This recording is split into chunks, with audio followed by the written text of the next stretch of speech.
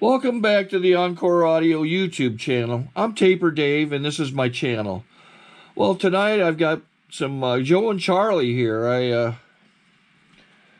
found these cassette sets that I've had for some time, and I've already transferred them and digitized them to MP3s, and I'm going to make MP4s and upload them. So let me know if you like Joe and Charlie. If you want to hear more, I have a few more sets back in the wings, and I want you to have a good day if you want to. Thank you. My name is Joe, and I'm an alcoholic. And it's truly by God's grace and the fellowship of Alcoholics Anonymous and the program of Alcoholics Anonymous that comes from a book called Alcoholics Anonymous. I'm sober today, and for that I'm very, very thankful. And I would like to read the preamble. My sponsor, first sponsor, Franklin, he called it the purpose of AA. Alcoholics Anonymous is a fellowship of men and women who share their experience, strength, and hope with each other that they may solve their common problem to help others recover from alcoholism. The only requirement for AA membership is a desire to stop drinking. There are no dues or fees for AA membership. We're self-supporting through our own contributions. AA is not allied with any sect, denomination, politics, organization, or institution. Does not wish to engage in any controversy, neither endorses nor opposes any causes. Our primary purpose is to stay sober and to help other alcoholics achieve sobriety. Thank you very much.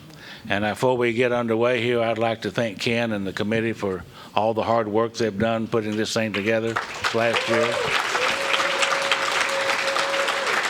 It takes an awful lot of effort from a lot of people, and thank you very much for them. But most especially, I thank each and every one of you for being here, because this would be a lousy meeting this afternoon. It's just Charlie and I can tell you that. We need each other, and I'm glad you're here. I want to read a little thing that I have here before I introduce Charlie. It's a story about a man who's flying in a hot air balloon, and he realizes he's lost. He reduces his height and spots a man down below. He lowers the balloon further and shouts, "Excuse me, can you help me? I promised a friend I'd meet him half hour ago, but I don't know where I am." The man below says, "Yes, you are in a hot air balloon, hovering approximately 30 feet above this field. You're at a latitude of 42 degrees north and a longitude of 80 degrees west. Now, you must be a sponsor," says the balloonist. He said, "I am," replies the man, "but how did you know?" "Well," says the balloonist, "everything you've told me is technically correct, but I have no idea what to make of your information, and the fact is I'm still lost." The man below says, "Well, you must be a sponsee." "I am," he says, "I am," replies the balloonist, "but how did you know?" "Well," says the man, "you don't know where you are or where you're going. You have made a promise of which you have no idea how to keep, and you expect me to solve your problem. The fact is, you're in the exact same position you were before we met, but somehow it's my fault."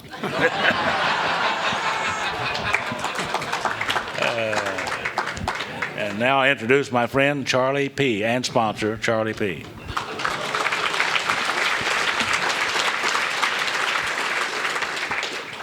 Hi, everybody. My name is Charlie Parmley, and I'm a very grateful recovering alcoholic.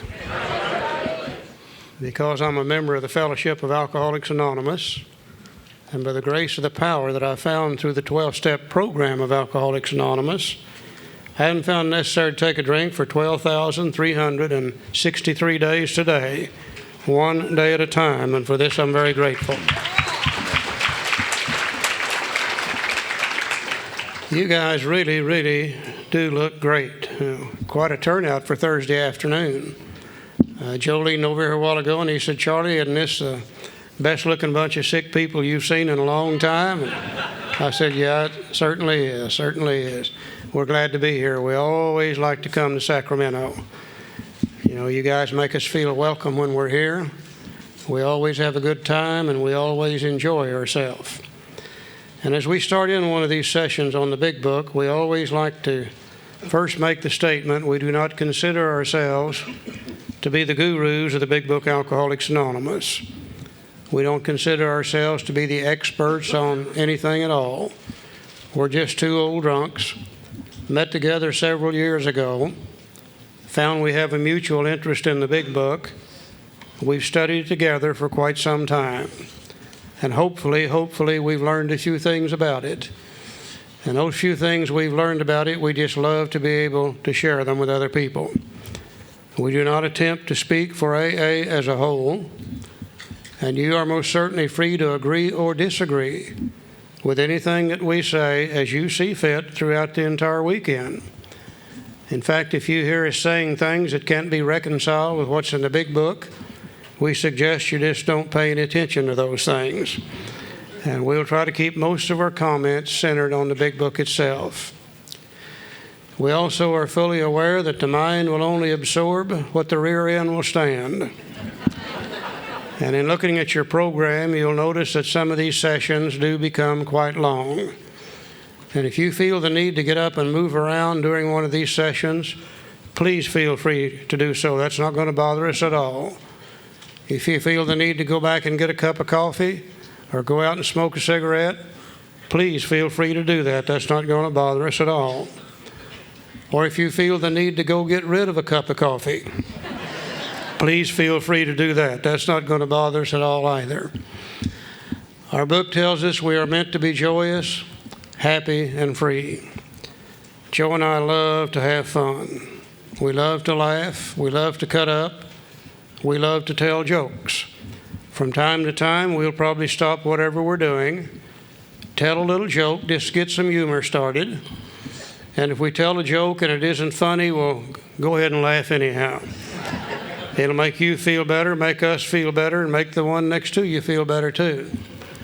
And I think if we can approach this weekend and the studies we're going to have with the idea that not only are we going to try to learn something about our literature, about the big book, the 12 and 12, and etc., but we're going to have a good time while we're doing it, then I think we're all in for a good, fun weekend. We're going to enjoy it, and we certainly hope that you will too. And I always start our big book study with a little joke, a little story that is so appropriate for we alcoholics. And it's the story about a brain surgeon. This guy had developed a way to replace the entire brain in its complete entirety. You know, they've been doing it with other organs of the body. He found a way to transplant the brain. And this guy went to see the brain surgeon, and he said, "Doctor," he said, "I'm getting old. My brain don't work like it used to. I can't remember things. I can't figure things out.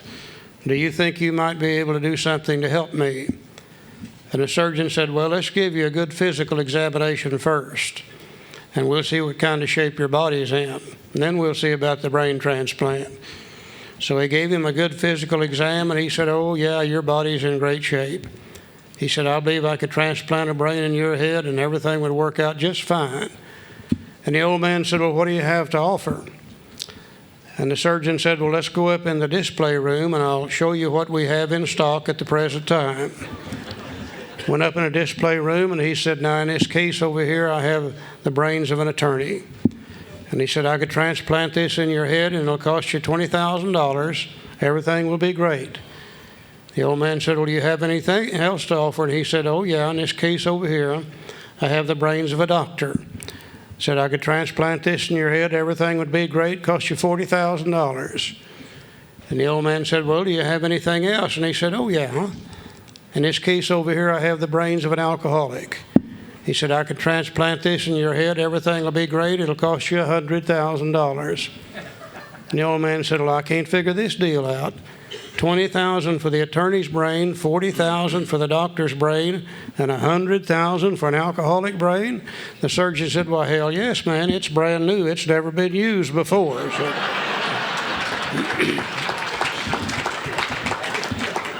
I think most of us will go to the grave with about 50,000 miles left on the original warranty that we probably never did get around to using it.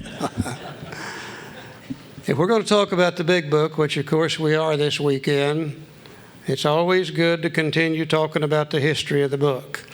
And John did a great job a while ago.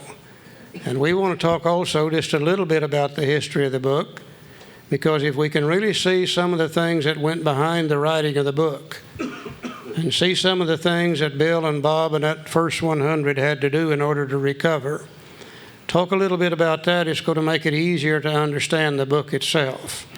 So what we like to do is go immediately to the forward to the second edition, and we go to the last paragraph on that page, and let's look at just a little bit of the history behind the book. That's Roman numeral page 15, XV. And there's a little formula that Bill uses in all of his writings, not only in the big book, but anything that he writes. If you could accept this and understand this, why it helps you to understand all of Bill's writings. He does the same things over and over and over. The first thing he does is he describes the problem. He'll tell us what the problem is. He'll give us a solution to that problem. Then he'll give us a practical program of action to implement the solution that he just described. He does that over and over and over again. So keeping that in mind when you're reading things written by Bill, you can understand a lot more about it.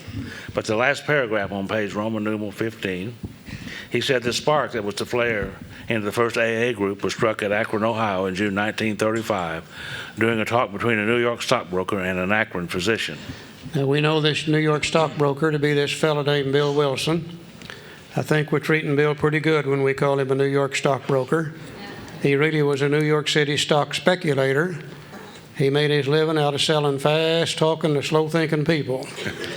We don't want to take anything away from Bill. He was a great man. But we all need to realize that he's a real alcoholic, just like all the rest of us. And understanding that, it makes it easier to understand the book because Bill is the primary author of the book. The Akron physician is this fellow named Dr. Bob Smith. The 6 months earlier, the broker had been relieved of his drink obsession by a sudden spiritual experience following a meeting with an alcoholic friend who'd been in contact with the Oxford groups of that day. A little later on, when we get into Bill's story, we're going to see where this alcoholic friend, a fellow named Ebby Thatcher, came to visit with Bill in Bill's kitchen in the latter part of November of 1934. And he sat down with Bill, and he gave Bill what turned out to be two vital pieces of information. He said, Bill, people like you and I, who have become absolutely powerless over alcohol, if we're going to recover from that condition, we're going to have the aid of a power greater than ourselves. And he said, I've been attending meetings with a group of people called the Oxford Groupers, and they told me that if I could have a vital spiritual experience, that during that vital spiritual experience, I would find a power greater than human power, and I would be able to recover from alcoholism. He said they also outlined for me a practical program of action.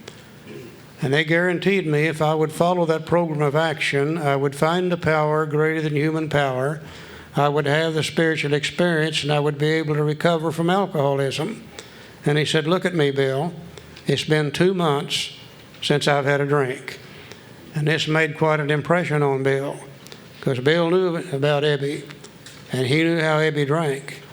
And he knew that if Ebby was staying sober, some power greater than human power had to be working in Ebby's life.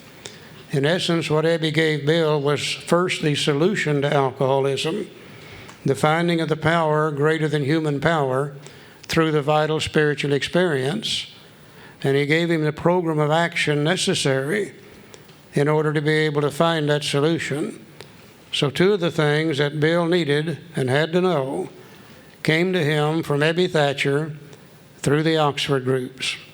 He'd also been greatly helped by the late Dr. William B. Silkworth, a New York specialist in alcoholism, who is now counted no less than a medical saint by AA members, and whose story of the early days of our society appears in the next pages. From this doctor, the broker learned the grave nature of alcoholism. Also, when we get into Bill's story, we're going to see where he was placed in the town's hospital in the summer of 1933 to be withdrawn from alcohol by Dr. Silkworth. And after his mind cleared a bit to where he could hear and understand things, Dr. Silkworth sat down with him and began to explain to Bill his ideas about this thing called alcoholism. And he said, Bill, I do not believe that alcoholism is a matter of willpower. I do not believe that it's moral character. And he said, I don't think sin's got anything to do with it. He said, I really believe that people like you are suffering from an illness. And he said it's a very peculiar illness because it's a twofold illness. He said it's an illness of the body as well as an illness of the mind.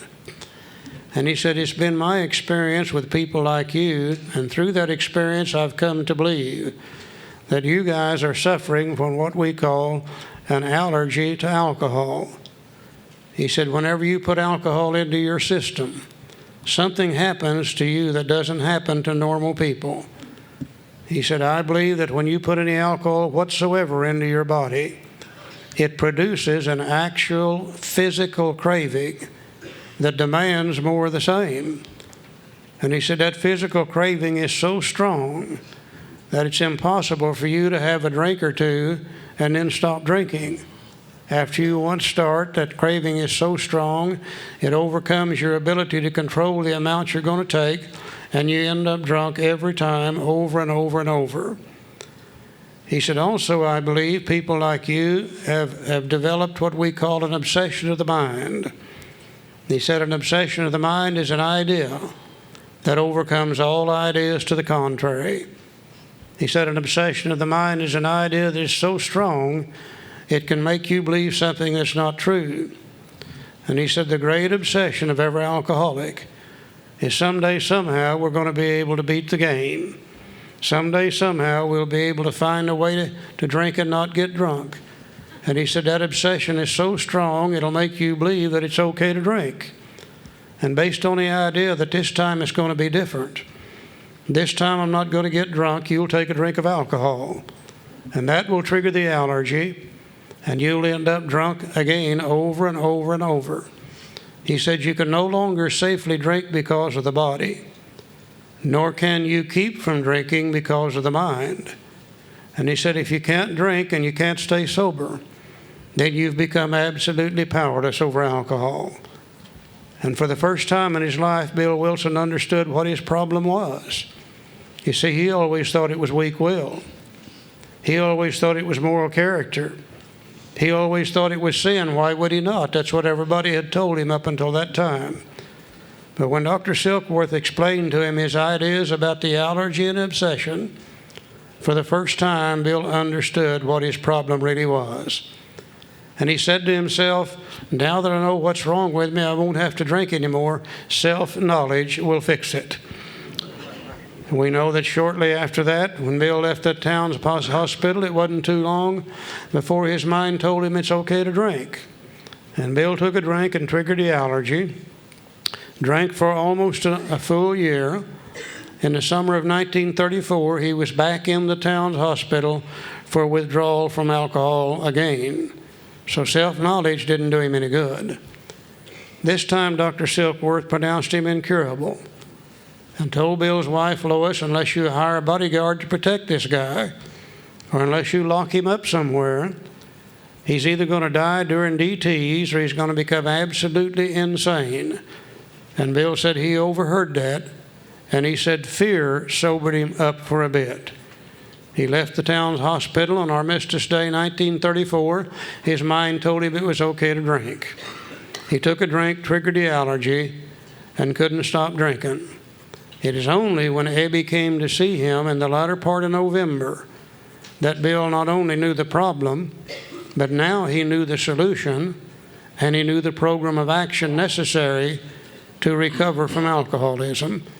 And based on these three pieces of information, we'll see in Bill's story when and how he recovered from alcoholism. Abby began to take Bill to the Oxford Group meetings, and our book says, though he could not accept all the tenets of the Oxford Group, he was convinced of the need of moral inventory, confession of personality defects, restitution to those harmed, helpfulness to others, and the necessity of, belief in, and dependence upon God, which were the tenets of the Oxford Group, which later on Bill expanded some of those into the 12 steps of Alcoholics Anonymous.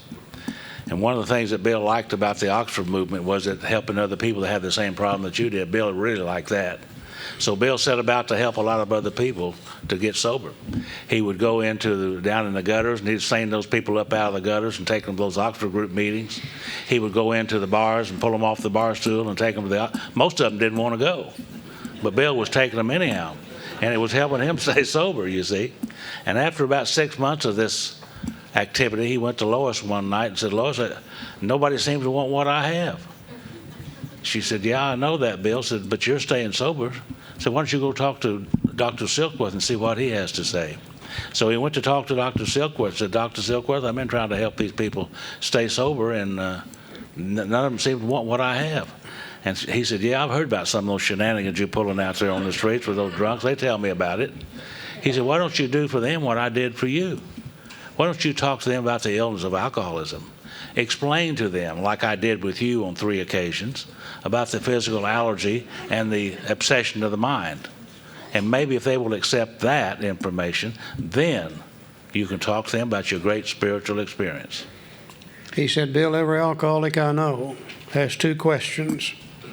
Number 1, why can't I drink without getting drunk like I used to? And number 2, why can't I stay sober now that I want to? And he said, if you will explain the exact nature of the illness, the physical allergy of the body, the obsession of the mind, you'll get their attention. And he said, after you get their attention, then you can talk to them about spirituality. But first, make sure they understand what the problem really is. He said, now prior to his journey to Akron, the broker had worked hard with many alcoholics on the theory that only an alcoholic could help an alcoholic. But he succeeded only in keeping sober himself. Bill was staying sober, trying to help other people stay sober. He knew that. The broker had gone to Akron on a business venture, which had collapsed, leaving him greatly in fear that he might drink again. He suddenly realized that in order to save himself, he must carry his message to another alcoholic. That alcoholic turned out to be the Akron physician. Bill went to New York to engage in a proxy fight to take over this really, he called it a plum of a company called the Akron Tool and Machine Company. And they were doing business with all the 3 big tire manufacturers of that time. It was a real nice piece of business. And Bill was engaging in a proxy fight to take over that company. And had he won that proxy fight, he would have been set on his feet financially. Lois would have gotten out of that department store she was working in for $30 a week, supporting him and all the other drunks. So he was really interested in doing that. But the proxy fight failed. And now he's back in his hotel room in the Mayflower Hotel. I can just see Bill pacing back and forth. He didn't have enough money to pay his hotel bill. He didn't have enough money to really get drunk on. And he was wondering what he was going to do. What am I going to do? Sad and depressed, upset because proxy fight fell through, which he knew he was going to make. He just didn't know what he was going to do. Desperate. He heard the tinkle of the glasses in the bar. And this is a real miracle for me. He thought, well, maybe I'll go in there and strike up a conversation. He said, no, if I do that, I'll take a drink. He said, I remember those drunks back in New York when I was working with drunks. I felt better and I didn't want to drink. Maybe I ought to find me another drunk to work with. And I think about that situation quite a bit. And it's like this. If it was up to me, do I go in the bar and have a drink, or do I go help a drunk? I'm afraid you guys wouldn't be here. Because I'd have been in that bar drinking as sure as heck. But there's one of those little miracles. We talk about seconds and inches in AA. And there it was right there. He made the decision to go help some drunks. He got on the phone, got him some nickels, and got on the phone and began to call people up, asking if they knew of a drunk. The church directory, I've been there, I've seen that. The church directory, going down the list of all those people, wanted to know that they knew of a drunk that he could help. Finally, he got down there toward the end. And we always say in AA, God's grace is sufficient. He's about to run out of nickels. He got down there toward the end, and he got a hold of Walter Tunks. And he called him up and said, look, I'm a rum hound from New York, and I desperately need a drunk to talk to try to help me stay sober. And Walter Tunks said, well, I don't know of any drunks, but I know someone who does know. Her name is Henrietta Seiberling. She was a member of the Oxford group. And he gave her number, and he called her up and said, I'm a rum hound from New York, and I need somebody to help me to stay sober. I need a drunk to talk to you. Do you know of any? She said, yes, I do. As a matter of fact, just this week we prayed at our Oxford group meeting that we'd find a solution for Dr. Bob's problem. And she considered this the solution, the answer to their prayer. Come on over. She called up Ann Smith and said, Ann, we've got this fellow from New York, an answer to our prayers. He seemed to have a solution for alcoholism. Bring old Dr. Bob over here and we'll have him talk with this fellow. She said, well, I can't bring him over there today. You know, it's Mother's Day, and he brought in this potted plant. set it on the table, and I'm afraid he's potted underneath the table. So they made a date for the next day at 5 o'clock. And the next morning, Dr. Bob wakes up, hungover, feeling bad, She said, Dr. Bob, we're going to go over and see Henrietta this afternoon and talk to a fellow from New York who seemed to have a solution for alcoholism. And he said, I'm not going. I feel too bad. I'm not going. She said, oh, yeah, you are. And you know how that goes. He said, I'm not going. She said, oh, yes, you are. I'm not. Well, finally he said, all right, I'll go over there and I'll stay 15 minutes. That's it. No more. I feel so bad. So they went over there at 5 o'clock and to meet for 15 minutes, no more. And later on, we find that Bill and Bob sat there and talked for more than 5 hours. And later on in some of his writings, he said, this is the first man that I'd ever met that really knew what he was talking about when it come to talking about alcoholism. He explained to him the nature of the illness of alcoholism. Bill was surprised to find out that Dr. Bob was already a member of the Oxford groups. He already knew the solution, the need for the power greater than human power. He already knew the program of action, but he'd never been able to apply it in his life to the depth necessary to recover, because you see, he didn't know what was wrong with him. He thought alcoholism was a matter of willpower. He thought it was a matter of moral character and sin. Why would he not? That's what everybody had told him up until that point. But when Bill sat down with him, he did something he had never done before in trying to work with other alcoholics. He did talk to Dr. Bob about Dr. Bob's drinking. He said, let me tell you about my drinking. And he began to share his own experiences. And he began to talk about the fact that every time he took a drink, he would be unable to stop drinking. And he would end up drunk and sick every time. He said, I'd go in a bar just to have 1 or 2 drinks. And I may not get home that evening or the next evening or the next week. Dr. Bob said, my God, man, that's what's been happening to me. And Bill said, well, there's a doctor in New York City named Dr. Silkworth who explained to me that this is a physical allergy of the body.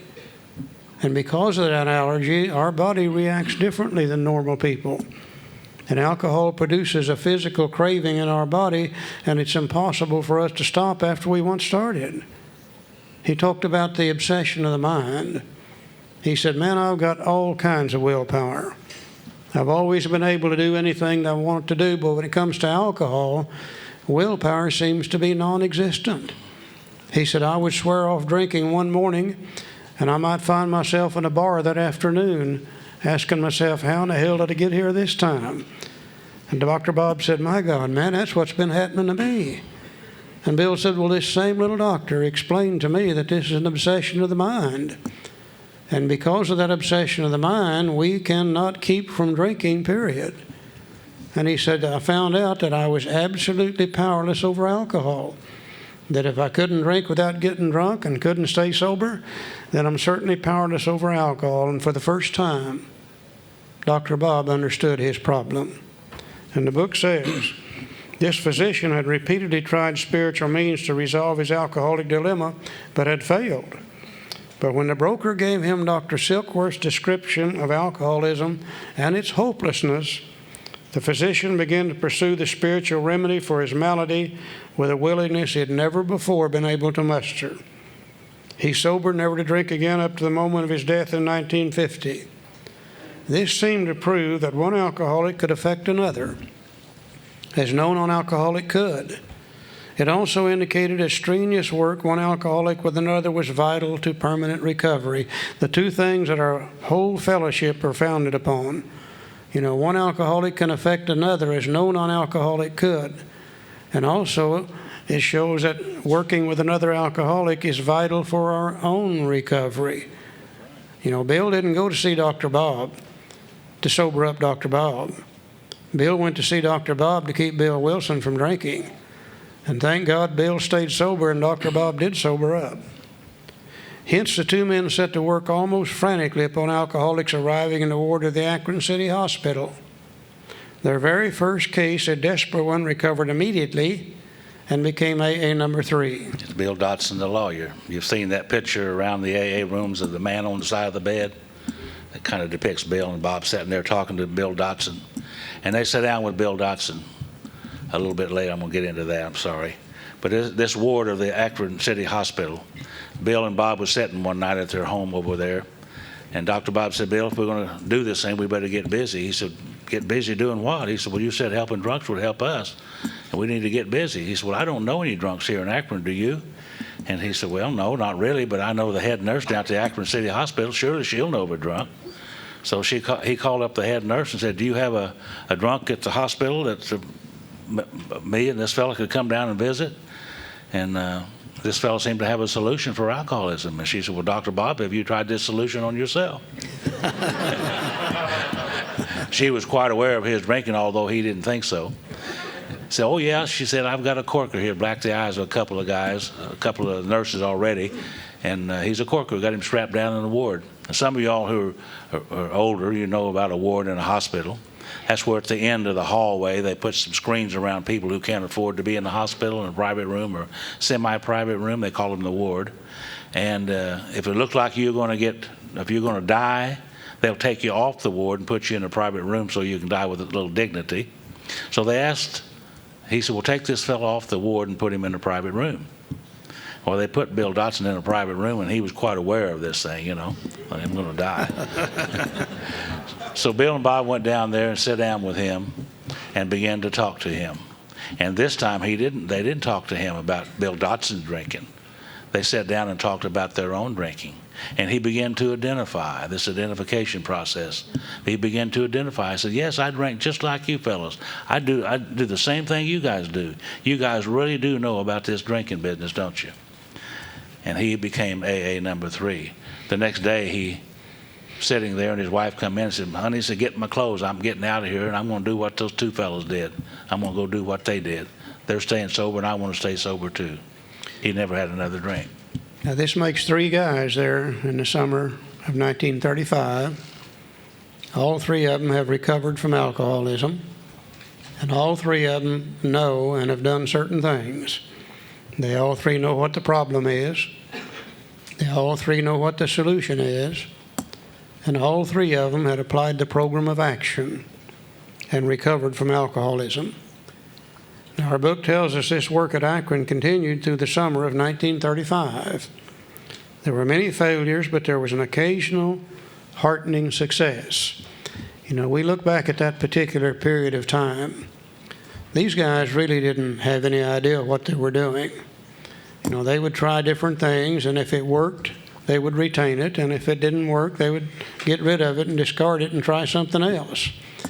And they did many, many things during the summer of 1935 trying to help other alcoholics. One of Dr. Bob's favorite things was to fill them up with sauerkraut juice mixed with honey. The sauerkraut juice had vitamins and things in it he knew the body needed, and the honey made it possible for him to drink the damn stuff, And every once in a while, one of these guys would fall over dead. And I almost see Bill turn to Bob and say, oh, hell, let's don't do that again. Let's try something different next time. We give Bill and Bob and the first 100 credit, but sometimes I think we need to stop and give credit to those that they failed with. They probably learned more from their failures than they did for their successes. When the broker returned to New York in the fall of 1935, the first AA group had actually been formed, though no one realized it at the time. Getting close to the fall of the year, and Bill began to say, I need to go back to New York City. Lois is back there working in that department store. I need to get back there and start making a little money and get my life in order. And he left behind him just a few individuals that were sober that were actually members of the Oxford group. There was no AA at that time. Now, the Oxford groupers always had a problem with the alcoholics.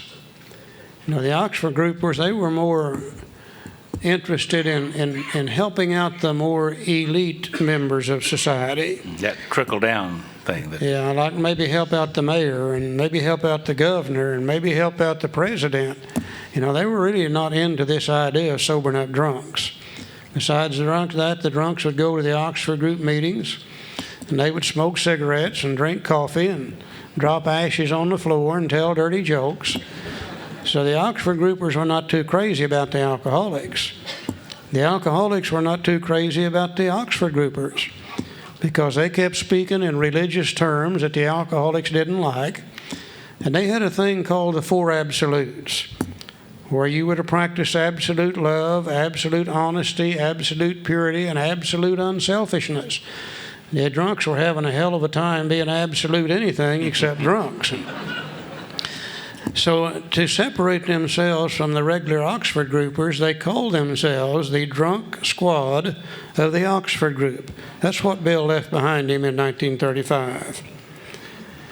By late 1937, the number of members having substantial sobriety time behind them was sufficient to convince the membership that a new light had entered the dark world of the alcoholic.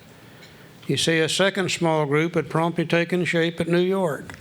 When Bill went back there, he began to apply there what he had tried with Dr. Bob, and he began to talk to people about the problem first. And so sure enough, some people began to sober up. Another little group had started up in Cleveland, Ohio. Besides, there were scattered alcoholics who had picked up the basic ideas in Akron or New York and were trying to form AA groups in other cities. So now we're into the summertime of 1937. They began to see that a new light had entered the dark world of the alcoholic. They began to think maybe, possibly, they had a solution for this thing called alcoholism, but just beginning to see that it was working that way. Bill went back to Akron after some time, and they counted the heads in Akron and New York for those people that they knew were staying sober. There was something around 40 people. And they began to think, well, what are we going to do with this thing now? The message was never to keep it to themselves. The idea was to share it with other people. And how best to do that was the beginning of the idea. What are we going to do with this thing now that we have this solution to alcoholism? Well, it says it was now time the struggling Blues thought to place their message and unique experience before the world. They had a meeting one night, one of the first group conscious meetings at the home of T. Henry Williams and his wife Clarice, who had dedicated their home to spiritual movements. And they had that meeting that night, and there were some 18 people there. And they made 3 decisions that night. One decision they was going to make was they needed hospitals, stretching all the way across the U.S. and Canada. Every city we should have a hospital for alcoholics. Dr. Bob was probably going to be the head doctor. Yeah. And they said, well, we need people to hire and train and call them missionaries who will go out and spread themselves all the way around the country and Canada, carrying this message of these recovery centers so people would come to the recovery center and to get sober in these recovery centers. And I suppose Bill was going to be the head missionary, from what I could tell. And by the way, they didn't have any money, but they were sure talking a lot about doing all this. See, we're right in the midst of the Depression now. Nobody's got a dime. Yeah. But we can certainly see the grandiose ideas of we alcoholics. Yeah. Another thought came to them and said, well, what we really need to do is to publish a book. And by the way, there was a time before television, and books were very, very popular then in those days. Some of you new people don't know this, but there was times before television. And books were very good and very prosperous. They could make good money on them. They thought they'd write that book, get money to fund the hospitals and the missionaries, and everything would be wonderful. So besides that, their little message that they were carrying from word of mouth, one to the other, was getting garbled and embellished a little bit. That means lying about. You know how we sometimes do that. And they said, before we ruin and water this message down, we better write it down in the black and white for the future of people to come along. And they agreed to do that. So this determination bore fruit in the spring of 1939 by the publication of this volume, that one over there. The membership had then reached about 100 men and women. After they wrote the book, or the first couple of chapters, they decided, well, now that we have this book, now that we have this book written, well, we need to, that happens once in a while. Now that we got this book written, we need to name the book. And if you're going to have a book, you got to name it. John went over some of that earlier. We're going to call it The Way Out. Found there's 12 or 13 titles called The Way Out. Somebody said, well, let's call it Comes the Dawn. Now that sounds like a pretty good name for a book, Comes the Dawn.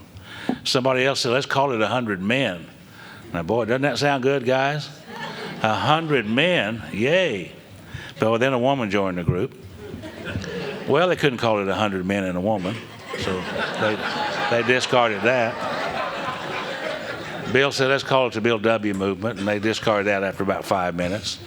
And this is a story that I heard about somebody had brought a nut to the meeting that night from a nut house, and he was kind of drooling a little Thorazine or something like that, and sitting over in the corner and mumbling around. And finally he said, Anonymous Alcoholics, Alcoholics Anonymous. Mumbled that off. That kind of took hold. And I said, yeah, we'll call this Alcoholics Anonymous. And so I think that's rather apropos, don't you? That a nut from a nut house named Alcoholics Anonymous. So the very first Alcoholics Anonymous that the world had ever known was a book entitled Alcoholics Anonymous. And from it, in that book, they described how the first 100 men and women recovered from a seemingly hopeless state of mind and body to show us precisely how they have recovered is the main purpose of this book. So the very first AA the world has ever known was a book called Alcoholics Anonymous. Now, the fledgling society, which had been nameless, now began to call themselves Alcoholics Anonymous from the title of the book. So in 1939, just like today, we have 2 Alcoholics Anonymouses. One of them is a book that contains the story of how the first 100 recovered from alcoholism. And it gives the same information that first 100 had to have. It tells us what the problem is. It tells us what the solution is. And it gives us the program of action necessary to find that solution. Now that is in the big book, Alcoholics Anonymous. The other is a fellowship of men and women, 100 at that time, who had done those things that the book said to do, because it was from their knowledge and their experience that the book was written. So in 1939, there was no difference between the program in the book and the program in the fellowship. Those in the fellowship had practiced the program in the book. Now, the book began to go out across the country. And part of the great growth of AA came from the book itself, because the first person out here in California got a copy of this book, read it, studied it, did what it said to do, and recovered from alcoholism and started an AA group. The first one in Texas did the same thing. The first one in Wyoming, the first one in Florida, the first one all over the country got a copy of the book, read it, studied, did what it said, recovered from alcoholism, and started an AA meeting. Now, as AA began to get bigger and bigger and bigger, they began to notice something that the first 100 really didn't have. They began to notice the great strength and power that comes from large numbers of people gathering together who have recovered from the same problem. Tremendous amount of power amongst a fellowship of people that have all had the same common problem. And as time went by, people began to question the need for the severity of the program in the book. And they began to say such things as, you know, do we really need to turn our entire will and life over to the care of God as we understood Him? Couldn't we just give Him the alcohol and we'll keep the rest? Do we really have to share all of our life story with God and another human being? God already knows about it, and it's nobody else's business. Do we need to try to get rid of all of our character defects? Hell, how will we make a living if we get rid of all of our character defects? You mean we've got to make amends to all those people we've harmed, even though they harmed us too? And you begin to hear such things as, well, maybe we don't need to do everything that it says to do to the level that it says to do it. Maybe we can take what we want and leave the rest in the book and everything will be okay. And immediately the program in the fellowship began to become watered down. Then came the great advent of the treatment centers. Now, please do not misunderstand this. We have nothing against treatment centers. They serve a very useful purpose. But in order for a treatment center, in most cases, to charge the amount of money that they charge, in most treatment centers, they're going to have to talk about a lot of things other than just the big book, Alcoholics Anonymous.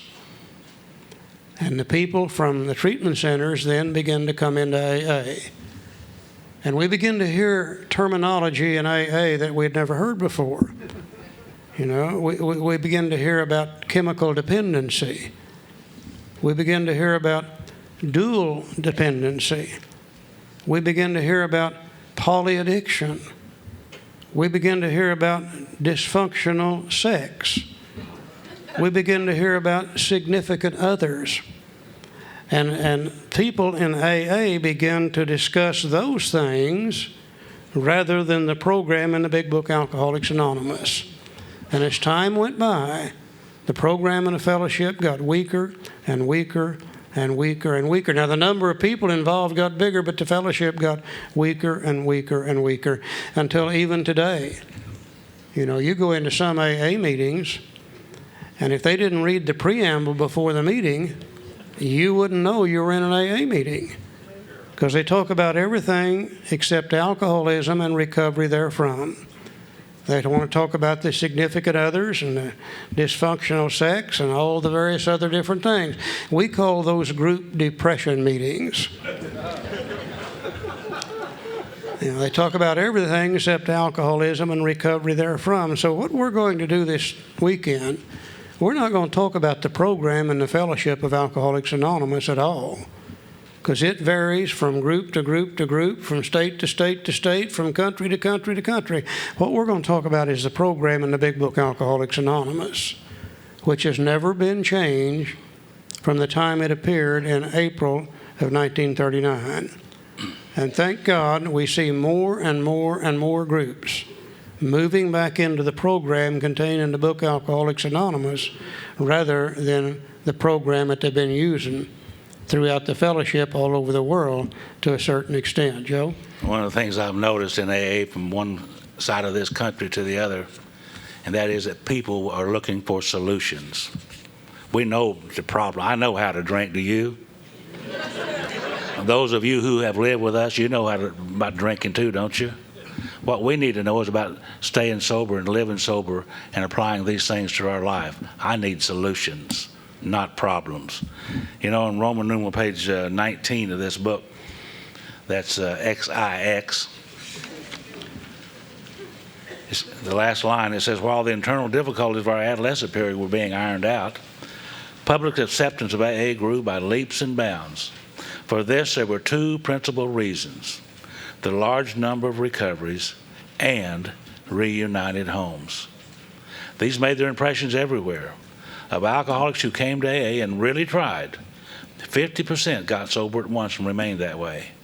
25% sobered up after some relapses. Among the remainder, those who stayed on with AA showed improvement. Other thousands came to a few AA meetings at first decided they didn't want the program, but great numbers of these, about 2 out of 3, began to return as time passed. I don't know about your math, but my math says that's 75% ultimately. And I don't think in my area, I don't know about your area, we can't even fantasize about 75%. Can't fantasize or talk about 50%. Not even 25%. We may be less than 5%. And I think the main reason for that decline in recoveries is primarily we've watered the program down. And we've going into all these other discussion matters, and the recovery rate has decreased in value. Now, 1958, Bill Wilson wrote this little pamphlet here, and I think everybody in AA ought to read it and be familiar with it. He discusses many things, 1958, and it's called Problems Other Than Alcohol by Bill Wilson. I didn't write it, neither did Charlie. Bill Wilson wrote it. And on the third page, right here, I'm going to read what he said.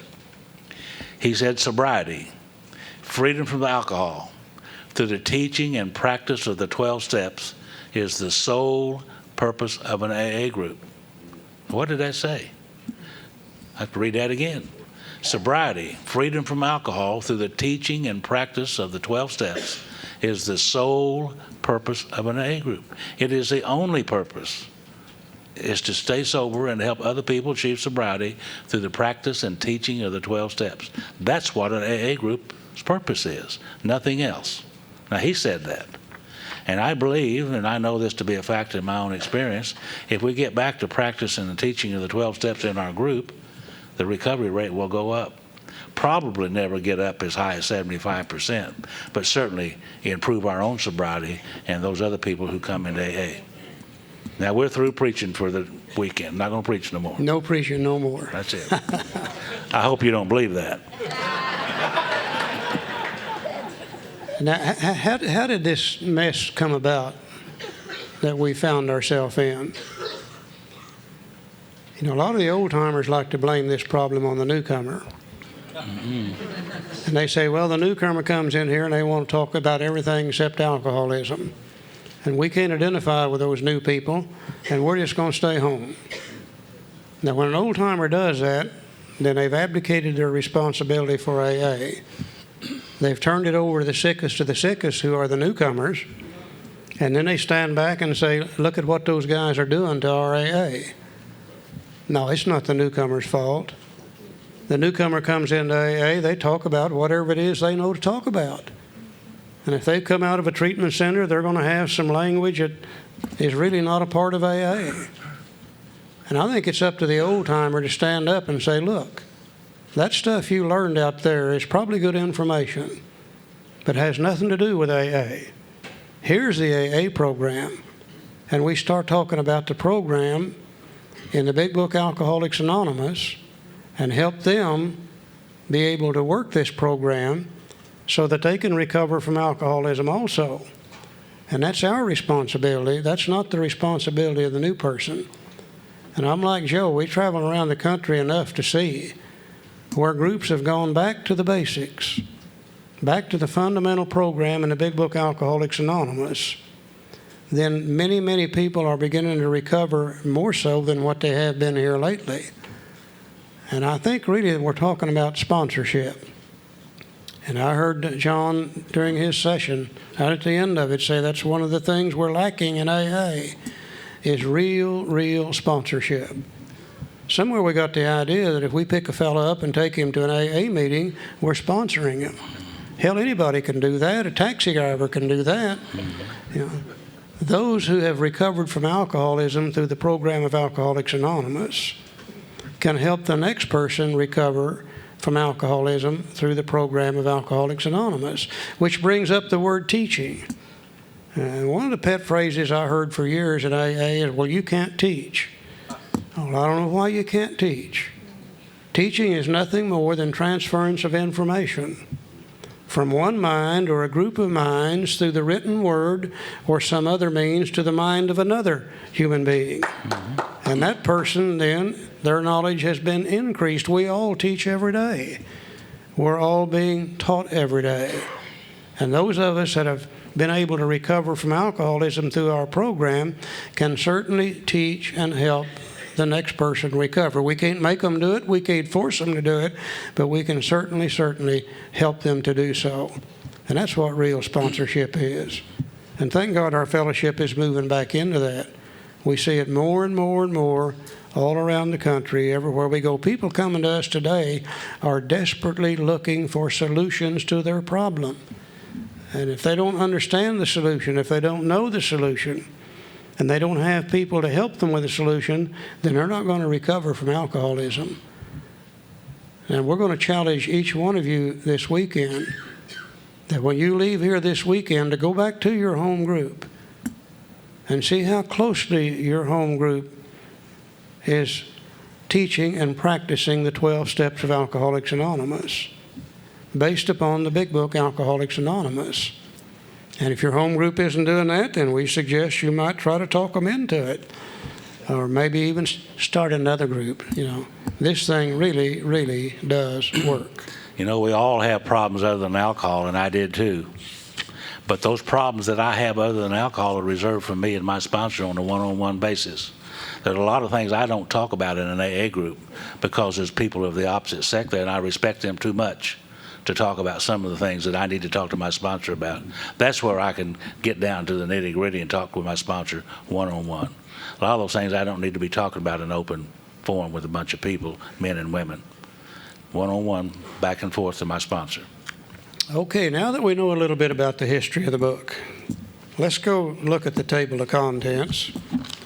And let's see if our book isn't laid out in just exactly the same sequence that Bill and Bob and the first 100 had to follow in order to be able to recover from alcoholism.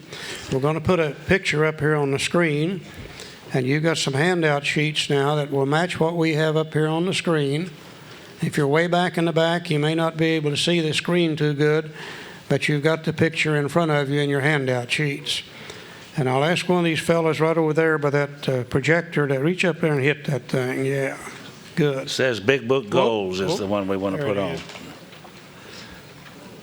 You know, you look at the table of contents, and if you're like me, I mean, I was in a printing business all my life, and I printed books like this, published books like this. I was a publisher. And I've sat in many, many meetings about books and the nomenclature of a book and how they're laid out and why they're this way and why they're that way. It never dawned on me when I come to AA. I must have had a little brain damage. But when I come to AA, it never dawned on me that this book was laid out in any particular fashion. The way I thought was a bunch of old drunks wrote it, so what would they know about a book? Well, come to find out, somebody had an awful lot of knowledge about how to lay out a book. For instance, this book has 3 basic goals in it. The first goal of this textbook is to tell us what the problem is. That's the first thing we need to know. That's the first thing Bill needed to know. Well, what is this problem? And we learn from the doctor's opinion and Bill's story about the problem. That's what the goal 1 of the problem is.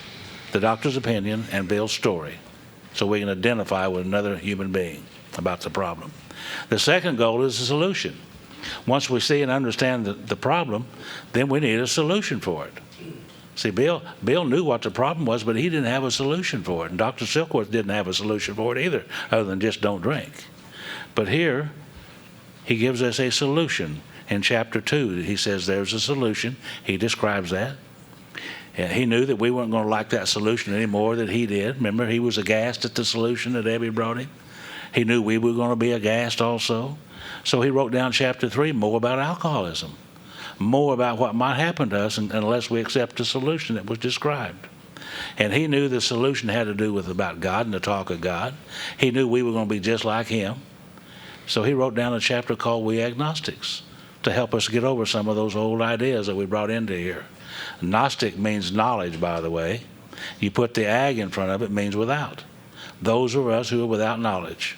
It's what the chapter We Agnostics are about. Or at least the knowledge that I had was that of a 7-year-old boy when I got here. Because I got big enough that I told them if I ever got big enough they couldn't catch me, I wasn't going to church anymore. So when I arrived at Alcoholics Anonymous, I had the spiritual knowledge of a 7-year-old boy. So I needed some other knowledge. So he gave that to me in the chapter We Agnostic. And the third goal is the action necessary for recovery. And chapter 5, how it works. It begins with step 3, by the way, which means they took the doctor's opinion. The first 4 chapters do steps 1 and 2. And then chapter 6 called into action. Now this is not into thinking, it's into action. Action is a magic word in Alcoholics Anonymous. And then once we've had this spiritual experience and once we've recovered from alcoholism, it says chapter 7, working with others. So this book is laid out in a specific manner to bring about certain ideas. One chapter leading to the next, one paragraph leading to the next, one line leading to the next. Precisely how they have recovered is the main purpose of this book. And these chapters are laid out precisely how to do that. You know, I'm always amused when people talk about going to a 12-step study meeting, and they're always referring to the 12 and 12. But we had a book that contained the 12 steps long before the 12 and 12 was ever written. And the big book is laid out in just exactly that same sequence that Bill and the rest had to know in order to recover. The first thing you have to do to recover from any problem of any kind is you've got to understand the problem. Because if you don't understand the problem, then you're always trying the wrong solution, and you get bad results. And we alcoholics never understood the problem of alcoholism until Dr. Silkworth gave it to Bill, and Bill put it in the big book Alcoholics Anonymous along with his story. So really, when we're looking at the doctor's opinion and Bill's story, we're looking at step one. You know, if we were to boil step one down to just one word, we would say we are powerless. And we're going to be able to see why we're powerless in the doctor's opinion and Bill's story. Now, if you're powerless, then obviously the answer is going to lie within power. And chapter 2, 3, and 4 gives us the information necessary to be able to accept step 2. Came to believe that a power greater than ourselves could restore us to sanity. Now, if a problem is powerless, the answer lies within power, then the only other thing you have to know is how do you find that power? In chapters 5, 6, and 7 deal with steps 3 through 12.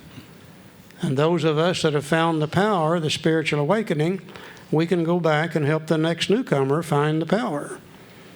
So the big book, anytime you're reading anything from the doctor's opinion through the first 164 pages, you're reading about a step.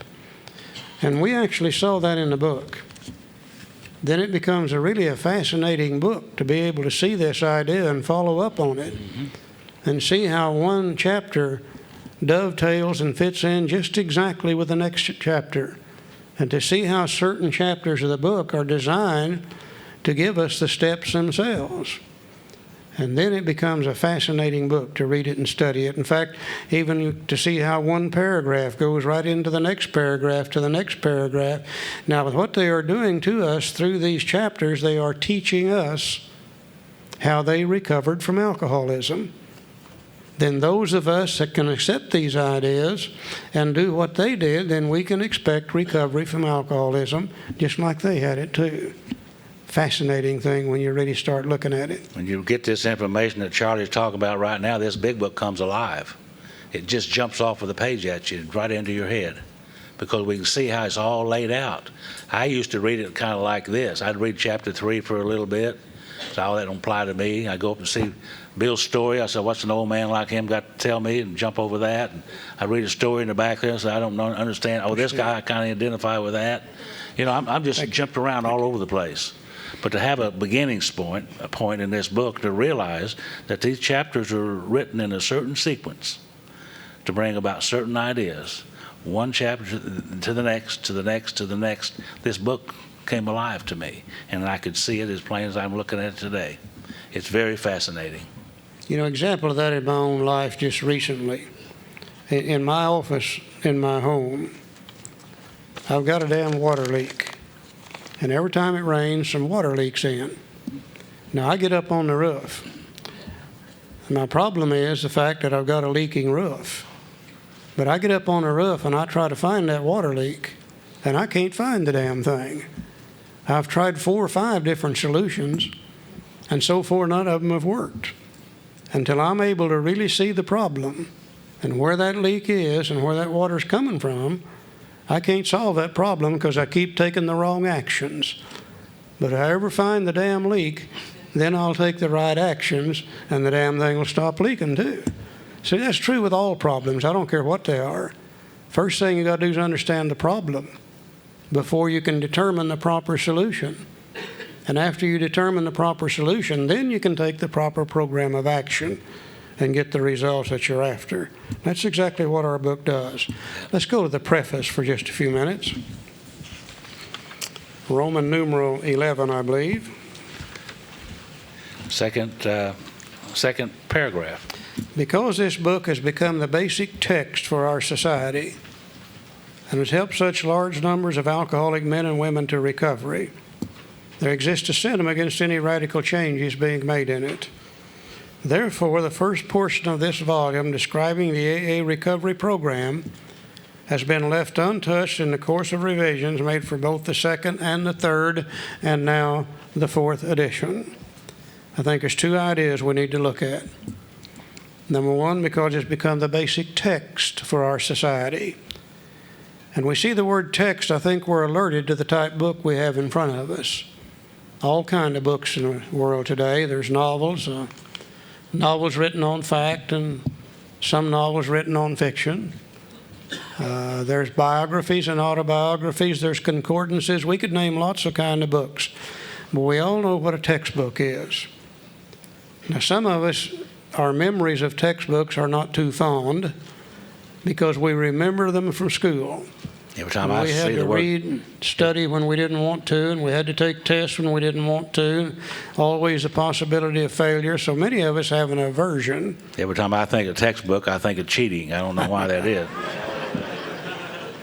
But a textbook in its simplest form is nothing in the world except a way to teach, a way to transfer information from the mind of one human being or a group of human beings through the written word in the textbook to the mind of another human being, thereby increasing the knowledge of the one who's being taught.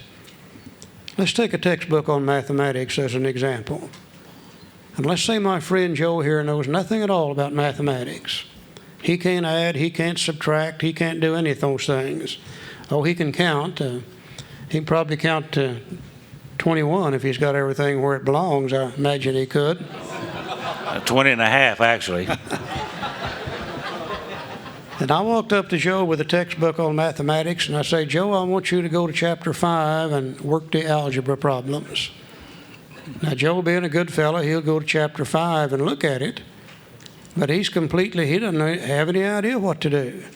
It's just a bunch of marks on paper as far as he's concerned. But if I say, Joe, this textbook, chapter 1, deals with the value of numbers and addition and subtraction. And if you read it and study it and ask questions and let me help you, by the time you're through with chapter 1, you'll be able to add and subtract. And sure enough, he learns how to do that. And then I say, now that you know how to add and subtract, you can go to chapter 2 and you can learn how to multiply and divide. And sure enough, he does that. And I say, now that you know how to multiply and divide, you can go to chapter 3 and you can learn about fractions and decimals. And sure enough, he does that. And gradually, we lead him through the book, preparing his mind for the algebra problems in chapter 5. I think one of the greatest mistakes being made in AA today is a newcomer walks in the door, we hand them a copy of the big book, and we say, go to chapter 5 and do what it says, and you'll be okay. And the newcomer goes to chapter 5 and opens it up, and he sees nothing in the world but a series of algebra problems. You know, step 1 said we admitted we were powerless over alcohol. Our lives had become unmanageable. The newcomer said, hell, I'm not powerless over nothing. Step 2 said, came to believe that a power greater than ourselves could restore us to sanity. The newcomer said, man, don't tell me I'm crazy. Yeah, I do stupid things when I'm drinking, but when I'm sober, I'm much like other people. Well, if you're not powerless and you're not nuts, then you don't need to be worrying about turning your will and your life over to care of something you don't understand in the first place. We present them with an impossible situation. If we can do nothing else this entire weekend, I hope we're going to be able to see the value of the doctor's opinion in the first 4 chapters. They are designed to lead us to the algebra problems that we're going to find when we get into chapter 5. Because you see, chapter 5 starts with step 3. And it's very difficult to start with step 3 unless you got 1 and 2 behind you. Standard textbook theory. One idea leading to another idea, and gradually, the knowledge of the user of the book increases until they can use it for what it's designed to do. I think the other thing that is so important is because it's helped such large numbers of alcoholic men and women to recovery, the book has been left untouched in the course of revisions made for both the second, third, and fourth edition as far as the recovery section is concerned. You know, in 1955, the Fellowship of Alcoholics Anonymous had begun to change quite radically. Bottom was coming up and up. age was coming down, down, and down. More and more women coming into AA. And they said those stories in the back of the book, which are there for the newcomer to identify with, no longer accurately reflect the membership of AA. We need to do something about that. And in 1956, they came out with the second edition. And all they did was they dropped some of the original stories and added some new stories into it. The recovery section remained the same. The same thing happened in 1976.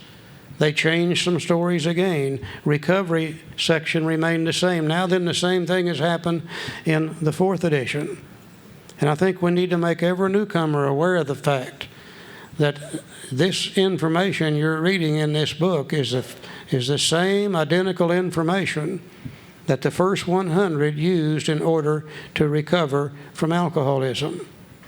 I think that's the greatest miracle in AA. We're all miracles, but I think the greatest miracle is this book has been in production since 1939, and so far, collectively, we've never found it necessary to change the program of recovery in it, period.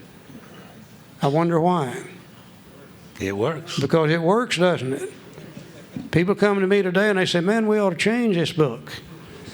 We need to rewrite it. The language is that they used in 1939. We need to do this, we need to do that. I say, no. We don't need to change anything in this book. Because you see, alcoholics haven't changed. They're still doing the same thing today they did in 1939. They get drunk. They get in jailhouses and divorce courts and car wrecks. They get into knife fights and gun battles and penitentiaries and cemeteries.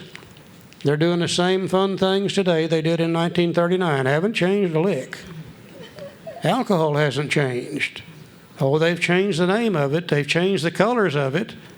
But alcohol is exactly the same thing today and has the same effect on alcoholics that it had in 1939. Human nature never changes. It's the same today as it was thousands of years ago. And those are the three things our book really deals with. With alcoholics, alcohol, and human nature is what our book really deals with. So it's not necessary to change it, period. Just as effective today as it has ever been in the past. Let's go to the forward to the first edition. So this is the forward, that's on the Roman numeral page 13, XIII. This is the forward as it appeared in the first printing of the first edition in 1939. It says we, and that's the biggest word in Alcoholics Anonymous is we. We can do what I cannot do. And as we is used 16 times here in the forward to the first edition. We of Alcoholics Anonymous are more than 100 men and women who have recovered from a seemingly hopeless state of mind and body. Two different things, mind and body. And a little bit later on tonight, we're going to separate the mind from the body. In the doctor's opinion, we're going to talk about them in great detail because we need to understand that the illness of alcoholism is of the mind and also it's of the body. To show other alcoholics precisely how we have recovered is the main purpose of this book. Anytime you see words in this book that are italicized, it's very, very important. Charlie calls them squiggly writing. Don't let him confuse you. They're italic. And it says, you're going to tell us precisely how we have recovered. Later on in our book, we're going to see words like specifically, exactly, with clear-cut directions. So we're going to talk about precisely, specifically, exactly, with clear-cut directions on how to recover from alcoholism. And guess what? If I want to recover from alcoholism, I need to do it precisely, specifically, exactly, with the clear-cut directions, or I may not recover from alcoholism. That's how important this is. In the part that Joe just read, there's probably two ideas here we need to look at too. Number one, we are more than 100 men and women. Most books that I read have been authored by one person. And when I read a book that's authored by one person, if I see something there that I disagree with, I simply say, well, who in the hell are they to think they're smarter than I am? But if I do that with a big book, Alcoholics Anonymous, I'm not going to be arguing with one person.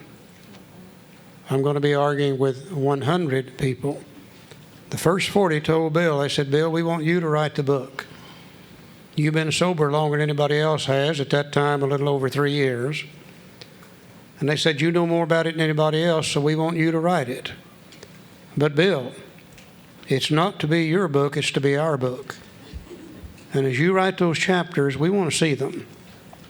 And we'll add to, we'll delete from, we'll change around, whatever we think's necessary. When we're through with it, it'll be the collective knowledge, experience, and wisdom of all 40 of us. Well, by 1939, that had changed to 100. So I must realize today that if I'm going to argue with the contents of this book, that I'm not arguing with just one person, I'm arguing with 100 people who have recovered from the same thing that's killing me as a practicing alcoholic. And that makes it a little harder for me to argue with it. And that brings up the word recovered. You know, there's a lot of people don't like to use the word recovered at all. And I've seen almost fist fights in AA over the word recovered and recovering. You know, but if you look very carefully at what this says, there's no problem with the word recovered. It says to show other alcoholics precisely how recovered is the main purpose of this book. They have recovered from a seemingly hopeless state of mind and body. You know, before I came to AA, I lived in a hopeless state of mind and body. I could not find a way to live without drinking alcohol. And I could not drink alcohol without getting drunk and in all kinds of trouble. And my life became an absolute living hell, a complete hopeless state of mind and body. I came to AA, and I worked a program in the big book Alcoholics Anonymous. And I'm still an alcoholic. And I still can't drink without getting drunk and in all kinds of trouble. But by golly, I can stay sober. I've recovered from that hopeless condition of mind and body. I'll always be alcoholic, but I have recovered from alcoholism. And that's what the book is telling us. They've recovered from that hopeless condition of mind and body. Now then, they're going to show us precisely how they recovered from that condition. And those of us that wish to follow the same precise program that they did, well, I think we can expect to get what they got, recovery from alcoholism. You know, it's kind of like making cake. Let's say we go to a potluck meeting somewhere in AA, and somebody's made a strawberry cake, and that's my favorite, you know. If you ever make me one, make it strawberry. I love it. And I bite into that strawberry cake at that potluck meeting, and it's just perfect. The texture's right, the taste is right, the moisture content's right. It's just perfection.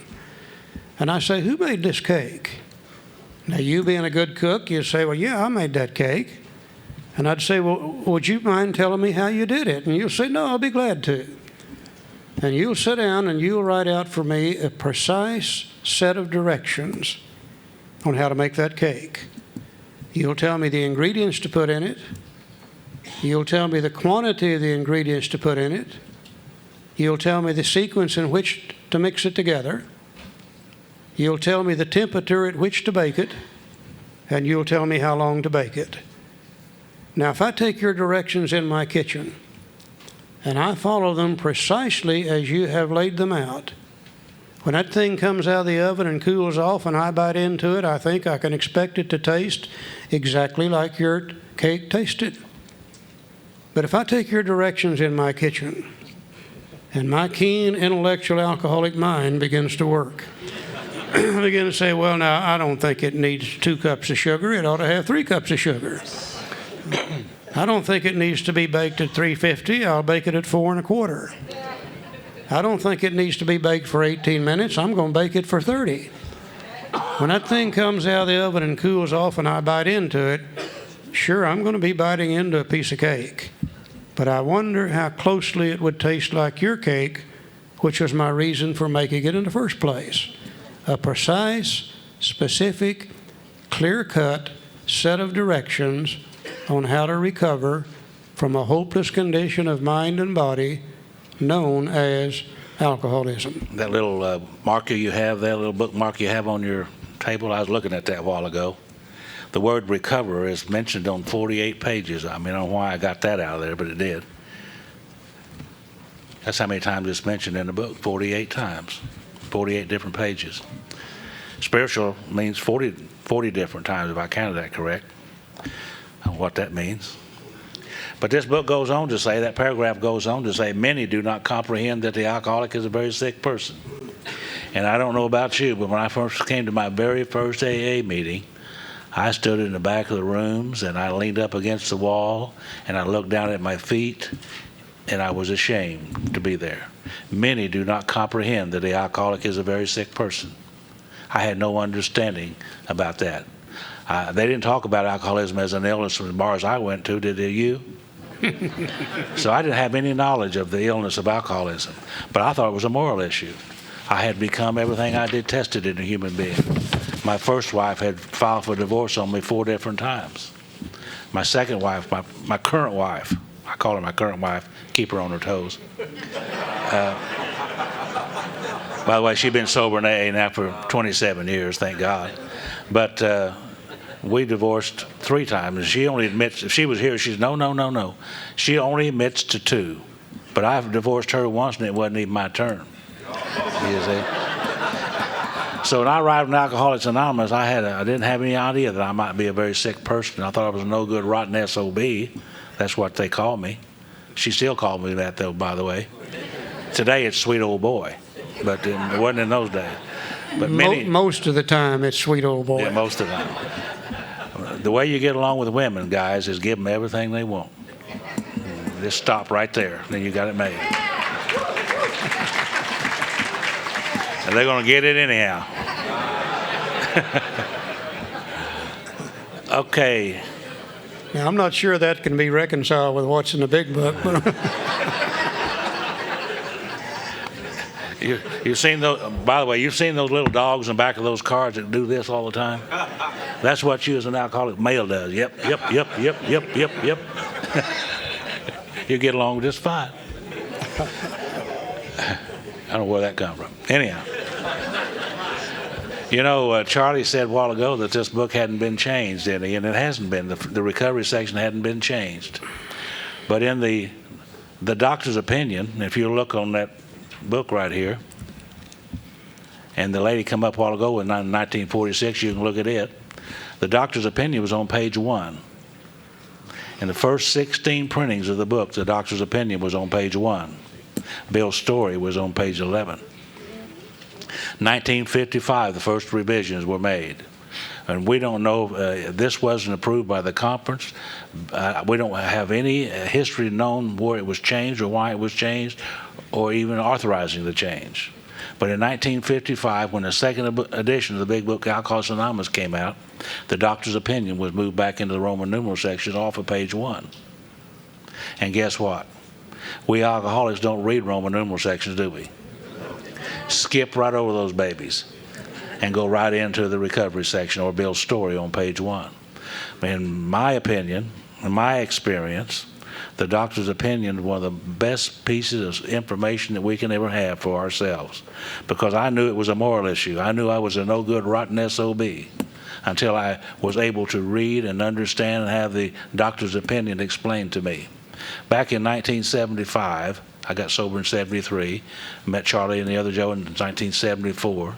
But in 75, we were in a hotel room discussing the big book as we did in those days. We would meet from time to time at conferences, get ourselves off into another little room and talk about the book, big book. Basically, Charlie and Joe would talk and we would ask questions and listen. And Charlie said a statement that night about the doctor's opinion. He said, it's not a moral issue. It's not with sin. It's not one of willpower. And the question went off in my head, well, if it's not any of those things, what in the hell is it? I want to know. And that's when they got into the doctor's opinion. And that information in the doctor's opinion rose me above this idea that I'm a no good, rotten SOB, and looked into the idea that I might have an illness of the body and of the mind. And the book says it answers many questions which I could not otherwise account for. The doctor's opinion, one of the best chapters in the whole book. In the beginning, it was the foundation of the book. because the whole rest of the story has to do about recovering from the condition of body and mind that you describe in the doctor's opinion. And if you don't know anything about the doctor's opinion, then I don't know what we're doing. I remember one time I was at a place to talk at a conference, and I mentioned the doctor's opinion, which I would do because it's important to me. And a guy came up afterwards. He's an old-timer in AA who guarded AA about traditions. We got him, and I loved him for it. He came up to me and said, "What the hell was you reading?" And I said, "Well, I was reading a doctor's opinion." And he said, "Well, what book did you get it out of?" I said, "Well, I got it out of the big book." He said, "Show it to me." And I did. He left, come back to me the next day, and when he got to me, he started crying. He said, "Joe, I've been a member of Alcoholics Anonymous for 39 years, and I did not know that that chapter was in that book." Oh my God. And that's right, that's what I thought. And afterwards, he said, "I'm going to go back home and I'm going to start me a big book study in my hometown." 6 months later, he called me back and he said, "Hey, I'm having more fun than I've ever had since I've been in AA, reading and teaching of the big book of Alcoholics Anonymous to new people." The doctor's opinion, very, very important. It's absolutely amazing to even think that there's anybody in AA that have never read the doctor's opinion. But I keep running into them all over the country that have never read the doctor's opinion. They pick the big book up, they go to page 1 and start reading. And they don't have any idea what their problem is. They don't know anything about the allergy. They don't know anything about the obsession of the mind. They're trying to recover from a condition they don't even understand. I think we people in AA today are the luckiest alcoholics in the world, period. Because you see, we're the only alcoholics in the world that know what's wrong with us. The other alcoholics out there, they still think it's willpower. They think it's moral character. They think it's sin. Why shouldn't they? That's what everybody tells them.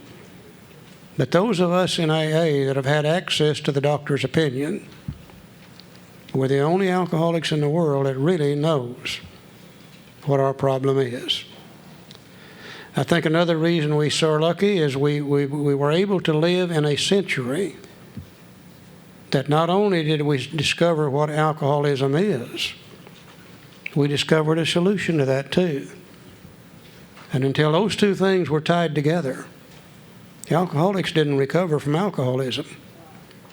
Nearly every one of us died from alcoholism prior to the 1930s. Once in a great while, one might recover in a church setting or some other form of setting. But 97-98% of we alcoholics died from alcoholism prior to the 1930s. And I don't think we really realize today, especially new people coming in, because AA's been here a long time, and new people coming in feel that, well, hell, it's just always been here, but that isn't true. I don't think we realize today how great a debt of gratitude that we owe to this little doctor called Dr. Silkworth. Dr. Silkworth, he was always interested in alcoholics, even back in his medical school days. And he worked with alcoholics off and on as much as he could. But back in the 1920s, it was hard to make a living working with alcoholics. And most doctors didn't want to work with us, period. They said we never will tell them, we never will do what they tell us to do. And that's certainly the truth. And they said we always lie to them, and that's the truth. And they said the real reason we don't want to work with them is they won't pay their damn bills. And that's certainly the truth. But Silkworth was always interested in us, and as much as he could, he would work with alcoholics, even though in his profession his main thing was other things for a long time. But when the big stock market crash hit in 1929, Dr. Silkworth and practically everybody else that had any money lost it, certainly if they were involved in the stock market at all. And he lost everything he had.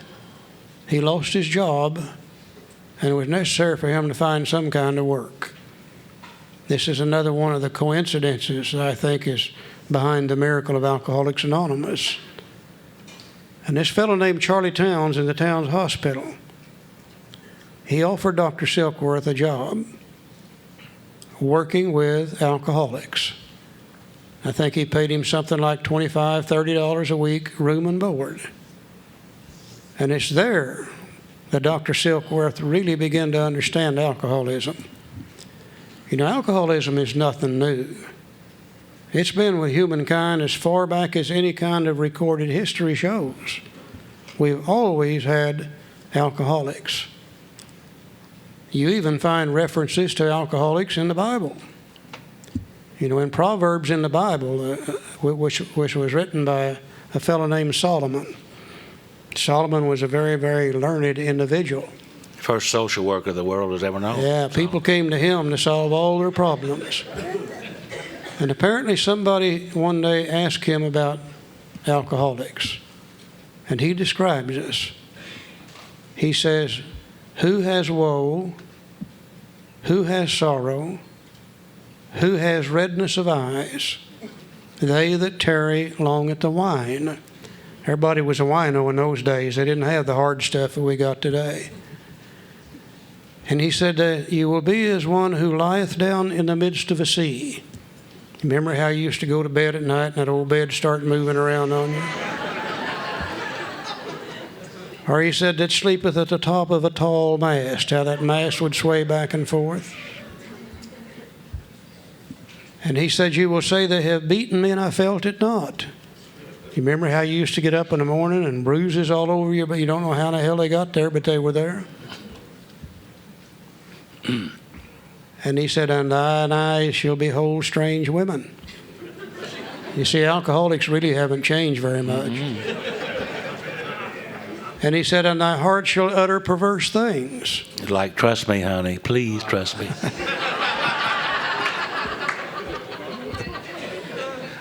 But then he made the most telling statement of all. He said, "They will arise in the morning and seek it yet again." Almost a perfect description of alcoholism as we know it today. But Solomon didn't have any answer for it. And throughout the history of humankind, people have tried to find the answer to this thing. You know, there was a doctor named Dr. Trotter in England a long time ago. And he said that he believed alcoholism was probably an illness. But he couldn't explain why and what it was. And he said the only hope is to just not drink. There was a doctor here in the United States, signer of the Declaration of Independence, called Benjamin Rush. And Benjamin Rush wrote a paper on alcoholism. And he said he believed it's an illness, but he didn't understand it, couldn't explain it. And the only relief he had was absolute abstinence. And it's only when Dr. Silkworth, always being interested in alcoholism, went to work at the town's hospital in 1930. And from 1930 till 1933, Dr. Silkworth had worked with many alcoholics. You see, he gained his knowledge through actual experience of working with drunks. Doctors today work with rats. Silky didn't do that. Hell, he worked with drunks. And he sat down with Bill Wilson in the summer of 1933 and explained to him the ideas that he had developed about alcoholism. And he said to Bill, "I don't believe it's willpower. I don't believe it's moral character. I don't believe it's sin." He said, "I believe it is a twofold illness." And he said, "It has been my experience in working with many alcoholics that every time they put a drink in their body, it develops an actual physical craving and they can't stop drinking." But he said, "That's only half of the problem." He said, "Many people I work with who have been drunk, they leave here and I never see them again. But," he said, "the true alcoholic will leave here and the next thing you know, they're right back in here." He said, "I believe you guys have got an obsession of the mind, an idea that overcomes all ideas to the contrary. And because of that obsession, you always go back to drinking." And he said, "You can't drink because of the body and you can't stay sober because of the mind. That's what's wrong with you."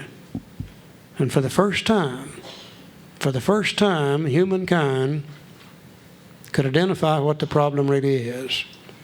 And we know that Bill recovered, and we know that he took it to Dr. Bob, and they took it to Bill Dotson, and they took it to the First 40. And they got ready to write the big book.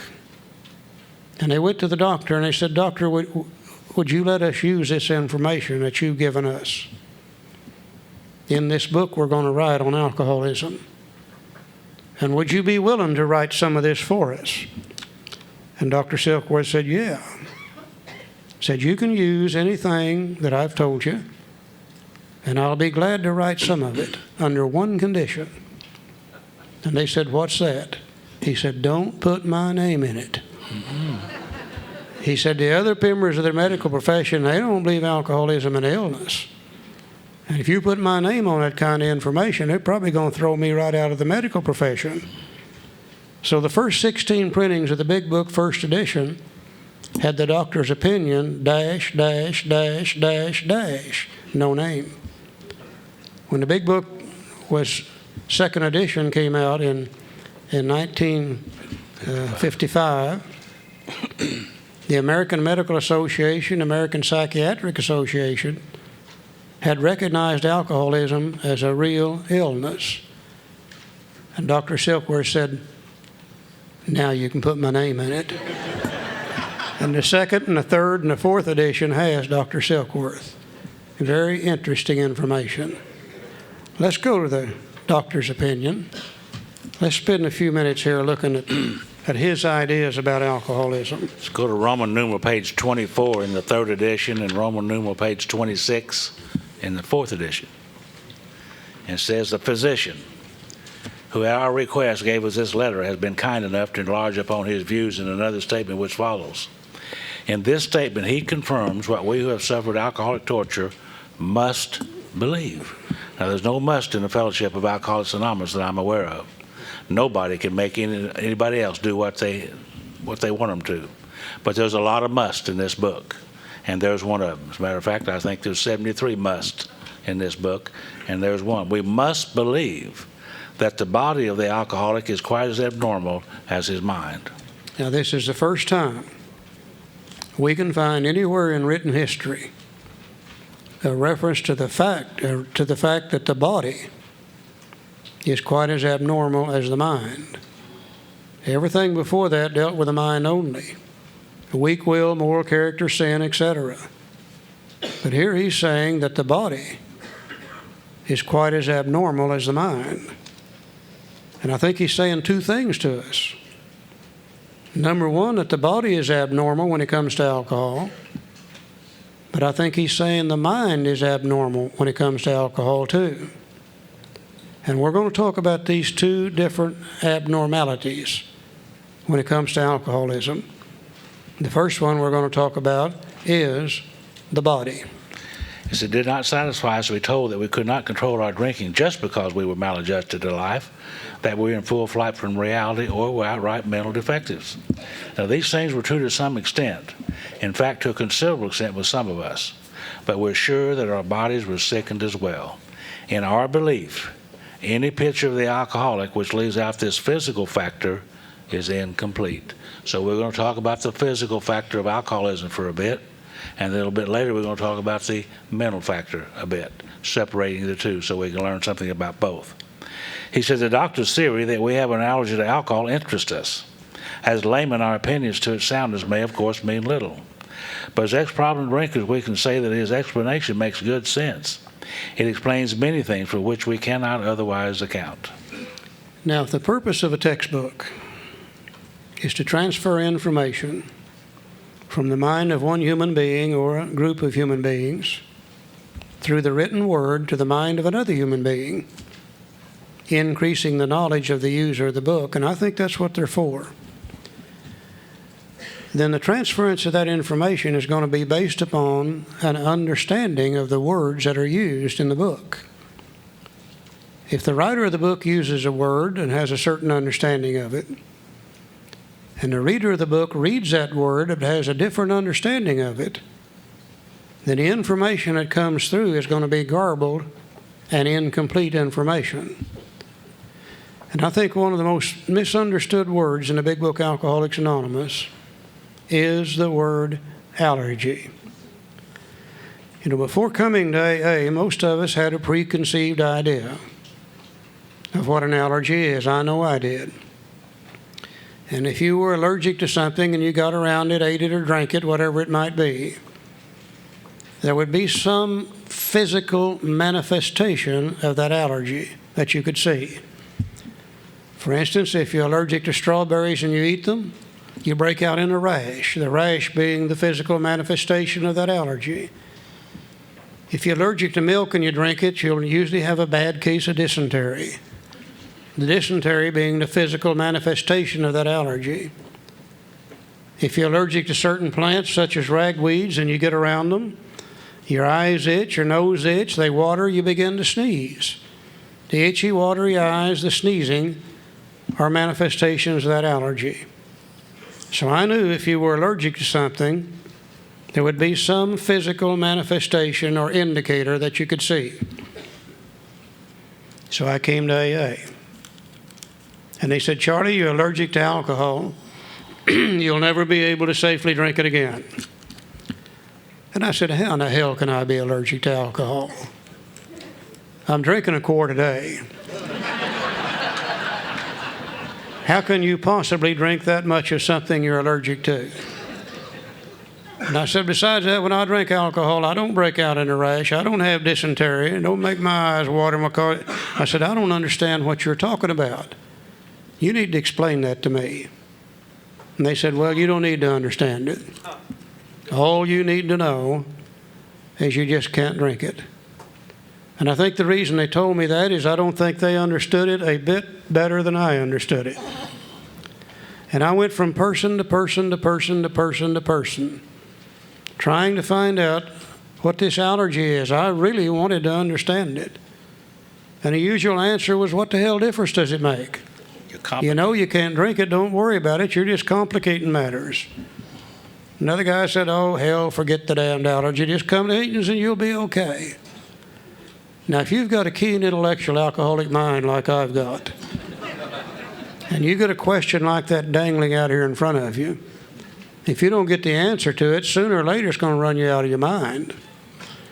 And one day, in absolute, complete desperation, I went to a source of information that has never failed me since that time. I went to a Webster's dictionary and looked up the word allergy. And I found several definitions, the same as you do for any word, depending on how you use it. But I found the one I think that fits me exactly. It said an allergy is an abnormal reaction to any food, beverage, or substance of any kind. An abnormal reaction. So immediately I started looking back through my drinking history to see where I was abnormal in my reaction to alcohol. And I was amazed to realize that, hell, I don't know what's normal and what's abnormal. The only thing I knew about drinking alcohol is the way I drank it and the way those drank it who drank with me. And if they didn't drink like I did, we didn't drink together. So in order for me to find out what's normal, so I can see where I am abnormal, I've got to go to the normal, social, temperate, moderate drinker. Those that drink alcohol and never have any problem with it. And I asked them, I said, describe to me how you feel after you've had a drink or two. And the answer was usually something like this. They said, well, we come home from work, tired, tense, and wrought up from the day's work. And we have a drink or two before dinner. And we get kind of a relaxing feeling. And we go ahead and have dinner. And then we don't drink anymore that night. Well, now, I don't feel that way when I drink alcohol. If I take a drink of alcohol, as it passes over my lips immediately begin to tingle. It hits my teeth and they kind of chatter up and down. Strikes my tongue and I can feel it begin to grow and expand and swell. Hits my cheeks and they flutter in and out. And I feel it passing through my sinus cavities into my forehead, and I begin to get a feeling in my forehead which is absolutely indescribably wonderful. Now, I haven't even swallowed the damn stuff yet. I've just got it in my mouth. You know what happens when I swallow it? As it goes down through my esophagus, great things begin to take place. The first thing that happens is my chest begins to grow and expand and get bigger and bigger.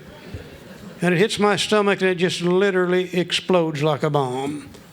I can feel it immediately racing through my arms, and they get longer and longer, and it hits my fingers and they begin to tingle and vibrate. At the same time it's racing through my arms, it's racing through my legs, and they're getting longer and longer, and I'm getting taller and taller, and it hits my feet and toes, and they get a hot, intense, burning, exciting, get up and go somewhere and do something feeling.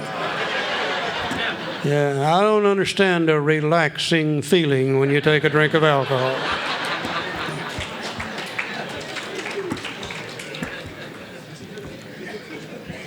They told me something else that really, really blew my mind. They said, Charlie, we have a couple drinks of alcohol, and we begin to experience a feeling of nausea. And they say, we don't like that feeling. Therefore, 1 or 2 drinks is all we want to take. And today I realize that's the normal reaction to alcohol. You see, alcohol is a toxic substance. You put it in a system, it begins to destroy the body.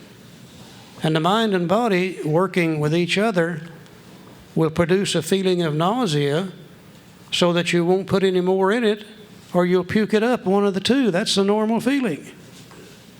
But when I put it in my body, it does not produce a feeling of nausea. It produces an actual physical craving, which demands more of the same. Their body says, puke it up. My body says, put some more in.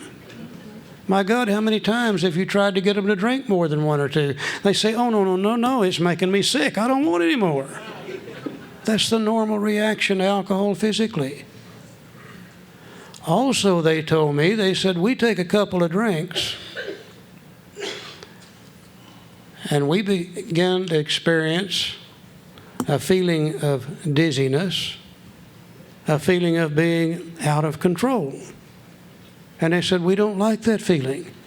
Therefore, 1 or 2 drinks is all we want to take. And I realize today that's a normal reaction to alcohol. For the normal drinker, alcohol is a downer, it's a sedative. And it's supposed to give you that feeling of dizziness and out of control. But when it gets into my brain, I don't experience a feeling of dizziness and out of control. I experience a very exciting, in control feeling. They have 2 drinks and they want to lay down and go to sleep. I have 2 drinks and I want to go to town. I react to it entirely differently, both physically and also mentally. Therefore, I am considered to be allergic to alcohol. The only difference is what do the majority of the people do? If 9 out of 10 react that way, 1 out of 10 reacts the way I do, then we are considered to be abnormal in our reaction to alcohol. And it's abnormal in both ways, the body and also the mind. You can get in trouble going to town, by the way. I know about that. I was on a plane several years ago going someplace to meet Charlie, and between Tulsa and Dallas, and sat right across the aisle from this good-looking young lady. And I was doing some research, guys, for you. And she was having a little drink about that big, one of them little $4 ones about that tall. And I was watching her and looking at that drink and wondering about it. She looked over at me and said, "Are you going to Las Vegas?" And I said, "No, ma'am." But I thought to myself, I wish I was. And she was messing with that drink and stirring it up, and she noticed me. I was very intent on that drink. By the way, that's when you know if you're an alcoholic. One of the reasons. If you're more intent on the drink than you are the good-looking girl, there's something wrong with you. But finally, she said, "Would you like some of this, please?" I said, "No, ma'am, I've got to be home by Christmas." She didn't understand that. But you get to watch those people drink in airplanes real well, don't you, Charlie? Yeah, I just love to watch them in airplanes. They're in there close. You can see them and see what they're doing real good. And they'll order a drink, and And they bring them one of these little bitty bottles. There's not a drink in the thing, but that's what they bring them. I think they're charging them $4 for it today, maybe even more than that. And we were in this flight, the other Joe and I were going on a trip together. And this guy, he ordered a bourbon and 7-Up. And they brought him a glass of ice, and he opened his little bottle, and he poured that bourbon in it, and then he poured that 7-Up in it. And he went through some kind of stirring ceremony. He took his little stick and he stirred and he stirred and he stirred and he stirred and he stirred. I'm sitting there saying, drink the damn thing. That's what you got it for. And you know what they do after they get through with their stirring ceremony? They lay a little stick down and they pick up their book and they start reading. Now, about an hour later, we're getting ready to land. And the flight attendant comes by and says, are you through with your drink? And he said, no, I've had all I want. And handed her back half of that damn thing he had paid $4 for. Now, they call that normal drinking. I call that sick drinking. If there's any such thing as alcohol abuse, that's got to be what it is. We saw this one guy who did that, poured half of that bottle out and put the lid on it and put the rest of it in his pocket. We couldn't stand it anymore. Finally asked him, what are you going to do with that you put in your pocket? He said, I'm going to have another drink when I get home. That's alcohol abuse if I've ever heard of it, really. Okay, now. But it says here, read this again. A good textbook never tells you anything, but what it doesn't always expand on it. He's told us about this thing in the body, this craving. Let's go to Roman numeral 26 in Third edition. Third edition. It's 28 in the fourth edition. Yeah. Said we believed and so suggested a few years ago that the action of alcohol on these chronic alcoholics is a manifestation of an allergy. I was pronounced one time as a chronic alcoholic. I didn't like that too much then. I sure don't like it. I didn't like it then, but I don't like it too much now, but I understand what it means. Chronic simply means doing the same things over and over and over again. So I was a chronic drinker. It's a manifestation of an allergy, and that the phenomenon of craving is limited to this class and never occurs in the average temperate drinker. This phenomenon of craving, that separates me from the normal social drinker. A social drinker will get all they want to drink every time they drink, which is 2 or 3. But not me, who an alcoholic. I crave more. Once I start to drink, I crave more and more and more. That's that allergy that Charlie talked about, which explains many things to me which I couldn't otherwise account. Explains to me, for instance, why I would go down by the bar with every intention of having a couple of drinks and going home. And the next thing I know, it's midnight or 1 or 2 o'clock in the morning or the next day, sometimes the next week, and sometimes the next month. I still haven't gone home, you see. But once I start to drink, it's virtually impossible to tell what's going to happen to me anymore. But this phenomenon of craving happens after we take a drink, and it never occurs in the average temperate drinker. There's a couple of words here we need to look at. You know, the manifestation of the allergy to strawberries is a rash. The manifestation of the allergy to milk is dysentery. The manifestation of the allergy to ragweeds is itchy, watery eyes and sneezing. Here he refers to the manifestation of the allergy to alcohol as the phenomenon of craving. And what he's really saying is, I don't understand this, but it's the craving that is produced in the body after we've had a couple of drinks. And alcoholics are the only people in the world that crave alcohol after we've had a couple of drinks. And that means you've got to look at the word craving very, very carefully. You know, I hear people say, I came to AA and I craved a drink for 2 years. No, in the context of the big book, that's the wrong use of the word craving. They wanted a drink, they needed a drink, they desired a drink. But the only way an alcoholic can crave alcohol is to first put it in the system. Then the physical craving develops, and then we can't stop drinking. And it only happens to alcoholics. Non-alcoholics never physically crave alcohol, and they'll never understand that feeling that we get after we've had a couple of drinks, any more than I don't understand them getting a slightly tipsy, out of control feeling. We alcoholics are the only people it happens to, and we're the only people that will ever understand that. And he says these allergic types can never safely use alcohol in any form at all. And once having formed a habit and found they cannot break it, once having lost their self-confidence, their reliance upon things human, their problems pile upon them and become astonishingly difficult to solve. So here he's giving us the manifestation of the allergy is the phenomenon of craving that occurs in the body after we've had a drink or two. Now, to carry that just a little bit further, let's go over to Roman numeral 28. In the 4th edition, that will be page 30, Roman numeral 30. And he's going to talk about 5 different kinds of alcoholics. And then he's going to drive this point home one more time about the phenomenon of craving. He's going to talk about 5 different types, and there's probably as many different types as there are alcoholics in this room here this afternoon, but he's going to talk about 5. He said the classification of alcoholics seems most difficult, and in much detail is outside the scope of this book. He said there are, of course, the psychopaths who are emotionally unstable, so we're all familiar with this type. They're always going on the wagons for keeps. They are over-remorseful, make many resolutions, but never a decision. We call that type 1. There is the type of man who is unwilling to admit that he cannot take a drink. He plans various ways of drinking. He changes his brand or his environment. That's type 2.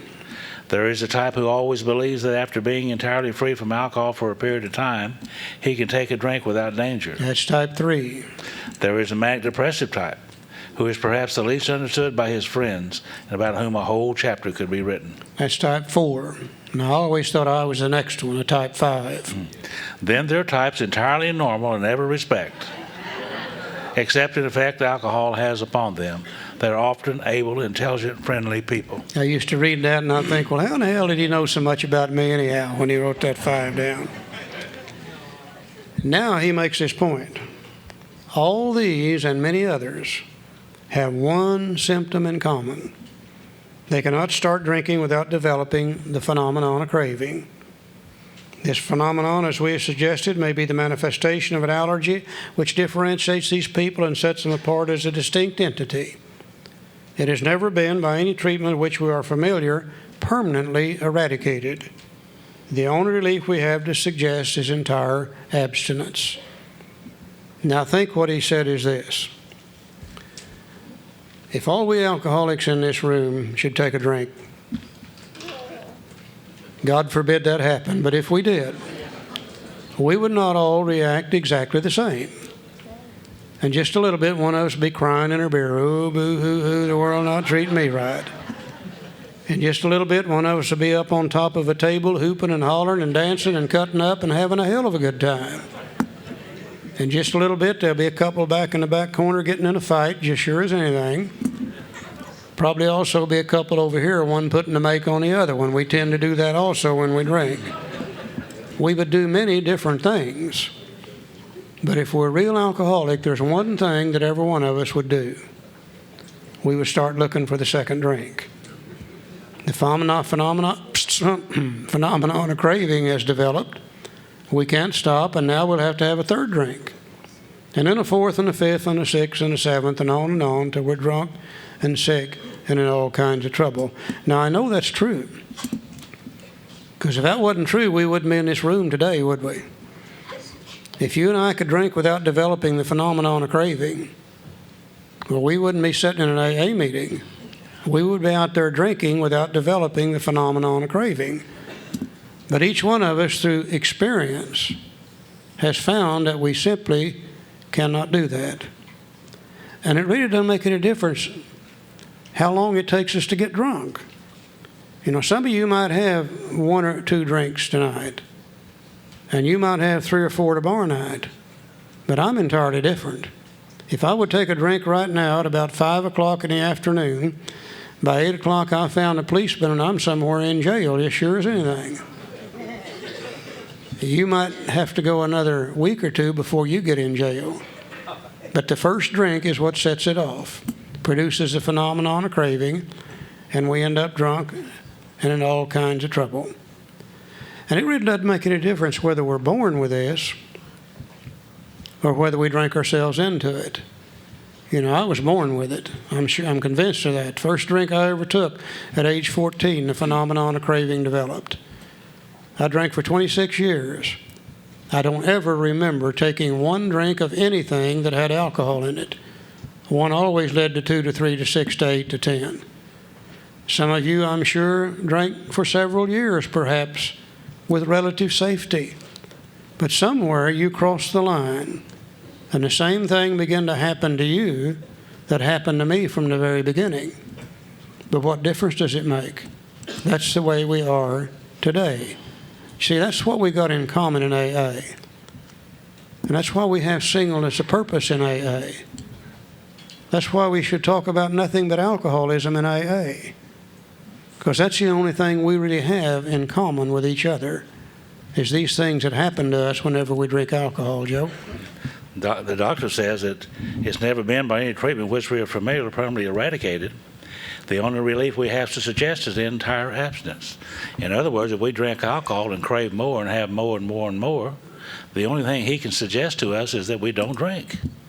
Now, if that was our only problem, we could probably pass the hat here tonight and go home and don't drink and be okay. But that's only part of the illness of alcoholism. Okay, now in the 1930s, they didn't really understand metabolism as they do today. Today they know when you put something in your body, like a piece of beefsteak or a piece of bread, the mind and body recognizes what it is. Certain organs of the body produce some things called enzymes. The enzymes attack that beefsteak or that bread or whatever it might be and breaks it down, and the body separates it into usable and non-usable items. The proteins, the amino acids, the vitamins, the body will retain those. The things it cannot use, it will dissipate through the urinary and intestinal tract. And the body will do that with anything that you put in it, as long as it's not a deadly poison that kills you before it happens. Let's look at another picture for just a moment here.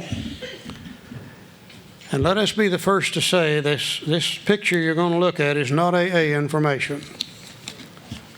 You know, AA has never gotten into the idea of why we're allergic. Would probably create too much controversy. But some of this information came out several years ago that has such depth and meaning to it that pretty well explains to me what this physical allergy is. And I think we would be remiss if we didn't show it. On the left-hand side of that picture up there, you see those who drink safely or who are at ease with alcohol. The alcohol goes into their body.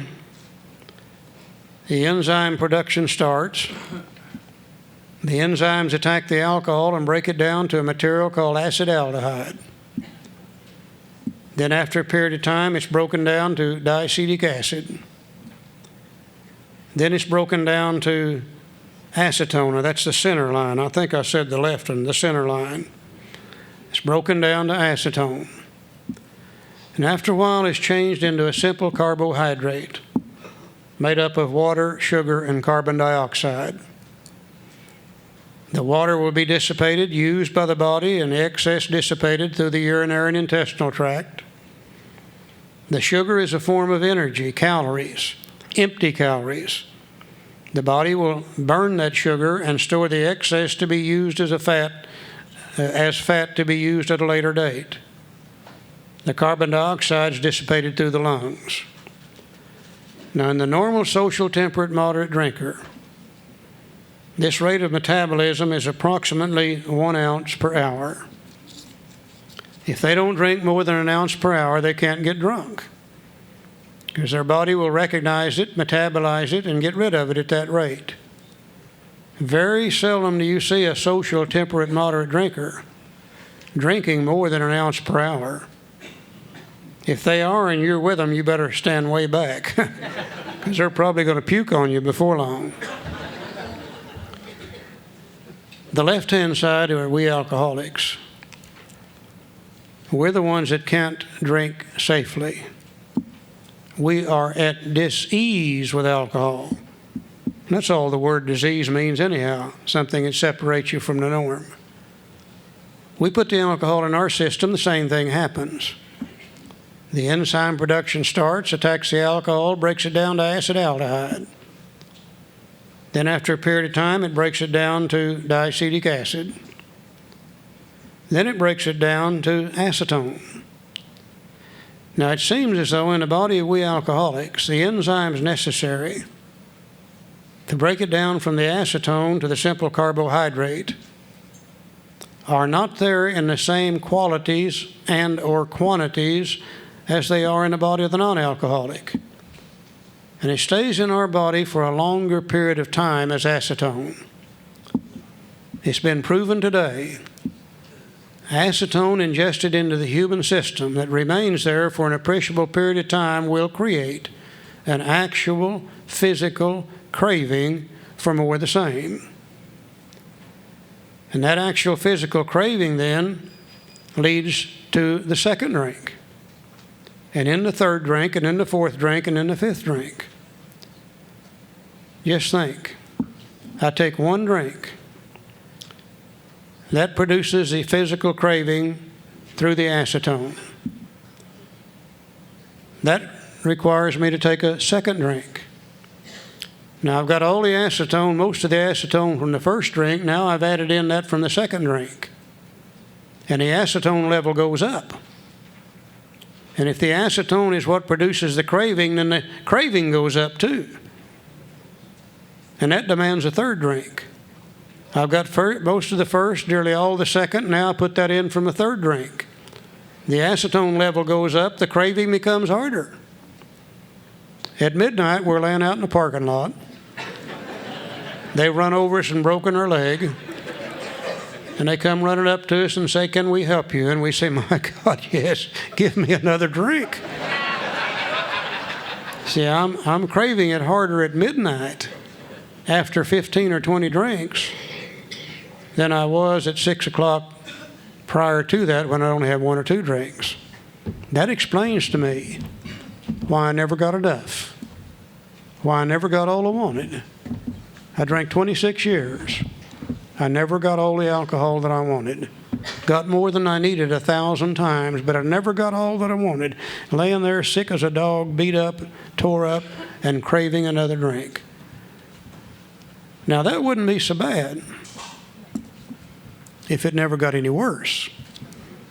But we do not only have an illness known as alcoholism, but it is a progressive illness. That it always gets worse, never better. Probably for 2 reasons. Number one, alcohol is a destroyer of human tissue. And as we drink it, the more we drink it, the longer we drink it, the more tissue we destroy. And it seems as though the organs of the body that it attacks and destroys first are the liver and the pancreas. Today they know that the liver and the pancreas are the 2 organs of the body that produce the enzymes necessary to metabolize alcohol. And as they become damaged more and more and more, the enzyme production becomes less and less and less. The physical craving becomes harder and harder and harder and harder over a period of time. Also, probably due to the aging factor. You know, we know as the body gets older, it begins to shut down on the production of everything. I wish that were not true, but believe me, it is. I'm experiencing a lot of that stuff. If I'd take a drink today, after X number of years of sobriety, I wouldn't start where I left off when I quit drinking before. The craving would be harder, the drinking would be harder, and the troubles would be harder. So not only do I have a physical illness, it is a progressive illness that always gets worse, never gets better. Now the only relief that Dr. Silkworth had to offer to us was absolute abstinence, no drinking of alcohol, period. Now, if that was my only problem, and if that was your only problem, then we could pass the hat and everybody throw in $1 and we'd go home and never have to drink again. Wouldn't that be something? You know, I got a friend who's allergic to, of all things, fish. And every time he eats fish, his throat swells up and he almost chokes to death. He ends up in the hospital every time. Now, the fact that he's allergic to fish is really beside the point if he never ate fish. But there's something in his head that's not right. There's a switch that doesn't close or a light bulb that doesn't come on or something up there concerning fish. Because from time to time, his mind tells him that it's okay to eat fish. And he'll eat the fish, the allergy takes over, and he ends up in the hospital every time. I bet it always starts like this. Well, I haven't had any fish in 60 days. Surely I could have one piece of fish. Or it's a damn kind of fish I've been eating. If I'd eat nothing but cod and lay off of that rock bass, I'd be all right. Or it might even say, it's them damn people I've been eating fish with. If I just change my crowd. My mind is exactly like that when it comes to alcohol. The fact that I'm allergic to alcohol is absolutely beside the point if I don't take a drink. But there's something in my head that's not right. There's a switch that doesn't close, a light bulb that doesn't go on. Left on my own resources, my mind always tells me it's okay to drink. Now, they can do nothing about the allergy. So the only hope of recovery then is through the mind itself. Dr. Silkworth understood us quite well. Let's see what he had to say about this mental side of our alcoholism. Let's turn back to Roman numeral page 26 in the 3rd edition, or the 28 in the 4th edition, bottom of the page. We're going to talk about the most dangerous part of the illness of alcoholism now, and it's not when we're drinking. The most dangerous part of the illness is when we're not drinking. And the reason it's the most dangerous part of the illness is because we're thinking about drinking. You see, that's the main problem of the alcoholic centers in the mind. And the last paragraph says men and women drink essentially because they like the effect produced by alcohol. Now, many alcoholics are highly offended when you say that to them. They say, oh, no, that's not the reason I drank. They say the reason I drank alcohol is because I love the taste of it. You know, I wouldn't argue with them whether they do or not. I love the taste of cold beer. I always have all my life, as far back as I can remember. I also love the taste of cold mountain spring water. I never did sit down and drink a case of cold mountain spring water.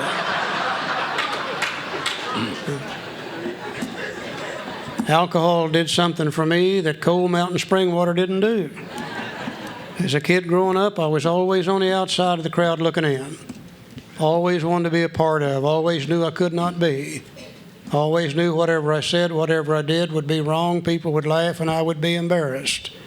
And one night at age 14 at a high school dance, a guy gave me a drink of moonshine whiskey. And all those feelings disappeared. I was allowed to walk up to a girl and ask her to dance. I was allowed to take her home from the dance. I was allowed to get in the back seat of a 36 Chevrolet and do some things with her I'd been wanting to do for a long, long time. Alcohol did for me what I could not do for myself, and I loved the effect produced by alcohol for a long, long time. That's why men and women drink. They like the effect produced by alcohol. Now, if it gave me slightly tipsy, out of control beginnings of a nauseous feeling, I wouldn't love that effect. But you see, it gives me that great in control, that great exciting feeling, that great feeling for the first time in my life that I'm as good as anybody else and I can be just as good as anybody else.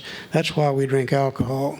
We loved what it did for us. There's many effects by which we drink, and certainly I can identify with Charlie. I too went to the little high school dance and had a drink of alcohol from my cousin's bottle and walked over and asked that girl to dance. And she said, well, Joe, I didn't know you could dance. And I said, well, I didn't either. But it did. I liked the effect produced by alcohol. Now, there are many, many effects. And as we know that alcoholism is a progressive illness, it gets worse over a period of time. Eventually, I began to overdo some of those things that I always wanted to do. and get into a little trouble. I'd wake up with a little guilt, shame, and remorse for some of the things I did while drinking, which caused me to drink a little more to get over the guilt, shame, and remorse. And eventually, we know that time goes by and things happen over and over. Eventually, I began to do a lot of things, drinking for a lot of effects, began to do a lot of things that I was ashamed of, and wake up and have that guilt, shame, and remorse and drink to get rid of that. In the end of my drinking, I drank for the sickest effect of all, and that was total oblivion. And those of us who drink for oblivion know there's only one thing wrong with oblivion, isn't there? Is you wake up. You got to start all over again. And that's where I found myself in the beginning. In the end, was drinking for the effect for total oblivion. Said the sensation is so elusive that while they admit it is injurious, they cannot after time differentiate the true from the false. Now let's look and see how we alcoholics are when we're out there on one of those enforced periods of sobriety. The next sentence is going to describe us perfectly. He said, to them, their alcoholic life seems the only normal one. See, my alcoholic life had become normal. The abnormal had become normal. Every place I went, the bars that I went to, they drank somewhat like I did or I didn't go there. Everybody I ran around with, they drank like I did or I didn't run around with them. Everybody that I knew drank like I did or I didn't know them. I didn't know them. I remember one time my wife and I woke up one Sunday morning and I had a clear thought. And I said, honey, did you realize that most people don't drink like we do? And you know what she said to me? She said, bullshit. Well, I don't talk that way. I'm telling you what she said. She said, everybody we know drinks just like we do. You know, that's the truth. That's the truth. I remember I got sober and I went to my first football game sober. And I knew when I left there'd be 50 or 75,000 people out there drunk. And I got out there and I didn't see anybody drunk. Not like I know drunk. A few people having a few beers, having a little fun. But see, the alcoholic life had become normal to me. The abnormal had become normal. And now it describes how we feel when we were on an enforced period of sobriety. so they're restless, irritable, discontented. Let's add a few words to that. Guilt. Filled with shame and fear and guilt and remorse. Remember when they told you if you were brand new, that if you quit drinking, you're going to feel better? Well, you're going to feel better, all right. You're going to feel resentment better. You're going to feel anger better. Feel guilt better. Because we don't have the alcohol to kill the pain, you see. That's why with the steps to get rid of those feelings of guilt, shame, and remorse. Running around sober, but not feeling good at all, period. He said, unless they can again experience the sense and ease of comfort, which comes at once by taking a few drinks which they see others taking with impunity. Had a neighbor across the street, my wife said, won't you drink like him? Impunity means seemingly without any problems. He never had any problems, but I did. I didn't want to drink like him anyhow. He said, after they have succumbed to the desire again, as so many do, then they start drinking. Then this phenomenon of craving develops. They pass through the well-known stages of a spree, emerging remorseful with a firm resolution not to drink again. And how many of you have made that promise to yourself and other people? I quit drinking. I'm never going to drink again as long as I live. I made that promise. But he said this is repeated over and over and over and over. And unless this person can experience an entire psychic change, there's very little hope for his recovery. An entire change of attitude while not drinking, there's very little hope for our recovery. And when he said an entire psychic change, now he's left the body entirely. Psychic deals with the mind. This little picture we've got up here, on the right-hand side, we see an emotional barometer. Now, everybody has emotions. You know, everybody at times are sad, and at times we're angry, and at times we're elated, and at times we're scared to death, and everybody has emotions. Now, we alcoholics, when we were out there sober, on an enforced period of sobriety, I've quit drinking, I'm not going to drink anymore. We'd run around sober, we'd be restless, irritable, and discontented. We'd be filled with shame, fear, guilt, and remorse. And our emotions begin to build up and build up and build up and build up and build up. Now, back in the beginning, when I was young, I found a drink of alcohol. And when I found that drink of alcohol, those emotional problems left me. I put a couple of drinks in my system, and I wasn't restless, irritable, and discontented. I wasn't filled with shame, fear, guilt, and remorse. I was able to function just as good as any of the other kids could, period. Alcohol immediately became the answer to my emotional problem. Next time I was in a situation where I was afraid I would be embarrassed, I didn't fit right, didn't feel good, I hunted up another drink of alcohol, and sure enough, it was magic. And the emotional problems would disappear when I had a drink or two in my system. Now, when you have a problem and you find the answer to it, your mind immediately records that answer. And the reason for that is so the next time you have the problem, you don't have to go look for an answer. The mind will feed it right back to you. And that's referred to as mental addiction. And everybody becomes mentally addicted to a lot of things. You know, you ladies, you find a certain type of makeup that you like, and you keep using it over and over and over and over. We men find a barber we like, and we keep using the same barber over and over. We find automobiles we like, and we keep buying the same automobiles over and over and over. That's called mental addiction. Now, when I was a kid and I had all the emotional problems, and a drink of alcohol solved those problems, then I immediately became mentally addicted to the idea of drinking alcohol. Now, that probably wouldn't have hurt me if I had not had the physical allergy. So I had the emotional problems build up. I reached over and took a drink. Immediately I felt better, but that drink then triggered the allergy. And triggered the allergy, and I couldn't stop drinking. So I came off of that drunk, and I was sober, but I was restless, and I was irritable, and I was discontented. And I was filled with shame, fear, guilt, and remorse. And I wanted to feel better. And my mind began to think about the idea of taking a drink. And boy, I could hardly wait till I got the next drink. And I took that drink, and immediately those emotional problems left me. But it also triggered the allergy, and I ended up drunk and sick all over again. Now, for years, I could put up with that situation. For years, I was willing to go through the hangovers and the sickness and the getting in the jailhouse and things in order to get the great feeling that came from a couple of drinks. But as time went by, I began to realize that, Charlie, you're having a little problem with alcohol. You really need to do something about your drinking. Now, I really didn't think about quitting drinking because, you see, alcohol was the answer to all my problems. And alcohol was the only thing that had ever made me feel that good. So I said, what you better do, Charlie, is you better learn to control your drinking and drink without getting drunk. Just a couple of beers tonight's all we're going to drink. Go to the liquor store and I'm just going to buy half a pint because I don't get drunk on a half a pint. And I tried for 2 or 3 or 4 or 5 years to control my drinking while drinking. Any of you guys ever try to control your drinking while drinking? Well, now then we see why we couldn't do that, don't we? Why we couldn't do that. And after 2 or 3 or 4 or 5 or 6 years of trying to control my drinking while drinking, with it getting progressively worse and the troubles becoming progressively worse, well, I pulled out the greatest tool that an alcoholic has. I said, what you better do is just quit drinking. I said, I'll never take another drink now as long as I live.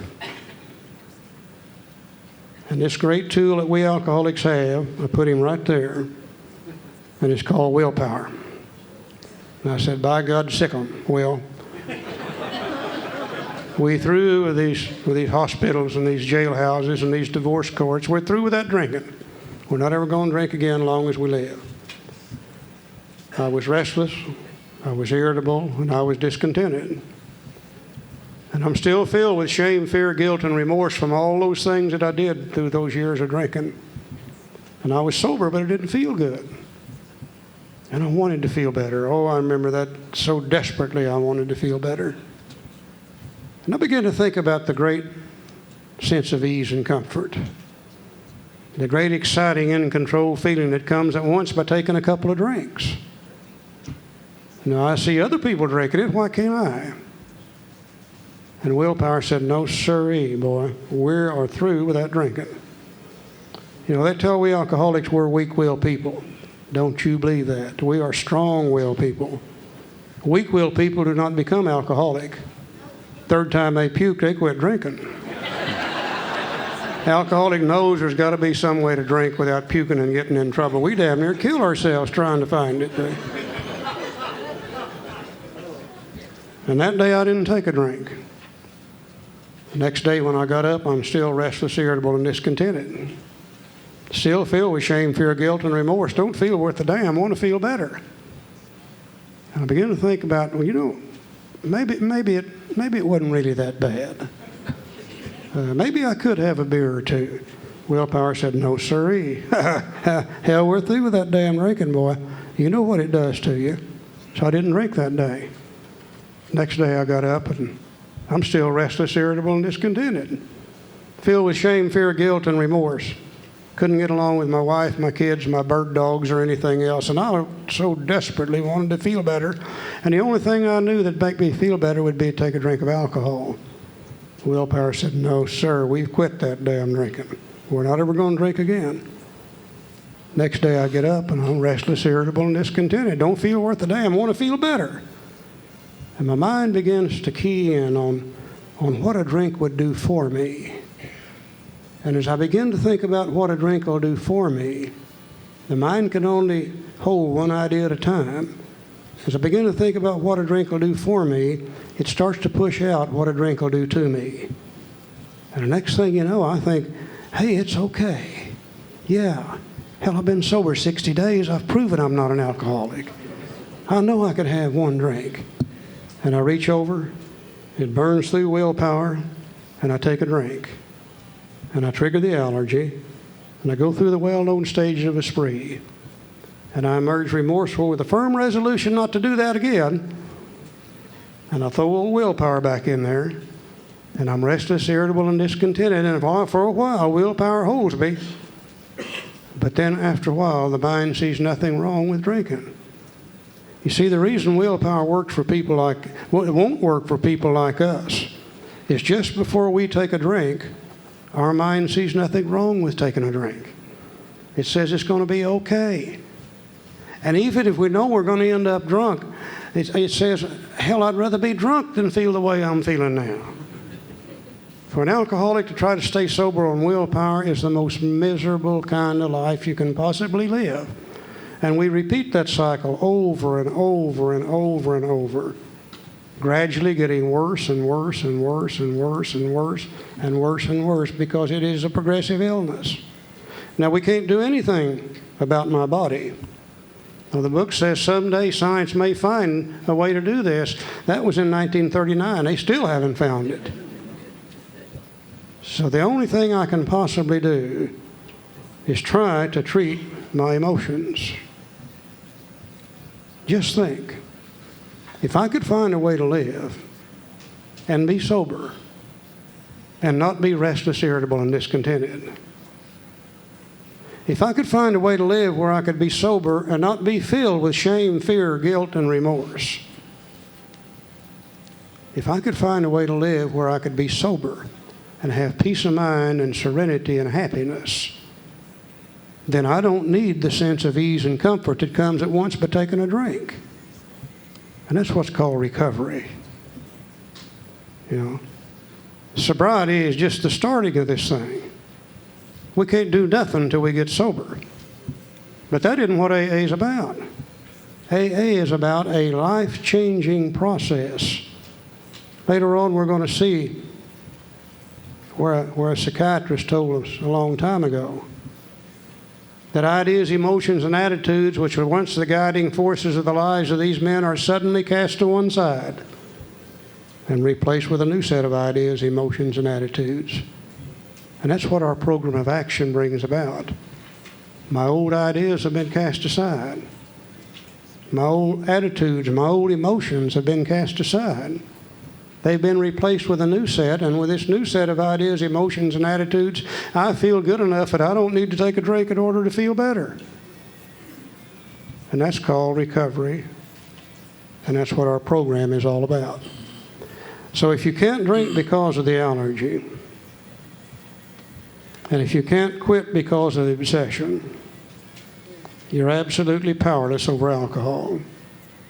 In order to recover from that condition, we're going to have the aid of a power greater than ourselves, where we can live sober and be peaceful and happy and free. And then we don't have to drink. Somewhere AA lost their way back here some years ago. You know, when AA first started, it was clear to everybody that AA and our program in AA is a life-changing process.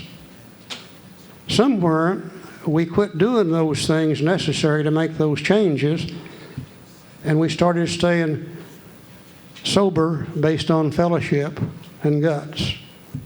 And we went from a life-changing process to a non-drinking program. And the instant we did that, the quality of our sobriety became less and less and less and less and less. We began to measure success by how long have you been sober, rather than by the quality of that sobriety.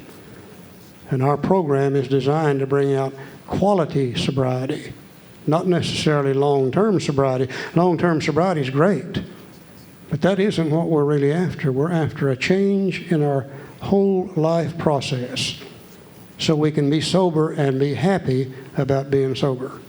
That's recovery.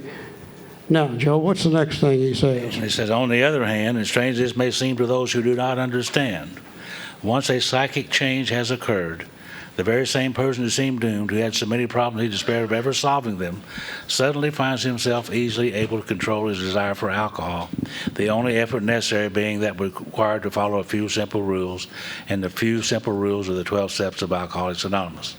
And if we practice the 12 steps, we get the psychic change that Dr. Silkworth talks about. We get the ideas, emotions, and attitudes that Dr. Yoon talked about, the big change.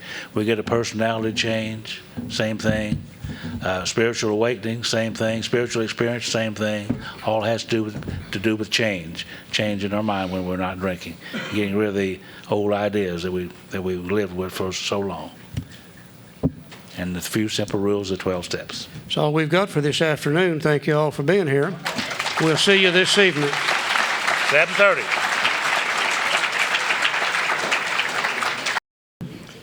Hi, everybody. My name is Charlie Parmley, and I'm a very grateful recovering alcoholic. Hi, Charlie. Did you like the little joke we told today about the alcoholic brain? Okay, I've got another one I'd like to tell about the alcoholic and the Alateen and an Al-Anon. The three of them had been to an AA conference, and on their way back home, they decided to take a different route and go out through the country and see some scenery. And sure enough, they got out in the country and they got lost. And they were desperately trying to find their way out of there, and they finally came to the old farmer's house. And they went up and knocked on the door, and the farmer came to the door, and they told him what the problem was. And the farmer said, well, it's easy to tell you how to get out of here. But he said, it's getting so close to dark, you're probably going to get lost again. He said, won't you guys just spend the night here with us, and you can get up and go home in the morning? And they said, oh, yeah, fine, that'd be great. Farmer said, I've only got one problem, though. I can only sleep two of you in the house. One of you will have to go down in the barn and sleep with the animals.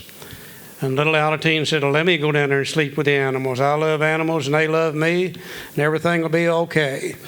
So they all went to bed with the Alateen down in the barn. In about an hour, there's a knock on the door. Farmer goes to the door, and there stands the Alateen. He said, man, I can't sleep down there. He said, the pigs are grunting, the cows are mooing, the horses are stomping their feet, and the chickens are clucking, and I just can't sleep. The alcoholic said, well, come on in and go to bed. I'll go down and sleep with the animals. Said, I was raised on a farm, no problem for me whatsoever. So they all go to bed with the alcoholic down in the barn. In about an hour, there's a knock on the door. Farmer goes to the door, and there stands the alcoholic. And he said, man, I can't sleep down there either.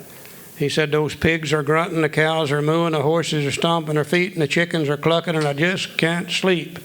And the Al-Anon said, well, all right, I knew it would be up to me to handle this situation. She said, come on in and go to bed, and I'll go down in the barn, and I'll sleep with the animals. So they all went to bed with the Al-Anon down in the barn. In about an hour, there's a knock on the door.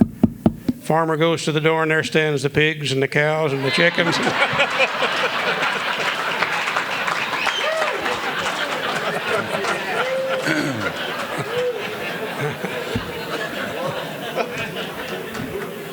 I can just see her down there saying, now you pigs get over there and shut up, and you horses get...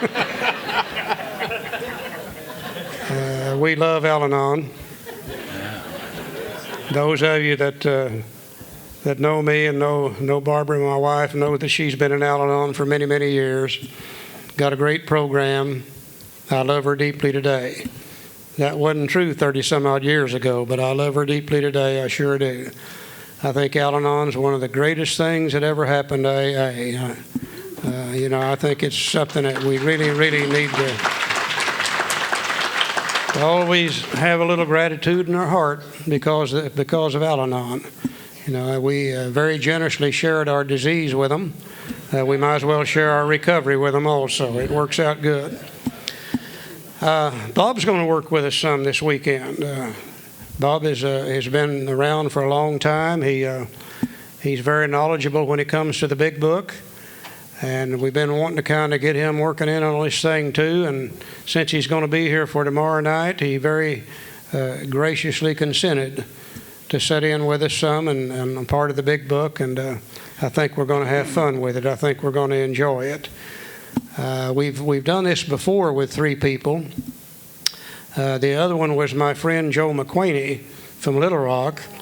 And Joe McQuany and Joe McCoy and I would do them all 3 together. And I would kind of sit in the middle and do the moderating. And this guy was Joe 1 and this one was Joe 2. And when I wanted one of them to talk a little bit, I'd say, okay, Joe 1, or I'd say, okay, Joe 2. And after a while, I said, okay, Joe 2, and Joe 1 started talking. So we had a hell of a good time, and this really, really enjoyed it. Have no idea what's going to happen tonight, but I'm looking forward to it. I really am.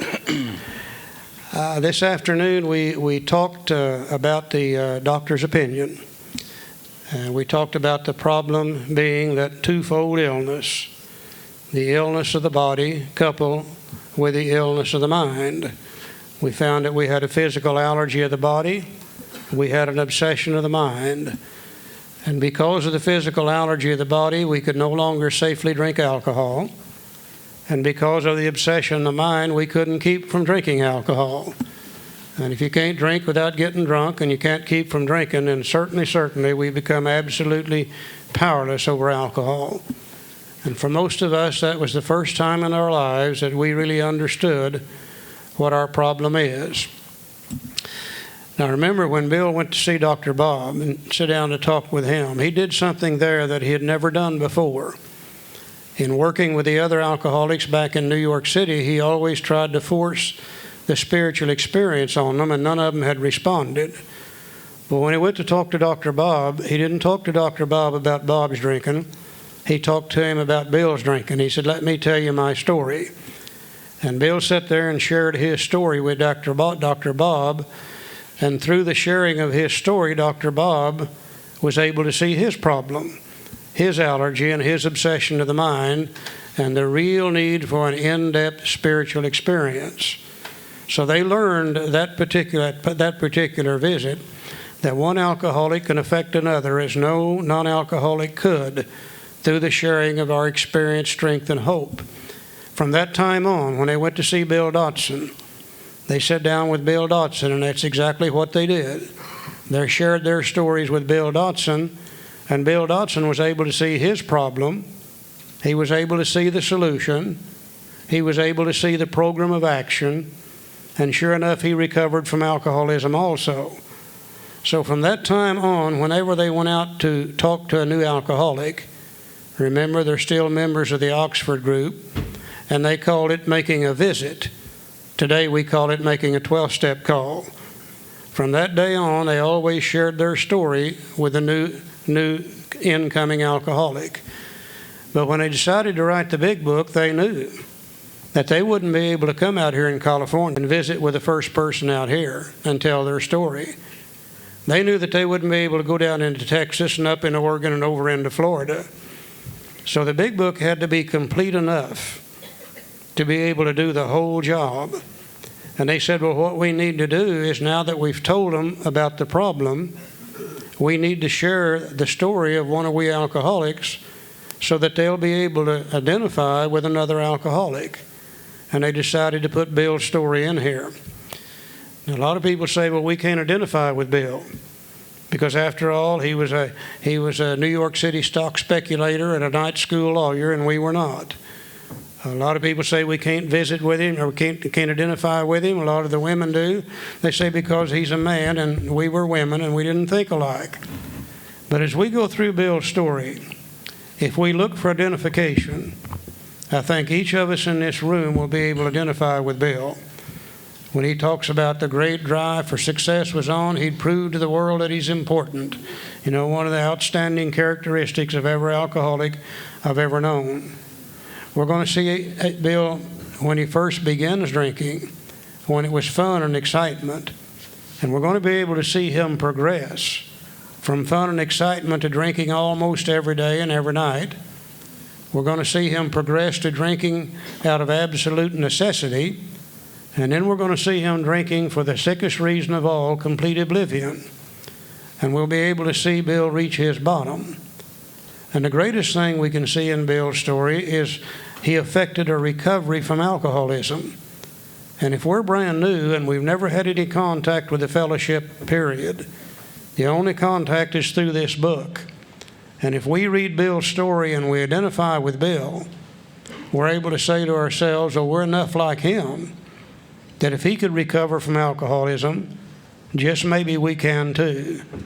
The beginning of belief, the beginning of hope that there might be an answer to this problem that was just described in the doctor's opinion. So we're going to run through Bill's story, and we'll just kind of bounce it back and forth. We'll start with Joe here, probably doing a little bit of reading. Joe? Yeah, my name is Joe, and I'm an alcoholic. Hey, Joe. I don't look like it, but I am an alcoholic. I've been sober ever since I could remember. Now, I love Bill's story today, but when I first come into Alcoholics Anonymous and started reading Bill's story, it didn't mean anything to me. I'd seen pictures of Bill. He was an old man, I thought. Turns out he was 43 years old when this book was published, a relatively young man. You know, he was very young today, anyhow, for me. But I like Bill's story. I learned how to identify with Bill. Bill was a very optimistic person. He had a hard-working type guy. Lots of willpower, self-made man with all those ordinary human attributes I think all alcoholics have. But as I learned to read Bill's story and began to identify with Bill, I learned to see the whole story of Alcoholics Anonymous in Bill's story. We're going to learn what Bill was like before alcoholism took over. We're going to learn how he learned about his being sick. And most effectively, we're going to see how he affected a recovery, the total story of Alcoholics Anonymous in Bill's story. And I love Bill's story today. So let's go to page 1, Bill's story.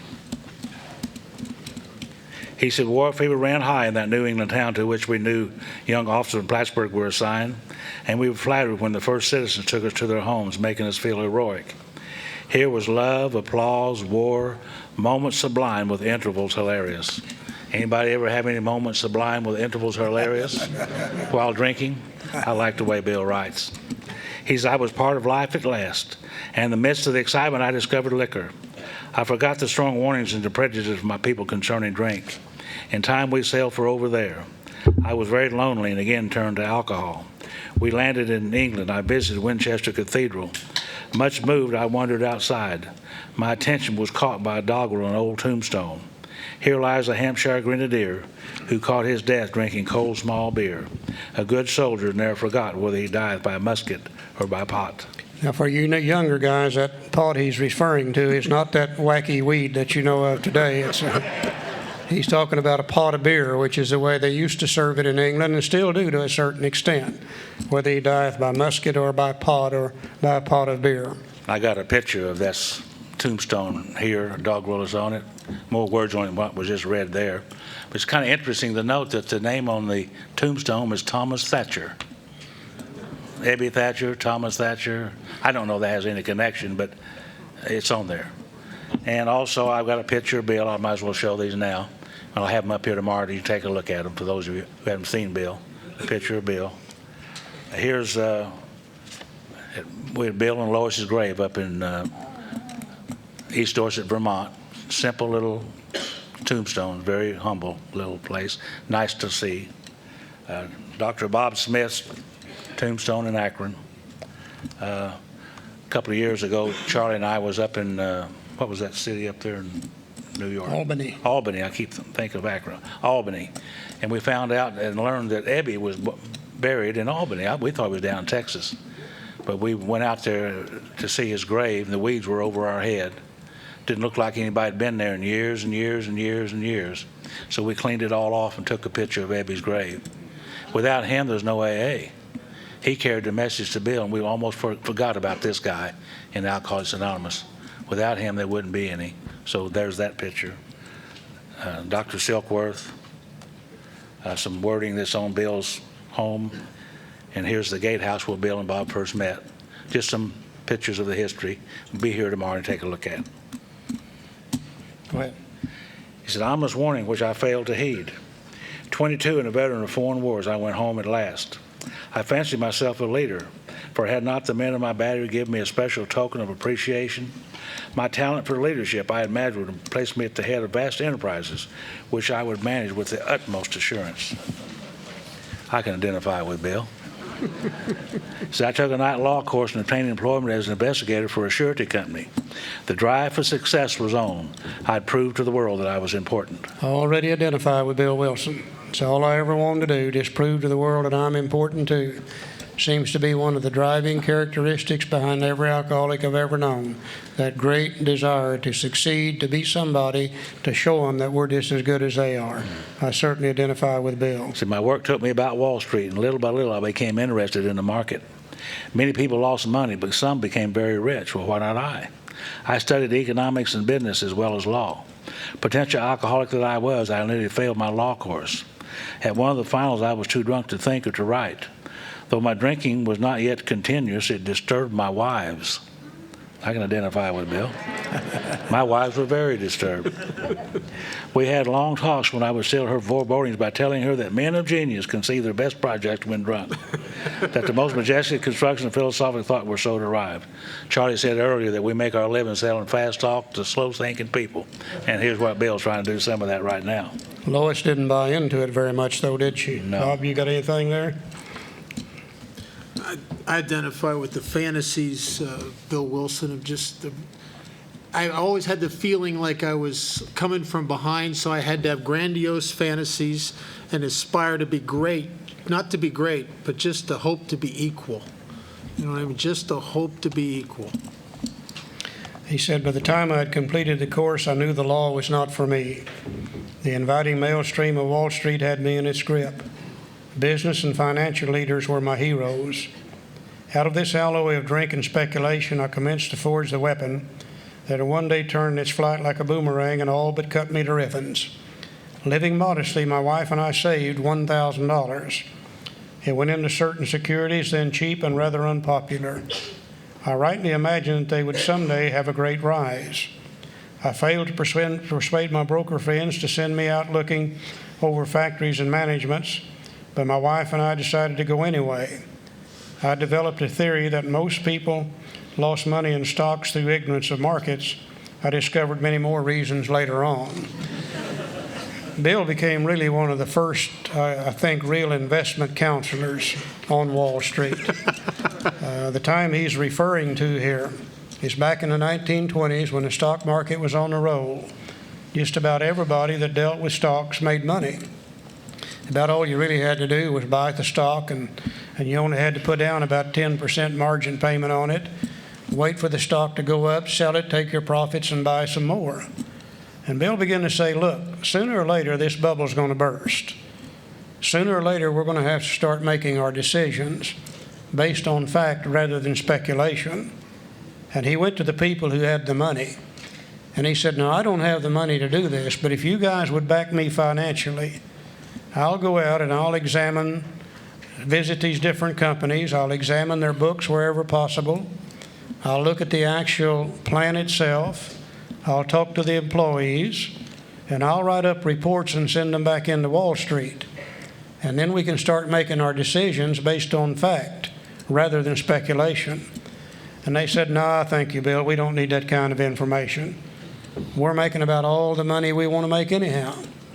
But being a good, stubborn, bull-headed alcoholic, Bill did the same thing so many of us did. He said, well, to hell with them. I don't need them anyhow. And he and Lois decided to go on their own. He said, we gave up our positions and off we roared on a motorcycle. The sidecar stuffed with tent blankets, a change of clothes, 3 huge volumes of financial reference service. Our friends thought a lunacy commission should be appointed. Well, perhaps they were right. I'd had some success in speculation, so we had a little money. But we once worked on a farm for a month to avoid drawing on our small capital. That was the last honest manual labor on my part for many a day. We covered the whole eastern United States in a year. At the end of it, my reports to Wall Street procured me a position there and the use of a large expense account. The exercise of an option brought in more money, leaving us with a profit of several $1,000s for that year. Now, Bill was from a little town up in Vermont called East Dorset. He had never really had anything materially before in his life. And all of a sudden now, here he is back on Wall Street. He's on top of the heap. He's got a good salary coming in, a large expense account. He's made a profit of several $1,000s for that year. Bill was feeling pretty good, just like all the rest of us would. Let's see where he goes from here in the next paragraph, Bob. I'm Bob Darrell, I'm an alcoholic. For the next few years, fortune threw money and applause my way. I had arrived. How many of us have done the same thing and felt the same way? See? My judgment and ideas were followed by many to the tune of paper millions. The great boom of the late 20s was seething and swelling. Drink was taking an important and exhilarating part in my life. There was loud talk in the jazz places uptown. Everyone spent in thousands and chattered in millions. Scoffers could scoff and be damned. I made a host of fair-weathered friends. Can you identify? Oh, that's the good days. That's when it was just, I didn't know it was just about to turn to crap, but that's about where, right where it was.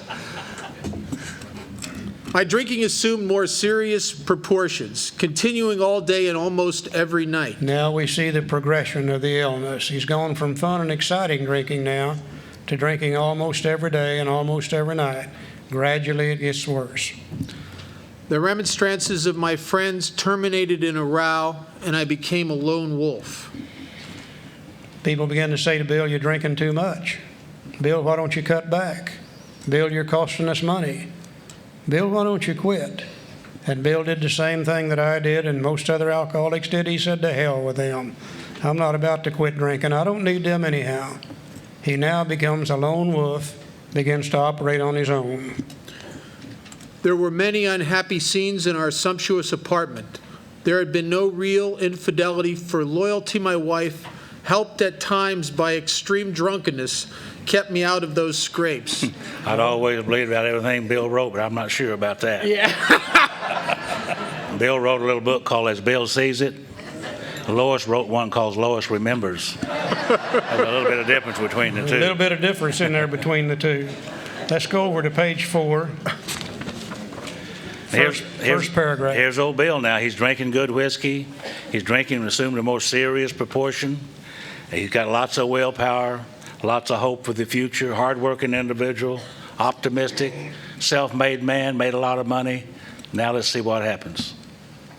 He said, abruptly in October 1929, hell broke loose on the New York Stock Exchange. After one of those days of inferno, I wobbled from a hotel bar to a brokerage office. It was 8 o'clock, 5 hours after the market had closed. The ticker still clattered. I was staring at an inch of tape which bore the inscription XYZ 32. It had been 52 that morning. I was finished, and so were many friends. The papers reported men jumping to the death from towers of high finance. He said, that disgusted me. I would not jump. I went back to the bar. Bill had a solution, didn't he? Yeah. My friend had dropped several million since 10 o'clock was so what? Tomorrow was another day. And as I drank, that old fierce determination to win came back. How many of us have done the same thing? We've come out of the hospital, the divorce court, the jailhouse, low, sad, and depressed, stop off in the bar and have a couple of drinks. And as the alcohol courses through our veins, we say, by God, we'll show them. They're not going to treat me that way. And we're off and we're running again. That old fierce determination to win, to be somebody, to show them. He said, next morning I telephoned a friend in Montreal. He had plenty of money left and thought I'd better go to Canada. You know, Bill was a drunk. He wasn't stupid. He knew where the money was. By the following spring, we were living in our accustomed style. I felt like Napoleon returning from Elba. No St. Helena for me. But drinking caught up with me again. And my generous friend had let me go. And this time we stayed broke. Now we see a guy that his drinking has progressed to the point that he can no longer hold a job. He can't really have any income. His drinking is progressively getting worse and worse and worse. Bob? I heard a doctor one time say that alcoholism had 3 stages. The fun stage, we all know about that. The fun and problems stage, and then the problems stage. Where we're frantically, desperately trying to recapture the fun. And you can see the progression of the disease in Bill from the fun stage to the fun and problem stage and eventually to the bleak years of just the problem stage. Next morning, I telephoned a friend. Oh, wrong paragraph. We went to live with my wife's parents. I found a job, then lost it as the result of a brawl with a taxi driver. They're like that, those taxi drivers. They want to get paid, don't they? Yeah, they want paid. That's right. They have no sense of humor. Mercifully, no one could guess that I was to have no real employment for 5 years or hardly draw a sober breath. My wife began to work in a department store. Coming home exhausted to find me drunk, I became an unwelcome hanger-on at brokerage places. Oh, Bill, you know, he made a lot of people a lot of money, was very welcomed at one time at those brokerage places. But now he's showing up, he smells a little bit like booze, his hair's not combed, clothes are a little bit dirty, and they're saying, Bill, why don't you just go on down the street? We don't want you hanging around here anymore. You look bad, you smell bad. Why don't you just go on down the road? And that's got to hurt a guy like Bill with the ego that he had, to have them run him off, so to speak. He said, liquor ceased to be a luxury. See, we're drinking for a whole new reason now. A while ago, it was for fun. Then it had a more serious proportion. And now he says liquor ceased to be a luxury. It became a necessity. Bathtub gin, 2 bottles a day, and often 3 got to be routine. Sometimes a small deal would net a few $100s, and I would pay my bills at the bars and delicatessens. This went on endlessly. I began to waken very early in the morning, shaking violently. A tumbler full of gin, followed by a half-dozen bottles of beer, would be required if I were to eat breakfast. Nevertheless, I still thought I could control the situation, but there were periods of sobriety which removed my wife's hopes. Bill didn't know what we found out earlier, that any time there's a battle going on between the willpower and the obsession of the mind, the obsession of the mind will win out. But Bill doesn't know that. He just thinks that he could still control the situation. He hadn't met Dr. Silkworth yet. Dr. Silkworth told us that we really cannot differentiate the true from the false. To us, what we're doing is absolutely normal. We see Bill's life going to hell in a handbasket already, but Bill can't see that. He thinks he can still control the situation. Now, gradually, things got worse. Bad as it was, it's getting worse now. The house was taken over by the mortgage holder. My mother-in-law died. My wife and father-in-law became ill. Then I got a promising business opportunity. Stocks were at the low point of 1932, and I had somehow formed a group to buy. I was to share generously in the profits. Then I went a prodigious bender, and that chance vanished. This is a story within itself. These guys that had the money, they knew how good Bill was at putting these deals together. And they went to Bill and talked to him, and they said, Bill, we've got a deal that we think you can handle it and put this thing together and make a lot of money, not only for us, but for yourself. And said, if you want to do this, we'll back you on one condition, that you don't drink, period. And Bill said, oh, hell, don't worry about that drinking. I'm through with that drinking. And he started putting this deal together, and he worked on it for quite a long period of time and stayed sober. And just a night or two before it was to be successfully completed, they're all sitting around in a hotel room.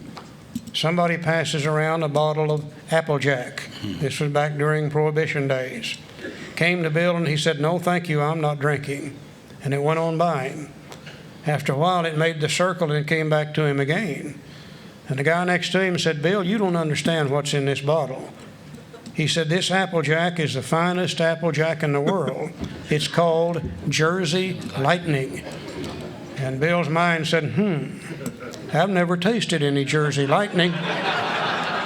No more thought than that. He reached out, grabbed the bottle, took a drink, triggered the allergy, and couldn't stop drinking.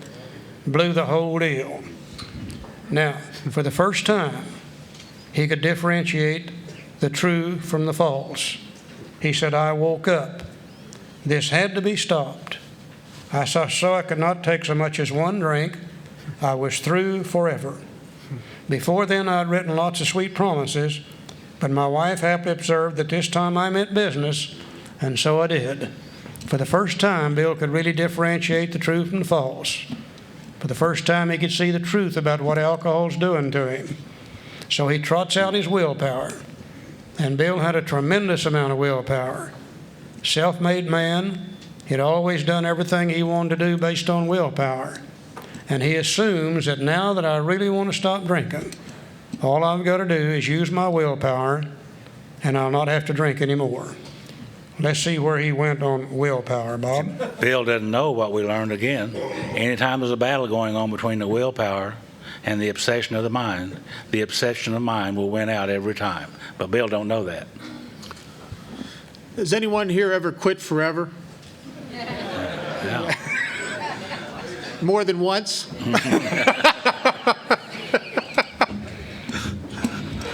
This is the part of the story that I really identify with, because I, like Bill, started getting it that I needed to quit, that it was once I started I was in trouble. And I have an ability to say no, thank you, no, none of that, no, thank you, I'll pass, no, well, okay. And of an alcoholic of my type, the lack of power is that there's one yes in every barrel and no's somewhere. Sometimes it's at the bottom, sometimes at the top, but it's always coming. Shortly afterward, I came home drunk. Oh, there had been no fight. Where had been my high resolve? I simply didn't know. It hadn't even come to mind. Someone had pushed a drink my way, and I had taken it. Was I crazy? I began to wonder, for such an appalling lack of perspective seemed near being just that. You know, if your willpower doesn't work, you pull out your willpower and it don't work. Then you begin to question your sanity. Am I just crazy? Is that it? Bill is beginning to question his sanity. He said, now renewing my resolve, pulling out his willpower again, I tried again. Some time passed and confidence began to be replaced by cocksureness. I could laugh at the gin mills. Now I had what it takes. One day I walked into a cafe to telephone. In no time I was beating on the bar, asking myself how it happened. The whiskey rose to my head, and I told myself I would manage better next time. But I might as well get good and drunk then, and I did. Anybody ever done that? Certainly, many times. Certainly, we see the progression. He said, the remorse, horror, and hopelessness of the next morning are unforgettable. The courage to do battle was not there. My brain raced uncontrollably, and there was a terrible sense of impending calamity. I hardly dared cross the street lest I collapse and be run down by an early morning truck, for it was scarcely daylight. An all-night place supplied me with a dozen glasses of ale. My writhing nerves were stilled at last. A morning paper told me the market would go to hell again, well, so would I. The market would recover, but I wouldn't. That was a hard thought. Should I kill myself? No, not now. Then a mental fog settled down. Gin would fix that. 2 bottles in oblivion. See, if your willpower don't work and you begin to question your sanity, then guess what? You start thinking about committing suicide. And we've seen that in AA many times, a lot of us have. And so he starts drinking now for the sickest effect of all, total oblivion. And that's what we find Bill at this moment, total oblivion, just drinking to be out of it. He said, "The mind and body are marvelous mechanisms, for mine endured this agony 2 more years. Sometimes I stole from my wife's slender purse when the morning terror and madness were on me. Again I swayed dizzily before an open window of the medicine cabinet where there was poison, cursing myself for a weakling. There were flights from city to country and back as my wife and I sought escape. Then came the night when the physical and mental torture was so hellish, I feared I would burst through my window sash and all. Somehow I managed to drag my mattress to a lower floor, lest I suddenly leap. A doctor came with a heavy sedative. Next day found me drinking both gin and sedative. And this combination soon landed me on the rocks. People feared for my sanity, so did I. I could eat little or nothing when drinking, and I was 40 pounds underweight. We see a guy now that's dying from malnutrition. The calories he's getting are out of the alcohol, and they're empty calories. None of the amino acids, none of the vitamins, none of the proteins necessary for life. And something doesn't happen in Bill's life before long. You know, he certainly would have gone right on down the tubes. He was real lucky. He had a brother-in-law named Dr. Leonard Strong. Let's see what happened to him next. My brother-in-law is a physician, and through his kindness and that of my mother, I was placed in a nationally known hospital for the mental and physical rehabilitation of alcoholics. This is the Towns Hospital in New York City, the summer of 1933. Under the so-called belladonna treatment, my brain cleared. Belladonna was a drug that they used for withdrawal purposes, a member of the nightshade family. Mm-hmm. Today they use Valium and various other things, but in those days they used belladonna. Hydrotherapy and mild exercise help much. Hydrotherapy, that's water treatment. And one of the countries we visited and did a big book study, we got into an old-fashioned treatment center where they used hydrotherapy. And they took the alcoholic and strapped him to a gurney and moved him into a oval-shaped shower room. And it had hot and cold shower heads alternating. Now, it doesn't cure alcoholism, but it sure as hell makes a clean drunk out of you. I'll guarantee you that. Those old guys that come out there and their skin all wrinkled up, you know.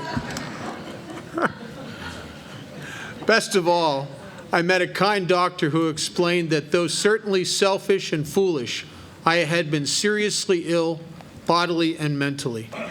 And of course, this is when Bill met Dr. Silkworth. And Silky sits down with him and explains to him his ideas about the physical allergy and about the obsession of the mind. Now, here's the effect that it had on Bill. It relieved me somewhat to learn that in alcoholics, the will is amazingly weakened when it comes to combating liquor, though it often remains strong in other respects. My incredible behavior in the face of my desperate desire to stop was explained. Understanding myself now, I fared forth in high hope. For 3 or 4 months, the goose hung high. I went to town regularly and even made a little money. Surely this was the answer, self-knowledge.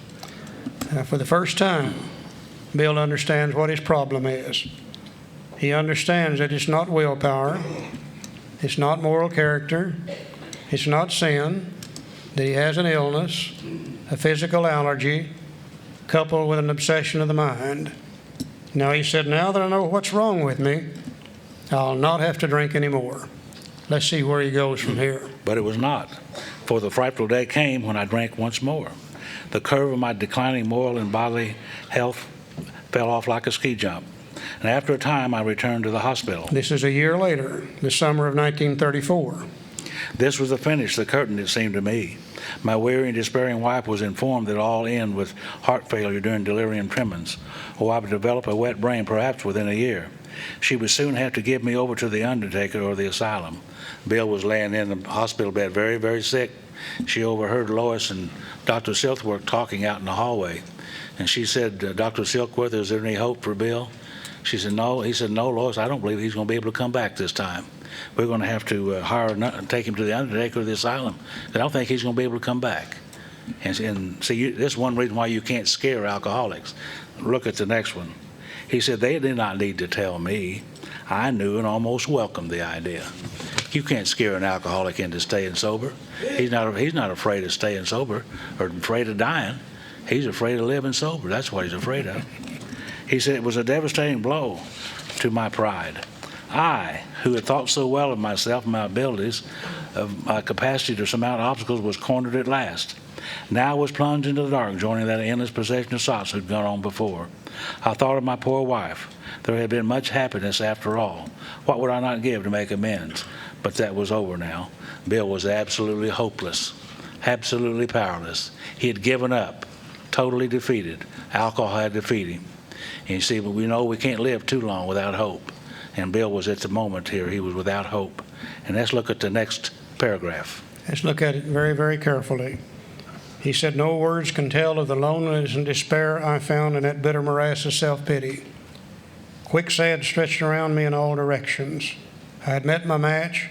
I had been overwhelmed. Alcohol was my master. I've never seen a better description of step one. No step one written in those days. But here's where Bill took it. It's where he admitted complete defeat. Alcohol was his absolute master. He was completely powerless over alcohol.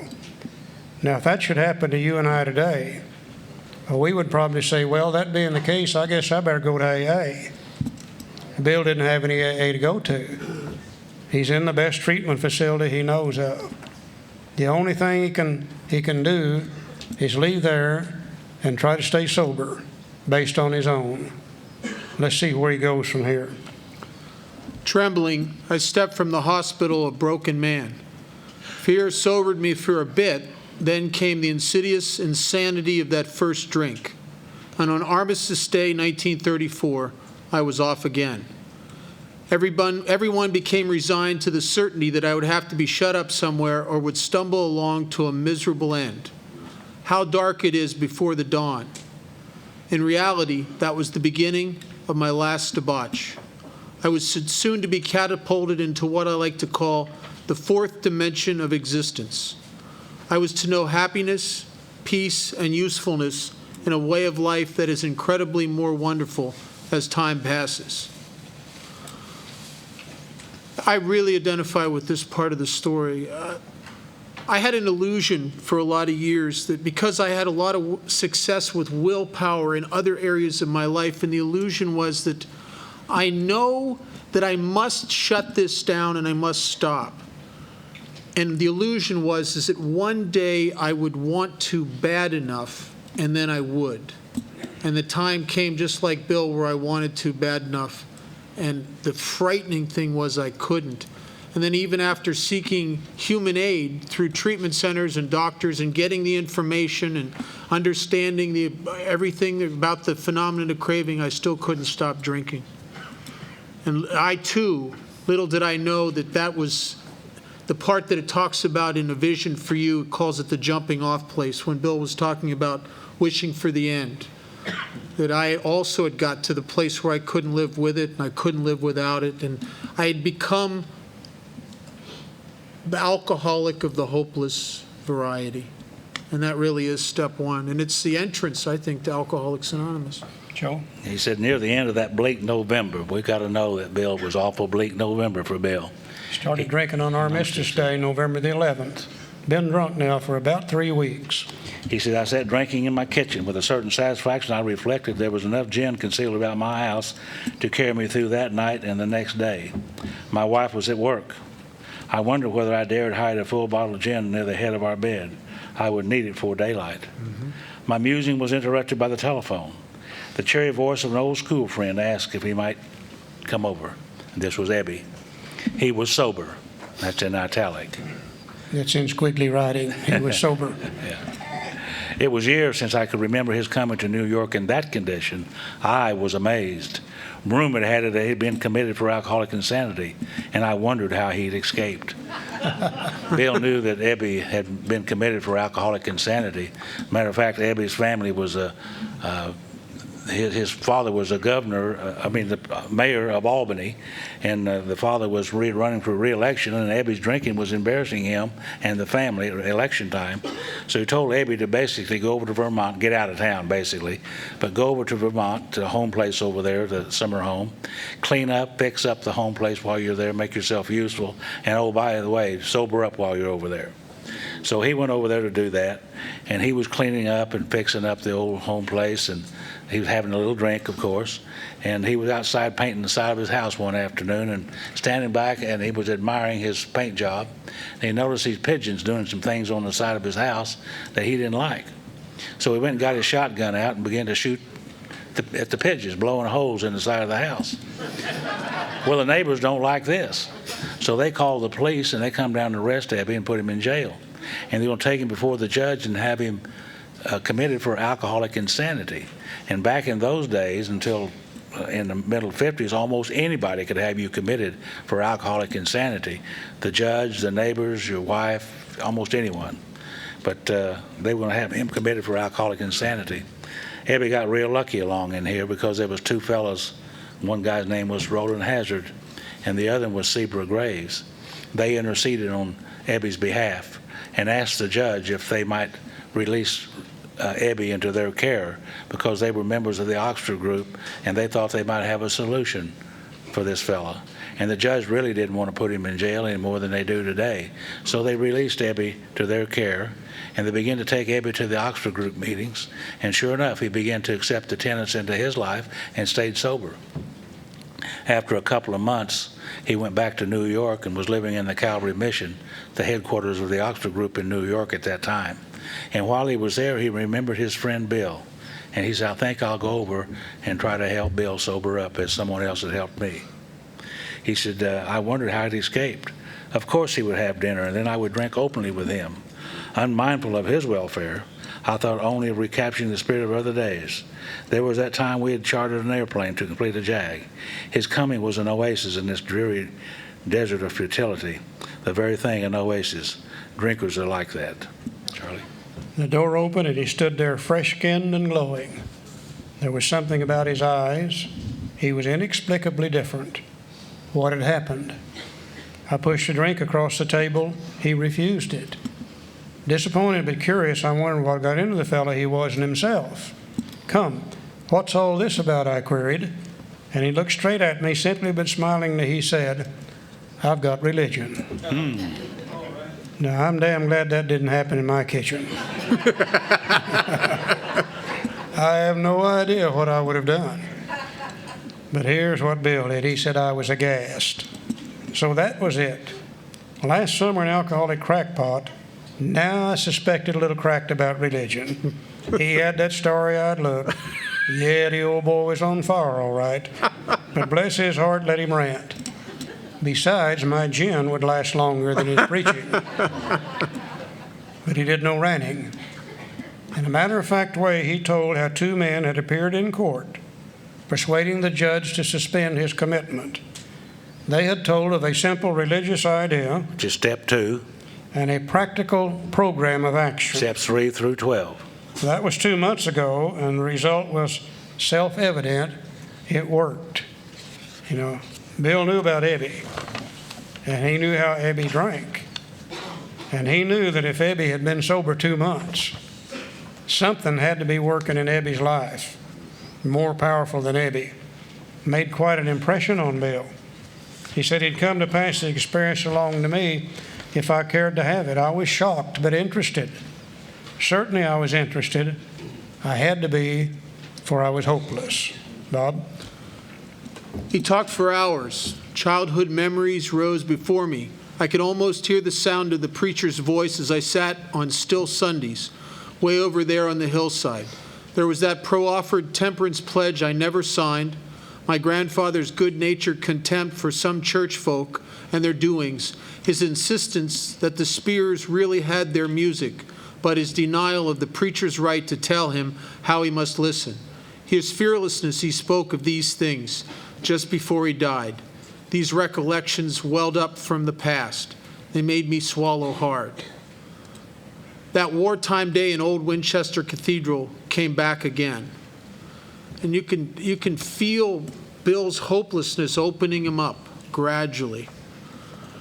I had always believed in a power greater than myself. I had often pondered these things. I was not an atheist. Few people really are.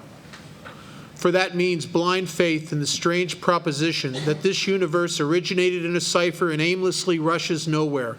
My intellectual heroes, the chemists, the astronomers, even the evolutionists, suggested vast laws and forces at work. Despite contrary indications, I had little doubt that a mighty purpose and rhythm underlie all. How could there be so much of precise and immutable law and no intelligence? I simply had to believe in a spirit of the universe who knew neither time nor limitation, but that this was as far as I had gone.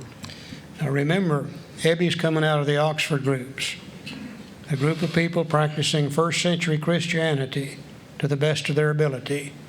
And many of the terms that Ebby was using were highly religious in nature.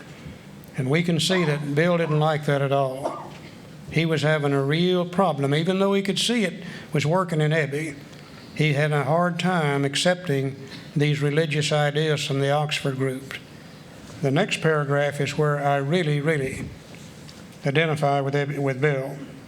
With ministers in the world's religion, I parted right there. When they talked of a God person to me who was love, superhuman strength and direction, I became irritated and my mind snapped shut against such a theory.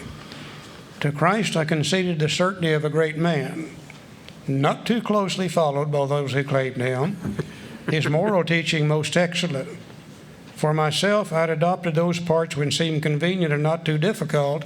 The rest I disregarded. Anybody in here besides me identify with Bill Wilson and the way he thought and the way he felt? Most certainly. Let's go down to the middle paragraph on page 11, Joe. But my friend sat before me, and he made the point-blank declaration that God had done for him what he could not do for himself. His human willpower had failed. Doctors had pronounced him incurable. Society was about to lock him up. Like myself, he admitted complete defeat. Then he had, in effect, been raised from the dead, suddenly taken from the scrap heap to the level of life better than the best he'd ever known. Had this power originated in him?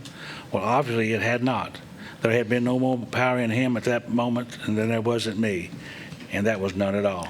This is where the identification process is so important. Bill knew about Ebby. He knew about Ebby's drinking. And he knew if Ebby had been sober 2 months, some power greater than Ebby had to be working in Ebby's life. Now, whether Bill likes it or not is absolutely beside the point. Ebby's sitting there as living proof of it. That's what you and I have today when we go out and talk to the newcomer. We're sitting there as living proof that some power greater than human power has worked in our lives also. Whether the newcomer likes it or not is beside the point. We are the living proof of it. Ebby was the proof to Bill. Let's see where he goes with this now. On page 12. He said, despite the living example of my friend, there remained in me the vestiges of my old prejudice. He still didn't like this idea that Ebby's bringing to him. Prejudice means old ideas, by the way. The word God still aroused a certain antipathy. When the thought was expressed that there might be a God personal to me, this feeling was intensified. I didn't like the idea. I could go for such conceptions of creative intelligence, universal mind, spirit of nature, but I resisted the thought of the czar of the heavens, however loving his sway might be. I have since talked with scores of men who had felt the same way. In other words, Bill was saying there's got to be a harder way to do this, Ebby. What you're telling me is it's too simple. Let's look at this next statement now very, very carefully. Bob, you want to read that? You'll notice it's in squiggly writing, too. That's italic. My friend suggested what then seemed a novel idea. He said, why don't you choose your own conception of God? Now, this was a novel thing for a person from the Oxford group to say. They were pretty staunch fundamentalists. But I don't know for sure, but I suspect the love of one drunk for another inspired Ebby to say, Bill, take yourself off the hook. Just be open to something. Make your own conception. I guess they got tired. Abby probably got tired of arguing with Bill about this thing. You know, Abby's calling him God and so on and so forth, and Bill's calling him the great mind and spirit of nature and so on. And I guess Abby finally just said, well, hell, Bill, you know, why don't you just choose your own conception of God? Now, let's see what effect that had on Bill. Next paragraph. That statement hit me hard. It melted the icy intellectual mountain in whose shadow I had lived and shivered many years. I stood in the sunlight at last. It was only a matter of being willing to believe in a power greater than myself. Nothing more was required of me to make my beginning. I saw that growth could start from that point. Upon a foundation of complete willingness, I might build what I saw in my friend. Would I have it? Of course I would. Now, surely this is when Bill took step 2. No step 2 written in those days. But here's where Bill came to believe that a power greater than himself could restore him to sanity, based on this simple little idea. Why don't you choose your own conception of God? And I think the reason it works so well is when he said, why don't you choose your own conception of God? He went from religion to spirituality. You see, religion says this is the way you have to believe. Spirituality says it doesn't make any difference how you believe. The main thing is, are you willing to believe that there's a power greater than yourself? And I think the reason it works so good for Bill and so many of us since then is we've never had any problem with our own conception of anything.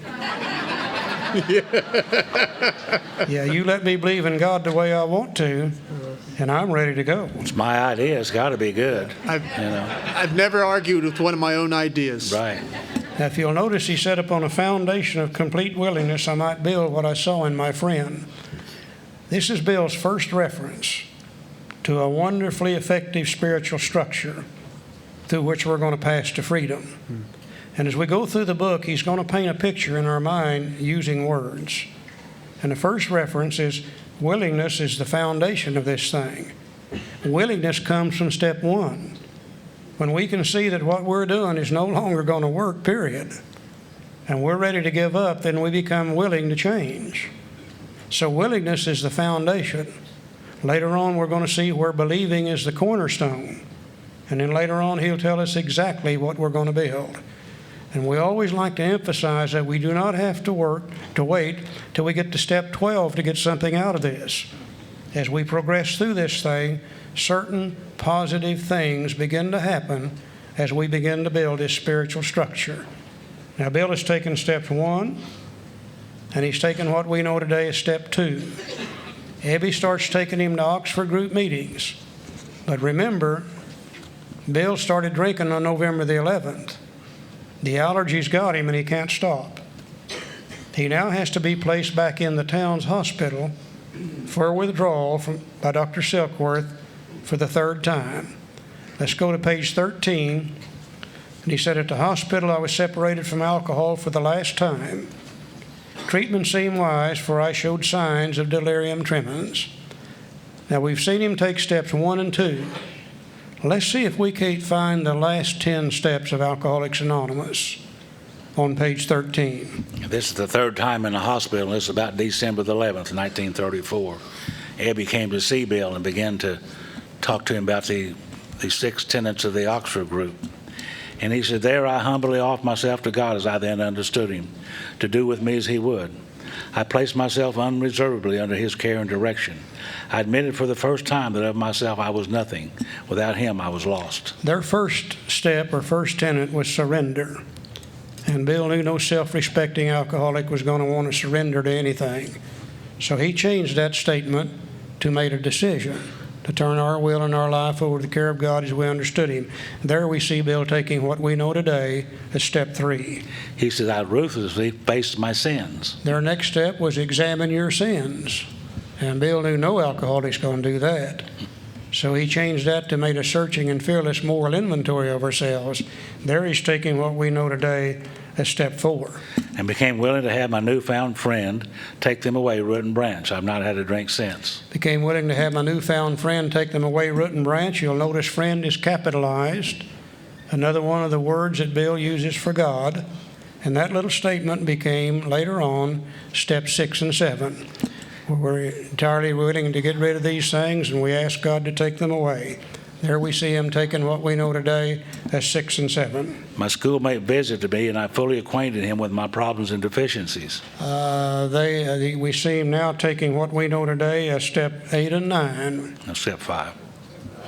Excuse me, I'm sorry, step 5. Yeah, I'm thinking too far ahead. I do that every once in a while. Don't think, Charlie. He's taking step 5. He's taking step 5 there in the towns with Ebby. So we made a list of people I'd hurt and toward whom I felt resentment. I expressed my entire willingness to approach these individuals, admitting my wrong. Never was I to be critical of them. I was to write all such matters to the utmost of my ability. Now we see him taking what we know today as steps 8 and 9. He said, I was testing my thinking by the new God conscious within. Common sense would thus become uncommon sense. That's step 10, where we continue to take personal inventory. I was to sit quietly when in doubt, asking only for direction and strength to meet my problems that he would have me. Never was I to pray for myself, except as my request bore on my usefulness to others. Then only might I expect to receive, but that would be in great measure. It's got to be step 11, where we sought through prayer and meditation, so on, so forth. My friend promised when these things were done that I would enter upon a new relationship with my Creator, that I would have the elements of a way of living which answered all my problems. It's got to be the first part of step 12. Having had a spiritual awakening as the result of these steps. Belief in the power of God, plus enough willingness, honesty, and humility to establish and maintain the new order of things were essential requirements. Simple, but not easy. A price had to be paid. It meant the destruction of self-centeredness. I must turn in all things to the Father of light who presides over us all. Poor old alcoholics got to give up the two most important things that we love. The first thing is our alcohol, and the second thing is our self-centeredness, the things that we love the most. Now, these were revolutionary and drastic proposals. But the moment I fully accepted them, the effect was electric. There was a sense of victory followed by such a peace and serenity I'd never known. There was utter confidence. I felt lifted up as though the great clean wind of a mountaintop blew through and through. God comes to most men gradually, but his impact on me was sudden and profound. He said, for a moment I was alarmed and called my friend the doctor to ask if I was still sane. Bill thought he was going crazy. And he listened in wonder as I talked. Finally, he shook his head, saying, something has happened to you I don't understand, but you'd better hang on to it.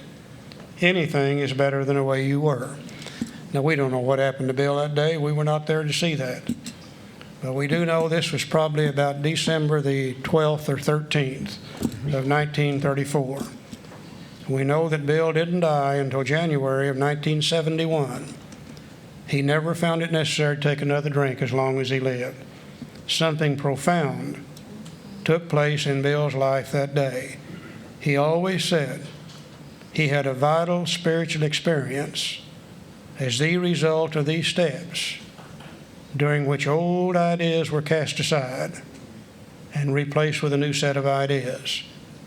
And Bill was able to live the rest of his life without having to drink. Now, here was a guy that was always driven to prove to people that he's as good as they are. Here's a guy that always wanted the money and the power to be a success. Here's the guy that was always thinking about what he himself wanted and needed. Now, after this spiritual experience, let's look at his new attitude toward life. On the last paragraph on page 14. Here? Yeah. It's next to last paragraph. Finally, or no? While I lay in the hospital, the thought came that there were thousands of hopeless alcoholics who might be glad to have what had been so freely given me. Perhaps I could help some of them. They, in turn, might work with others. This was an inspired thought.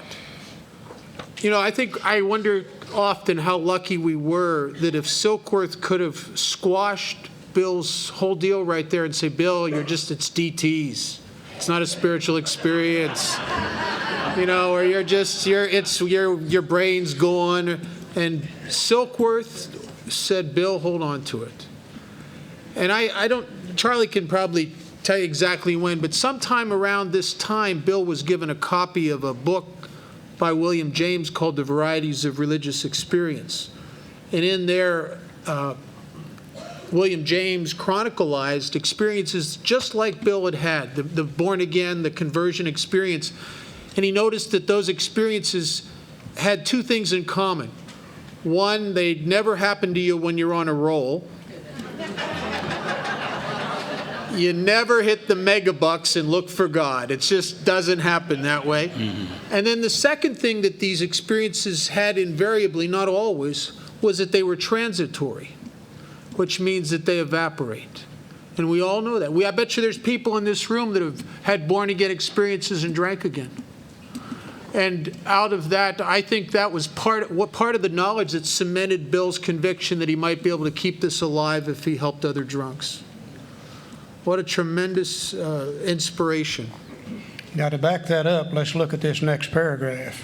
My friend, and here he's referring to Ebby now, had emphasized the absolute necessity of demonstrating these principles in all my affairs. Particularly was it imperative to work with others as he had worked with me. Faith without works was dead, he said, and how appallingly true for the alcoholic. For if an alcoholic failed to perfect and enlarge his spiritual life through work and self-sacrifice for others, he could not survive the certain trials and low spots ahead. If he did not work, he would surely drink again. And if he drank, he would surely die. Then faith would be dead indeed. And with us, it's just like that. Thank God Bill remembered that, standing in the lobby of the Mayflower Hotel in Akron, just about to go into that bar and get drunk. But he remembered back in New York City, every time he tried to help another drunk, he himself had felt better. So he made the phone calls and he came in contact with Dr. Bob. And he went to see Dr. Bob, not to sober up Bob, to keep Bill from getting drunk.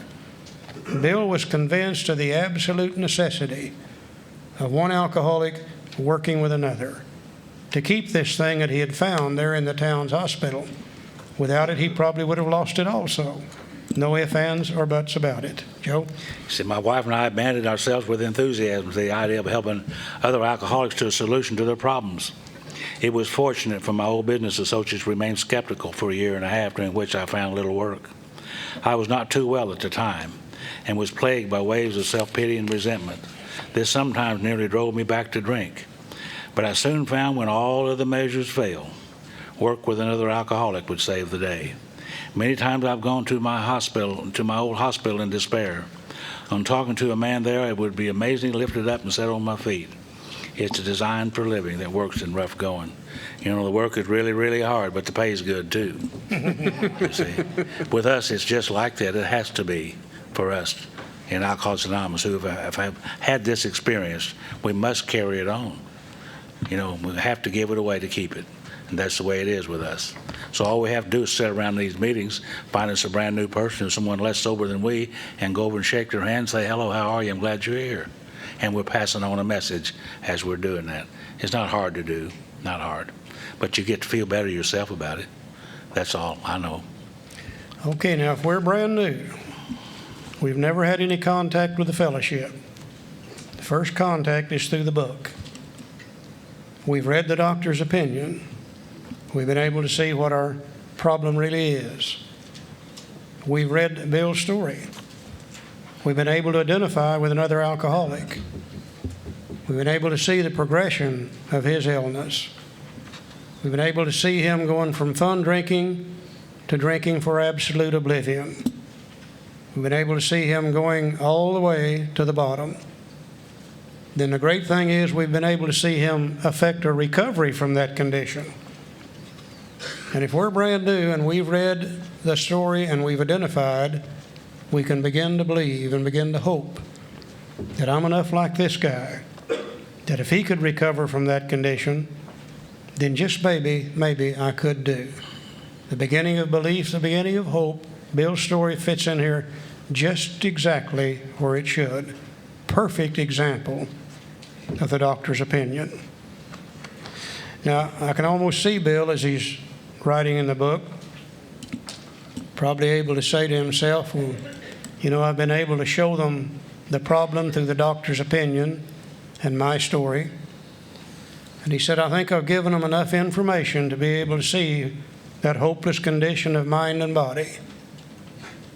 And he said, now then, I think it's time to give them the solution to that problem. And if the problem is powerless, then surely the answer is going to lie within power.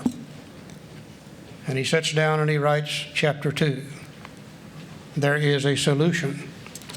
There is a solution to what was described in the doctor's opinion and what we could see in Bill's story. And if the problem is powerless, then the answer is going to lie within power. And in this chapter, he's going to talk about two powers.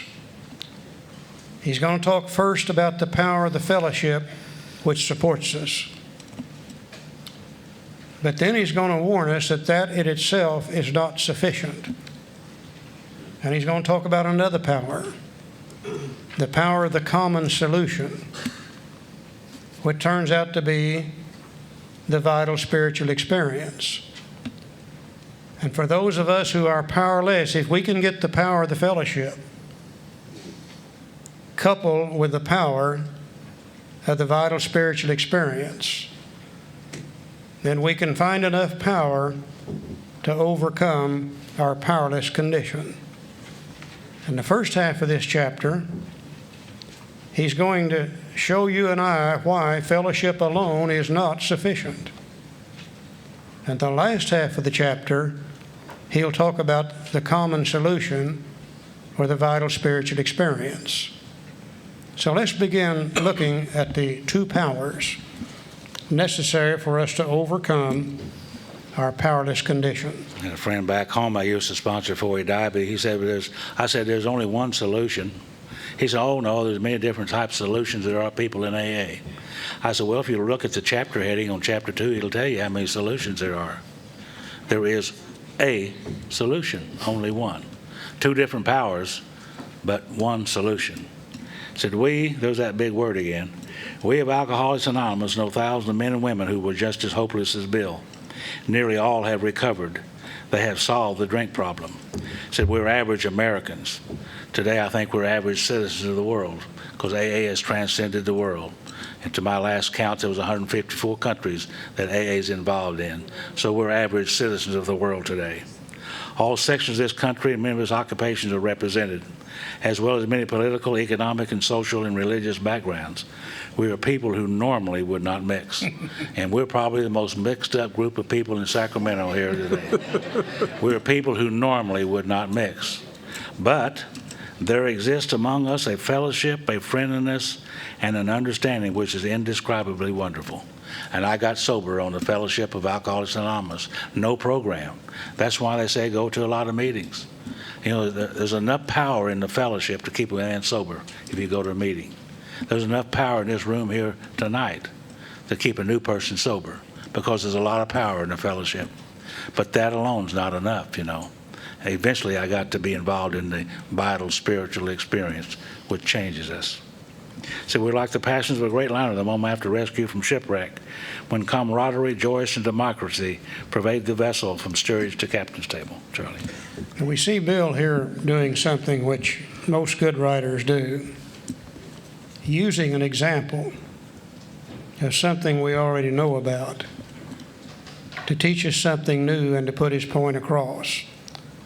When he says we're like the passions of a great liner, the moment after rescue from shipwreck, when camaraderie, joyousness, and democracy pervade the vessel from steerage to captain's table. And I'm sure that Bill had in mind here the Titanic. And back in 1939, that was certainly was apparent to most people. And on that Titanic, they had a distinct class system. If you wanted to travel the cheapest way, and most of the immigrants from Europe to the United States traveled in what they call the steerage section, way down in the bowels of the ship, dormitory-style living, hardly any fresh air, and the food wasn't too good. I call it the cheese sandwich section.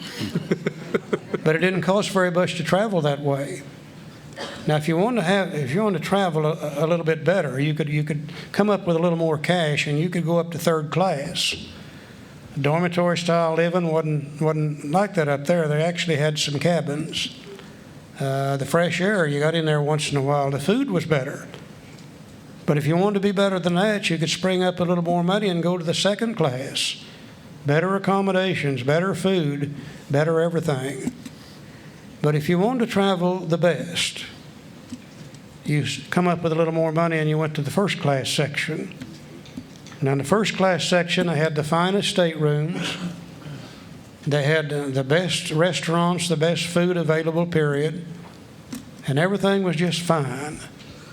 And normally, the person from the steerage section would never meet the person from the first class section. In fact, they even had stairwells separate so they couldn't accidentally meet each other. There's a long ways from the steerage section to first class. But even in first class, there was still a little bit better way to do that. If you had the right money. Old money. Old money. No new money. If you had the right ethnic background, if you had the right religion, if you had the right everything, well, you might be invited to dine at the captain's table. And God, that was the best place on the ship, period. The best waiters, the best food, the best everything. And it was a long, long ways from the steerage section to the captain's table. Mm-hmm. And normally the person in the steerage section would never have met the one from the captain's table. But then we think about the Titanic and the night it hit the iceberg. And these guys from the steerage section, they got out of that damn thing and come on up on the upper decks of the ship. And these two guys are standing there at the railing. Now, one of them has just come from the captain's table. He's got on his tuxedo and his tie and his jewelry and all of his finery. A real high muckety-muck. And there's a guy standing next to him from the steerage section. And he's standing there with his old Brogan shoes on, his old work clothes. These guys had nothing in common with each other, period, until they jumped overboard. And when their butts hit that cold water, they had something in common. How in the hell do we save ourselves? And I doubt very seriously if the guy from the captain's table demanded a financial statement from the man from the steerage section. They grabbed onto each other, held onto each other, and those that were rescued, when they got back on another ship, or they got back on shore, there was a feeling amongst them which was indescribably wonderful. Having escaped from the common peril. That's one of the things that binds people together. That's what binds us together in AA. You know, we sit here in this room tonight, and we're exactly like the book talks about. We come here from all walks of life, all different financial stations, all different nationalities, all different religions, male and female alike. And the thing that binds us together is this feeling of having escaped from the common peril of alcoholism. It's one of the greatest things that human beings can experience. But now listen to him. He says the feeling of having shared in a common peril is one element in the powerful cement which binds us. But that in itself would never have held us together as we are now joined. The tremendous fact for every one of us is that we have discovered a common solution. We have a way out upon which we can absolutely agree, and upon which we can join in brotherly and harmonious action. This is the great news this book carries to those who suffer from alcoholism, not the news of the fellowship, but the news of the common solution. And I think one of the greatest tragedies in the world today, and God, there's lots of them, you see them all over the world, but I think one of the greatest tragedies in the world today is that we people who are members of Alcoholics Anonymous are spending literally hundreds of thousands of dollars and hundreds of thousands of men and women work hours trying to attract other alcoholics to the fellowship of Alcoholics Anonymous, when we've got thousands and thousands and thousands of alcoholics already in AA that are sitting around dying from untreated alcoholism. They are members of the fellowship, but they're doing nothing about the common solution. And why aren't they? Well, nobody's telling them to. Everybody's saying you can't teach, that everybody has to work their own program the way they want to work it. You know, I think one of the responsibilities of we people who are older members of AA, we need to bring the newcomer to this page. We need to be sure that the newcomer understands, you betcha this fellowship is a great, great thing. But if all you're going to do is participate in fellowship, you're probably going to die from alcoholism. That we do have a common solution upon which we can all join together in brotherly and harmonious action. Two powers. The power of the fellowship that supports us. The power of the vital spiritual experience, the common solution, which will change us. Now, a good book never tells you anything, but it don't back it up with the pertinent information. And he's going to spend the first half of this chapter explaining to you and I why fellowship alone is not sufficient. Why we're going to have the common solution as well as the fellowship. Let's go to page 20. Let's go to the first paragraph, Joe. Said you may already ask yourself why it is that all of us became so very ill from drinking.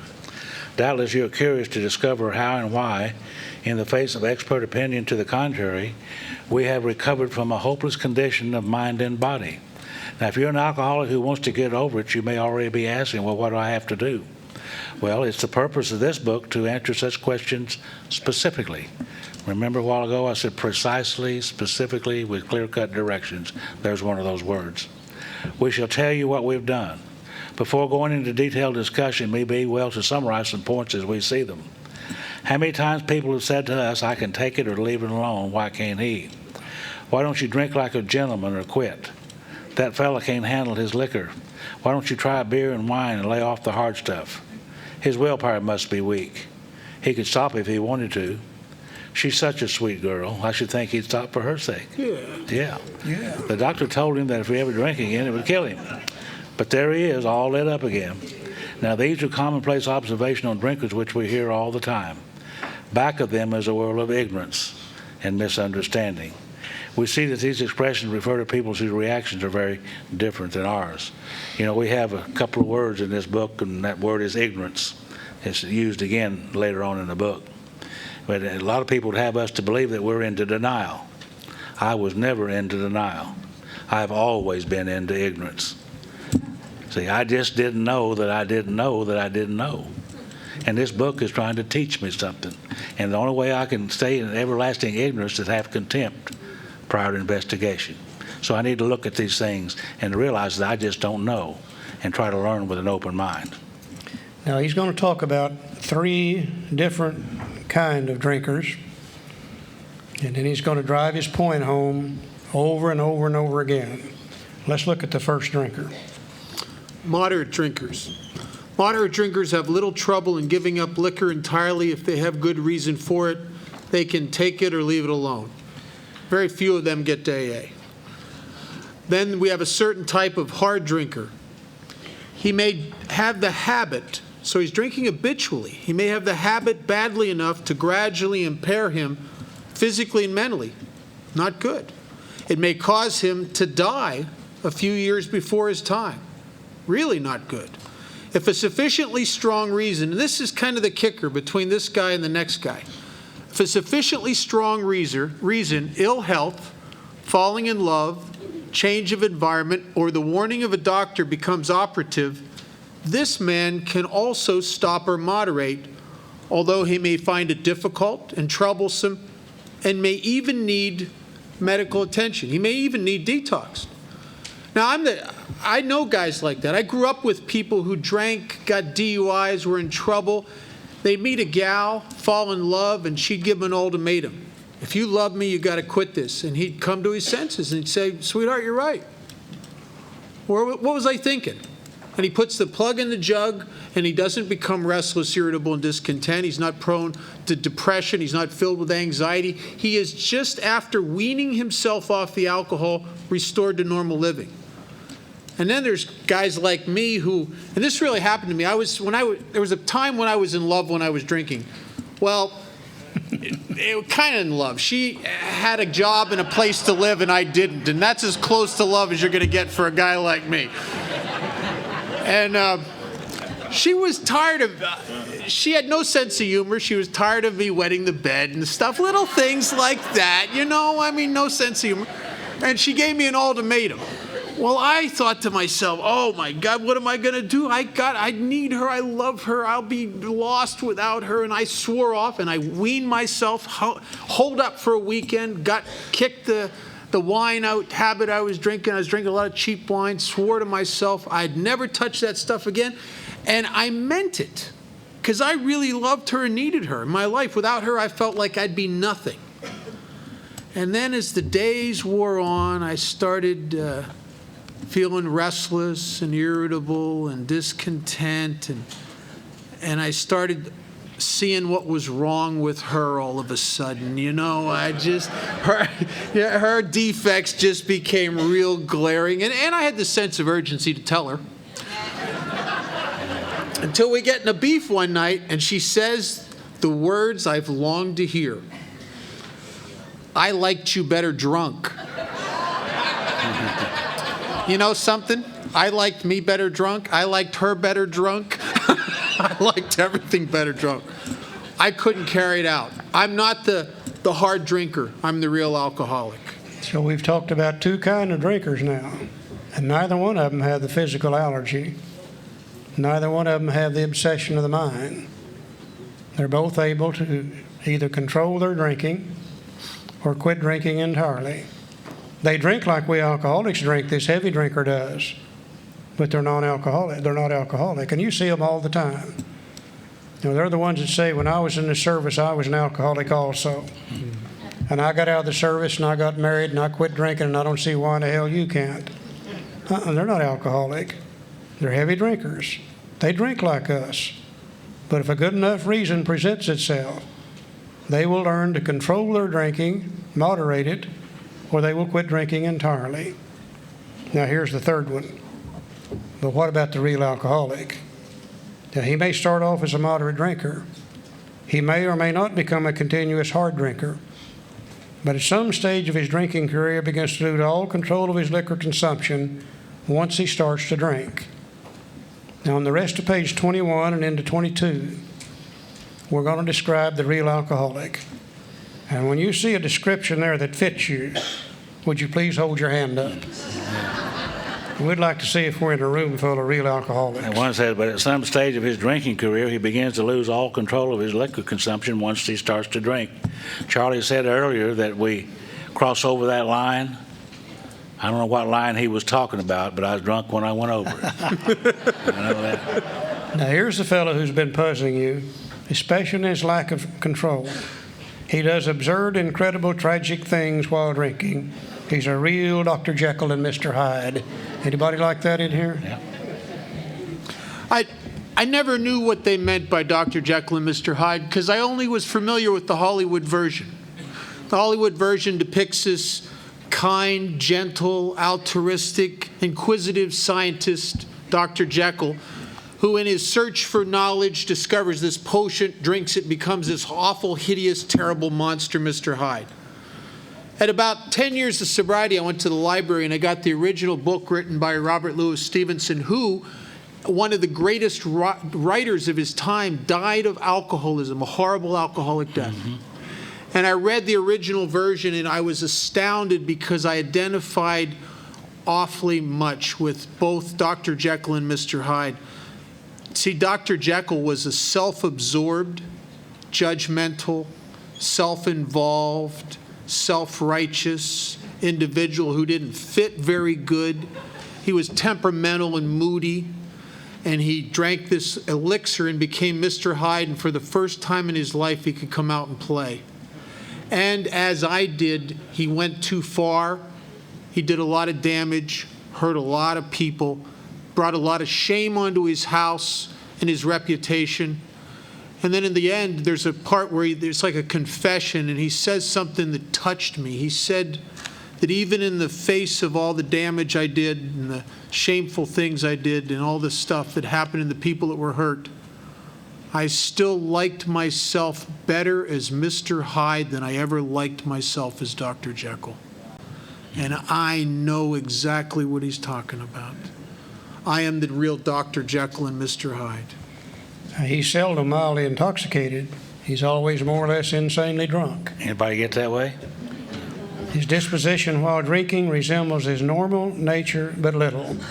I always get good looking and out of debt. Just like that.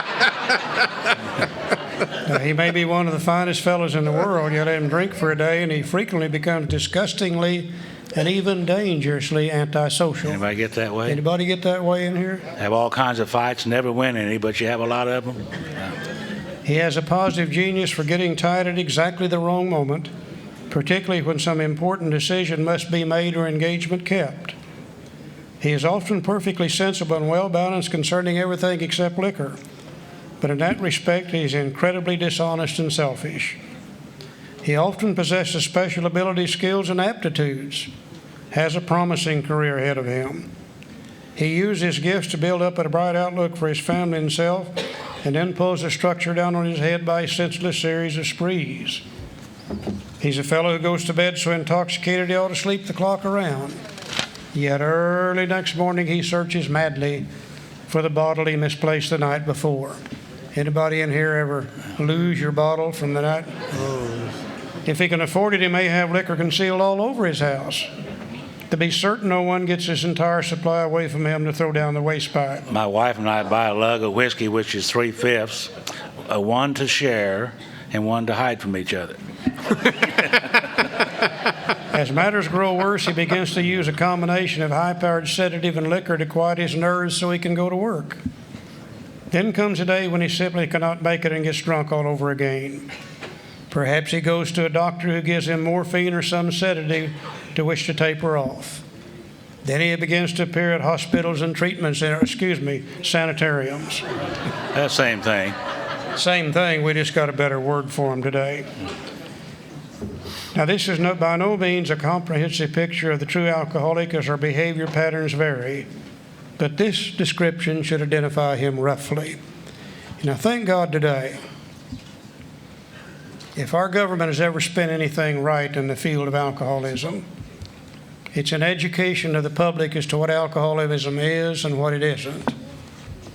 And because of that, a lot of the stigma has been removed from alcoholism.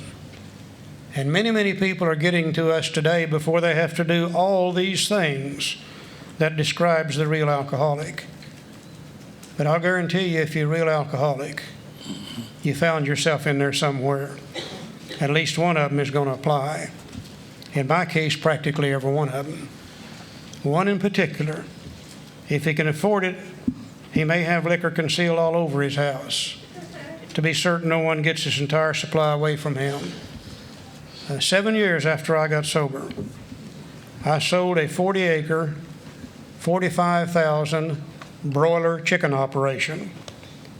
And for years after that, I would meet the guy that bought it from me, and every once in a while he would wave and grin, and he'd say, "Hey, Charlie, we have found another one." And he's referring to partially empty vodka bottles. Behind corner posts, in hollow trees, under rocks, in feed bins, all over that damn place. He found them for years. Now here's the question. Why does he behave like this? If hundreds of experiences have shown him that one drink means another debacle with all its attendant suffering and humiliation, why is it that he takes that one drink? Why can't he stay on a water wagon? Moderate drinker can. Heavy drinker can. Why can't the alcoholic? What has become of the common sense and willpower that he still sometimes displays with respect to other matters? Perhaps there never will be a full answer to these questions. Where am I? Right down here. Okay, I'm sorry. I was thinking about Charlie's dilemma when he was hiding those bottles. Now don't think. Don't think. That damn thinking gets us in trouble every time. Charlie had 45,000 chickens and 100 pigs and 200 head of cattle and 4 bird dogs and a red-headed wife. Boy, he was busy. Perhaps there never will be a full answer to these questions. Opinions vary considerably as why the alcoholic reacts differently from normal people. We're not sure why. Once a certain point is reached, little can be done for him. We cannot answer the riddle. We know that while the alcoholic keeps away from drink as he may do for months or years, he reacts much like other men. We're equally positive that once he takes any alcohol, whatever, into his system, something happens both in the bodily and mental sense, which makes it virtually impossible for him to stop drinking. The experience of any alcoholic will abundantly confirm this. Now, these observations, the one we've just been talking about, these observations would be academic and pointless if our friend never took the first drink, thereby setting the terrible cycle in motion. Therefore, the main problem of the alcoholic centers in the mind rather than in the body. Would you repeat that, please? Therefore, the main problem of the alcoholic centers in the mind rather than in the body. Now, if you ask him why he started on that last bender, the chances are he'll offer any one of 100 alibis. Sometimes these excuses have a certain plausibility, but none of them really make sense in the light of the havoc one alcoholic drinking bout creates. They sound like the philosophy of a man who, having a headache, beats himself on the head with a hammer so that he can't feel the ache. If you draw this fallacious reasoning to the attention of any alcoholic, he will laugh it off or become irritated and refuse to talk. Once in a while, he may tell the truth. Not often. You know, strange as it may seem, there are times we alcoholics tell the truth. Not too often, but once in a while. You know, I had a lady in Al-Anon came to me one day, and she said her husband's still drinking. She said, Charlie, all he does is lie, lie, lie. She said, how can you tell when one of you guys are lying? And I said, well, watch him very closely. And if you see his lips moving, he's probably lying to you, all right. And I said, you want me to tell you how to keep him from lying? And she said, yeah. I said, don't ask him those stupid questions. He don't know any better than you know. Now, here's the truth. The truth, strange to say, is usually he has no more idea why he took that first drink than you have. Some drinkers have excuses which are a satisfied part of the time, but in their hearts they really do not know why they do it. Once this malady has a real hold, they are a baffled lot. There is the obsession that somehow, someday they'll beat the game, but they often expect they are down for the count. And there's the word obsession. And the great obsession of every alcoholic is someday, somehow, we're going to beat the game. Someday, somehow, we're going to find some kind of liquor we can drink without getting drunk. Someday, somehow, we're going to find a place that we can go drink and not get. Someday, we'll find a group of people. And that obsession is so strong that it makes us believe something that is absolutely not true. It makes us believe that it's okay to drink. So the real problem of the alcoholic centers in the mind, telling us we can drink, rather than in the body that ensures we can't. Let's go to page 24, first paragraph, squiggly writing. The fact is that most alcoholics, for reasons yet obscure, have lost the power of choice and drink. Our so-called willpower becomes practically non-existent. We are unable at certain times to bring into our consciousness with sufficient force the memory of the suffering and humiliation of even a week or a month ago. We are without defense against the first drink. That was so true in me. I could come off a run and be beaten half to death, and I would have the freshness of the memory of that pain would be on me, and I'm determined I'll never drink. And something would happen. The further I got away from the last drink and that run and the pain, the hazier and the vaguer the memory of the pain would become. And it's not that I couldn't remember it intellectually. I couldn't bring it up with any emotional force. I think it's a very similar experience to what women go through, from what I'm told, with childbirth. If a woman could experientially relive the pain of childbirth, she would never, ever do that again. But what happens is that the memory gets a little vaguer and hazier, and then you're seeing the cute babies, and how bad was it? Until that first contraction hits. And there's a weird thing that happens into me. Silkworth says, as we stop drinking, we become restless, irritable, and discontent.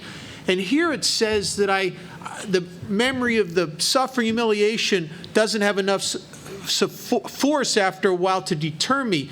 And if it was a balance scale and I just got sober and I've trashed my life one more time, the memory of the freshness of that would have a lot of weight, and it would weigh the balance scale down. On the other side, just as yet were some feelings of restless, irritable, and discontent, but not too pronounced, and it's nothing I can't live with. And as time goes on, the memory becomes lighter and lighter, and the feelings of restless, irritable, discontent come stronger and stronger, and I'm trying to stay sober, and they don't understand what I've given up here, and nobody gets it, what a good job I'm doing, and it gets harder and harder, and this gets lighter, and then all of a sudden, one day, where drinking again would seem inconceivable, one day the scale tips, and the memory, I can't grab onto it, and I'm overcome with the emotions of untreated alcoholism. The almost certain consequences that follow taking even a glass of beer do not crowd into the mind to deter us. If these thoughts occur, they are hazy and readily supplanted with the old threadbare idea that this time we shall handle ourselves like other people. There is a complete failure of the kind of defense that keeps one from putting his hand on a hot stove. You know, if you put your hand on a hot stove and it's burned you pretty badly, chances are you're always going to remember that. Chances are you're not going to go back and put your hand on a hot stove again. You know, I remember as a kid growing up during the Depression years. There's a few of you in here old enough to remember that too. We didn't have very much in those days. We didn't have forced air heat. We didn't have hot and cold running water. In the wintertime, we burned wood, coal, whatever we could to stay warm. Other people's houses, whatever. Tear off a board and go burn it. But it didn't make any difference how poor you are. Cleanliness is still next to godliness. And I know as this kid growing up, every Saturday night, we had to take a bath. Now, whether you needed a bath or not's beside the point. You still have to take one on Saturday night. And one time in the wintertime, Mother had heated the bath water on the old heating stove in the living room. Put a number 3 zinc wash tub behind that stove. Put the bath water in that tub. Now, every kid in the family takes a bath in the same water. I'm the baby of the family. By the time it got to me, the crud would be about an inch thick on it. Mother said, "Get in there and get yourself clean." And I thought to myself, well, how in the hell do I get clean there? But I didn't dare say that to Mother. You didn't talk to your mother that way back when I was a kid. And I scraped the crud back. I got in there and began to wash myself, standing next to this red-hot heating stove, and somehow I managed to bend over and stick my rear against that stove. I shall never forget it. Raised a blister on my rear end about as big as my hand. Hurt me worse than anything had ever hurt me before in my lifetime. And do you know, I've never had an obsession of the mind to stick my ass on a hot stove since then. Never have I jerked my britches down, backed up, and said, "Burn me again." And I bet you didn't need to go to meetings or have a sponsor for that either. Now, alcohol has burned me over and over and over and over and over and over again, just as bad as that hot stove ever burned me. And left on my own resources, I cannot remember what alcohol does to me. My mind begins to think about what it's going to do for me. And that pushes out what it does to me. And next thing you know, I think it's okay to drink. Last paragraph, page 24. When this sort of thinking is fully established in an individual with alcoholic tendencies, he's probably placed himself beyond human aid. Unless locked up, may die or go permanently insane.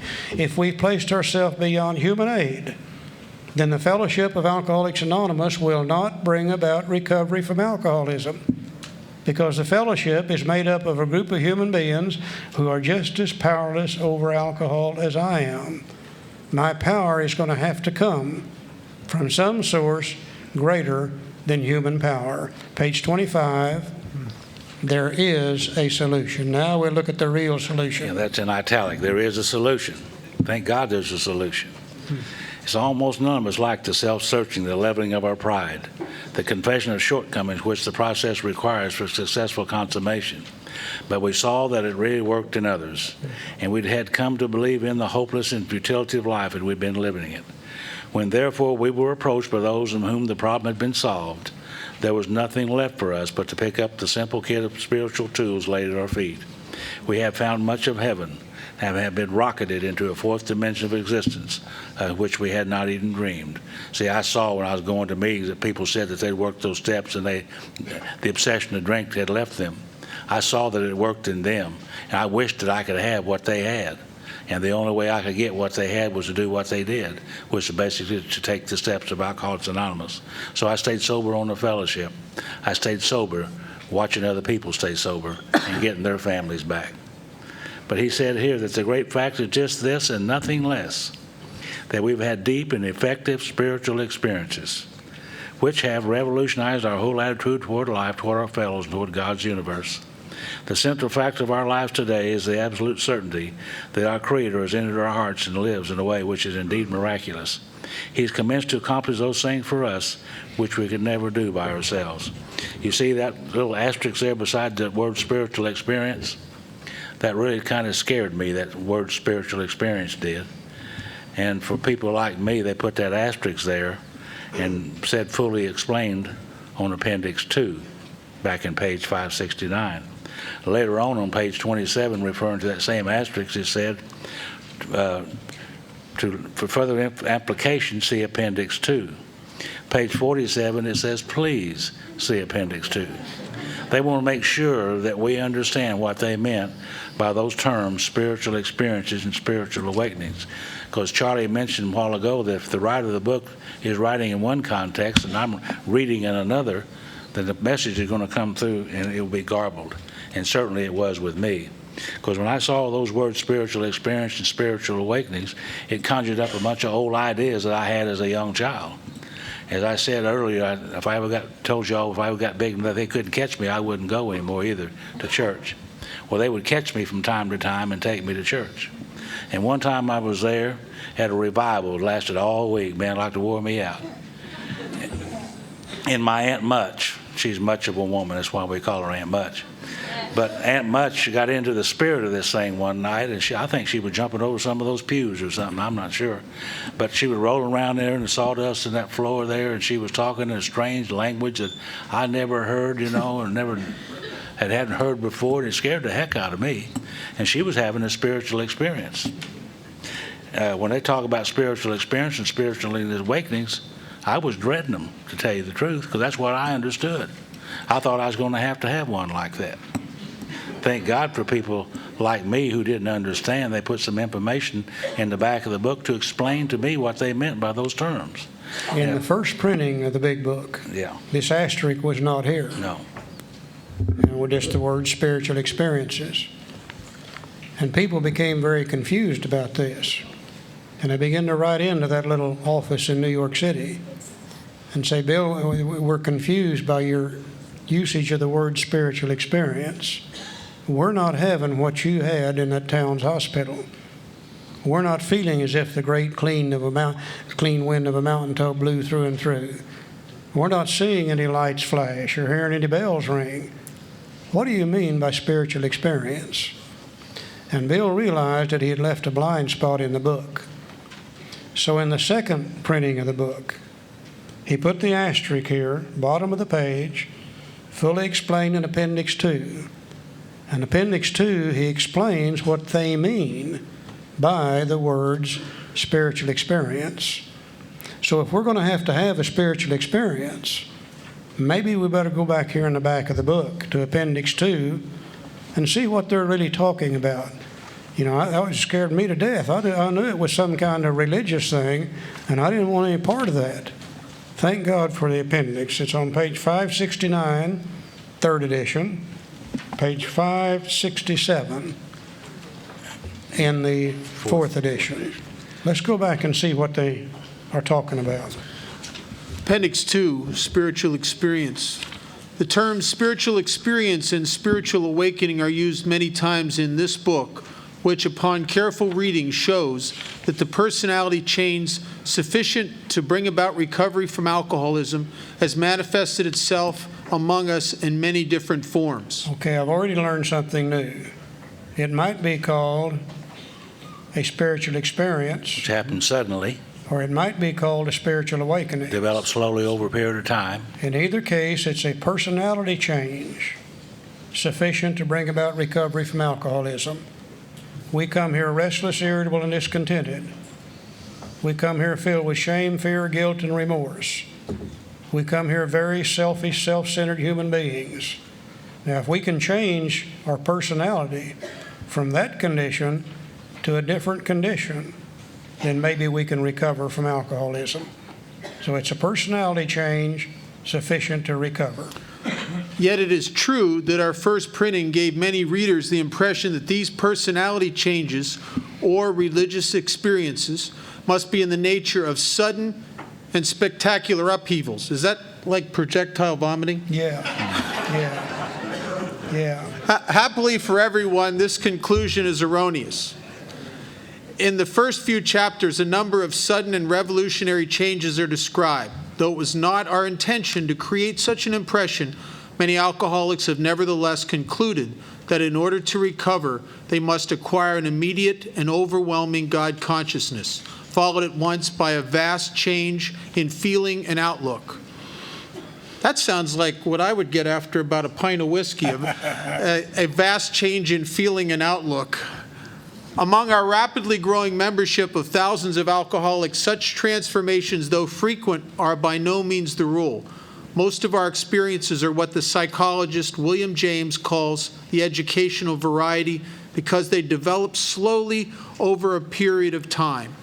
Quite often, friends of the newcomer are aware of the difference long before he is himself. Boy, that is really true. My parents could see it in me before I could see it. A lot of people could. He finally realizes that he has undergone a profound alteration in his reaction to life, that such a change could hardly have been brought about by himself alone. What often takes place in a few months could seldom have been accomplished by years of self-discipline.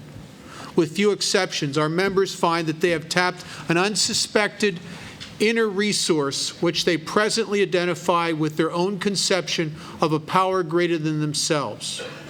Most of us think this awareness of a power greater than ourselves is the essence of spiritual experience.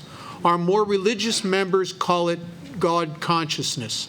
Most emphatically, we wish to say that any alcoholic capable of honestly facing his problem in the light of our experience can recover, provided he does not close his mind to all spiritual concepts. He can only be defeated by an attitude of intolerance or belligerent denial. We find no one need have difficulty with the spirituality of the program. Willingness, honesty, and open-mindedness are the essentials of recovery, but these are indispensable. There is a principle which is a bar against all information, which is proof against all arguments, and which cannot fail to keep a man in everlasting ignorance. That principle is contempt prior to investigation. You know, there seems to be one key word that runs through this whole appendix, and that's the word change. Now again, Bill, like most writers, repeats himself quite often. But when he does, he usually finds a different word that means the same thing. Let's see how many times he said change on page 569, and how many different ways he had of saying it. In the first paragraph, he called it a personality change sufficient to bring about recovery. In the second paragraph, he again said personality changes, but then in the nature of sudden and spectacular upheavals. An upheaval is to change something entirely. In the third paragraph, first sentence, he called it sudden revolutionary changes. To revolutionize something is to change it entirely. Third paragraph, last sentence, he called it immediate and overwhelming God consciousness. To overwhelm something is to change it. Third paragraph, last sentence, he called it a vast change in feeling and outlook. Fourth paragraph, first sentence, he said, such transformations. To transform is to change. And about the middle of the fourth paragraph, he said, profound alteration. To alter is to change. So the key is to change from what we were when we got here to something entirely different. And we'll guarantee anybody that will take this program of action, as the book says to do it, you're going to change. Ideas, emotions, and attitudes change to something entirely different. And we're not what we were when we came here. Now, if it happens fast, which it does once in a great while, we'll call it a spiritual experience. But if it happens slowly, we'll call it a spiritual awakening, a change of the educational variety. We change as we learn. Now, the only thing that can keep us from succeeding as this is the absolute refusal to change. A lot of people come to AA and they want to stop drinking, but they don't want to change anything. They keep on wanting to live the same kind of life they've always lived. They keep on wanting to think the same old thoughts they've always thought. And the end result is, sooner or later, they go back to drinking. Now, this doesn't sound so bad. When you go back here and look at the spiritual experience, it doesn't scare me quite as bad anymore. Thank God he put it in there. Let's go back to page 25. See, when they first talked to me about change, I liked that idea. But I wanted to change. Told you, I stood in the back of the rooms and I looked down at my feet and I was ashamed. I did not like who I had become. I wanted to be different. So I did about what most everybody in AA does at one time or another. I looked around the Fellowship of Alcoholics Anonymous. I saw me some heroes that I love and respected, and Charlie was one of them. And I did the very best I could possibly do to emulate those people. I didn't like me, so I wanted to be like them. And I almost emulated Charlie to a T. Thank God I didn't quite make it. Only one Charlie, and I'm grateful for that. But I think the type of change that they're really talking about is to change from what I had become to that which God intends for me to be, just me. So I need to change from that to what God intends for me to be, just me. And that's really what the type of change we're talking about in AA. Last paragraph, page 25. If you're seriously alcoholic as we were, we believe there is no middle-of-the-road solution. We were in a position where life was becoming impossible. And if we had passed into the region from which there is no return through human aid, we had but two alternatives. One was to go on to the bitter end, blotting out the consciousness of our intolerable situation as best we could. Which is step one. And the other to accept spiritual help. Which is step two. This we did because we honestly wanted to and were willing to make the effort. You know, one of your pet phrases you hear in AA today is people say, you better not talk too much about God or you'll run the newcomer off. But if you'll notice, the book doesn't mind talking about God at all. And the book doesn't mind finally getting around to telling us we just got one or two choices. We can stay powerless and continue to drink until we die from alcoholism, or we can accept spiritual help. And there doesn't seem to be any other alternatives for we alcoholics. No door three. My sponsor straightened me out in this area. He said, Charlie, you don't need to worry about running a newcomer off talking about God. He said, if you do, whiskey will put him right back in here. Because he said he has no other place to go. And when he comes back, he'll probably be willing to talk about God. Because of my fears and prejudices when it came to God, I think if I could have gone with the alternative of going on to the bitter end, blotting out the consciousness of my intolerable situation, I would have done that. But the problem, one of the worst things about being an alcoholic is I am periodically forced into sobriety. Over and over and over again. If I could have stayed drunk out of it 24/7, I'd have signed up for that until I died. But the problem is I keep either running out of money or getting so physically sick I can't keep it down anymore, or getting arrested. I keep being forced into abstinence. If I could have blotted it out, I would have never had to sought spiritual help. I'd have just done that until I was dead and probably been willing to go that route. But the worst thing about alcoholism is we got to get sober whether we want to or not. Over and over and over again. We'll do him. Okay, now you would think this idea of the spiritual experience would have come to us from somebody in religion. I'm always amazed to see where this idea really came from. Let's go back to page 26. A certain American businessman had ability, good sense, and high character. That's Roland Hazard. For years, he had floundered from one treatment center to another. He had consulted the best-known American psychiatrist, and then he'd gone to Europe, placing himself in the care of a celebrated physician, the psychiatrist Dr. Jung, who prescribed for him. Though experience had made him skeptical, he finished his treatment with unusual confidence. His physical and mental condition were unusually good. Above all, he believed he had acquired such a profound knowledge of the inner workings of his mind and its hidden springs that relapse was unthinkable. He didn't go to Dr. Jung for a 28-day treatment program. He went to Dr. Jung and he stayed with him a year. And he and Dr. Jung had a session together every week for that full year. Nevertheless, he was drunk in a short time. More baffling still, he could give himself no satisfactory explanation for his fall. So he returned to this doctor whom he admired and asked him point blank why he could not recover. He wished above all things to regain self-control.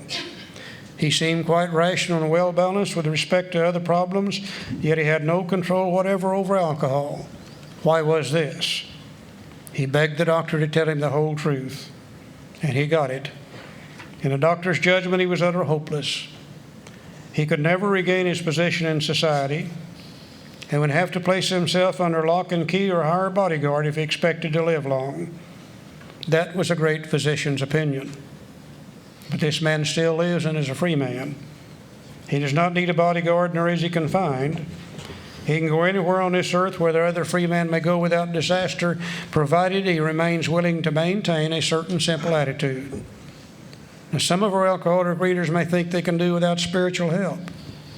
Let us tell you the rest of the conversation our friend had with his doctor. The doctor said, "You have the mind of a chronic alcoholic. I have never seen one single case recover where that state of mind existed to the extent that it does in you." Our friend felt as though the gates of hell had closed on him with a clang. And he said to the doctor, "Is there no exception?" "Yes," replied the doctor, "there is. Exceptions to cases such as yours have been occurring since early times. Here and there, once in a while, alcoholics have had what are called vital spiritual experiences. To me, these occurrences are phenomena. They appear to be in the nature of huge emotional displacements and rearrangements. Change. Ideas, emotions, and attitudes, which were once the guiding forces of the lives of these men, are suddenly cast to one side. Change. And a completely new set of conceptions and motives begin to dominate them. Change. In fact, I've been trying to produce some such emotional rearrangement within you. Change. With many individuals, the method which I employed are successful, but I've never been successful with an alcoholic of your description. Asterisk, bottom of the page for amplification, see Appendix 2. I want to be sure that we understand what we're talking about here. You know, can you imagine? Can you imagine the humility of this doctor? There was 3 leading psychiatrists in the world at that time: Dr. Freud, Dr. Adler, and Dr. Jung. Now, Adler and Jung were students of Freud, and Jung had fallen out with Freud and Adler on one thing and one thing only. They believed all answers would lie within the mind, within the intellect. Jung believed that some answers might lie in spirituality. And can you imagine his humility to be able to say to Roland, "Roland, I can't help you anymore." You know, he could have said, "Roland, I think you're suffering from a Valium deficiency. Come on back for another year." No, he said, "Roland, I can't help you anymore. With all my knowledge of the mind, I've done all I can do for you, and you probably are going to die from alcoholism." And Roland said, "Are there no exceptions to that?" And this doctor had enough humility to go outside of his field of expertise and say, "Oh, yeah. Once in a great while, there have been people like you who have had vital spiritual experiences." He said, "They're phenomena to me. I don't understand them. But they appear to be in the nature of huge emotional displacements and rearrangements. Ideas are cast aside, replaced with a new set of ideas, and that person was able to live then without drinking." Absolutely blows my mind to see this. Now, we people in AA who are so proud of our 12 steps, and rightly we should be so, I think sometimes we really ought to stop and see where these things came from. You know, step one came to us from a medical doctor in New York City named Dr. Silkworth, who was non-alcoholic. Step two came to us from a psychiatrist on the other side of the world who was non-alcoholic. The last 10 steps came to us from a group of people called the Oxford Groupers who were practicing first century Christianity, and they were non-alcoholics. Bill always said, he said, I knew none of these things. And he said, all of these diverse pieces of information gelled in my mind. And he said, from that I was able to write the 12 steps of Alcoholics Anonymous. But we didn't think about any of them. They all came from non-alcoholic people. Isn't that something? It just amazes me when I look at those things and see where this really did come from. You know, think about Dr. Silkworth. He knew what the problem was, the physical allergy and obsession of the mind, and his only solution was don't drink. So he didn't really have a solution for it. Dr. Jung gave Roland a solution, but he didn't know what the problem was. The Oxford group had the planned program of action. They weren't interested in the alcoholics or the problem or solution to alcoholism.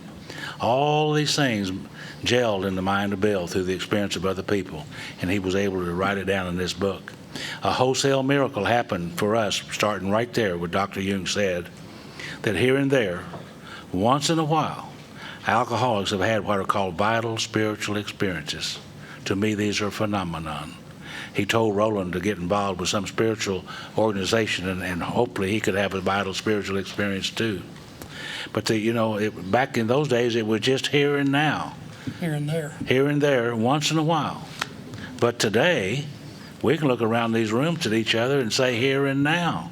Every time an alcoholic will apply these steps to their life, they too can recover. And they call it Alcoholics Anonymous. A wholesale miracle has happened in our lifetime. Thank God it's happened that way for us.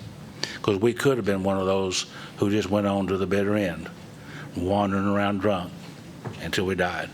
But thank God there's a solution, and it started with a vital spiritual experience when Dr. Jung told Roland to get involved in some spiritual organization and to have a vital spiritual experience. Wholesale miracle happened in our lifetime. Bob? A few years back, my mother got lung cancer, and it was a type of lung cancer that's terminal. And I was talking to this doctor, and he told me that there's nothing that can be humanly done. It's inoperable. Chemo does not respond. This type of cancer will not respond to chemo. There's nothing that can be done. And I asked this doctor, I said, it was very similar to what Roland asked Carl Jung. I said, Doc, isn't there anything that can be done? Because I would have flown my mother anywhere in the world. I would have spent whatever it took. And he said, no, there's nothing that can be done. He said, I said, are there any exceptions? And he said something to me that caught my attention. He said, there are rare instances throughout history that are phenomenons where people like your mother will experience something that we call spontaneous remission. And he said, we don't understand it, we can't recreate it, we cannot duplicate it. There's millions of dollars being spent in research trying to figure it out and duplicate it. We don't know what it is, what brings it on. But it seems like almost like a portal within the patient opens up, and a healing energy that did not exist prior to that moment becomes available to that patient, and the patient spontaneously heals themselves. And when he said that, I thought to myself, oh my God, how like Alcoholics Anonymous. For those of us that are terminally ill with alcoholism, for in all effective purposes, Alcoholics Anonymous has provided a process that will create and maintain, for all practical purposes, could be considered spontaneous remission for the disease of alcoholism. All practical purposes, AA is designed to create a spiritual awakening, or for people that are terminally ill, like us, a miracle. So, Okay, we want to look at one little picture real fast, and then we'll be done. Joe's going to put it up here on the screen, and it's titled, What is the Solution? And we've been talking now about the two solutions. In this chapter titled, There is a Solution. And on the left-hand side of that picture, we see the fellowship that supports us, where the older members, through the sharing of their experience, strength, and hope with the newcomer, provides enough strength and power for the newcomer to be able to stay sober for a period of time. And by the way, it's a two-way street. As the older member supports the new member, the older member draws power and support from that also. Great, great power in the fellowship of Alcoholics Anonymous. It'd be almost impossible to be in AA today very long and not begin to believe there must be some power greater than human power working within and throughout this fellowship. When you hear countless hundreds of people saying it's only by the grace of God, or because of a power greater than I am, or because of God as I understand Him, I haven't found it necessary to take a drink an X number of days, weeks, months, years, or whatever. You can hardly hear that over and over and over and over and over and over, and not begin to believe there must be some power greater than human power working within this fellowship. The instant the newcomer begins to believe that, then that opens the mind, and the newcomer becomes willing to investigate. And upon investigation, with the help of a good sponsor, he finds this simple kit of spiritual tools laid at our feet. The 12 steps of Alcoholics Anonymous. And as the newcomer, with the help of a good sponsor, works their way through the 12 steps of Alcoholics Anonymous, they have a spiritual experience or a spiritual awakening. A personality change sufficient to recover from alcoholism. Now, when the newcomer has that personality change sufficient to recover from alcoholism, they now become an older member of Alcoholics Anonymous. And they can go back to the left-hand side of the sheet and support the next newcomer that comes in. The book makes it absolutely clear. You can't give away what you don't have. Now, somewhere down the line, we begin to move away from our program. We begin staying sober on fellowship and guts. And the instant we did that, we went from a life-changing program to a non-drinking program. Then in self-defense, we had to start measuring success by how long have you been sober, rather than by the quality of that sobriety. Now today in AA, you see all kinds of people. You see some people that's only been in here for 4, 5, 6 months. They got a good sponsor. Sponsor worked with them right through the program. And they've had a spiritual experience or spiritual awakening, and they are a delight to behold. They're always laughing and cutting up and having fun, doing everything they can for AA and for other alcoholics. You just love to be around them. Then you see some people in here that's been in 7, 8, 9, 10, 11, 12 years. Treated it like a cafeteria. Took what they wanted and left what they wanted. Now, they're better than they used to be when they first came here. But you never know what kind of shape they're going to be in the next time you run into them. One day they're up and the next day they're down, and they're kind of like a yo-yo going back and forth, back and forth, back and forth. Then you see some people have been in here 18, 19, 20, 21, 22 years. Never worked a step. Damn proud of it. And they're the ones that say, by God, if you want what we've got, then you're willing to go to any damn... Now, some of those guys, they feel so bad you'd like to buy them a drink. You know they would be better off with a drink. So we're not talking about how long we've been sober. We're talking about the quality of the sobriety. And only those who have undergone this spiritual experience can help the next one have a spiritual experience, and it's just that simple. 2 powers. The power of the fellowship that supports us, the power of the vital spiritual experience which changes us. And those two powers added together will overcome anybody's powerlessness over alcohol. And that's all we've got for tonight. Thank you all for being here.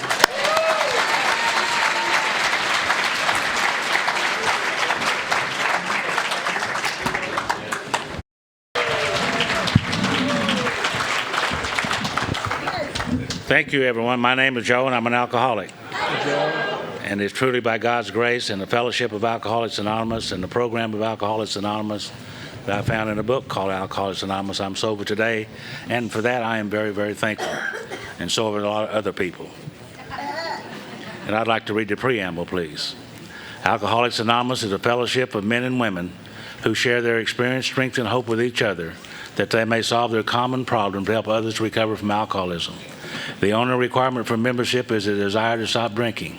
There are no dues or fees for AA membership. We are self-supporting through our own contributions. AA is not allied with any sect, denomination, politics, organization, or institution. Does not wish to engage in any controversy, neither endorses nor opposes any causes. Our primary purpose is to stay sober and to help other alcoholics achieve sobriety. And I'd like to tell you this story this morning about this fellow who was sitting in the bar, and he was kind of looking in the mirror doing like this. The guy next to him said, "What's wrong, fella?" He said, "Oh, I went to the dentist today and got my new teeth, and they won't fit. Have to hold them in." The guy said, "Well, here, we'll try these on and see what you think of these." And he put them in. He said, "Well, that's not too bad, but it seemed to be a little bit tight." He said, "Well, try these. Put them in and see what you think of those." He said, No, those are way too tight." And he said, "Well, here, try these. This ought to work." He said, "Oh, those are pretty good." I said, "Are you a dentist?" He said, "No, I'm an undertaker."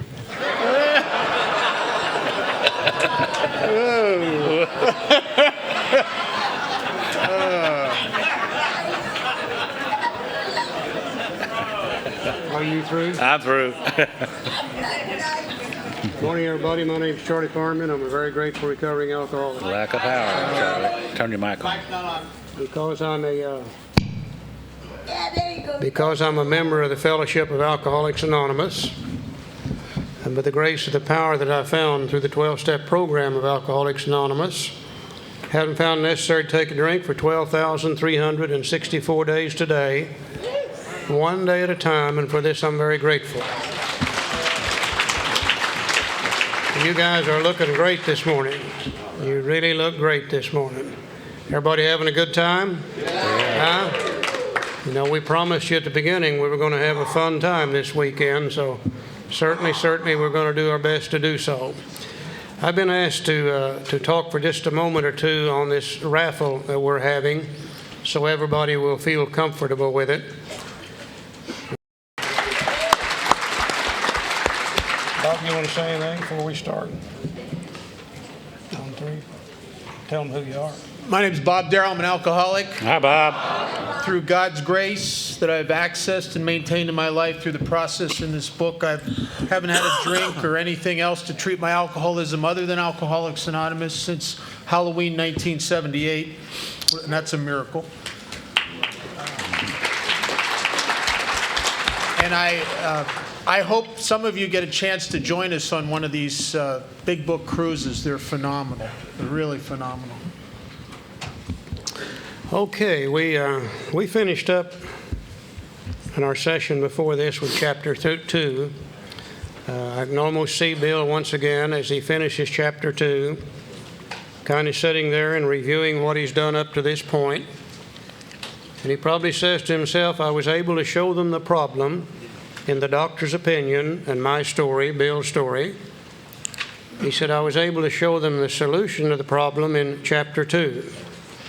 The solution to that powerless condition being power." And he showed us two different powers, the power of the fellowship that supports us and the power of the vital spiritual experience which changes us. But then he probably says to himself that they're not going to like that solution a bit better than I did. Remember, Bill had a real problem with these ideas that Abby was bringing to him, this idea of the spiritual experience and etc. He had an aversion to anything that smacked of religion, period. And he knew that we were going to have some problems with that also, being a real alcoholic. And I think he says to himself, what I need to do now is show them just exactly what's going to happen to them if they don't find that solution. And he sits down and he writes another chapter called More About Alcoholism. In More About Alcoholism, he talks about one thing and one thing only. You know, step 2 says, we came to believe that a power greater than ourselves could restore us to sanity. Well, if we have to be restored to sanity, that indicates that we must be insane. And a lot of alcoholics are highly offended when you bring that up. They say, oh, no, I'm not insane.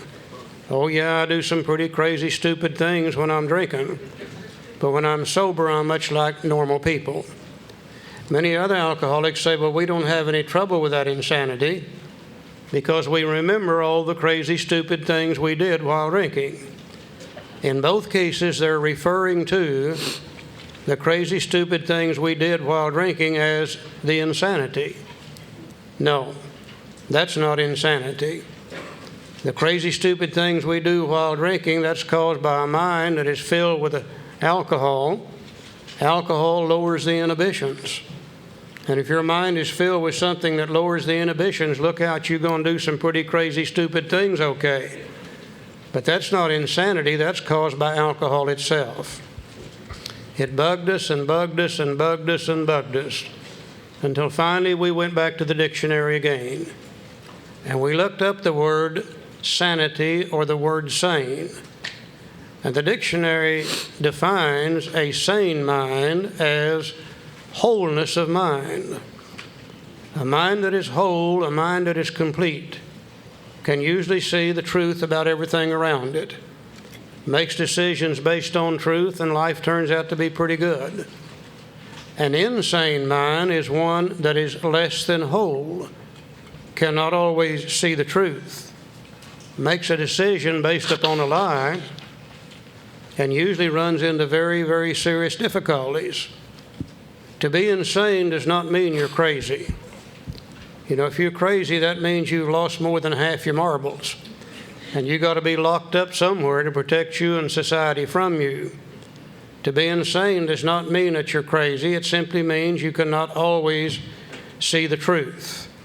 I think one of the greatest examples, my friend Joe from Little Rock always used it to indicate insanity or what it is. He said, let's take a pie. And let's set a pie here in front of us and cut it into 10 pieces. And he said, you come along and I give you a piece of this pie. Now my pie is now less than whole, but I've still got 90% of it. Somebody else comes along, we give them a piece of pie. My pie is now more or less than whole, but I've still got 80% of it. He said, to be insane does not mean you're all gone. It just means you're not quite all here. And when it comes to alcohol, it seems as though from time to time, we're not quite all here. From time to time, we can't see the truth about alcohol. We make a decision based upon a lie, then sooner or later we run into the truth. So this whole chapter is designed to let us look into our minds just before we take the first drink. Can we see the truth about alcohol or can we not? If we can see the truth, we're sane. If we can't see the truth, then we're insane. Joe? I love that chapter, More About Alcoholism. You know, it's called More About Alcoholism. I guess it could be called More Truth About Alcoholism, because I've heard all my life, if you know the truth will set you free. And if we're not free, it's because we don't know the truth. And I need to know the truth about alcoholism. And during this chapter, we're going to see a lot of different words used through here. We're going to see words like obsession, illusion, delusion, and insanity. And if you're not careful, you're going to think that Bill is talking about 4 different things.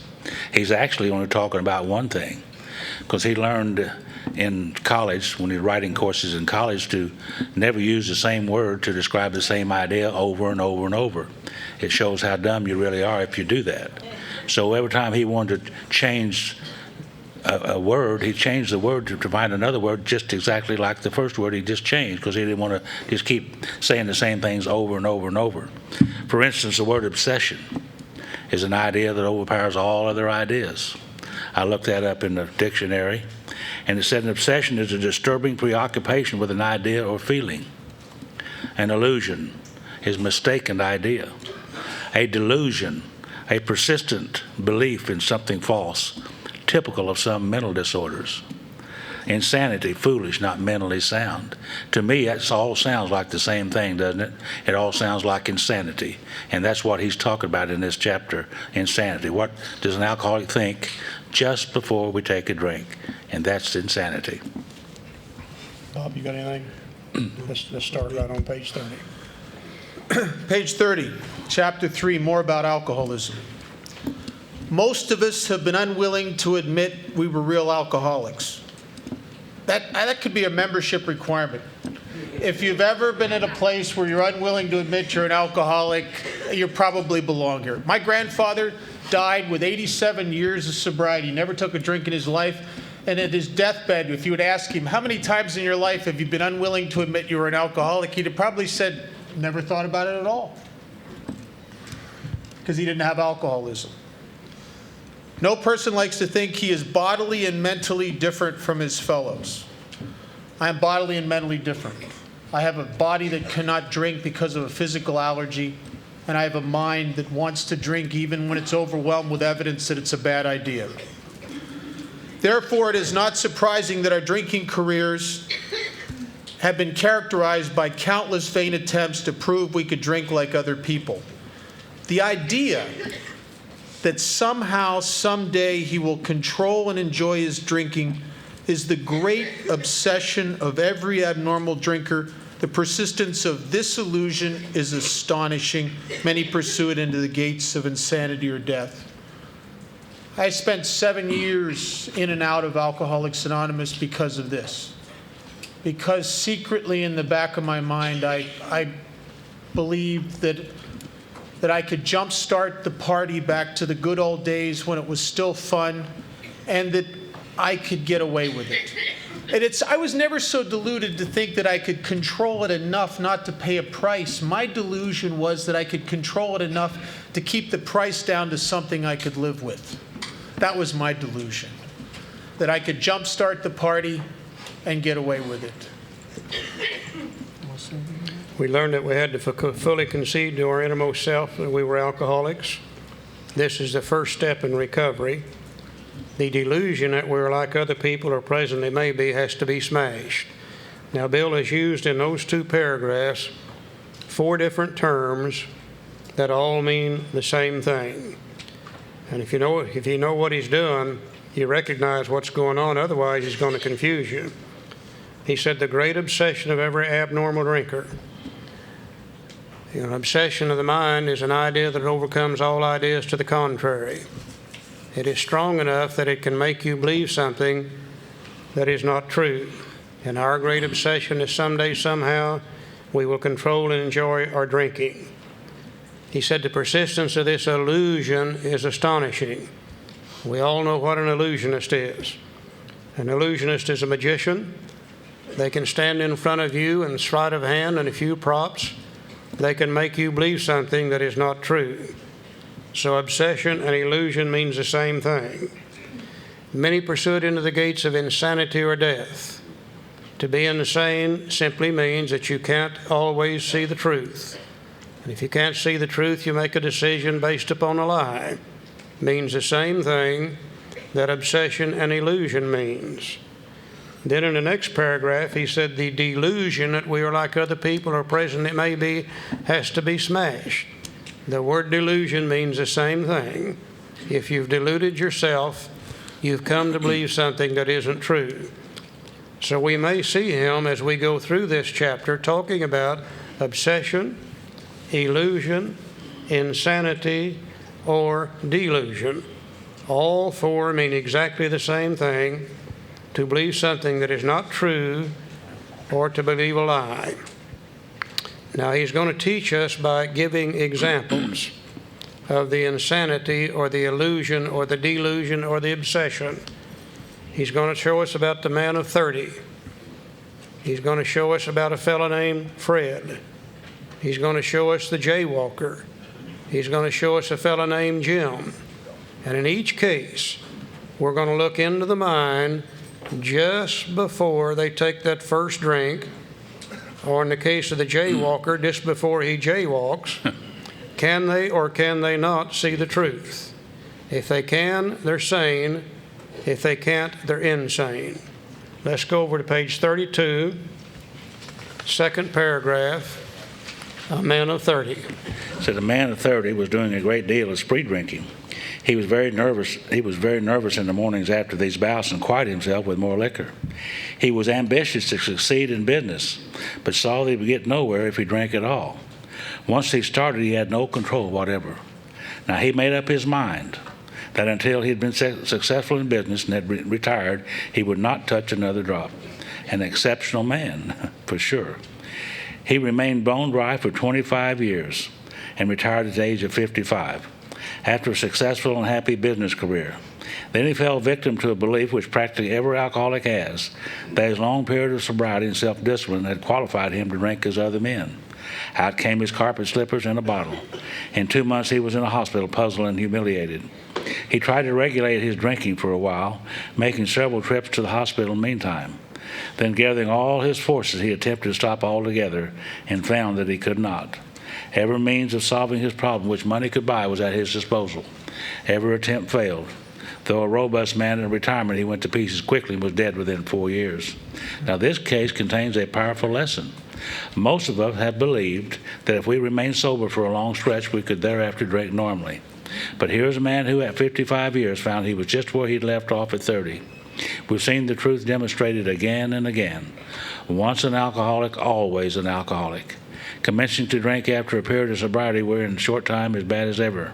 If we're planning to stop drinking, there must be no reservation of any kind, nor any lurking notion that someday we'll be immune to alcohol. Now, we know the truth to be this: once an alcoholic, always an alcoholic. We've never seen even one single case of one of us being able to go back and drink like normal people. Now, to believe anything other than that is to believe something that isn't true or to believe a lie. This guy believed that after 25 years of sobriety that he could now drink like normal people. He took a drink, triggered the allergy, couldn't get sober. In a short period of time, he's dead from alcoholism. Now, is his real problem the fact that he has a physical allergy to alcohol, or that he has a form of insanity that tells him it's okay to drink alcohol? The real problem of the alcoholic centers in our minds, telling us we can drink, rather than in the body that ensures that we can't drink. An obsession, an illusion, a delusion, or a form of insanity, convincing us that it's okay to drink after 25 years of sobriety. My wife says that once a cucumber becomes a pickle, it'll never be a cucumber again. This delusion that we are like other people, or presently maybe after 5 years, is amazing. I'm the kind of guy, I've ruined my life through drinking. I will go into a hospital to get physically separated from alcohol. I'm in there licking my wounds. I'm 100% alcoholic. I'll start to feel a little better physically, and I get a sense that I'm probably not quite as alcoholic as I was when I checked into that detox. And then I'll get a good job, and then I'm about 60% alcoholic. And then I'll get a relationship, and I'm about 40% alcoholic. And then I'll get something, I'll buy a car and a house, and I'm about 20% alcoholic. And then it's like, I don't really have a sense that I'm alcoholic at all anymore. And I go to a Skid Row detox 2 to 3 times a week, and you see the guys in there that have been sober 10, 15 years. And if you listen to their stories, they are people whose feet and actions depicted someone as time went on must have secretly believed that they were moving away from alcoholism, that what was once they believed necessary for us to treat this spiritual illness, to remain sober, became unnecessary. And they walk that walk. Let's go to page 34, second paragraph. For those who are unable to drink moderately, the question is how to stop altogether. We are assuming, of course, that the reader desires to stop. Whether such a person can quit upon a non-spiritual basis depends upon the extent to which he's already lost the power to choose whether he will drink or not. Many of us felt we had plenty of character. There was a tremendous urge to cease forever, yet we found it impossible. This is the baffling feature of alcoholism as we know it, this utter inability to leave it alone, no matter how great the necessity or the wish. How then shall we help our readers determine to their own satisfaction whether they are one of us? Well, the experiment of quitting for a period of time will be helpful, but we think we can render an even greater service to alcoholic sufferers and perhaps to the medical fraternity. He sets himself up in a treatment center hoping to mend his ways. But the day he comes out, he races in front of a fire engine which breaks his back. Such a man would be crazy, wouldn't he?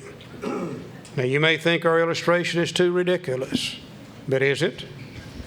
We who have been through the ringer have to admit, if we substituted alcoholism for jaywalking, the illustration would fit us exactly. However intelligent we may have been in other respects, where alcohol has been involved, we've been strangely insane. It's strong language, but isn't it true? I think that is so appropriate today. You know, once again, because of education, more and more and more people are getting to us before they have to lose everything. You know, once in a while you see somebody come in AA that's still got a job. Once in a while somebody comes in here and hell, they're still married. Believe it or not, I saw a guy come in not long ago and he still had an automobile. And we start talking about insanity to those people and they say, man, don't tell me I'm crazy. I've got my job, I've got my family, I've got my automobile. I haven't lost any of those things through drinking. And it's a little more difficult for what we call the high-bottom drunk to see the insanity than it is for the low-bottom drunk who's lost everything to see the insanity. But it really doesn't make any difference. However intelligent we may have been in other respects, when it comes to alcohol, we're all strangely insane. Now, Jim was a low-bottom drunk. He had lost everything. Now we're going to look at an example of a guy named Fred who's a high-bottom drunk. And Fred never lost anything through drinking. But Fred ends up getting drunk just exactly like Jim did. He believed a lie. He became strangely insane just before he took the first drink. We got a lot of guys like Fred who coming into AA today, more or less, you might consider a high-bottom drunk. Don't know if there's any such thing really, but puke's puke no matter where you find it, I think. But Fred hadn't lost anything through drinking, really. And sometimes they come into AA and they hear all of our horror stories about being married and divorced to 2 women 7 times, and they haven't happened to them. They say, well, I'm not an alcoholic. Hadn't been in jail 149 times like some people have. And they say, well, I'm not an alcoholic because I haven't been in jail 149 times. And they can't identify with us. They say, well, I must not be alcoholic. Because we don't bother to tell them about the doctor's opinion, the physical allergy and the obsession of the mind. We just give them our horror stories, and they say, I'm not alcoholic, and they leave. And this is what we find Fred doing. Now listen very carefully here. Some of you are thinking, yes, what you tell us is true, but it doesn't fully apply. We admit we have some of these symptoms, but we've not gone to the extremes you fellows did, nor are we likely to, for we understand ourselves so well after what you've told us that such things could not happen again. We have not lost everything in life through drinking. We certainly do not intend to. Thanks for the information. And I remember so clearly the day I told them that, too. That's exactly what I thought. You said thanks for the information. Now, the book says that may be true of certain non-alcoholic people who, though drinking foolish and heavily at the present time, are able to stop or moderate because their brains and bodies have not been damaged as ours were. We talked about the heavy drinker beforehand. But the actual potential alcoholic, with hardly an exception, will be absolutely unable to stop drinking on the basis of self-knowledge. This is a point we wish to emphasize and re-emphasize. To smash home upon our alcoholic readers, as has been revealed to us out of bitter experience, let us take another illustration. And now let's take a look at Fred and see how he went insane. Fred is a partner in a well-known accounting firm. His income is good. He has a fine home, is happily married, and the father of promising children of college age. He has so attractive a personality that he makes friends with everyone. If ever there was a successful businessman, it is Fred. To all appearances, he is stable, well-balanced individual. Yet, he is an alcoholic. We first saw Fred about a year ago in a hospital where he had gone to recover from a bad case of jitters. It was his first experience of this kind, and he was much ashamed of it. Far from admitting he was an alcoholic, he told himself he came to the hospital to rest his nerves. We see lots of nerve resters today, just like old Fred. It's tiring out there. The doctor intimated strongly that he might be worse than he realized. For a few days, he was depressed about his condition. He made up his mind to quit drinking altogether. It never occurred to him that perhaps he could not do so, in spite of his character and standing. Fred would not believe himself an alcoholic. He would not take step one. Much less accept a spiritual remedy for his problem. If you can't take one, you can't take two.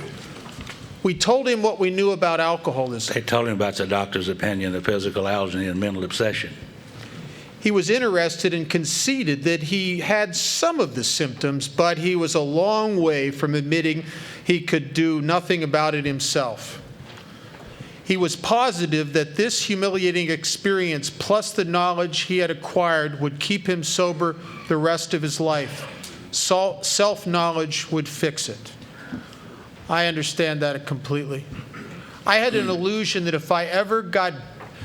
I knew for years that I needed to quit drinking, that it was ruining my life. But I had this illusion that one day I'll hit a bad enough bottom and then really, really make up my mind not to quit. And at that point, I believed I'd be able to do it. And what was frightening is I would get to the point where I would get it, that it's killing me, and I couldn't stop. Let's look at the rest of Fred's story now. See, we heard no more of Fred for a while. One day we were told that he was back in the hospital. This time he was quite shaky. He soon indicated he was anxious to see us. The story he told us is most instructive, for here was a chap absolutely convinced he had to stop drinking, who had no excuse for drinking, who exhibited splendid judgment and determination in all of his other concerns, yet was flat on his back nevertheless. Well, let him tell you about it. He said, I was much impressed with what you fellows said about alcoholism, and I frankly did not believe it would be possible for me to drink again. And I rather appreciate your idea about that subtle insanity which precedes the first drink. But I was confident it could not happen to me after what I learned. I reasoned I was not so far advanced as most of you fellows, that I would have been usually successful in licking my other personal problems, and that I would therefore be successful where you men failed. I felt I had every right to be self-confident. That would only be a matter of exercising my willpower and keeping on guard. Pulled out his willpower and said, "Sick 'em, Will, we're through with this drinking." Now, in this frame of mind, I went about my business, and for a time all was well. I had no trouble refusing drinks, and began to wonder if I had not been making too hard a work on this simple matter. We think that Fred began to get drunk right here. His mind began to tell him this is not as hard as they said it was going to be. One day I went to Washington to present some accounting evidence to a government bureau. I'd been out of town before during this particular dry spell, so nothing new about that. Physically, I felt fine. Neither did I have any pressing problems or worries. My business came off well. I was pleased and knew my partners would be too. It was the end of a perfect day, not a cloud on the horizon. Fred was doing good, wasn't he? Business good, family good, kids going to college, making good money. Things are going real good for Fred. No reason for him to drink at all. He said, I went to my hotel and leisurely dressed for dinner. As I crossed the threshold of the dining room, the thought came to mind it would be nice to have a couple of cocktails and go back to the hospital.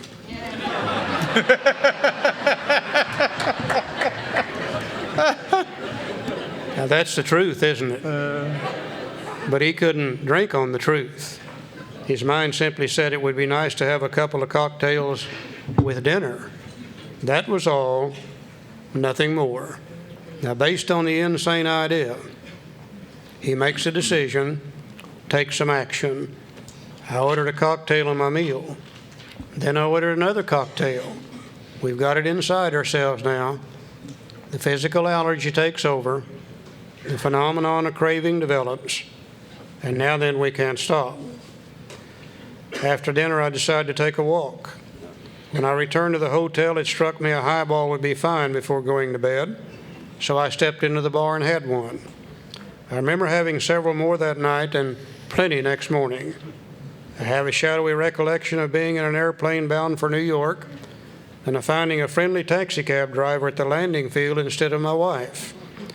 The driver escorted me about for several days. I know little of where I went or what I said and did.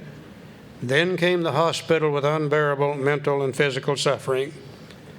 As soon as I regained my ability to think, I went carefully over that evening in Washington. Not only had I been off guard, I had made no fight whatsoever against the first drink. This time I had not thought of the consequences at all. I had commenced to drink as carelessly as though the cocktails were ginger ale. You know, Jim vaguely sensed he wasn't any too smart. Fred didn't even sense that. Fred just thought a couple of cocktails with dinner would be great. And based on the insane idea, he took them, triggered the allergy, and couldn't stop drinking. Now, is his real problem the fact he has a physical allergy to alcohol? Or that he has a form of insanity that tells him it's okay to drink alcohol? The real problem we alcoholics centers in the mind, telling us we can drink, rather than in the body that ensures we can't drink. Let's go over to page 43. Last paragraph. He told us in the illustration with a man of 30. He told us in the illustration with Jim. He told us with the illustration of the jaywalker. And he tells us by the illustration of Fred. And then he says once more. He already told you 4 times. Now he's going to tell us once more. Once more, the alcoholic at certain times has no effective mental defense against the first drink. Except in a few rare cases, neither he nor any other human being can provide such a defense. His defense must come from a higher power. See, Bill tried to stay sober on self-knowledge, remember? Out of the hospital the first time. Self-knowledge, that would fix it, but he got drunk again. And he tried to stay sober on self-knowledge. Roland tried to stay sober on self-knowledge, the inner workings of his mind for a year, yet he got drunk again. Jim tried to stay sober on self-knowledge. Fred tried to, once more, the alcoholic at certain times has no effective mental defense against the first drink. Neither he nor any other human being can provide such a defense. His defense must come from a higher power. You can't heal a sick mind with a sick mind. You can't think your way out of it. The more you try to think your way out of it, the deeper into it you get. Our defense must come from a higher power. And again, I think for the older members of AA, one of our responsibilities to the newcomer is to be sure the newcomer understands this chapter. To be sure that the newcomer understands we're not talking about the crazy, stupid things we do while drunk. We're talking about the state of the mind just immediately prior to the taking of the first drink. Can we see the truth or can we not see the truth? Now, through this chapter, he's really closed the door on me now. He's let me see just exactly what's going to happen to me if I don't find that power greater than human power. He's let me see because of my insanity, invariably, without the aid of a power greater than human power, I will eventually go back to drinking. And if you're an alcoholic like I am, and you really see this at the end of chapter 3, then you're faced with one hell of a dilemma. Because I knew that God wasn't going to have anything good to do with me, period. I knew that if anything, or God had anything to do with me at all, it was going to be something bad. And I didn't think I would be able to find that power greater than human power based upon what I had been in the past. Because you see, I was raised in a good old Southern Baptist church. Now, please don't get me wrong. I love the good old Southern Baptist church. Loved it then, loved it today. But when I was a kid going to school or going to church in that good old Southern Baptist church, I'm sure that from time to time they talked about a kind and a loving God. But if they did, that message never got to the pew that I sat in. Because all I ever remember hearing about God as a kid growing up was hellfire and damnation. Going to hell for lying and cheating and stealing and drinking whiskey and committing adultery. By the time I got to AA, I'd been doing that for about 26 years. And I knew that God had already told St. Peter, when that little four-eyed sucker gets up there, send him downstairs. We'll not need his kind. I remember so clearly when I separated from God. You know, when I was going to that church, they told me what I couldn't do and what I could do and what I couldn't do. And they said, if you do this, this, and this, you're going to be okay. If you do that, that, and that, you're going to hell just sure as anything. And I didn't have a bit of trouble with those rules that they gave me until I got to be about 13, 14 years old. And one day the minister looked me straight in the eye, it seemed as though, and he said, to think about doing it is just as bad as doing it. Oh, boy. And I said, oh, shit. I've had it now. Because I'd been thinking about doing it for about a year or two. In fact, I'd been thinking about doing it so long and so hard and so fast that I was beginning to get a little brain damage from it. And I said to myself, well, if you're going to go to hell for thinking about doing it, then you might as well just go ahead and do it. And I did it. And I didn't go to hell immediately. And I said, that sucker has been lying to me all along. I said, that minister and my parents and my teachers have joined together in a conspiracy to keep me from having any fun at all. And from this day on, I'm not going to pay a damn bit of attention to what any of them has to say. And I walked away from church. I walked away from God. I walked away from parental discipline. And from that day on, I did what I wanted to do whenever I wanted to do it, and to hell with the rest of them. Now then, I am faced with a terrible dilemma. I'm going to have to find God or else. And it would seem to be an absolute, complete impossibility for a person like me to do so. Thank God Bill Wilson was a real alcoholic, because he knew exactly how I was going to feel. He knew exactly what I was going to think. And I think he said to themselves, you know, I'm getting ready to ask these people to make a decision about this God thing.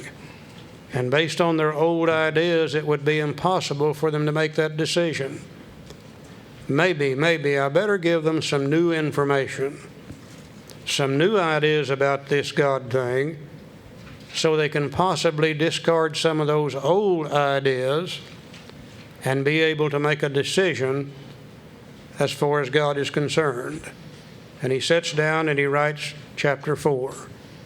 And I think this chapter, We Agnostics, is one of the greatest pieces of spiritual information I've ever read in my lifetime. It let me discard old ideas. And in place of the old ideas, I got some new ideas. And then I was able to make my decision about God. But based on hellfire and damnation, there's no way that I could have made the decision that I'm going to have to make when I get into the next chapter. I love this chapter, We Agnostic, because it set me free. Because I told you probably last night, yesterday, when I was about 8 years old, I made a decision about God. I said, if I ever get big enough they can't catch me, I'm not going either to church. Because I couldn't accept what I was being taught. I just didn't like it at all. I hated it. I just couldn't stand it. Couldn't accept it. And spent out the rest of my life living without God. Eventually I come to Alcoholics Anonymous and I'm faced with the same dilemma. I got to make a decision about this. I could not turn my will and my life over the care of God as I knew at 7 or 8 years old. When I got to Alcoholics Anonymous, I had the same concept, basically, of a 7 or 8 year old boy. And they're asking me to turn my will and my life over to that as I understood him. I could not do that. I needed some more information for me to be able to do that. Because when I got to Alcoholics Anonymous, I had the spiritual knowledge of a 7 or 8 year old boy, and you got to know what that was. It wasn't very much. But I heard a guy named Father Bill Wilson. Some of you all may have known Father Bill. Tremendous fellow from La Jolla, California. Exceptional man. He was taken to the University of Rome from Ireland at the age of 15 because he was an exceptional student. And there he was to study for 30 years. And you know, during those 30 years, he read some highly spiritual material, the best that the world has. And Father Bill got into the little wine a bit, little sacramental wine, began to drink it. And they finally had to banish him for the University of Rome, and they sent him to La Jolla, California. Can you imagine that? They banished him to La Jolla, California. That's real punishment, isn't it? But he eventually came into AA, and he began to talk about spiritual things. And he told Charlie and I that this chapter, the We Agnostic, was the best piece of spiritual information that he had ever read. That's quite a testimony from a guy who studied at the University of Rome for 30 years. And he said, this chapter, We Agnostic, is not put here to prove to us that there's any particular type of God. In fact, it don't talk too much about that.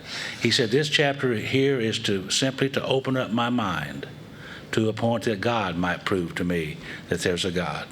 And once that happens, you'll have a God of your own understanding, which nobody, including the Pope, he said, could improve upon, because you'll have a God of your own understanding. Bill knew we were going to have the same problems that he did. Remember that he said that when they talked of a God personal to me, my mind would snap shut against such theories. Later on in the book, he said that when the spiritual malady is overcome, we straighten out mentally and physically. The chapter We Agnostic is here to help us to straighten out spiritually, give us some new information. And all I need to do is to question this, to wonder about how it applies to me, to think about it with an open mind, and then God will prove to me that there's a God. And that's exactly what has happened. This chapter set me free. I love the chapter We Agnostics. Gnostic means knowledge. Put the ag in front of it means without. Those are us who are without knowledge, or at least the knowledge I had was a 7-year-old boy. I needed an open mind so that God could prove to me that there's a God. Anything on that? When I was coming around Alcoholics Anonymous as a shopper, before I really got sober, I remember sitting in meetings, and one of the points of separation between me and you is it seemed to me that the people in AA realized that they shouldn't drink. They put the plug in the jug, and they came to AA and just so easily took to God. And I really remember feeling like, that's great for you, but I got a lot of problems here. And I was so full of fears and prejudices about God and a tremendous sense of unworthiness and all that guilt and shame that I thought that my case was unique. And if I would have read this book, I would have come to know that not only wasn't it unique, that my case was probably average, so average there's a whole chapter in the book called We Agnostics for people who struggle with this, that need to be opened up, as Father Bill Wilson said, to this experience. Should we start reading? Yeah, he said in the preceding chapters, you've learned something of alcoholism. We hope we've made clear the distinction between the alcoholic and the non-alcoholic. If you honestly want to, you find you cannot quit entirely. Because of the obsession of the mind. And what do they mean by entirely anyway? They don't really mean entirely, do they? I mean, that's not fair. Or if when drinking you have little control over the amount you take. Because of the allergy. You are probably alcoholic. If that be the case, you may be suffering from an illness which only a spiritual experience will conquer. You know, 2 simple little questions to see if we're alcoholic. And you know how people love to expand on things. The fellowship took these 2 little questions, and the next thing you know, they produced a pamphlet that had 10 questions in it to see if you're alcoholic or not. And that wasn't good enough, and after a while they had a pamphlet that had 20 questions in it to see if, and I think today they're up to 44. Mm-hmm. Now, we just need 2 little questions. Have you been able to quit drinking entirely, left on your own resources? Everybody that asks me if they're alcoholic, that's the first question I ask them. I say, have you been able to quit drinking entirely, left on your own resources? If they're real alcoholic, they've got to say no. And I say, do you have any control over the amount you take after you once start drinking? If they're a real alcoholic, they got to say no. And I say, well, then you're probably an alcoholic. And it's just that simple. You know, we are very unique people. Because if that be the case, we're suffering from an illness which only a spiritual experience will conquer. You know, we number amongst a few people in the world who have a twofold illness that can only be overcome by a spiritual experience. We also number amongst a few people in the world that have a terminal illness that we can come out of it in better shape than we went into it if we can have that spiritual experience. Now, to one who feels he's an atheist or an agnostic, such an experience seems impossible. That's exactly where I was. But to continue as he is means disaster, especially if he's an alcoholic of the hopeless variety. To be doomed to an alcoholic death, Step 1. or to live on a spiritual basis, Step 2. are not always easy alternatives to face. But it isn't so difficult. About half our original fellowship were of exactly that type. At first, some of us tried to avoid the issue, hoping against hope we were not true alcoholics. But after a while, we had to face the fact that we must find a spiritual basis of life or else. Perhaps it's going to be that way with you. But cheer up. Something like half of us thought we were atheists or agnostics, and our experience shows that you need not be disconcerted. And I think what Bill is saying to us here on this page is it really doesn't make any difference what you believe when you get here. You know, you can be an atheist. You know, an atheist is one who says there is no God, period. And for an atheist, this spiritual experience would seem to be an impossible thing to have because there's no God to turn to. I've never seen a true atheist in AA. Oh, I've seen a lot of people that profess to believe in some power somewhere, somehow in the universe, refuse to call him God. But I've never seen a true atheist in AA. I think most of us get here as agnostics. Most of us get here believing in some kind of God, but we have no true knowledge of that God because we've never turned to God. We've always acted like the atheists did. We stood on our own 2 feet, made our own decisions, ran our own show, and even though we believed in God, we had no knowledge that God was really there. I think most of us get here as agnostics, and it really doesn't make any difference how we get here, what we believe when we come here. We're still going to be able to have this spiritual experience, providing we're willing to do certain things. These 2 paragraphs, from my experience, are so true, and yet they're so bizarre.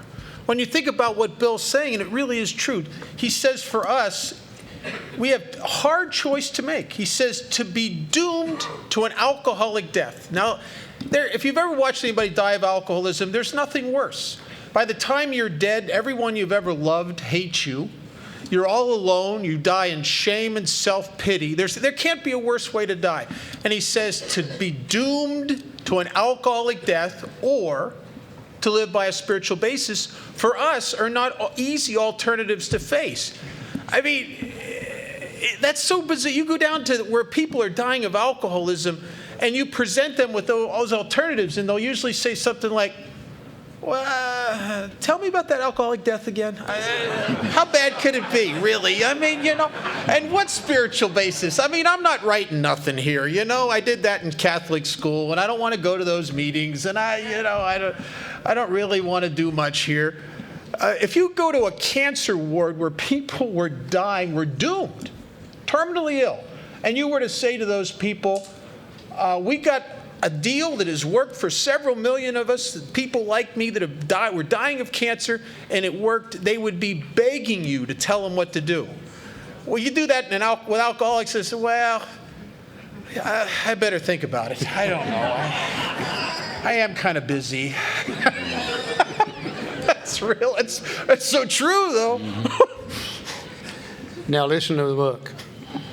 If a mere code of morals or a better philosophy of life were sufficient to overcome alcoholism, many of us would have recovered long ago.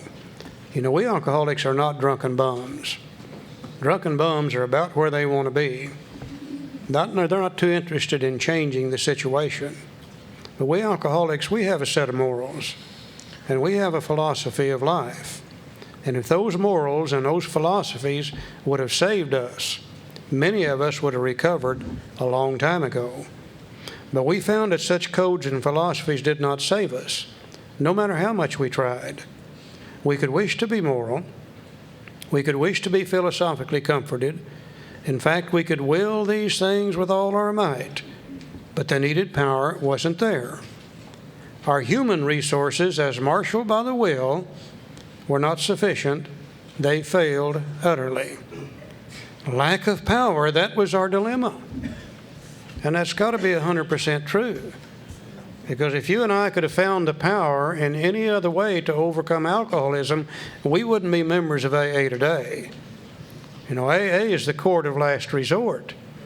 I've never seen one of us yet say, I took a drink when I was age 14, jumped up and down, shouted with joy, and said, I can hardly wait to be a member of AA when I'm 32 years old. No, we come here because there's no place else for us to go. If we could have found the power in any other way, our philosophies, our morals, our willpower, if we could have found it any other way, we wouldn't be members of AA today. So our real dilemma is simply lack of power. We had to find a power by which we could live. And it had to be a power greater than ourselves, obviously. But where and how were we to find this power? Well, that's exactly what this book is about. Its main object is to enable you to find a power greater than yourself, which will solve your problem. Now, it doesn't say which will enable you to solve your problem or which will help you solve your problem. It says which will solve your problem. Now, we find interesting enough from page 45 on, we're through talking about alcohol. The book doesn't talk about alcohol anymore. It talks about one thing and one thing only. For those of us who are powerless, how do you find the power? And if we can find the power, then the power will overcome the problem. I've had it says lack of power. That was our dilemma. It doesn't say lack of religion or philosophy or moral standards. I think most of us have had morals. One of my problems is I always set the bar so high that I couldn't live up to it, neither could you. And I had the fortune or misfortune, depending on how your point of view, of sponsoring 4 men of the cloth over the years, and I've watched 2 of them die of alcoholism. And these were men that had a better philosophy for life than I've ever had. They had more intellectual knowledge of God and religion. They read the Bible and prayed every day. And they died weeping because they felt like God had forsaken them. And you know what I think the deal is? I live in Las Vegas where it's the desert. And if I were to take you out in August in the middle of the desert and drop you off with a picture of Lake Mead and directions on how to get to Lake Mead, which is a large body of fresh water, if you could walk around that desert and die of thirst knowing that you're not that far from the water if you don't find a way to get to the water. And I think it's not enough to know that God's there, that the power's there. I have to find a way to access it. It is the lack of power. It's not the lack of the faith that the power's there. It's the lack of the access that my life depends upon. And that's the whole point of this book, and that's where we're going to start here on page 46. If we're going to have to find the power, then we got to have some point at which to start the finding of that power. Let's go to page 46, first paragraph. He said, yes, we of agnostic temper have had these thoughts and experiences. Let us make haste to reassure you. We found that as soon as we were able to lay aside prejudice. Now, prejudice is nothing but old ideas, period. And express even a willingness to believe in a power greater than ourselves, we commenced to get results, even though it was impossible for any of us to fully define or comprehend that power which is God. Much to our relief, we discovered we did not need to consider another's conception of God. Our own conception, however inadequate, was sufficient to make the approach and affect the contact with Him. My little friend George, and Barry and Walt know George, and Charlie knew George, little black guy there in Tulsa.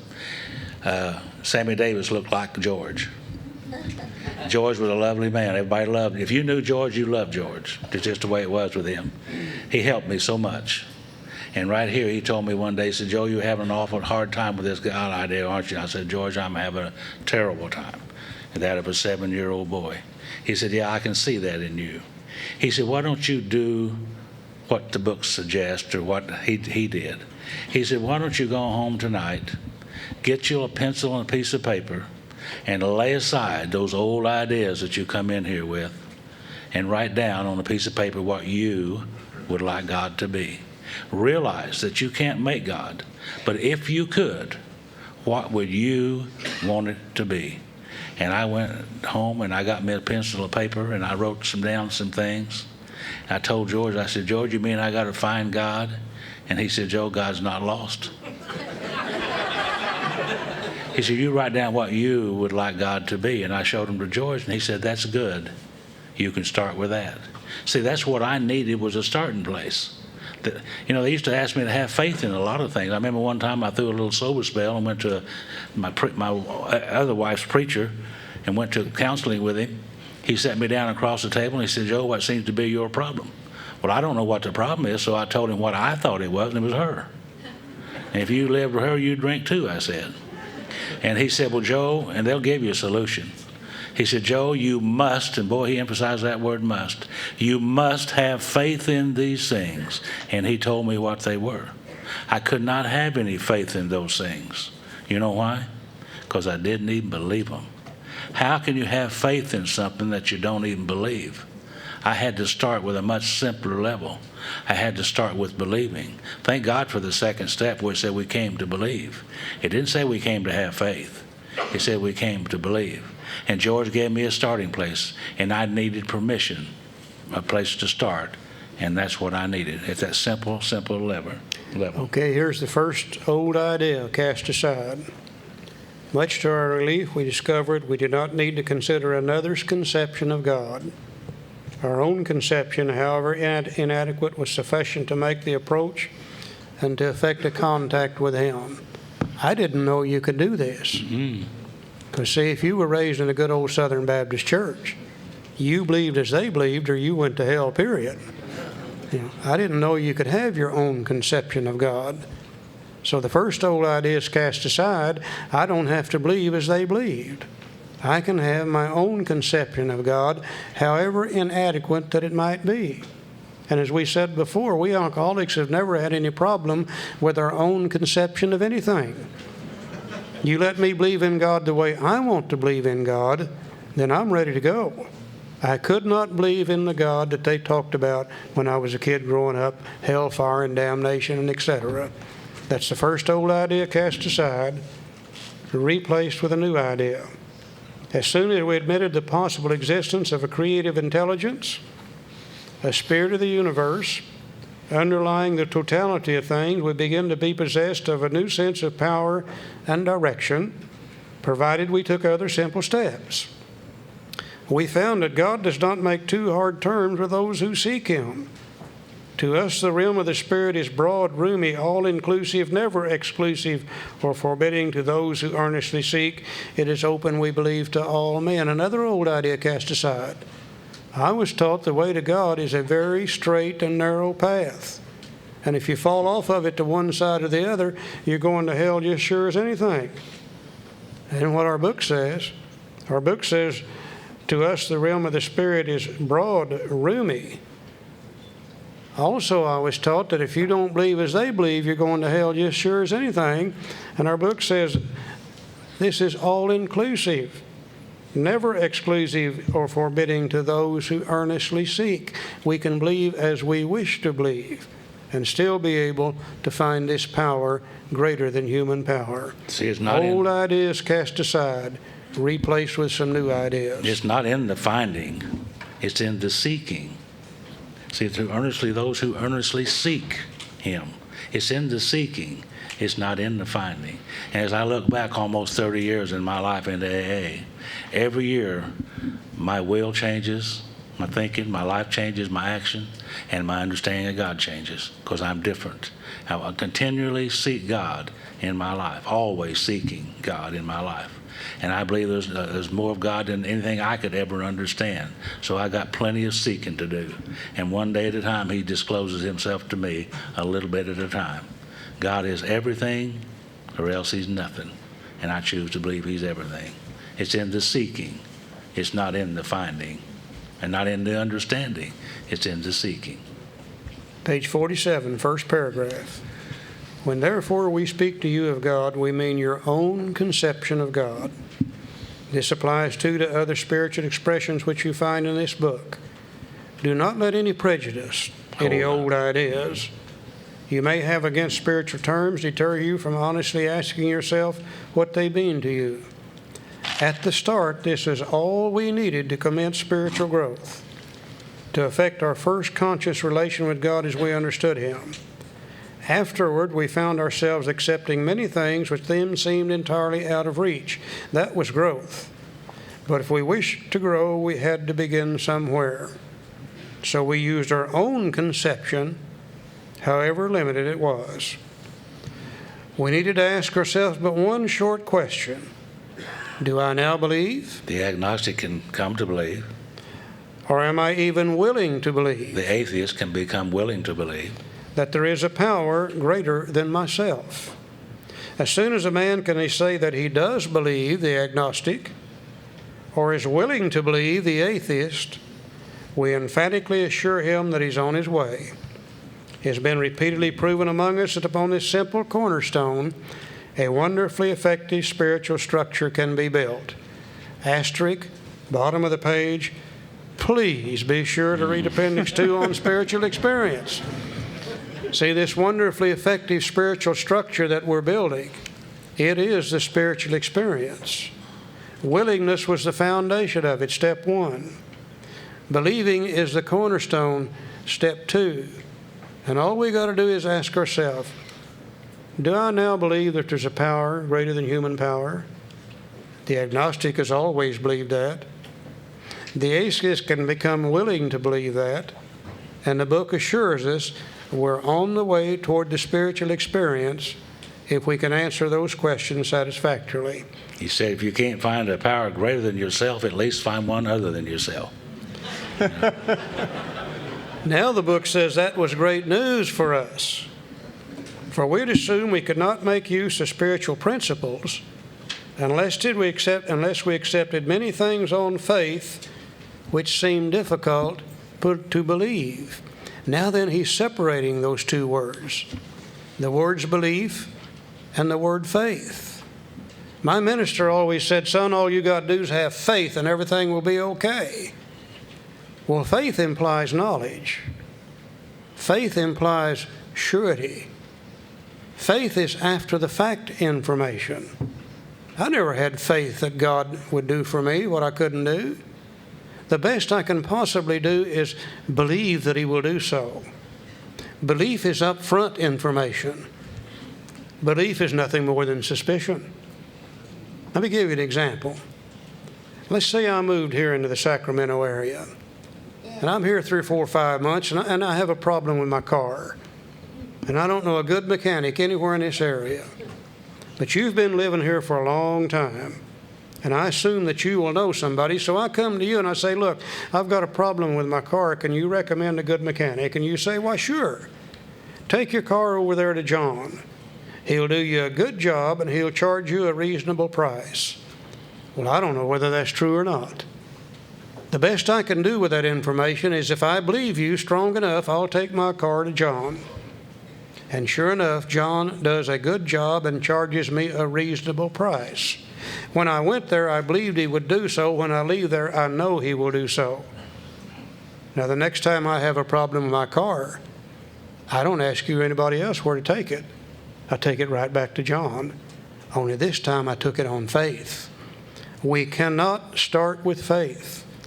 The best we can possibly do is start with believe. Do I believe that there's a power greater than I am? You betcha I believe that. I've always believed that. And every agnostic I've ever known has always believed that. And that's all we got to do to start. Just believe. Faith will come later on. I am so glad that it's this way for guys like us. That God would not make hard terms with me if I would seek him, that I could be open to a guy like me. One of my old ideas was that I had to measure up. A friend of mine named Jim, who's sober over 40 years, told me a story about an experience he had in Florence. And he was in a museum over there, and he came across a statue by Donatelli, and that brought him to tears. And he told me about it, and I went and I found a picture of that statue, and I understand what happened to him. It was a statue of the Mary Magdalene. And unlike other depictions of Mary Magdalene, that's the long robe and beautiful and like really pretty pictures, it was a statue of her, and she was haggard and worn and broken, as if she'd been turning $5 tricks in the alleys of Jerusalem for years. And she had this expression on her face of astonishment with her hand out, as if she was saying, "This could be for me? For me?" And I understand that completely. I had that kind of unworthiness coming here, and an old idea that I would have to measure up first before God would help a guy like me. And what great news it is to find that that's not the case. If we know we need the power, and we know we can have our own conception of that power, and we know that the starting point is simply to believe that there is a power, then the next thing we need to know is what procedure are we going to follow in order to find that power. Let's go over to page 51, first paragraph. So this world of ours had made more material progress in the last century than all the millenniums which went before. Almost everyone knows the reasons. Students of ancient history tell us that the intellect of men in those days was equal to the best of today. Yet in ancient times, material progress was painfully slow. The spirit of modern scientific inquiry, research, and invention was almost unknown. In the realm of material, men's minds were fettered by superstition, tradition, and all sorts of fixed ideas. You know we need the power. There's some things that keeps us from finding that power, and that's those old ideas. I used to wonder sometimes, I wonder why those people 300 years or 500 years ago didn't have cell phones, televisions, computers, airplanes. Are we just smarter than they are? And this book says here that the history tells us that intellect of men in those days was equal to the best of today. Intellect meaning the capacity to learn. They had the same capacity to learn as we do. There's only one thing that kept them in the dark ages, so to speak. In the realm of material, men's minds were fettered by superstition, tradition, and all sorts of fixed ideas. Right here in our country, up in the northeast corner of the United States, people came here for religious freedom. That's what they said. And as long as everybody would practice their religion somewhat like the others did, we were okay. But if you had an idea that was different than the group conscience of the area, and you expressed it, guess what they did for you? They burned you at the stake for being a witch, because you didn't believe like they believed. So we had a lot of superstition, tradition, and fixed ideas there. Thank God in the last 200 and some odd years, our minds as a country has opened up to today that we're pretty well allow other people to believe whatever they want to believe, and it's okay with us collectively in the United States, and I hope it stays that way. But the things that keeps us in the dark ages is superstition, tradition, and fixed ideas. And what I need more today, right today, 30 years in AA, is I need an open mind more today than I've ever needed an open mind. Because I might get fixed with superstition, tradition, and all sorts of fixed ideas. I need an open mind more today. Joe, there's groups around the country that would take fundamentalists like us and want to burn us from the stake if they had the chance, I think. We've had that. The book says some of the contemporaries of Columbus thought a round earth was preposterous. Columbus is one of the greatest examples of what we can do based on belief that I've ever been able to see or read anywhere in my lifetime. And we're convinced today that Columbus was probably alcoholic also. It had to be. You know, when he left, he didn't know where he was going.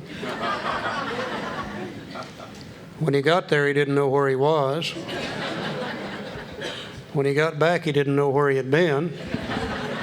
And what really made him an alcoholic is a woman financed the whole trip for him. Yeah. She did that twice. You know, we look back and we think about Columbus. A little over 500 years ago, practically all of what they thought was the civilized world was situated around the shores of the Mediterranean Sea and perhaps the western shores of Europe. And they had found a place called the East Indies. And in the East Indies, they could get gold and silk and spices and all the goody-goodies of life. And they were trying to find a new trade route to the East Indies. The only way they had to go was sail to the northeast end of the Mediterranean and then go by land, camelback, horseback, footback, however they traveled. It took years to make the trip. And they were trying to find a better, faster trade route to the East Indies. And somebody said, well, is there any possibility that we could sail a ship to the East Indies? And they said, well, no, dummy, don't you understand? You can only sail to the northeast end of the Mediterranean, and then you got to go by land. And somebody said, well, what would happen if we sailed in the opposite direction? That's alcoholic thinking for sure. And they said, well, idiot, don't you understand that if you sail out there, you're going to sail right off the edge of this sucker? Because you see, everybody thought the world was flat. And I don't know why they thought that. I assume some people sailed out there, didn't come back, and they thought they had sailed off the edge of it. But the world was stymied until Columbus came along. Now, Columbus expressed some of the greatest alcoholic thinking you can ever think of. Columbus says, you know, I really believe that we can get east by sailing west.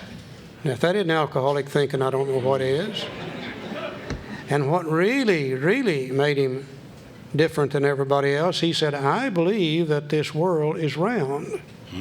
I do not believe that it's flat. You know, you got to be tough, you got to be stubborn, you got to be bullheaded to stand there. Now, Columbus followed a little formula. You want to write down these little key words because they're important? He followed a little formula that the world has always known that you have to use in order to change anything.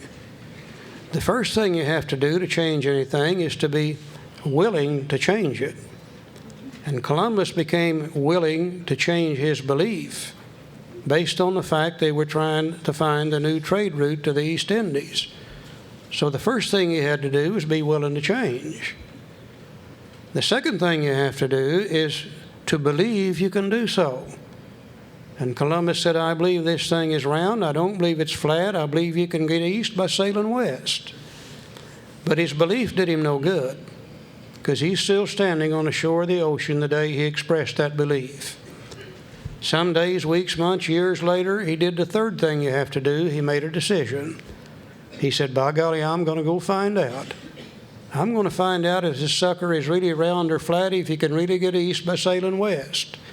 But his decision didn't do him any good either, because he's still standing on the shore of the ocean the day he expressed that decision. Some days, weeks, months, or years later, he began to do the fourth thing you have to do. He began to take some action. The first thing he did, he went to the Queen of Spain to get the money, or went to the King of Portugal, to get the money. And the King of Portugal, being an astute businessman, said, Columbus, there's no way I'm going to let you have this money. He said, you'll sail out there and sail right off the edge of this sucker and I'll lose it all. That's why he ended up with the Queen of Spain. And he went to the Queen of Spain and he sweet-talked her out of the money on the promises that he would bring back gold and silk and spices and all the goody-goodies. She let him have the money. Then he went over and he bought 3 ships. He put provisions in those 3 ships. He put sailors in those 3 ships. And they began to go east by sailing west. Day after day after day after day, they were sailing straight west. Now, we're not sure, but we imagine that on that first trip, Columbus probably hired a special sailor, put him on the bow of the lead ship at night with a lantern, whispered in his ear, Said, I believe this thing is round. But if you see the edge of this damn thing, you holler so we can get turned around. Now, after sailing west day after day after day after day, they got results. They found land on the other side. Now, we know he thought it was the East Indies. It wasn't. It turned out to be the West Indies. But what he had proven to himself is the world is round. It's not flat. You will not sail off the edge of it. He came right back to Europe, went right back to the Queen of Spain. And she said, Columbus, where's the gold, silk, and spices you promised you would bring me? And he said, sweetheart, I'm sorry, I didn't find any. But he said, I'll tell you what. If you refinance me, I'll go back. You trust me, honey. And this time I'll find it. She let him have some more money, and he got some more ships, more crew members, more provisions. They began to go east by sailing west with one big difference. He didn't hire the special sailor and put him on the bow of the lead ship at night with a lantern looking for the edge of it, because he went back in faith. He knew that the world was round. He knew you wouldn't sail off the edge of it. You see, the first time he went was in belief. The second time he went was in faith. Now, I'd like to tell you today that the 12 steps of alcoholics are brand new, that the world has never seen anything like them. But if I did, I'll tell you they're a lie. Because they're based upon the same formula that Columbus and any other human being has ever used to change anything. The first thing you and I have to do to recover from alcoholism is first we've got to be willing to change. That's step one. The second thing we got to do is to believe we can change. That's step two. The third thing we got to do is to make a decision about that. That's step three. And the fourth thing we have to do is take action. Steps 4, 5, 6, 7, 8, 9, 10, and 11. And then in step 12, we will get results. Having had a spiritual awakening as the result of these steps. I no longer believe that God will restore me to sanity. I know that He will because He's done so.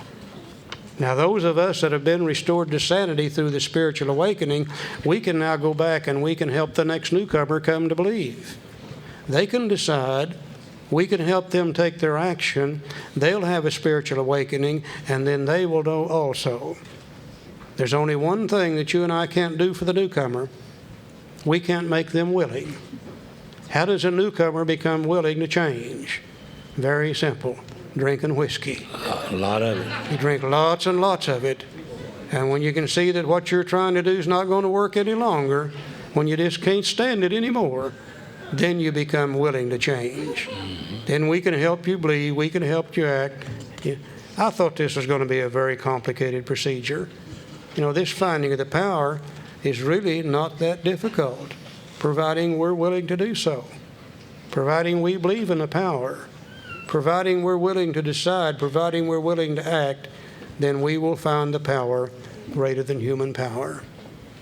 Now, if I know I need the power, if I know the starting of the finding of the power is just to believe in some kind of power, if I know the procedure to follow to find the power, I just got to know one more thing now. Where am I going to find that power? And I think we're as confused about that as we're ever confused about anything else. As a kid growing up in church, I had a vision of God.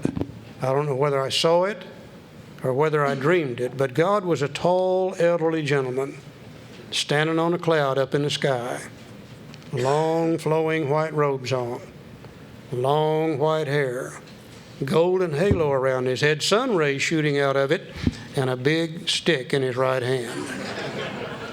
I think one of the reasons I believe God was up there is because I noticed every time the preacher talked about God, he always pointed up there.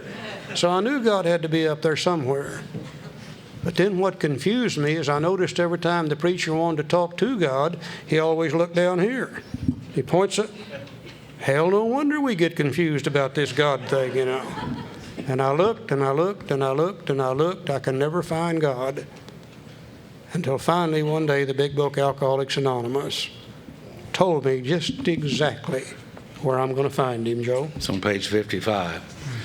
When I had this little halfway house, this young man that was in there, and he asked me to be a sponsor. He said, "What do you think I ought to do?"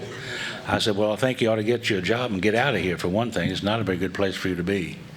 He said, well, easy for you to say. I don't have any wheels. I don't have a car. If I had some, I'd get me a job. I said, well, I'll take you back and forth, help you get a job, and you get a couple of paychecks, and we'll find you some transportation. So we set about to do that. And one morning, I'm thinking all the time I'm helping him, but one morning he tells me a story that helps me. And it went like this. He said there was 3 wise men from the east, he said, which stole from man and woman the crown of life, the thing that would make us the happiest. And they took it away from us, and they said, now that we've got it, what are we going to do with it? Well, a couple of them said, well, I'll tell you what we'll do. We'll take it to the highest mountain on the face of the earth, and we'll hide it up there, and they'll never be able to find it there. The other 2 said, yeah, but you know how they are. They'll hunt and they'll search and they'll eventually find it. Another one said, well, let's take it to the deepest crevice in the deepest ocean and hide it there, and they'll never be able to find it there. The other 2 said, yeah, but you know how they are. They'll hunt and they'll search and they'll eventually find it. The third one said, I'll tell you what we'll do. Let's hide it within himself, and he'll never find it there. And this book says, yet we've been seeing another kind of flight, a spiritual liberation from this world.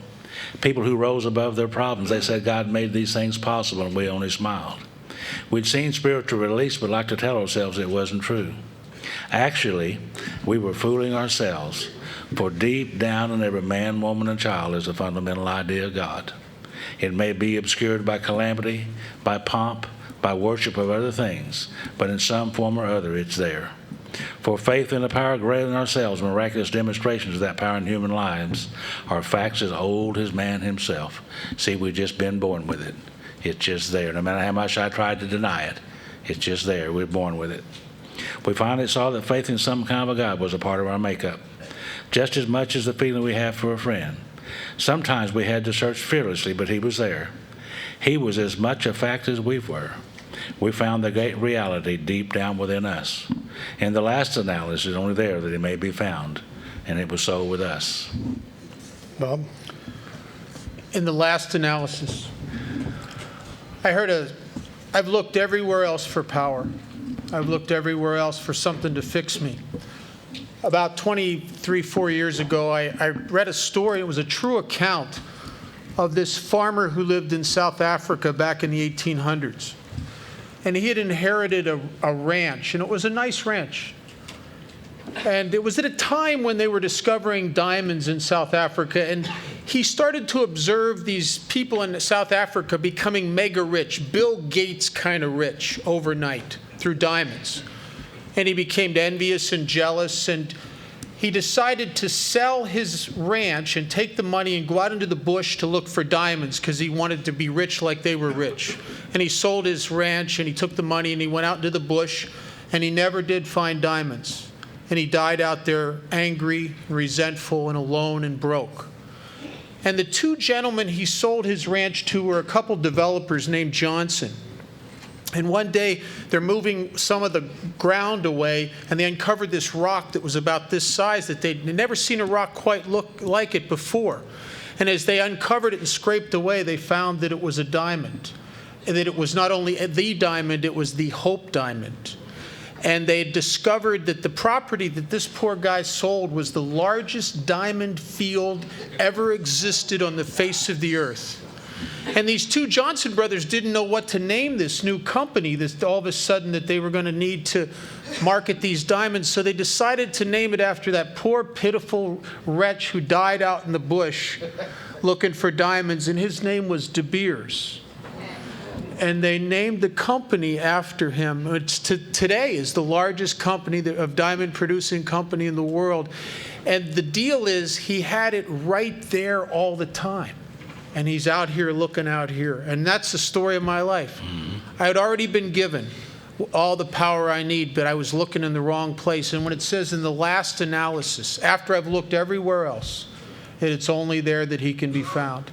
And it says in here that this power that's in me is obscured by 3 things. Calamity. If you don't know what calamity is, imagine that a surgeon could surgically implant a microphone into your brain, and over a speaker we could hear what you're thinking on a bad day.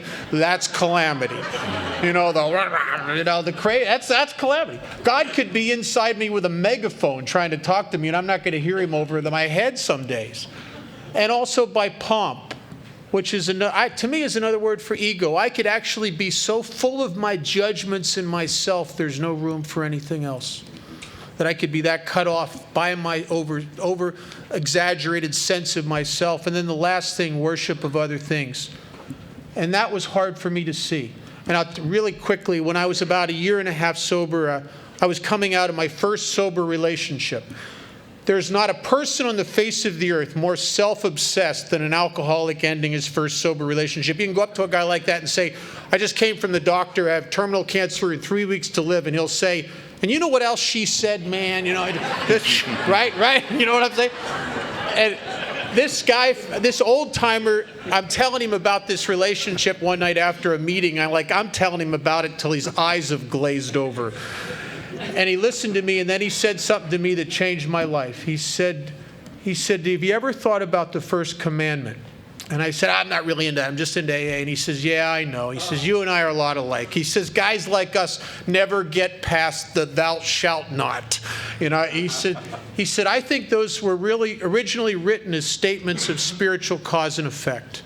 The first commandment, as it's been now translated, is I am the Lord thy God, thou shalt not put false gods before me. He said, I think you can do anything you want. It's perfectly all right with God. You can put anything you want between you and God. If you want to worship something else, and he said, worship just means to obsessively turn your consciousness towards. He said, if you want to do that, put anything between you and God, it's okay. The problem is you've just put something between you and God. You've just obscured the light. He said, you want to know what you worship? He said, at the end of the day, make a pie graph of everything you think of. And the thing with the biggest piece of the pie is what you obsessively turn your consciousness towards. And when he said that, I imagined this pie with a little sliver for AA, a little sliver for work, and the rest of the pie was her. And I started to get a glimpse of how I obscure the light by obsessively turning my consciousness towards these things I so desperately think I need, and I seek power in them. You know, we believe today that every human being on earth seems to be born with some form of basic knowledge deep down inside ourselves, probably lying at a subconscious level. And that knowledge seems to be able to tell us what we should do and what we shouldn't do, how we should live and how we shouldn't live, how we should act and how we shouldn't act. Now, I'm sure a lot of people would like to call that knowledge innate intelligence. I think others might want to call it common sense. I think others might want to call it the conscience, and others might even refer to it as the soul. And I don't think it really makes any difference what we call it, as long as we recognize the fact that it's there. Now, I don't know about you, but I know about me. And that knowledge has always been there with me as far back as I can remember. Nobody really had to teach it to me. And I used to be getting ready to do something, and that little voice from inside would say, Charlie, I don't really think you ought to be doing this. And I wouldn't pay a bit of attention to it. I'd go right ahead and do it, and I'd just get in one hell of a mess. And that same little voice would say, see, I told you not to do that in the first place. Now, if that knowledge is God, and God dwells within me, then what that really means to me today is I've got my own personal God. I don't have to worry about whether he's the God of the Baptist church or not. I don't worry about whether he's the God of the Catholic Church, the Hebrew religion, or anybody else's God. If he dwells within me, then he's my God personally. And he and I can come together in very simple and very understandable terms. I don't think anybody in here ever got into any kind of trouble that you didn't know that it was the wrong thing to do before you ever did it. Didn't keep us from doing it, but by God, we knew better before we ever did it. I think that knowledge is there. I think that's God. And if that's true, then I've got my own personal God. Now, this little chapter has given me an opportunity to discard several of my old ideas about God. Several of my old prejudices have disappeared. I've developed some new ideas about God. And I've learned that it really is a very simple procedure. That I simply start with believing there is a power greater than human power. And I follow a certain procedure and I get the results from it. And I've learned that I can have my own conception of that God, and he dwells within me. Am I ready to make a decision now? Yep. You betcha I am. Without this chapter, I could never have made the decision. Thank you all for being here this morning. Let me read this last paragraph before we finish because it's important to me. See, we can only clear the ground a bit, and that's what they've been doing up to this point. And if our testimony helps sweep away prejudice, which is old ideas, enables you to think honestly, encourages you to search diligently within yourself, then if you wish, you can join us on the broad highway. With this attitude, you cannot fail. Now get this. The consciousness of your belief is sure to come to you. God will prove to you that there's a God with an open mind. The consciousness of your belief is sure to come to you. Thank you all for being here this morning. We'll see you later. By the way, I've been checking with the people who are selling the tickets. Yeah, that's great. That guy knows how to introduce people, doesn't he? Did a good job. My name is Joe, and I'm an alcoholic. Hey, Joe. Truly by God's grace and the fellowship of Alcoholics Anonymous and the program of Alcoholics Anonymous, I found in a book called Alcoholics Anonymous. I'm sober today, and for that I'm very, very thankful. I have a story to tell you. Yeah, it's about these three little boys that were all in the 6th grade, and they were about 21, 22 years old. You have to kind of get the picture here. The principal called them in. He wanted them out of the 6th grade over to the 7th grade desperately. So he called them in and said, boys, I'm going to ask you guys a question. And if you get the answer to these questions, you can move on to the 7th grade. So they asked that first boy, said, young fellow, said, what is it that women have two of that men like to get their hands on? He thought for a long time, and finally he said, well, women have two hands. Men like to hold, men like to hold women's hands. He said, that's good. You're in the 7th grade. He looked at the other boy and said, now I'm going to ask you a question. He said, what is it that men have one of that women like to get their hands on? And he thought for a long time, and finally he said, men have one billfold. Women like to get their hands on a man's billfold. He said, that's good. You're in the 7th grade. He looked over at me and he said, now, Joe, I want to ask you a simple question. I said, God, I hope so. I missed those first two.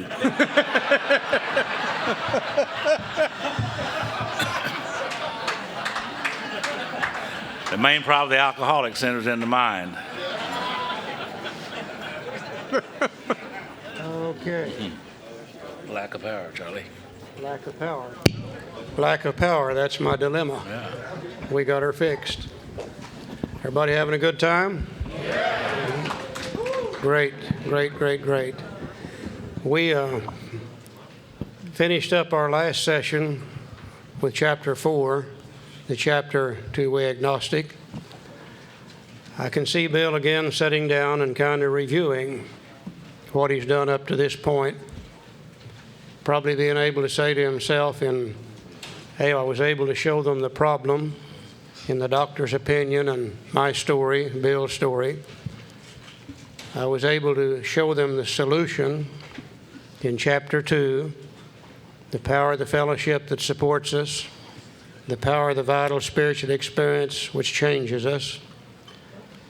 I was able to show them what's going to happen to them if they don't find that power greater than human power in chapter 3, that because of the insanity that eventually they would go back to drinking. And then I was able to give them some new ideas about that power in chapter 4 so that they would be able to make a decision about this thing. And he probably says to himself, we've given them all the preliminary information they need, and now then it's time to get down to the real purpose of the book, to show them just exactly how to find this power. And he began to try to write on chapter 5 how it works. And as John said way back in the beginning Thursday afternoon, Bill had a real problem when he got to this particular part of the book. He could see that the 6 little steps that they had made from the Oxford Group program were simply really not sufficient for the alcoholic. He said they needed more depth, they needed more meaning, that there was too many loopholes that the alcoholic mind was slipping through. And he knew those 6 little steps had to be expanded, but he didn't know how far or how much. Also, he was having problems with members of the little fellowship regarding this God thing. You know, we had this one group of individuals who really wanted this to be more or less a religious text. We had another group that wanted it to be a psychological text. And we had some that didn't want the mention of God in here, period. And by the time Bill got around to the writing of chapter 5, we were beginning to find all different kinds of people coming into AA as far as God's concerned. There were many people coming in who were Catholic. There was many who were Protestant. Some Jewish people were beginning to show up. We began to have a little sprinkling of a Muslim or two coming in. And he's getting ready to write a set of directions on how to find God, yet at the same time not offend anybody else, and not offend any of them in their belief system. And it would seem to be almost an impossible thing for him to be able to do. And he tried and he tried and he tried and he tried, and he just could not get started. And one night while in bed, pad and pencil in hand, pillow behind his back, leaning against the headboard, trying to start on chapter 5, he finally just gave up. And he said he put down the pad and the pencil, and he closed his eyes, and he prayed and meditated for quite some time, asking God for the right knowledge and the strength and the wisdom to do the right thing. And he said after that period of prayer and meditation, he picked up the pad and pencil, and it felt as if the pencil had a mind of its own as it raced across the pages. In a matter of about 30 minutes, he had written How It Works, one of the greatest pieces of information we've ever seen. Now, immediately after he had written How It Works, one of the members called Howard came by with another new fellow. And Bill could just hardly wait to show them the new 12 steps. Man, he was enthusiastic and he was on fire with them. And Howard looked at him and he said, "What in the hell is this?" He said, "My God, Bill, Moses only had 10 and you got 12 here." He said, "What is all this on your knees stuff?" And so on and so on and so forth. And the fight was on. Even the new guy that knew nothing about it at all, he jumped on Bill too. And finally, Lois came in and settled him down, gave him a cup of coffee. And then it was necessary for Bill to take this How It Works and distribute it to the other members so that they could get a look at it too. And when he did, the crap hit the fan because they didn't like it at all. Hardly any of them did, period. Now, what Joe is going to read to you is How It Works, not out of the big book Alcoholics Anonymous as it appears today, but as it was the night that Bill first wrote it. And I think he'll be able to, maybe by pausing or changing the tone of his voice, point out the real differences between the two.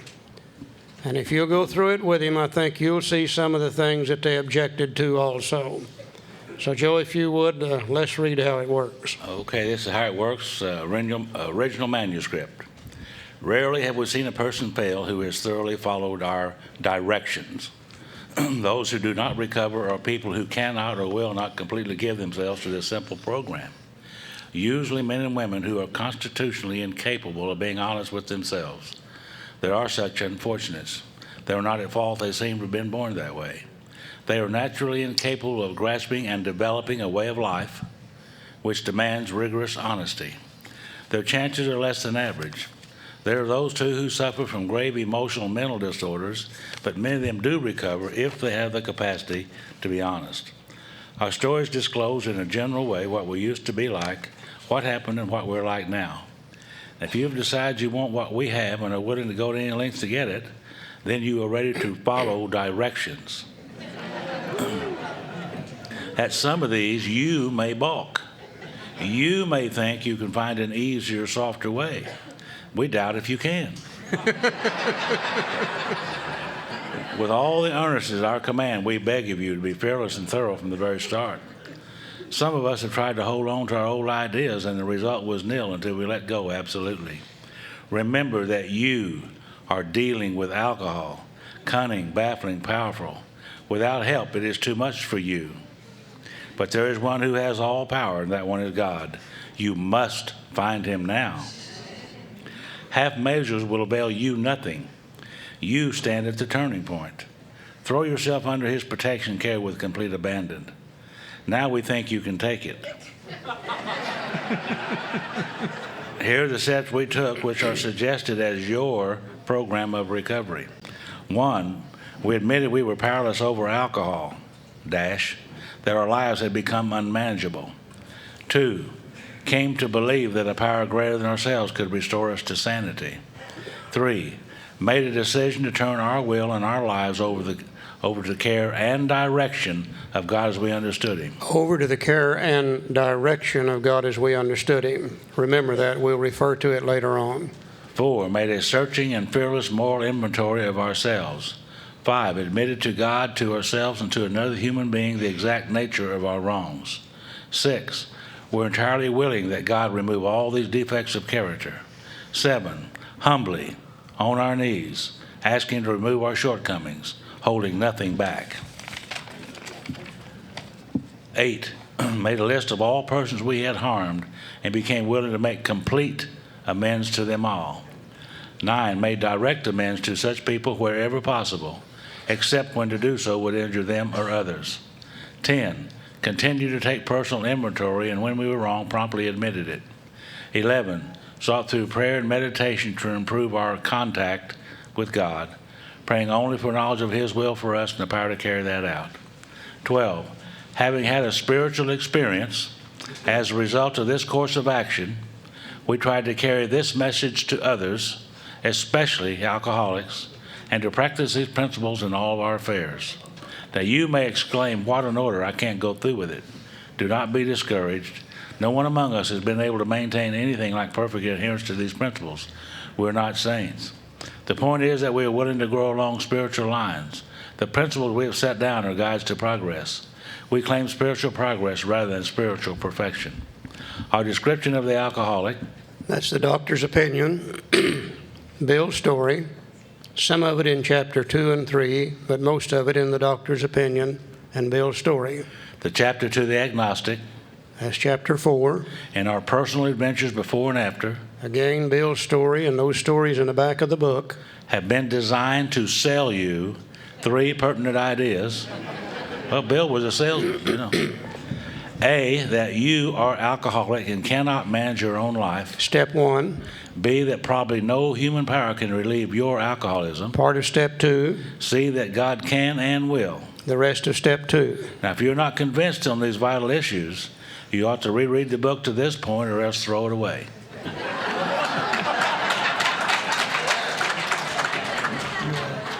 You want to address that? Talk about that? The thing I told you about at the beginning? No, just any of this. Whatever. I ask all the guys I work with to read it out of the original manuscript. You can see that this was set up as a set of directions for people who are dying. And when I look at it like that, then it's just follow one right after another. But I don't follow directions easily. I'll tell you a little story. When my daughter was about 4 years old, I bought her this Barbie RV thing that was like 500 pieces and a big thing, set of directions to put it together. I got it home, and because I'm so bright, I threw the directions away. I took my daughter back to her mom with the pieces in a garbage bag and just help. I couldn't put it together. I don't follow directions easily, and yet this is set up for people like me that are desperate enough to do it as a set of directions. You know, I think there's 2 things that become very obvious as we read the original, how it works. Number 1, Bill did not intend for this to be a set of suggestions. He intended for it to be a set of directions. He said so 2 or 3 times.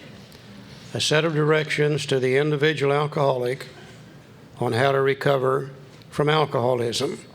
That's one thing that's very obvious in it.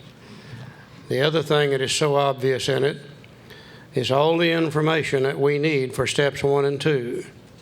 are to be found in the doctor's opinion, the first 4 chapters of the big book, Alcoholics Anonymous. And he says, if you've been sold on the 3 pertinent ideas, then we've already got steps 1 and 2 behind us. And people come to us today and they say, well, how do you work steps 1 and 2? And our answer is you don't. They are not working steps. No action really required in steps 1 and 2. They are conclusions of the mind based upon the information presented to us in the doctor's opinion and the first 4 chapters. You know, I've always been powerless over alcohol. My life was always unmanageable because of that. I just did not know that, nor did I know why, until I read the doctor's opinion in the first 4 chapters. There's always been a power greater than I am can restore me to sanity. I just did not believe that power would do so, nor did I understand the insanity that I have to be restored from until I read the doctor's opinion in the first 4 chapters. Now, if after having read the information, if I can say to myself, you betcha I'm powerless over alcohol, my life has become unmanageable, you betcha I believe there's a power greater than I am that can restore me to sanity, then I'm done with steps 1 and 2, and I'm ready for step 3. And Bill says if you're not convinced on these vital issues contained in steps 1 and 2, then you better reread the book to this point or else throw it away, because it's not going to do you any good, period. The other thing that really happened when they saw these words like directions and must and you got to do this and you got to do that, holding nothing back, complete amends, they said, Bill, you don't have any business giving anybody directions, period. That nobody can tell anybody what they have to do. And they said these words like must and complete and holding nothing back sounds too much like the Oxford Group absolutes. You need to change those things. And Bill said, no, I'm not going to change these things. And they said, well, Bill, don't you remember that this is not your book, this is our book, and you're going to change them? And Bill said, no, I'm not. And they said, yeah, you are. And Bill said, you guys don't understand. He said, these are not even my words. These are God's words. They came after prayer and meditation. And they said, we don't give a damn whose words they are. You're going to change them. And the fight was on. And they fought and they fought and they fought. And not only did they almost destroy the book project, they almost destroyed the little fellowship over the writing of how it works.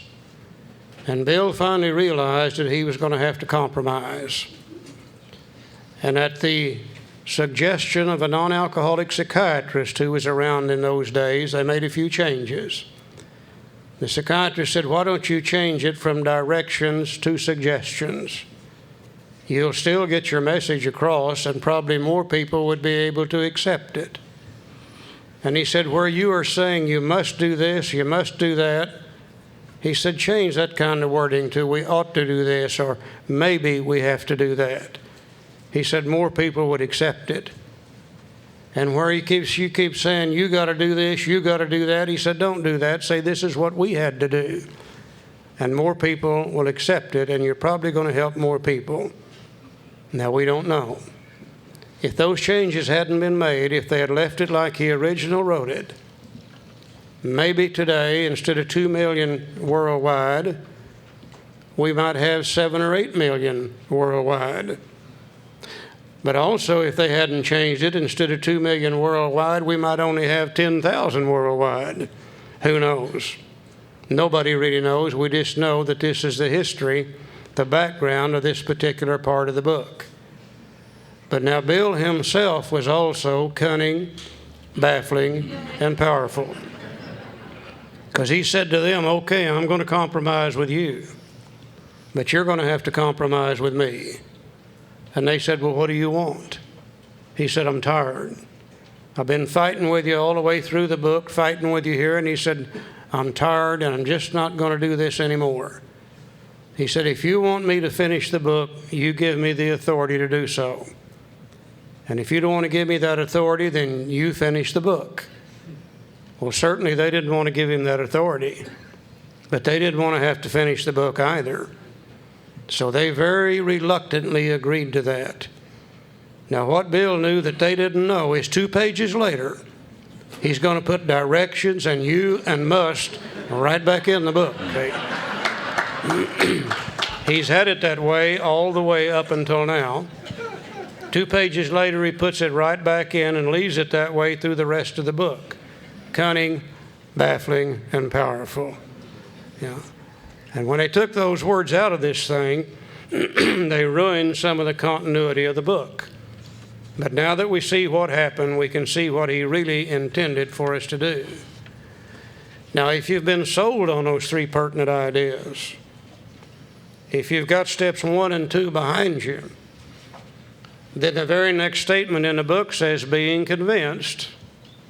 We are now at step 3. I said, being convinced of the first 2 steps, we were at step 3. We're not ready to take step 3 yet. We're just at step 3, which is we decided to turn our will and our life over to God as we understood Him. Well, just what do we mean by that, and just what do we do? Well, that's a good question, isn't it? First thing I guess we have to figure out is, what is my will? And my will is my thinking. My life is my actions. And I'm going to make a decision to turn my thinking and my life, my actions, over the care and direction of God as I understood Him. That's what I'm going to do. I'm getting ready to make a decision to do that. I haven't done it yet, but I'm getting ready to make a decision to do that. See, He tells us there how it works. And a little bit later, He's going to tell us why it don't work very well. But first of all, we have to make the decision to turn our will and our life over the care of God as we understood Him. The first requirement is that we be convinced that any life run on self-will can hardly be a success. That's a hard thing to be convinced of. I'm the kind of guy that every once in a while, running my life on self-will, something will turn out okay. And I may have 30 instances where it turns to crap, but I always look at the one that it turned out okay to justify my action in running my life. But even a broken clock's right twice a day. That doesn't mean it tells time. On that basis, on the basis of self-will, we're almost always in collision with something or somebody, even though our motives are good. My motives are always good. Even if I don't have any, give me a minute, I'll come up with some. I mean, I have an infinite ability to rationalize and justify and defend anything I've ever done. Most people try to live by self-propulsion. Each person is like an actor who wants to run the whole show, is forever trying to arrange the lights, this ballet, the scenery, and the rest of the players in his own way. If his arrangements would only stay put, if only people would do as he wished, the show would be great. Everybody, including himself, would be pleased. Life would be wonderful.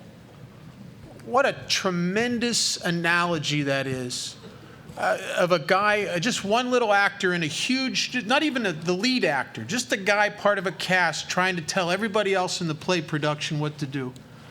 In early sobriety, they told me to read these 3 pages over and over again, and I would read it, and I could not see that that was me. But I could see how there were a lot of people in my home group that were doing that. And I just couldn't wait to tell them. Couldn't wait to. And you know what the difference is? When you're doing it and you're running the show, you're running the show. I can be doing the exact same thing, and you see, I'm just trying to make things nice here. Right? And I just look at, from my perspective, it looks like it's okay. And again, the whole idea of this textbook is tied up in the understanding of the words that are used in the book.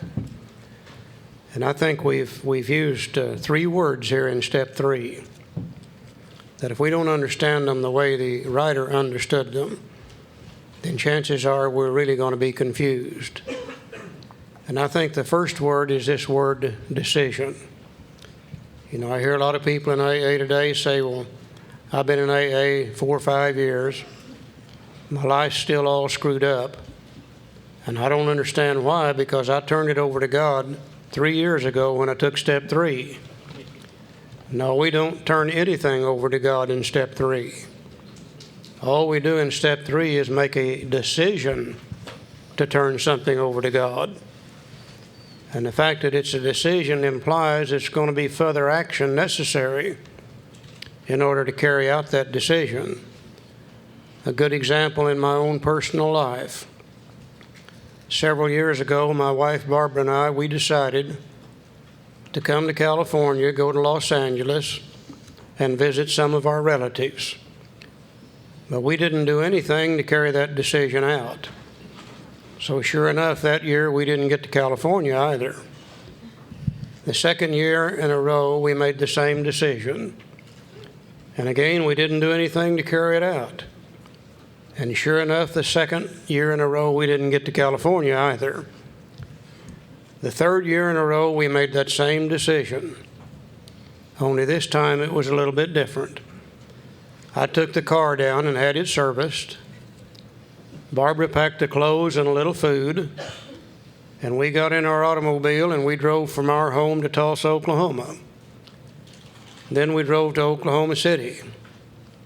Then we drove to Amarillo, Texas. Then we drove to Albuquerque, New Mexico. Then we drove to Flagstaff, Arizona. Then we drove to Barstow, California. Then we drove to San Bernardino, California. And then we drove to Los Angeles.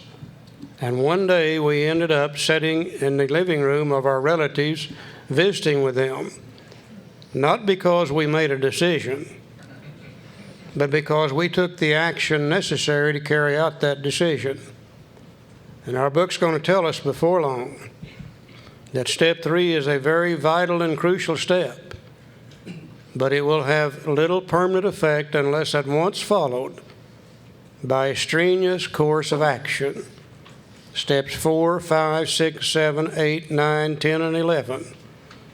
So all we're really doing in step 3 is simply making a decision, just like Columbus did. When he decided to go see if the world was round or flat, when he decided to go see if he could get really east by sailing west, that decision did him no good whatsoever, because he's still standing on the shore of the ocean the day he made the decision. It's only when he took action to carry that out that things begin to happen for him. Same thing applies here. Now, what is it we're deciding to do? Well, we're making a decision to turn our will over to the care and direction of God as we understand Him. You know, as far as we know, we're the only species here on earth that's ever faced with this decision. As far as we know, the only species on earth that has this thing called self-will. You know, everything else on earth, it's whatever happens to them, whatever they do, when they do it, where they do it, how they do it, is all done at God's time and God's direction. But He gave us this thing called self-will and allows us to make decisions based upon what we're going to do.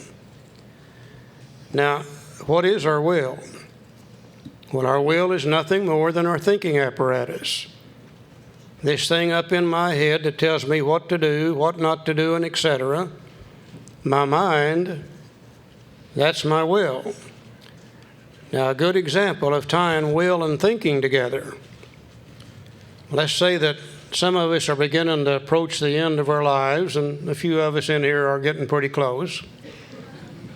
And we've gathered up a few material things, and we become concerned with what's going to happen to them after we pass on. And if we get concerned enough, we'll go down and sit down with an attorney. And we'll tell that attorney what we want done with these things. I want this to go to my spouse, this to go to my daughter, this is to go to my son, so on, so forth. Now that attorney will take my thinking that day coming from my mind, put it down on a piece of paper in legal form. I'll sign it, the attorney will sign it as a witness, and we'll probably put it in a safe. Now 2 or 3 or 4 years later, sure enough, I kicked the bucket. And if my family's like all the rest of them, they're going to call that undertaker and say, come on and get him, and let's get this over with about as fast as we can. Now, used to, they waited several days, but they don't do that much anymore. And that undertaker comes and gets me, and he gets me all prepared, and he puts me in a box, and they carry me out to the cemetery. And they suspend me over a hole in the ground. And hopefully there'll be a few people standing around that hole. Some of them, I hope, will be members of AA, and somebody will say a little prayer. And then they start dropping me down in the hole. And again, if my family's like all the rest of them, they're not going to wait till I get to the bottom of the hole. They're going to jump in that car, and they're going to go right back to that attorney's office. And that attorney's going to get out that piece of paper and read to them my thinking when I was in that office 2 or 3 years before that time. Now, we know that they call that piece of paper a will, and it's not by accident. Will, thinking, mind are all synonymous. I'm making a decision to turn my will, my thinking, my mind over to the care and direction of God as I understand Him. What else am I trying to turn over? Well, I'm making a decision to turn my will and my life over to the care of God as I understand Him. And what's my life?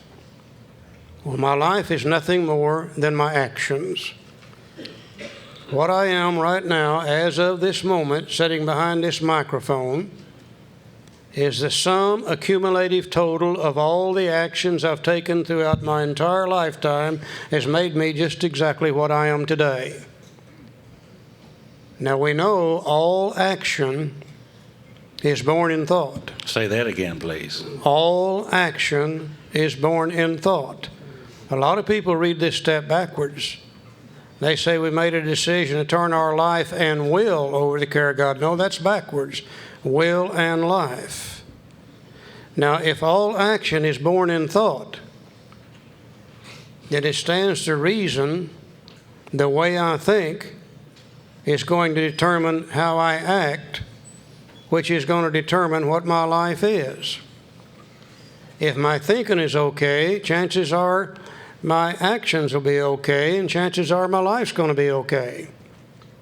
But if my thinking is lousy, then chances are my actions are going to be lousy, and chances are my life's going to be lousy too.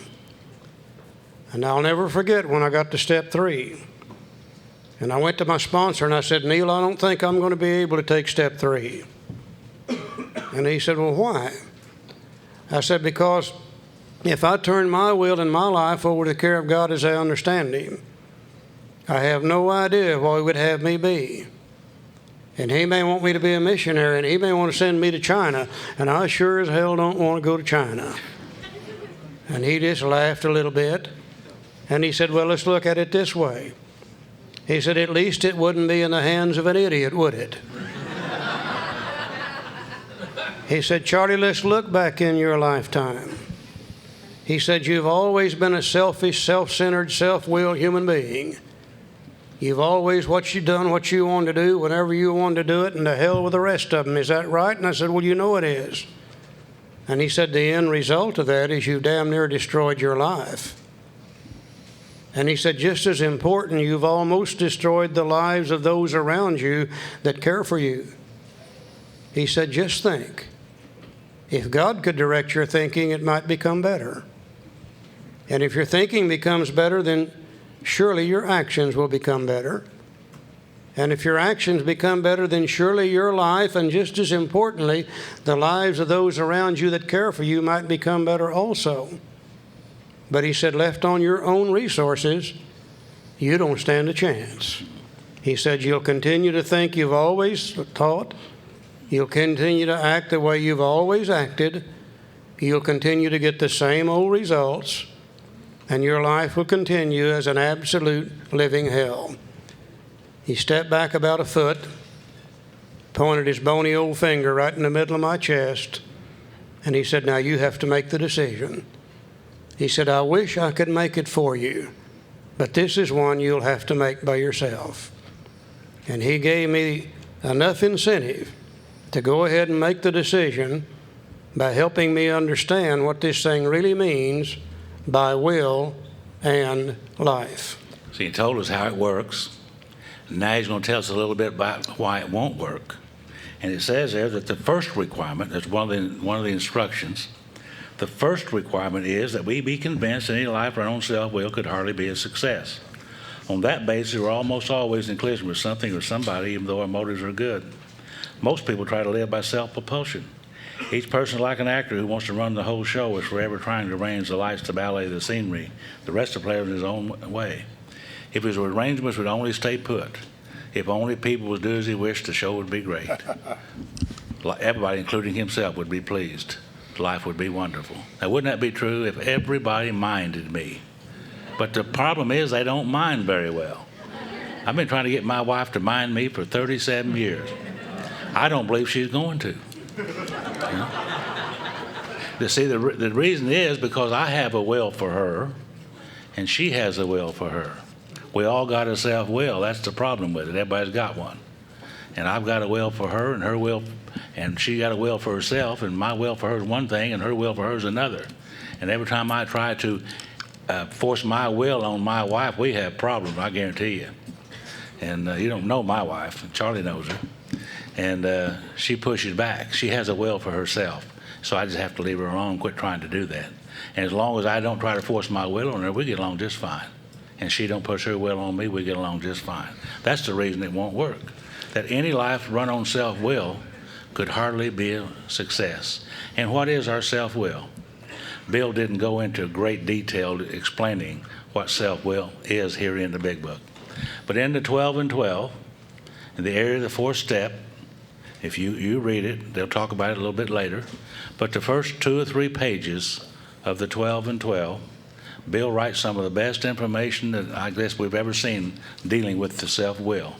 He tells us about our basic instincts of life. And to have a working knowledge of what he means by those words is very, very important to understanding about step 3, and also to do the third column in the fourth step when we get to it a little bit later. So I guess at this time we need to look into see what is our will. What does Bill mean by that today? And as again I said, in the area of the fourth step, he talks about the basic instincts of life, and those things create self-will. We need to have a good understanding of that, at least a working knowledge of those words and what they mean, in order to help us to understand what our self-will is.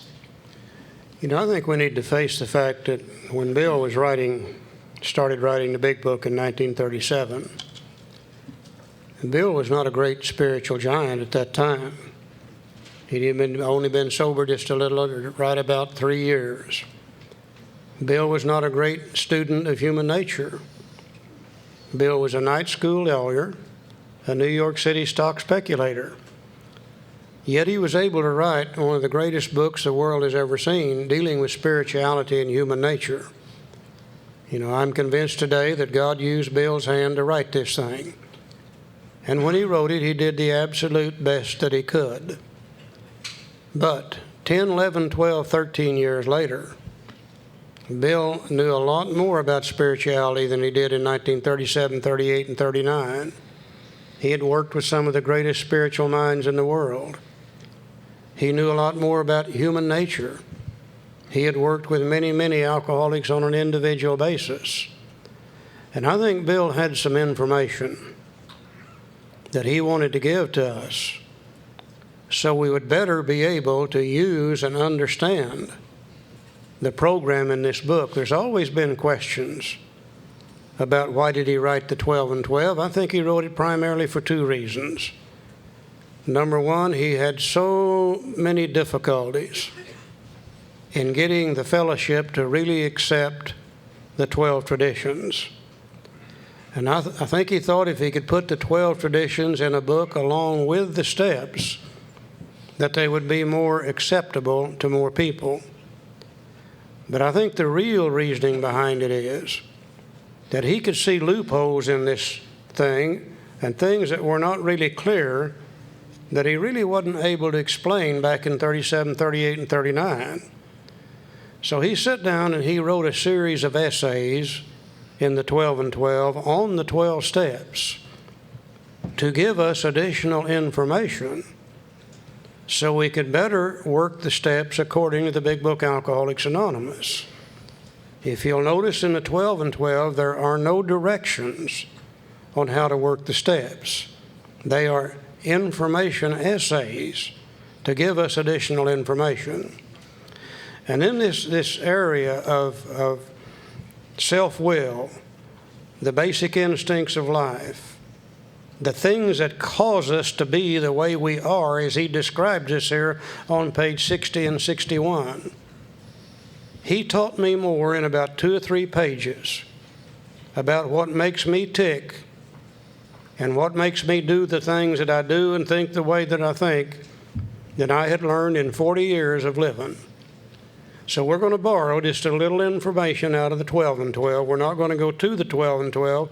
We're just going to borrow a little information. These words on this glassine that we're going to show you here in a minute, these words are the same words that's used in the Big Book. These are not new words. And this idea about the self-will and what makes self-will tick is very, very important information. When I sponsor someone, I ask them to go, when they get to the 4th step, I ask them to go to the 12 and 12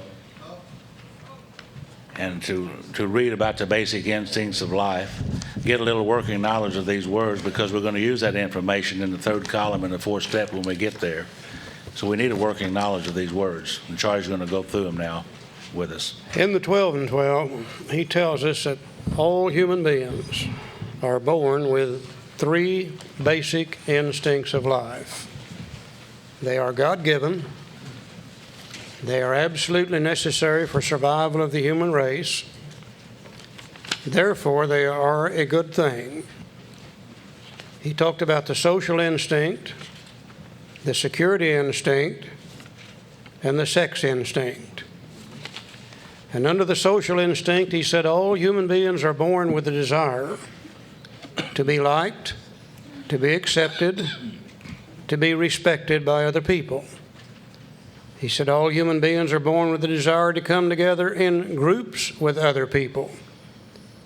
And he said if we didn't have those desires, if everybody just went off and did everything the way they want to do it individually, that the world would go into a dog-eat-dog situation, complete anarchy would reign, and sooner or later, under those conditions, the human race would simply fail to survive. So these desires that you and I have to be liked, accepted, and respected by other people, these desires that we have to come together in groups with other human beings, those are God-given things, and they are therefore good. It is only when we use those kind of things for the wrong purposes that they begin to become a problem for us. He uses several different words under this social instinct. He uses the word companionship. And companionship is nothing more than wanting to belong or to be accepted by others. And so many of us were born on the outside of the crowd, looking in, wanting to be a part of, and knew that we could not be.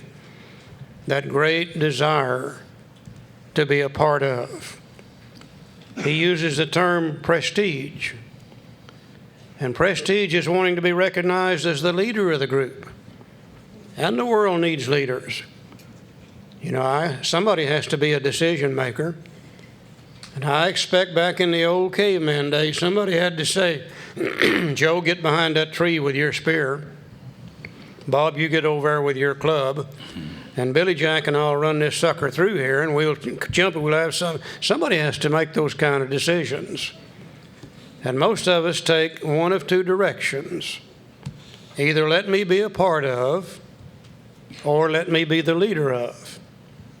In either case, it's going to be based upon what other people think of us. If they like us, accept us, and respect us, then we can become a part of, or we may get to be the leader of. Self-esteem is what we think of ourselves. And that's usually high or low. And it's usually based upon what other people think of us or what we think other people think of us. If they seem to like us and accept us and respect us, we feel pretty good to ourselves. But if we feel like that they don't like us, they reject us, and etc., then we feel pretty lousy toward ourselves. He uses the term pride. And I'm glad I got in the habit of going to the dictionary and looking up words. One day I went in there and looked up the word pride. Now, I always thought pride was something you're supposed to have. As a young boy growing up, all I ever wanted to be was a man who walks tall with pride and a little bit sideways like John Wayne did. That's all I ever wanted. But the dictionary defines pride as an excessive and unjustified opinion of oneself, either too high or too low, and in either case it's not true. Personal relationships are relations with other human beings and the world around us. Ambitions are our plans for the future, to be accepted, to be recognized, to be the leader, etc., what we're going to work toward and try to become in the future. Now, if I want to be liked and accepted and respected by the world and the people in it, the first thing I've got to do is decide, well, what is it they want from me? And society teaches us those things as we grow up. You know, in one part of the world, we need to be a large landowner. Another part of the world, it may be that we need to have a good education. Another part of the world, it may be to have a large family. It can be any number of different things. And it'll vary in different parts of the world. And based upon what we're taught and based upon what we see, then we set our goals to become that, whatever it is. Now, if we're going to reach the goals so we'll be liked and accepted and respected by other people, we're going to have to work at it. You know, you can't be a bum and just sit on your duff and have people like you and accept you and respect you.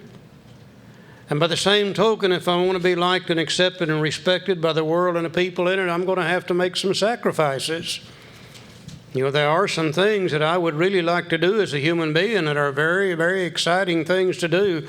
But if I do them and you catch me at it, you're not going to like me at all. And I don't think we would do the work necessary to reach the goal, nor would we make the sacrifices necessary to be accepted, unless we got a reward for doing so.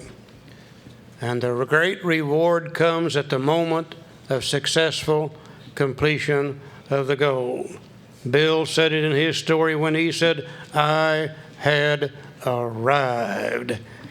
How many of us have done the same thing?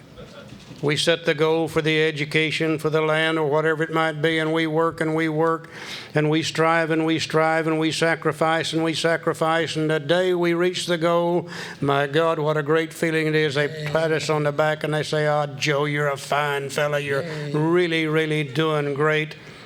And one of those feelings come over us which was absolutely indescribably wonderful. But the only thing wrong with it seems to be just a temporary feeling. Mm-hmm. We no longer reach the goal and get the praise and get the recognition and the acceptance.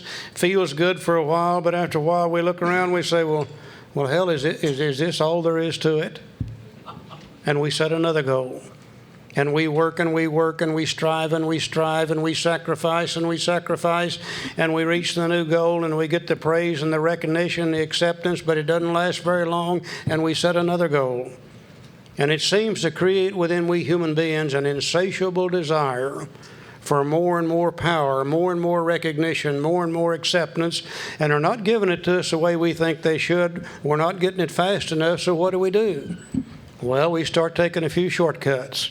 We start doing a little lying, a little conning, a little manipulating, a little climbing on other people's backs and stepping on their toes, and the instant we do so, we create pain and suffering for others. They in turn retaliate against us and create pain and suffering for us. It's plain that a life run on self-will can hardly ever be a success, because under those conditions we're always in collision with people, places, and things. He talked about the security instinct.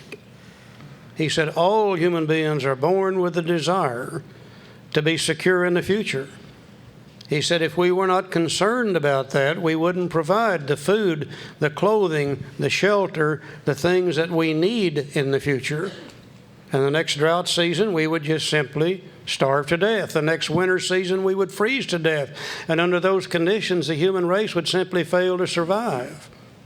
Now, I know in AA, we try to live one day at a time. But I also know this about everybody in here has got an insurance policy.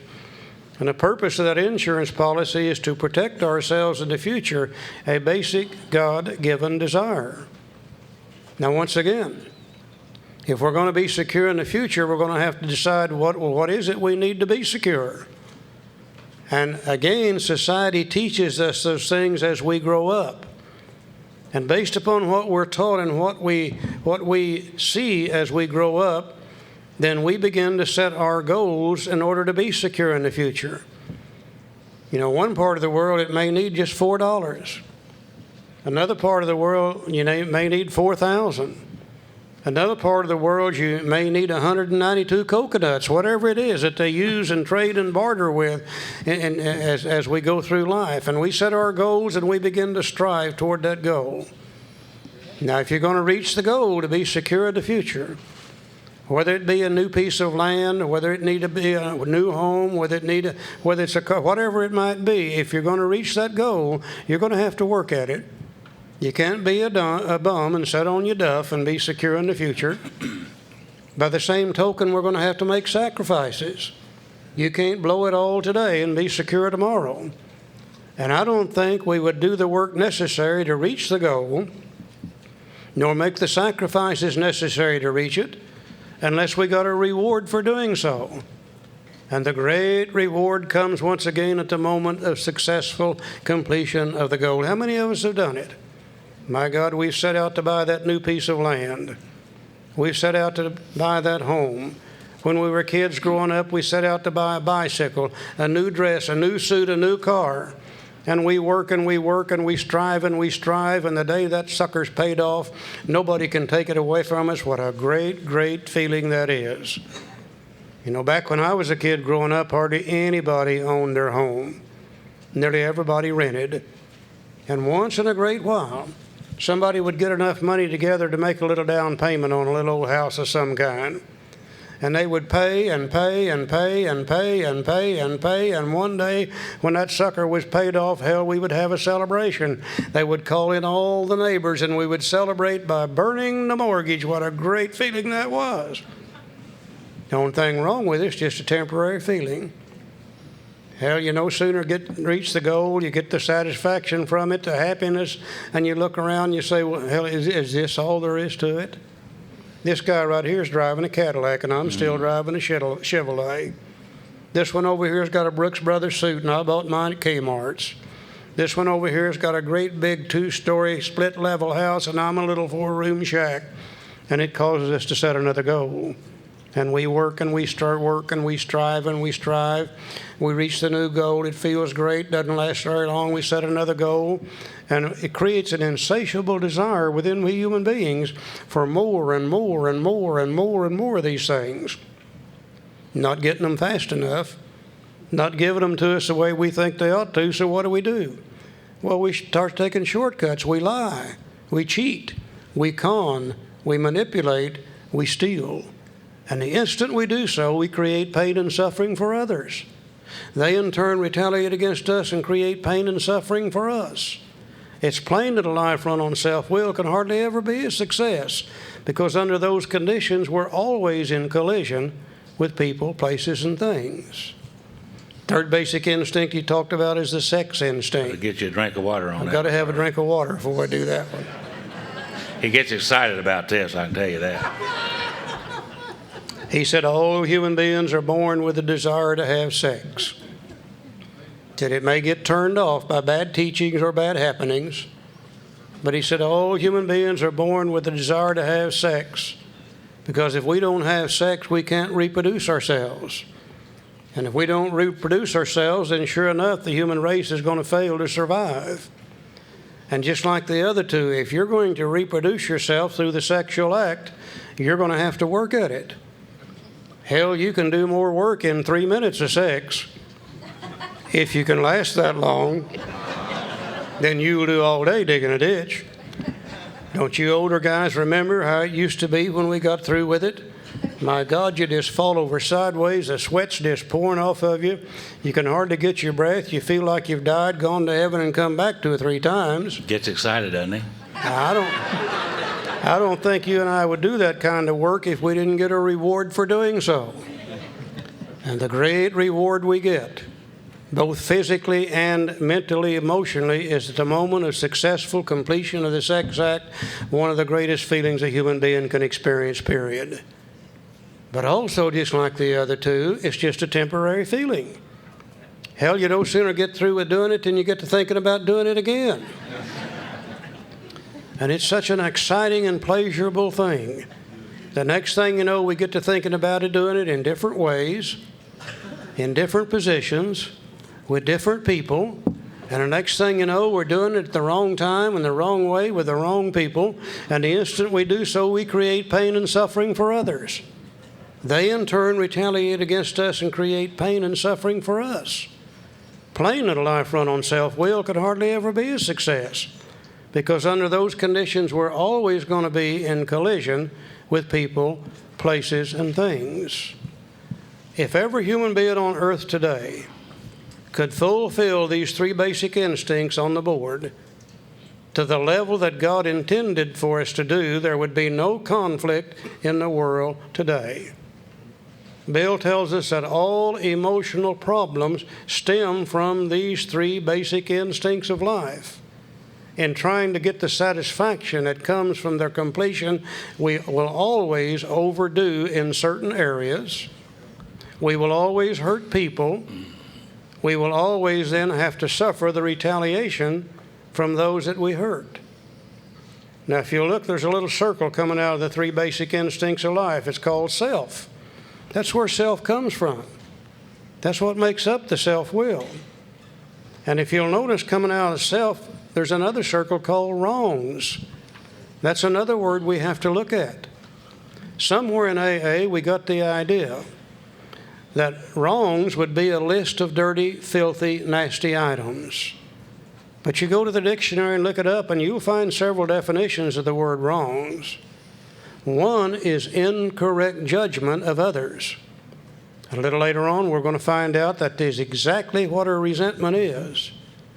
Another was incorrect believing. Later on, we're going to find out that's what the majority of our fears are. Another definition of the word wrong is incorrect acting that hurts other people. And certainly, as practicing alcoholics, we do a lot of that.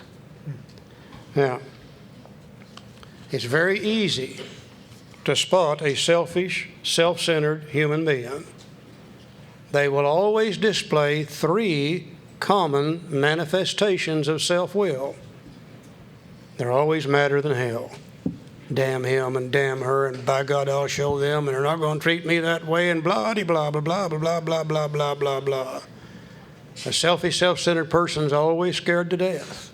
Can't depend on God. Can't depend on other human beings. If they're an alcoholic reaching the end of the road, they can't depend upon themselves anymore, and they're running absolutely scared to death. They don't know what's going to happen tomorrow, but they know when it gets here, it's not going to be worth a damn, whatever it is. A selfish, self-centered human being is always eaten up with fear, guilt, and remorse associated with the people that they've harmed. You know, we are not drunken bums. We have a conscience. We do things when we're out there drinking that we would not normally do. And the fear of what they're going to do when they find out about it, and the guilt and remorse associated with it, just absolutely eats us up. A selfish, self-centered human being, because of these resentments and these fears and this guilt and remorse, they don't feel good. And they're running around sober, but they want to feel better. And eventually the mind starts thinking about the sense of ease and comfort that comes at once by taking a couple of drinks. Next thing you know, we think it's okay to drink, and we end up drunk all over again. You know, a mind filled with resentments and fear and guilt and remorse is simply a mind that does not feel good, period. And it seems as though the only way we can get rid of that stuff is through trying to go from self-will to God's will so that we can live at the level God intended for us to be and not be in conflict with the world and everybody in it. Now that I know about the 3 basic instincts of life, I understand what page 60 and 61 is talking about. When he talks about we're like the actor that wants to run the whole show. When we grow up, we write a script in our head for what we're going to do, what we're going to become. We set our goals and etc. And we set out to reach that stuff. We also write a script in our head for everybody around us. I had a part in my mind, in my script, for my wife to play. And she was going to do this and this and this and that and that, and people were going to look at her and they're going to say, my, doesn't that Charlie really have a great wife? He must be a fine, fine fella. I even drew a part in that script for my kids to play. Now they're going to do this and they're going to do that and they're going to do this, and people are going to look at them and say, oh, what a fine father old Charlie is. Now, the only problem is I didn't know that they had a script in their head already, and their script didn't match my script. And rather than let them be what is necessary for them to become, I set out to run the whole damn show. And this literally destroyed me and everybody around me. I not only did it with my family, I did it with everybody that I ever came in contact with. Plain that a life run on self-will can hardly ever be a success. You were talking about putting out more energy in a couple minutes of sex than you would in a day of digging ditches, and it occurred to me that I must not be digging ditches right. I'm missing something here. Or maybe I'm missing something on the other end. Maybe you're not doing sex right. Maybe I'm not. There we go. This unsatisfied instincts, there's something about me that even though I've always had some, there's one thing I always want, and that's more. But there's something about me, when I get more, it just turns into some. And then I got to have more. And then I get more, and it just turns into some again. And I don't know what it is about me that the shine of stuff wears off so quickly. And it's been that way all my life. I'm the kind of guy, you give me a brand new Bentley, 3 weeks. It's wrong color. It's just, I'm just that way. And anybody in here like that? And in the middle of page 61, about 2/3 down this first full paragraph, it talks about a delusion. And this is the story of my life. It says, is he not a victim of the delusion that he can wrest satisfaction and happiness out of this world if he only manages well? That goes down to the core of my life. And I like the word rest. You can feel the self-will in rest. Rest, satisfaction, and happiness out of this world. And the reason it's a delusion is I've spent my whole life doing that and have failed. And I'm not alone. I come to Alcoholics Anonymous and I find out that we're all like that. I don't know a group of people on the face of the earth that have ever put more time, more energy, more obsessive focus, more money, more effort into making themselves satisfied and happy as we have, and the end result is most of us wish we were dead. As a result of my very best obsessive full-time job efforts at making me satisfied and happy, I feel awful. I feel I'm one of the most unhappy, unsatisfied, empty, vacant people on the face of the earth, because it's a delusion. I believed that. I thought if I could just get my ducks lined up in a row. And a guy a few years ago told me, he says, Bob, they're not even your ducks. And I've observed something in Alcoholics Anonymous over the last few years. We had a rash of suicides with people with double-digit sobriety. And some of these guys I watched get sober. And oddly enough, when the day they got sober and came off the streets and had nothing, if they'd have made a checklist of everything that they knew that they had to have in place in order to be happy and satisfied when they took their lives, they would have completed. Everything on that list would have been completed. When my friend Frank, with 23 and a half years, put the plastic bag over his head and took his own life and wrote a note saying he didn't drink for his respect for Alcoholics Anonymous and all his service commitments. When Frank took his own life, he had everything a guy would ever want, materially. and the same with Mike, and the same with Chuck, and on and on. And you know, the confusing thing to me, and I thought about this as I went to as I was at one of their services, you would think that all that abundance in material stuff would make you a little bit happier. But I think for guys like me, and I experienced this at about 19 years sober, it doesn't. It actually makes it worse. When I lived in an abandoned building and I'd rendered myself down to nothing and I was living on the streets, I felt empty and vacant and desolate and awful inside, and my outsides looked exactly the same. There was a continuity between my insides and my outsides. You take a guy like me with all the feelings of untreated alcoholism and you put me with a backdrop of amazing abundance, and the abundance just seems to make the vacancy, the spiritual malady, stand out in sharper and more painful relief. And I think I understand why those guys take their lives. If I could wrest happiness and satisfaction out of this world, if I could treat this with outside stuff, I think most of us would have done that years ago. We would have, I mean, it's not like from a lack of trying, you know? It's not from a lack of trying. But you can't treat an inside thing with outside stuff. It just seems to be the way of it.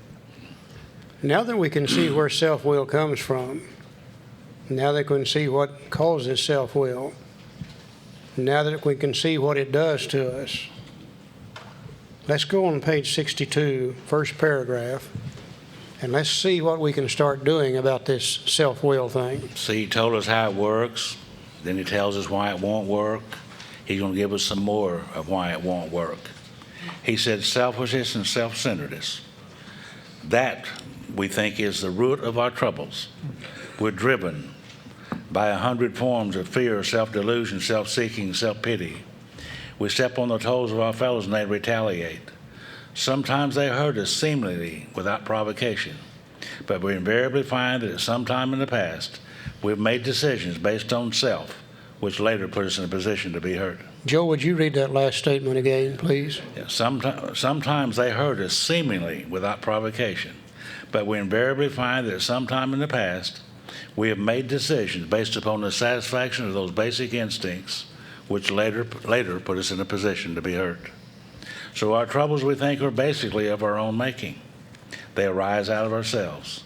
And the alcoholic, an extreme example of self-will run riot, though he usually doesn't think so. Above everything, we alcoholics must be rid of this selfishness. We must, or it kills us. And God makes that possible. And there often seems no way of entirely getting rid of self without his aid. Many of us have had moral and philosophical convictions galore, but we could not live up to them even though we would have liked to. Neither could we reduce our self-centeredness much by wishing or trying on our own power. We had to have God's help. You know, God made self-will to begin with, and it seems as though God's the only power that can overcome self-will. And one of the great mistakes I see people doing in AA today, they're trying to make themselves better. And you can't make yourself better. Self-will cannot overcome self-will. As Joe says, you can't heal a sick mind with a sick mind. The only thing that can overcome self-will is the power that made it in the first place. We had to have God's help. You know, if the problem is that we have a physical allergy coupled with an obsession of the mind, and our willpower doesn't work on the obsession of the mind, which it doesn't, there's only one thing stronger than the obsession of the mind, and that's he who made it, which is God as we understood him. And only God makes it possible to remove the obsession of the mind, not me. Now this is the how and the why of it. Another instruction. First of all, we had to quit blaming God. You know, those of us that have been self-directed, those of us that have been directing everything and everybody around us, we've been trying to do God's work for him. You know, everything that I read today leads me to believe that this is a God-directed world. And those of us that have been self-directed and directing others, we're not God. We've just been playing at God. It didn't work. Next, we decided that hereafter in this drama of life, God was going to be our director, not our suggester, our director. He's got his word back now, and he'll use it the rest of the way through the book. He is the principal, we are his agents. He is the Father, and we are his children. Most good ideas are simple, and this concept was the keystone of the new and triumphant arch through which we pass to freedom. And here again we see the wonderfully effective spiritual structure that we're going to build. Willingness was the foundation. Believing was the cornerstone. And now then he tells us we're building an arch, and the keystone of that arch is the idea that we're going to let God be the director. You know, in all the old arches they used to make, there was a certain stone up in the top called the keystone, and the other stones all leaned against it. If the keystone was cut right, fit right, it supported the whole arch. If it was faulty and slipped out, then the arch would collapse also. The keystone of the new and triumphant arch, which you and I are going to pass through to freedom, is the simple little idea that we're going to let God be the director from now on, making a decision to do so. Now, what happens when we make that decision? I almost missed that simple idea that he talked about, because I used to pray like this: God, help me get sober, help me get my wife back, help me make more money. I need a new car, need some new clothes, need a little savings account. Help me do all those things. I use God like you would an errand boy. Send him out to take care of stuff. And after I got sober a while, I got to reading that other big book, and there's a story in there where it said that he worked for 6 days and then he rested. Now, to my knowledge, he never did go back to work anymore. It looks to me like there's going to be work being done around here. It's going to be me. I almost missed that. He's the Father, we're the children. He's the principal, we're the agents. He's the boss, I work for him. Most good ideas are simple, and I almost missed that simple idea. Top of page 63, it said, now when we sincerely took such a position, that he's the principal and we're the agents, all sorts of remarkable things followed. We had a new employer. Being all-powerful, he provided what we needed if we kept close to him and performed his work well. See, I'm supposed to perform his work well. He's not going to perform my work well, you see. Established on such a footing, we became less and less interested in ourselves, our little plans and designs. More and more, we became interested in seeing what we could contribute to life. You know, we like to emphasize right here that there's nothing negative about any of these steps. Every one of these steps that we take now from step 3 on, there's going to be a positive happening. We're going to be building the wonderfully effective spiritual structure. The spiritual awakening is now getting ready to begin. Let's look at the positive results here of step 3. As we felt new power flow in, as we enjoyed peace of mind, as we discovered we could face life successfully, as we became conscious of his presence, we began to lose our fear of today, tomorrow, or the hereafter. We were reborn. And boy, I used to hate that idea about being reborn.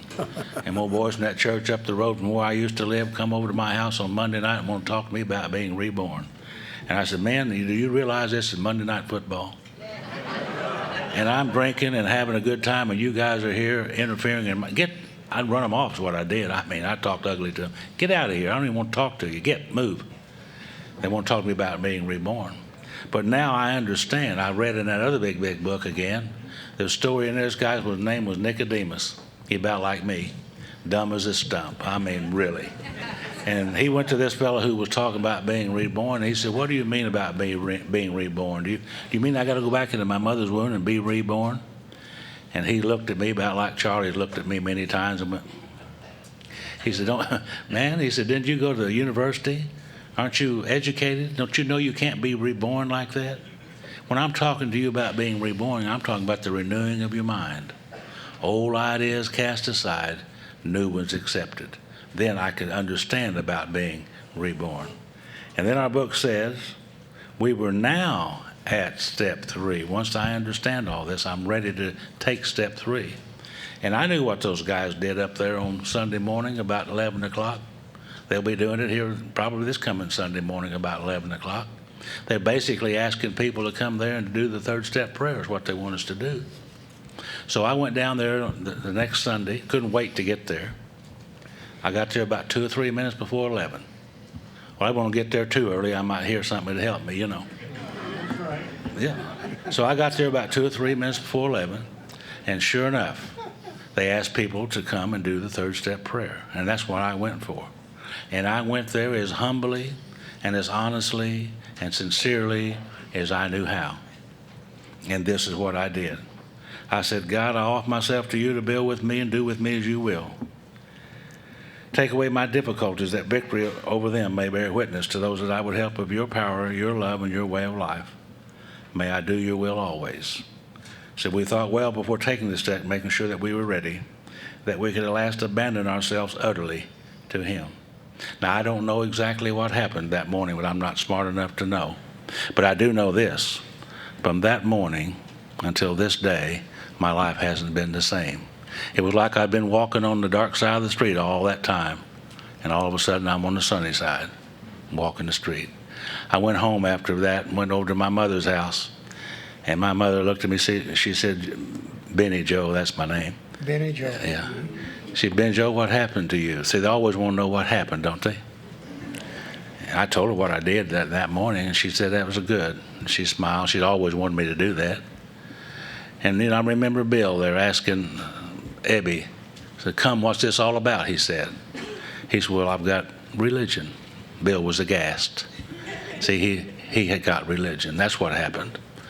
And later on, a few weeks later, I went over to Phyllis, and my wife's, and trying to make amends. I used to call her up, and she'd just hang up.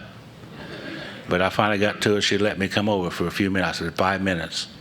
And I went over and I talked to her a little bit and made some amends to her. And she looked at me and she said, what's happened to you? See, I was different. If she was telling this story, she said there was something about my eyes. I was inexplicably different. She said, what happened? And I told her that I was going to Alcoholics Anonymous, and I was here to make amends, and we kind of got over that. And so I don't know exactly what happened. But I read in that other big book, there was a guy there, and he was a blind man. And they asked him, said, what happened to you? He said, I don't know what happened. He said, I was blind, and now I can see. I was drunk, and now I'm sober. I don't know what happened. But I know that from that moment to today, my life has changed. That's what happened to me. You want to say anything? 3? Yeah. You know, these third step promises, the effects of step 3 at the top of 63 are remarkable. If I can sincerely take that position, but it was hard for me. You know, it said the first thing is we had to quit playing God. I couldn't see that I played God. I used to go to my sponsor in early sobriety, and I would have lists of people that are out of line at work, that are coming late, that are stealing, that aren't doing things right. And I had lists of people in AA that weren't doing it right. You know, she's looking for a husband, and he lies in meetings, and he's not putting money in the basket, and on and on and on and on. And he would always say to me, you got to quit playing God. And I'd look at him like, what are you talking about? I'm not playing God. I'm reporting accurate information here. I'm not playing God. And he was trying to show me that I was playing God, and I couldn't see it. I had climbed up on the throne of judgment, looking down at the little people and tearing them apart, trying to make myself feel better. And I didn't know that I was doing that. And one of the great promises for me is if when I took that position, I would have a new employer. Being all-powerful, he'll provide what I need if I can do 2 things. If I can keep close to him.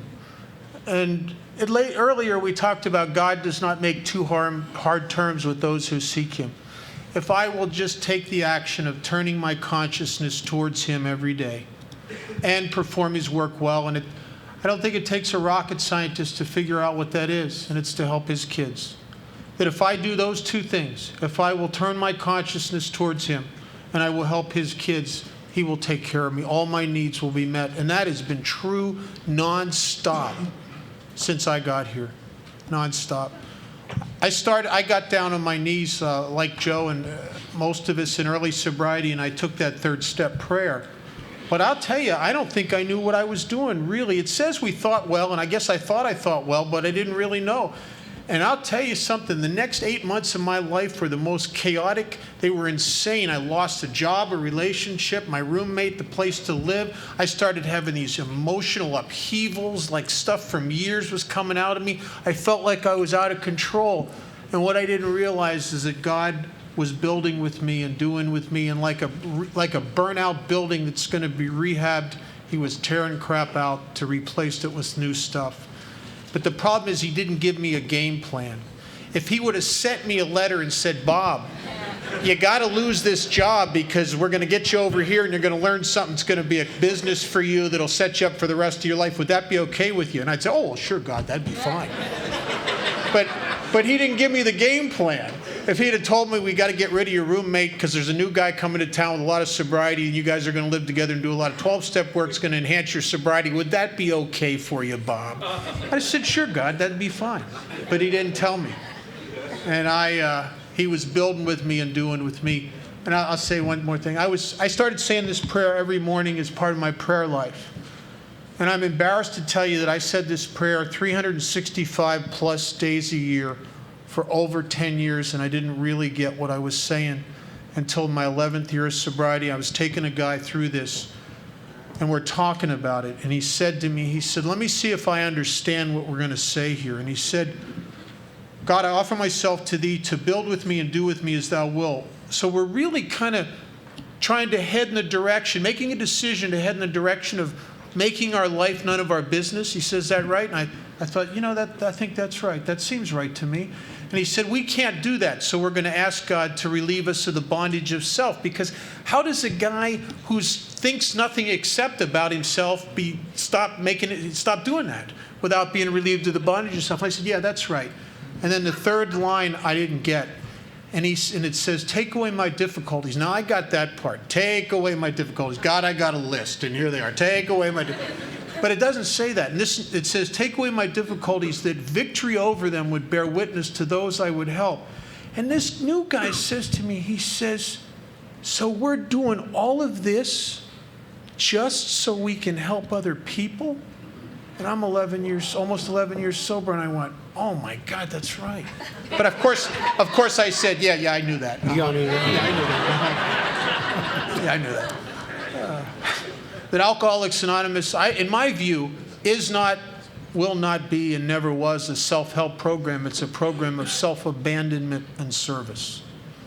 I can't fix me. Here, God, you take me. I'll go help your kids. Let's see what happens. At the end of the prayer, it says, we thought well before taking this step, making sure we were ready, that we could at last abandon ourselves utterly to Him. And I think utterly means completely, all the way, the whole ball of wax. I hope you don't make the mistake I did to start with. First time I fooled with step 3, I got down on my knees, which I very seldom did in those days. I began to utter the prayer, and I said, God, I offer myself to thee to build me, to do as my will, so on, so forth. And then I said, now this applies to my alcohol. Don't fool with my sex life. Stay out of my money, I can handle that too. God probably said, what an order, I can't go through with it.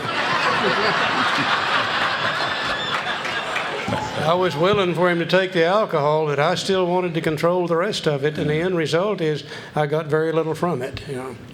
I think we need to recognize the fact here that we're asking God to direct our entire thinking, period. And if He directs my entire thinking, then maybe my thinking about sex will become better. Maybe my thinking about money will become better. Maybe my thinking about everything will become better. Not just the alcohol, but the whole ball of wax. We found it very desirable to take this spiritual step with an understanding person, such as our wife, best friend, or spiritual advisor. Back in the beginning, there in Dr. Bob's house, when it came time for the newcomer to make their surrender, 3 or 4 of the older members would take them upstairs into one of the bedrooms. They would all get down on their knees, and this guy would make his surrender, which is our step 3 today. And after he made the surrender, then the older members would vote on how well he made the surrender. And if it wasn't good enough, they'd have to go back and do it again. This is our first attempt now to fit ourselves back together as God intended for us to be. We are tridimensional creatures. We have to live with the Spirit, we have to live with ourselves, and we have to live with our fellow man. And if we take this prayer in the company of another human being, then we're with God, with ourselves, and our fellow man. All the people that I sponsor take step 3 with me for 2 reasons. If they take it with me, I know that they have taken it. That's the only way I know for sure. But the real reason is every time we do that, it has more depth and more meaning for me. I don't think there's any end to this thing. I think we really need to take it with another human being. Bob, something else? One of my guys that I sponsor said to me after the last line, after the prayer, he says, "So that's like the cow surrender?" I said, "Cow surrender? What do you mean?" He says, "It says abandon ourselves utterly to Him." Okay, I'm going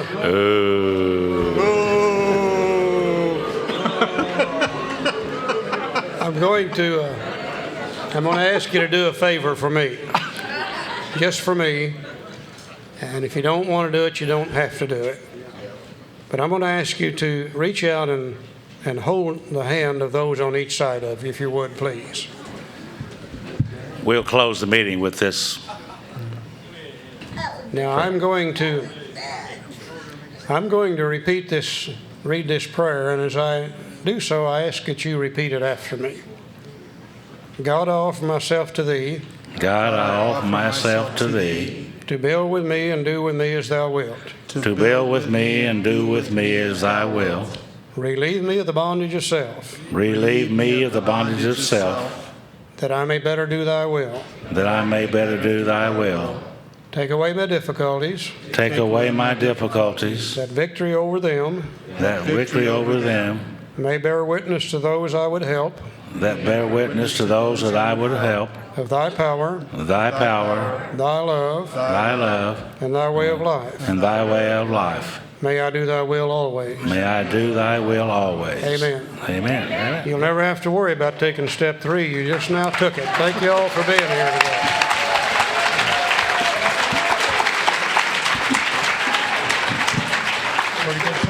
That was good.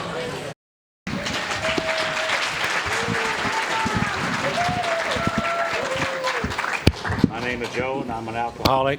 Can you hear me now? Can you hear me now? Yes.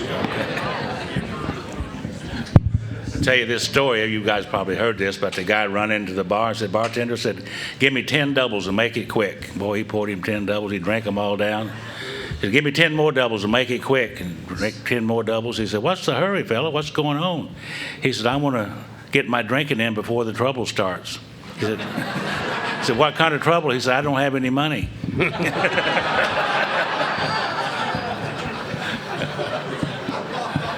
I'm getting to the bottom of the barrel now. We I was sitting here just thinking, and she said that Bob Darrell's going to do the traditions tomorrow night. And in case you don't know who Bob Darrell is, it's this elderly gentleman sitting here to the left-hand side of me.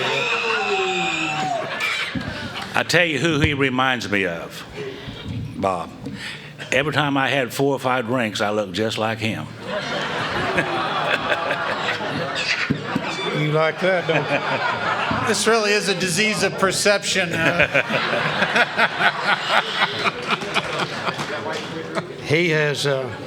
He's mentioned the fact 2 or 3 times he was raised Catholic, and it reminded me of a joke that I love to tell about a little Catholic boy. And this little boy was about 12 years old and was just getting close to his birthday, and he asked his daddy if he could have a bicycle for his birthday.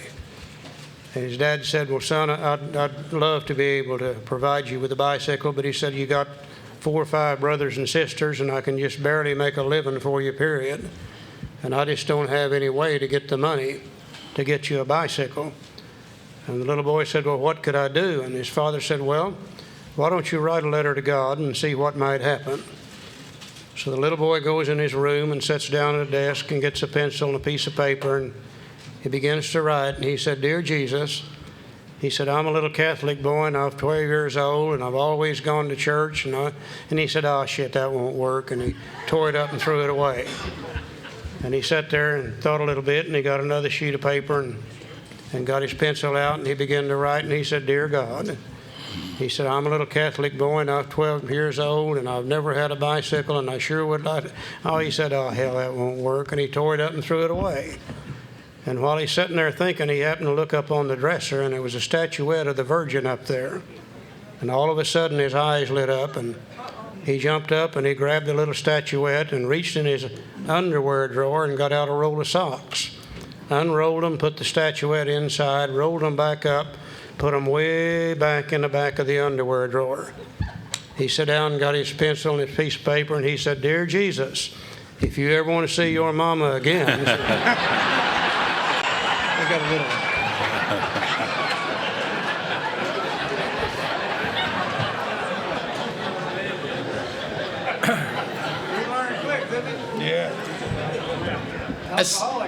A skeleton walks into a bar and says, "Give me a beer and a mop." A lawyer, see, wait for it, it comes. A lawyer, a priest, a rabbi, a traveling salesman, and a blonde walk into a bar, and the bartender says, "What's this, a joke?"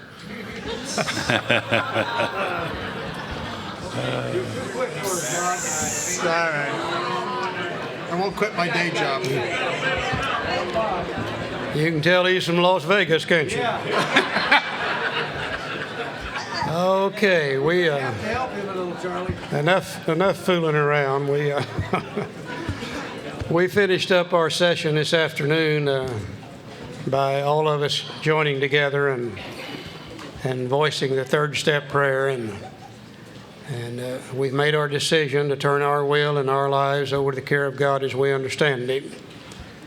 The next thing we're going to have to do is start taking a little action in order to carry out that decision. So let's go down to the bottom of page 63.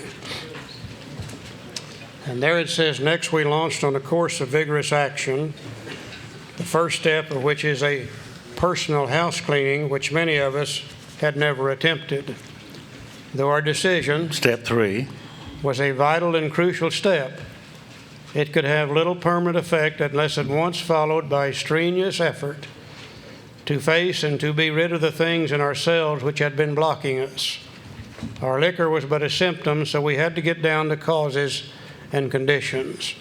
And we always like to stop right there and kind of look at this idea of the time element between step 3 and step 4. Always we hear people asking that question. How long should you wait to do step 4 after you've done step 3? And we hear all kind of answers to that. I hear some people say, well, maybe 30 days. I've heard others say maybe 60 days. I've heard others say, well, probably 3 months.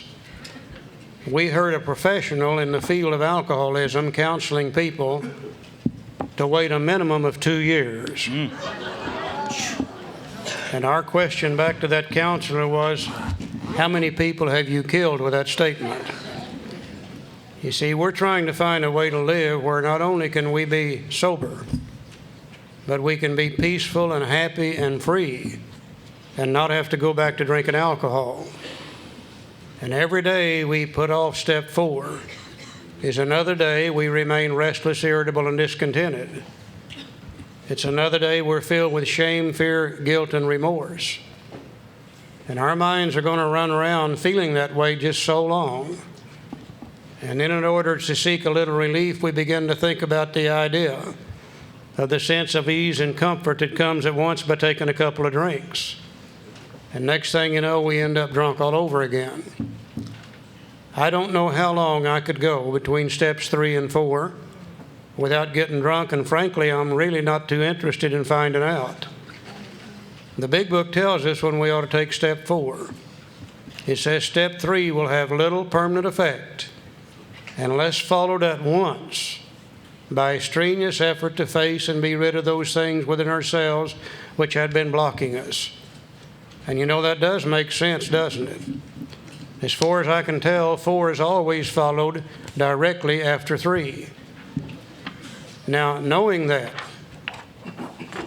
and knowing if we continue to procrastinate on step 4, knowing that we might get drunk, then why would we want to continue to procrastinate? And I think there's probably 3 or 4 reasons for that. One reason is fear. Now, some of the older members of Alcoholics Anonymous play king off of the mountain with this step. And we tell the newcomer how tough this step is. By God, you just wait till you get to step 4, blah, blah, blah, blah, blah, blah, blah. And we just literally scare them to death. But I think the major reason that we procrastinate on it is we did not, for years and years, understand how to do step 4. And not understanding how Bill writes, we didn't see the directions on how to take step 4. They are here on page 64, but they are so short and so sweet that we alcoholics with our keen intellectual minds looking for something more complicated have really overlooked the simplicity of the directions on page 64. So not knowing how to do that, we kept fooling around and we got further in the book to step 5. And in step 5, it said something about sharing all your life story. And we thought, oh, yeah, that's what they wanted us to do in step 4, is write all of our life story so we can share it with God and another human being. And that's what many of us did in the beginning. Now, I don't know, in sharing my life story, it might not have been important to other people, but it must have been to me because I had about 92 pages in it. And I took it to another poor, suffering alcoholic, and he read it, and he said, "Not very pretty, is it?" And I said, "No, it isn't." And he threw it in a waste paper basket, and he said, "You'll never have to be that way again." And I didn't learn anything to contribute to my alcoholism by writing my life story. And as I look back at it now, 95% of my life story has nothing to do with my alcoholism anyhow. The fact that I was born in 1929, I don't think it's got a thing in the world to do with my alcoholism. It may have had something to do with somebody else's alcoholism, but not mine. The fact that I graduated from high school at age 17, went directly into the service, I don't think that's got anything to do with my alcoholism. The fact that I was married at age 21, I don't think that's got anything to do with my alcoholism. But I'll tell you what it did do. The 95% of my life story that had nothing to do with my alcoholism very effectively covered up the 5% that did. And I learned nothing to contribute to my alcoholism from my life story. So in our confusion, somebody in Minneapolis, Minnesota wrote a 4-step inventory guide. And we took the Minneapolis guide, we combined it with a big book, and we got more confused yet. Somebody in Dallas, Texas wrote a 4-step inventory guide. We took the Dallas guide, combined it with the Minneapolis guide, combined it with a big book, and then we really got confused. I have no idea how many inventory guides are floating around out there today. We saw one that had 20 pages in it. And I'll guarantee you, if you wasn't crazy as hell before you took it, you would be when you were through with it. It was one of those kinds. And all the time, the directions have been here in the book. But not understanding how Bill writes, we simply overlooked the simplicity of this thing. Now let us be the first to say tonight, the big book gives us the directions on how to work step 4 in a very, very simple matter. It's not going to be very complicated. It's not going to be all that difficult to do. By the same token, there's nothing to be afraid of if we do the 4-step according to the big book. We are not going to make a list of dirty, filthy, nasty items. We're simply going to look into our minds and see if we can find those things that block us off from God and do something about their removal, and then maybe God will be able to direct our thinking. And it's going to be just that simple. Now, to really understand this, we've got to be aware of 2 things. First, Bill loved to use examples of something we already know about in order to teach us something new. He's going to use an example of a business inventory assuming we know a little something about a business, and then he's going to tell us to do exactly the same thing with our lives that he just told us to do with the business inventory. The other thing that Bill loved to do, he loved to make comparisons. He would not use the same thing over and over and over again. He'll talk about one thing, he'll talk about another thing that compares to it, and he also always found different words when he repeats himself. So let's look at just a few simple ideas and see if we can't really understand Bill's reasoning behind step 4 here in the big book. Joe is putting over there a little picture on the screen. We call it inventory comparison. And on one side of that picture, we have a business inventory. On the other side of that picture, we have a personal inventory. And we're going to take a few key words out of the big book, and we're going to put them under business to start with. He says, therefore we started upon a personal inventory. This was step 4. Now immediately he jumps into business. He says a business which takes no regular inventory usually goes broke. And I think we can all understand that and all believe that. If you had a business selling ladies' purses, men's watches, bicycles, or whatever, if you didn't inventory in there once in a while, you wouldn't know what's been stolen out of the store that you didn't get paid for. If you didn't inventory once in a while, you wouldn't know what's been sold and you need to order new stock to put it in its place. If you didn't inventory once in a while, you wouldn't know what's become damaged and unsaleable and out of style. Nobody wants to buy it. It's sitting there taking up valuable shelf space and floor space. If you didn't inventory once in a while, you probably would go broke. And I think everybody can see that and understand that.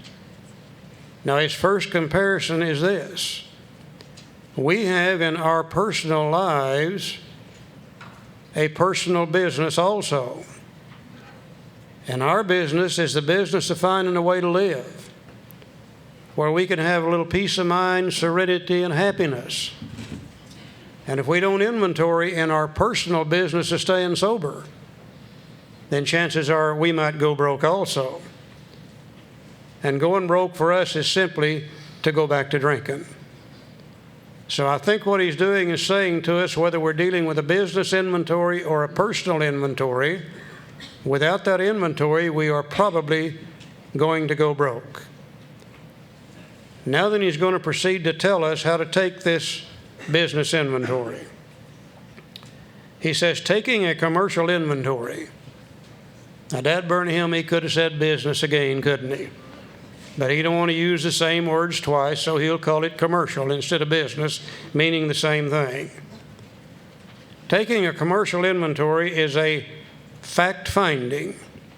And we're taking the words fact-finding out of the book and putting it under business on this picture that Joe has over here. It is a fact-finding and a fact-facing process.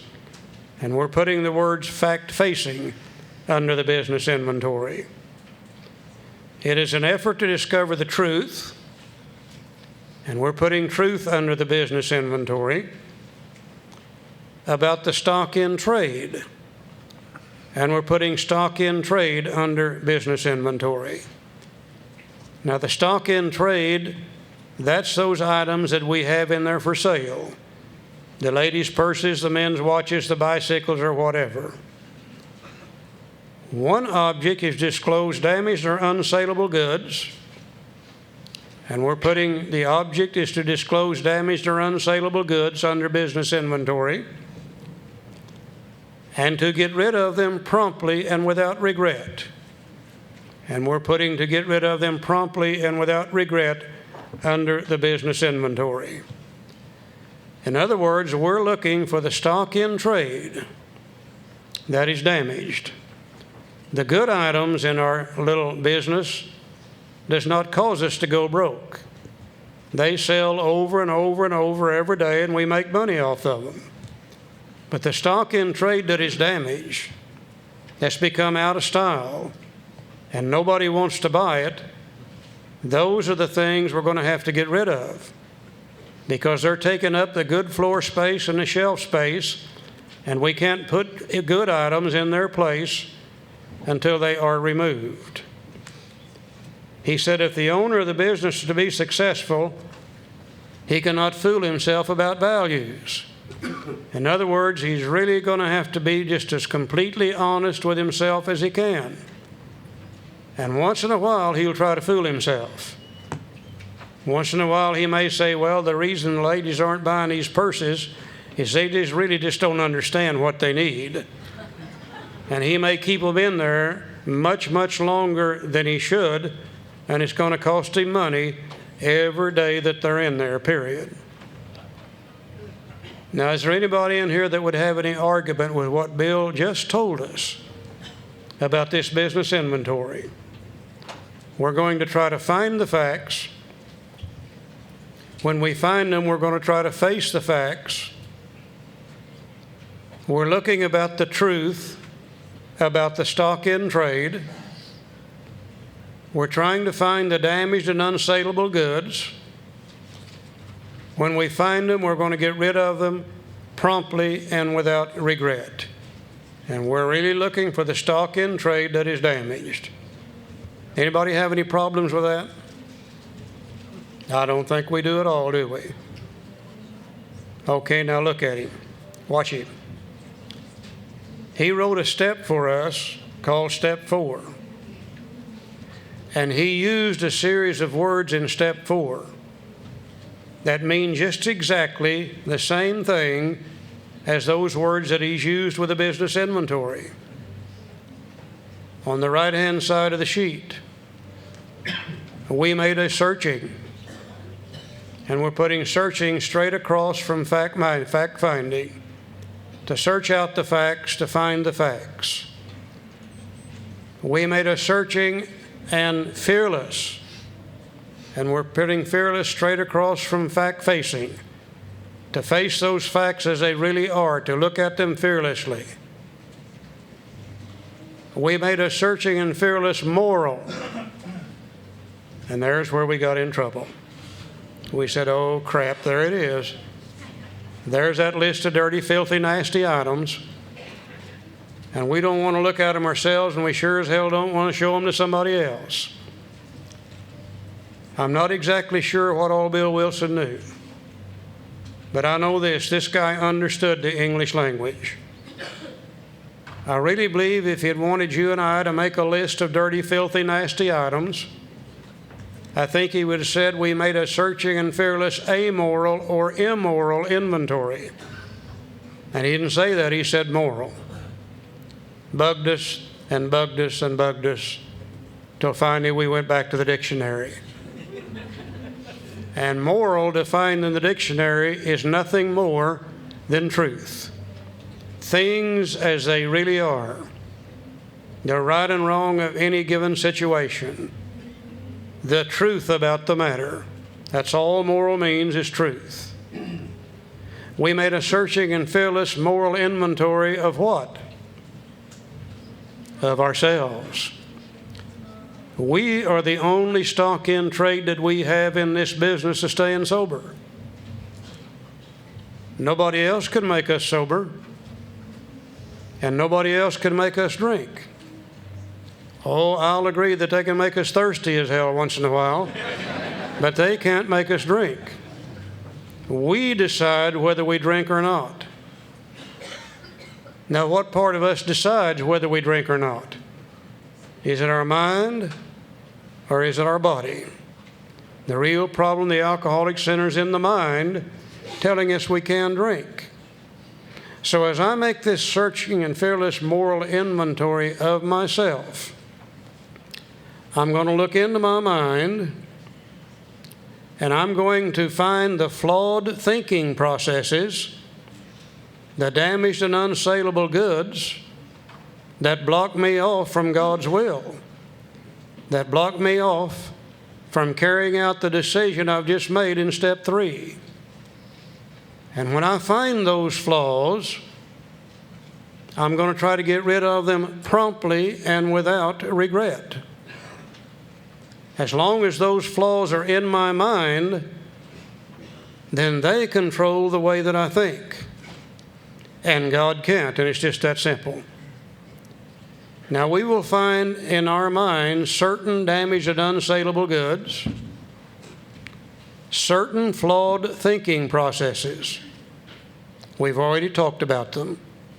The 3 common manifestations of self-will. One of them is resentment, and one of them is fear, and the other one is the guilt and remorse associated with the harms that we've done to others. And those things are controlling our thinking. Now, I like to look at my mind up here. My head is just a little bitty store. Not very much. A little quick trip to 7-Eleven, come and get it, or whatever you want to call it. And in that little store, I don't have a hell of a lot up there. But over here at this side of my store, I've got some display cases filled with resentments. Damn him. Damn her. By God, I'll show them. They're not going to treat me that way. Next time this happens, I'm going to put it on them. I'm going to get even with it. On and on and on and on and on. God can't get in those display cases. They are completely filled up with these resentments. Over here in this side of my store, I've got a little file cabinet, and it's filled with fear. Oh my God, what's she going to do when she finds out about this one? Oh my God, what's the boss going to do when he finds out what I've been doing? Oh my God, what's the banker going to do when that hot check gets there this time? He's already told me he's going to file on me next time. Oh my God, is that my car sitting out in the front and the front end's all torn up and I don't remember how it... Oh my God, on and on and on. And God can't get in that file cabinet. It's completely full of fear, and he's blocked out very effectively. Back here in the back of my store, I have a storeroom that is filled with guilt and remorse. You know, we've said before, we're not drunken bums. We have a conscience. And we do many things when we're out there doing our thing while practicing alcoholics that we might not even do sober. And we end up hurting a hell of a lot of people. And that guilt and that remorse and that fear associated with what they're going to do when they find out just literally eats us up.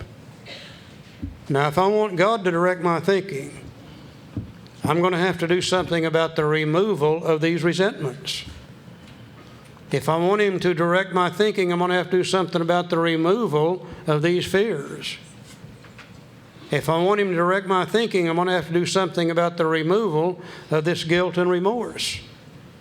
And when those damaged and unsaleable goods are removed, then God's thinking can enter my mind to take their place. But as long as they are there, then they control how I think, and God can't, and it's just that simple. Now listen to him. He said we did exactly the same thing with our lives. We took stock honestly, truthfully, morally. First, we searched out the flaws in our makeup which caused our failure. Being convinced that self manifested in various ways and what had defeated us, we considered its common manifestations. Resentment is the #1 offender. It destroys more alcoholics than anything else. From it stem all forms of spiritual disease, for we've been not only mentally and physically ill, we've been spiritually sick. When the spiritual malady is overcome, we straighten out mentally and physically. In dealing with resentments, we set them on paper. So before we start making our list of resentments and setting them on paper, let's look at the word resentment for just a moment to be sure we understand it as the writer understood it. The word resentment is made up of 2 words. the letters R-E, or re, from an old word which means to do again, to do over, to repeat. We repaint, we replay, we always means to do over. Sentiment comes from an old word called sentire, which means to feel. So the word resentment means to refeel over and over and over and over again. Now let's say in this scheme of life that we're going through life and somebody does something to us to threaten one of our basic instincts of life. And people will do that. The world's full of sick people. And when they do something to me that threatens one of my basic instincts of life, maybe it puts me down in the eyes of another human being. Maybe it threatens one of my personal relationships. Maybe it threatens my security. They rip me off. Or maybe it threatens my sex life in some way or other. Now, when they do that to me, it hurts. That is not a resentment. That is a wrong on their part for doing so. It does not become a resentment until I go off in the other room, or I go home at night and sit down in my easy chair, and I replay that thing in my mind. And when I replay it in my mind, I re-feel the pain and the hurt again. Now, the stupidity behind it is, when they did it to me the first time, that was their fault. But the second time, I'm doing it to myself. They're not even here now. They're clear over on the other side of town. And after a while, I'll say, let's look at that again. And I'll replay it the third time and the fourth time, experiencing the pain each time that I play it. And I find that as I replay that in my mind, I am not really always capable of being honest with myself. I find that as I replay that in my mind, I make what they did just a little bit worse, and I make what I did just a little bit less. And you let me play it long enough, I'm able to say, well, hell, I was just standing there doing nothing, and they come along and did it to me, and it's all their damn fault. You know, I like to compare our capabilities of replaying resentments to watching a football game. Now, we love football back in Oklahoma and Arkansas just like you guys love it out here. And we watching them playing the football game, and the quarterback, he throws a pass to a receiver out here. And a lot of times he'll throw it up pretty high where the receiver has to jump up and get it. Sometimes that's accidental, sometimes it's on purpose. The other guys can't catch it if it's up there high enough. And the receiver, he jumps up and he catches that football, but the opposing team has learned the time to hit that receiver is just as that football touches his hands. And if you hit him just right, you might be able to knock him loose from the ball. And this guy's 2 or 3 feet up in the air, stretched out to the utmost to catch the ball, and this guy whacks him while he's up in the air. And he turns him upside down, and he falls on his head, and his arm goes out that way, and his leg goes out another way, and he's laying there really, really hurt. And you can see that he's hurt. Now, the football game is just like the game of life. It's not going to stop. This guy's laying there hurt, and they'll run out there and check him out, and if he doesn't hurt too bad, they'll pump a little air into him, get him up, and the ball game starts again. If he's hurt too bad, they'll drag him off to the side, they'll put somebody in his place, and the ball game starts again. Now, the announcer up in the booth, he's got a resentment replay machine up there. And after a while, he says, look at that, let's look at that again. And this time, when he looks at it, it's in slow motion and living color. And oh, it looks twice as bad as it did the first time. You can see that expression of pain on his face. You can see how he was really hurt and hurt bad. The game's still going on, and after a while the announcer says, "Let's look at that again." And the announcer's sitting up here in the booth bouncing this guy up and down, up and down, up and down off the ground. Now, we alcoholics, and I guess all people do, but especially we alcoholics, we have a little resentment replay machine up here in our head. And we get up early in the morning. We clean the lens on it. We don't want to miss anything. We tune it up in living color. We leave the house and we shine it on the world all day long. And we record all those things that they do to us that are bad. We don't record anything good. We record all those things they do to us that's bad. We go home in the evening, sit down in our easy chair, play it over in our head and make ourselves sick and blame it on others. Once in a while, we alcoholics have a bad day. Once in a while, we get up early in the morning and we clean those lenses. We tune her up in living color. We shine it on the world all day long, and they won't do anything bad to us. It's a bad day for an alcoholic. Bad day for an alcoholic. When they don't do anything bad, we don't have anything to record. You know what we record then? By God, we record what they're thinking. That's what we do.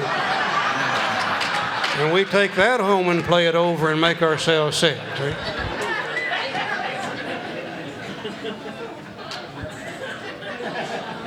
Is there any way God can enter a mind filled with that kind of crap?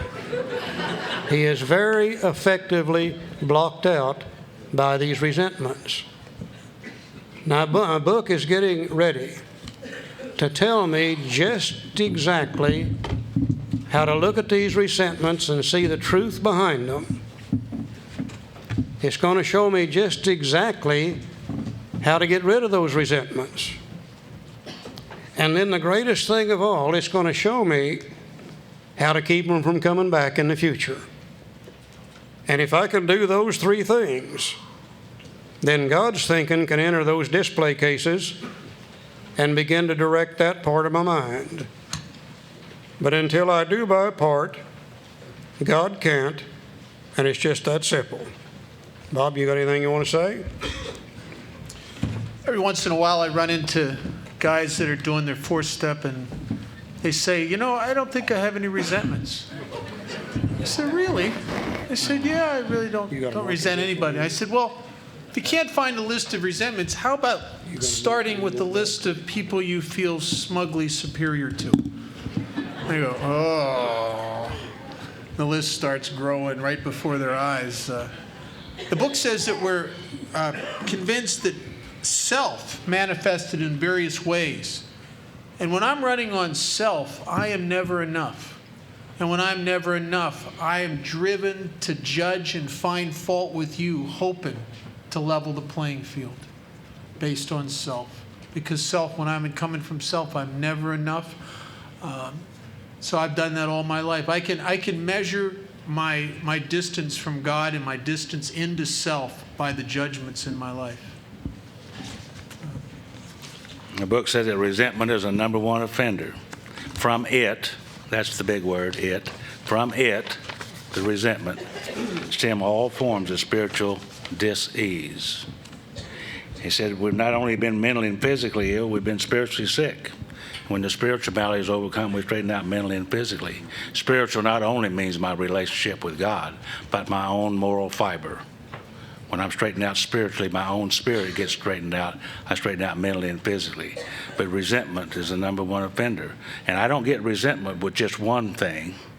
When the mind becomes resentful, it's resentful at everything, because the mind is totally consumed with the resentment. And we're mad at everybody and everything, although we don't know that. We think it's just one person or one situation. But it's everything when the mind becomes resentful. It's everywhere. It says in dealing with resentments, we set them on paper. Now, I think one of the problems we've always had with this inventory, page 65, which is the example, has already been completed. And we didn't know for sure the procedure that Bill used and followed to fill out page 65. So what we've done is we've given you an inventory sheet. And we want to make sure that everybody understands we're not trying to bring another inventory into AA. We got enough of those already. This inventory sheet that you have, if you could fold it under or cover up the last two columns, you would then have page 65 in the blank form. Column 1 says, I'm resentful at. Column 2 says the cause. And column 3 says, affects my. And if you'll notice under that affects my, we're talking about those basic instincts of life. That's why we found it necessary to talk about them before, because here we're going to have to start dealing with those basic instincts of life. And Bill didn't explain it in the big book, and he may not have been able to. But he explained it 12 or 13 years later in the 12 and 12. So with that information, we're going to be able to fill out not only the first column, but the second column, and also the third column. Now let's see if we can't find the directions on how to fill these three columns out.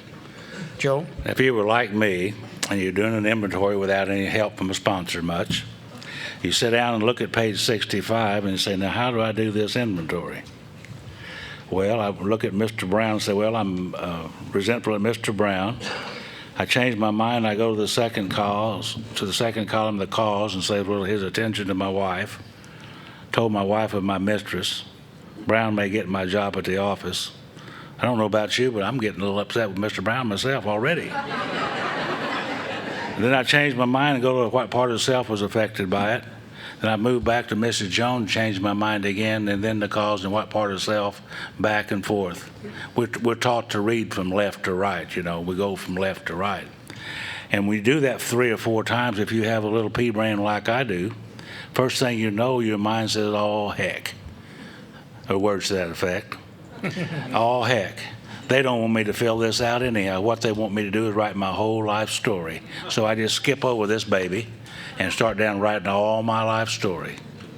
And I'm like Charlie, I did the same thing. But they put this page 65 in there for a reason. What? Just to take up space.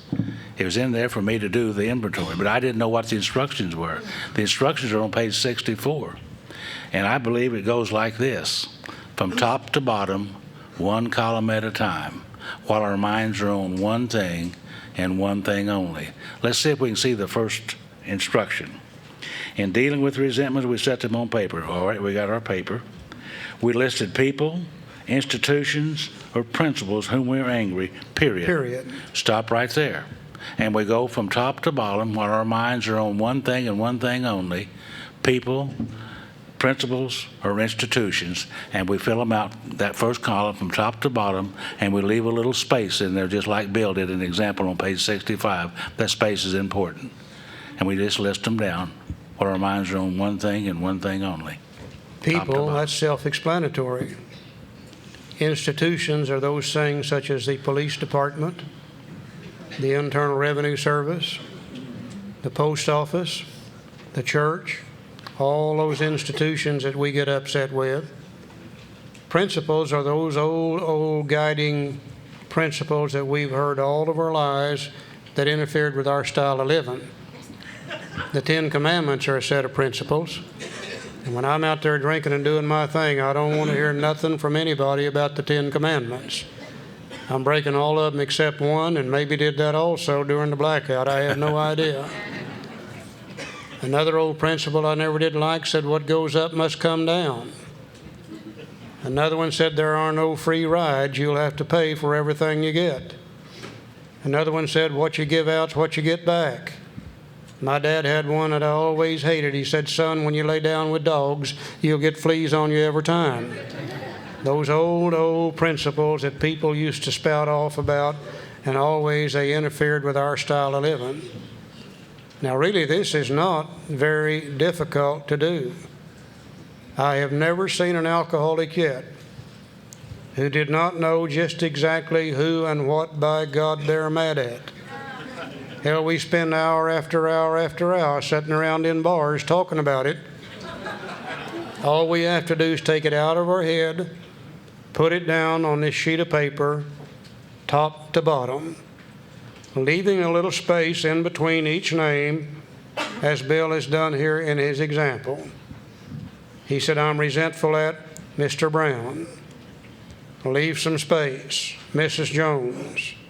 Leave some space, my employer.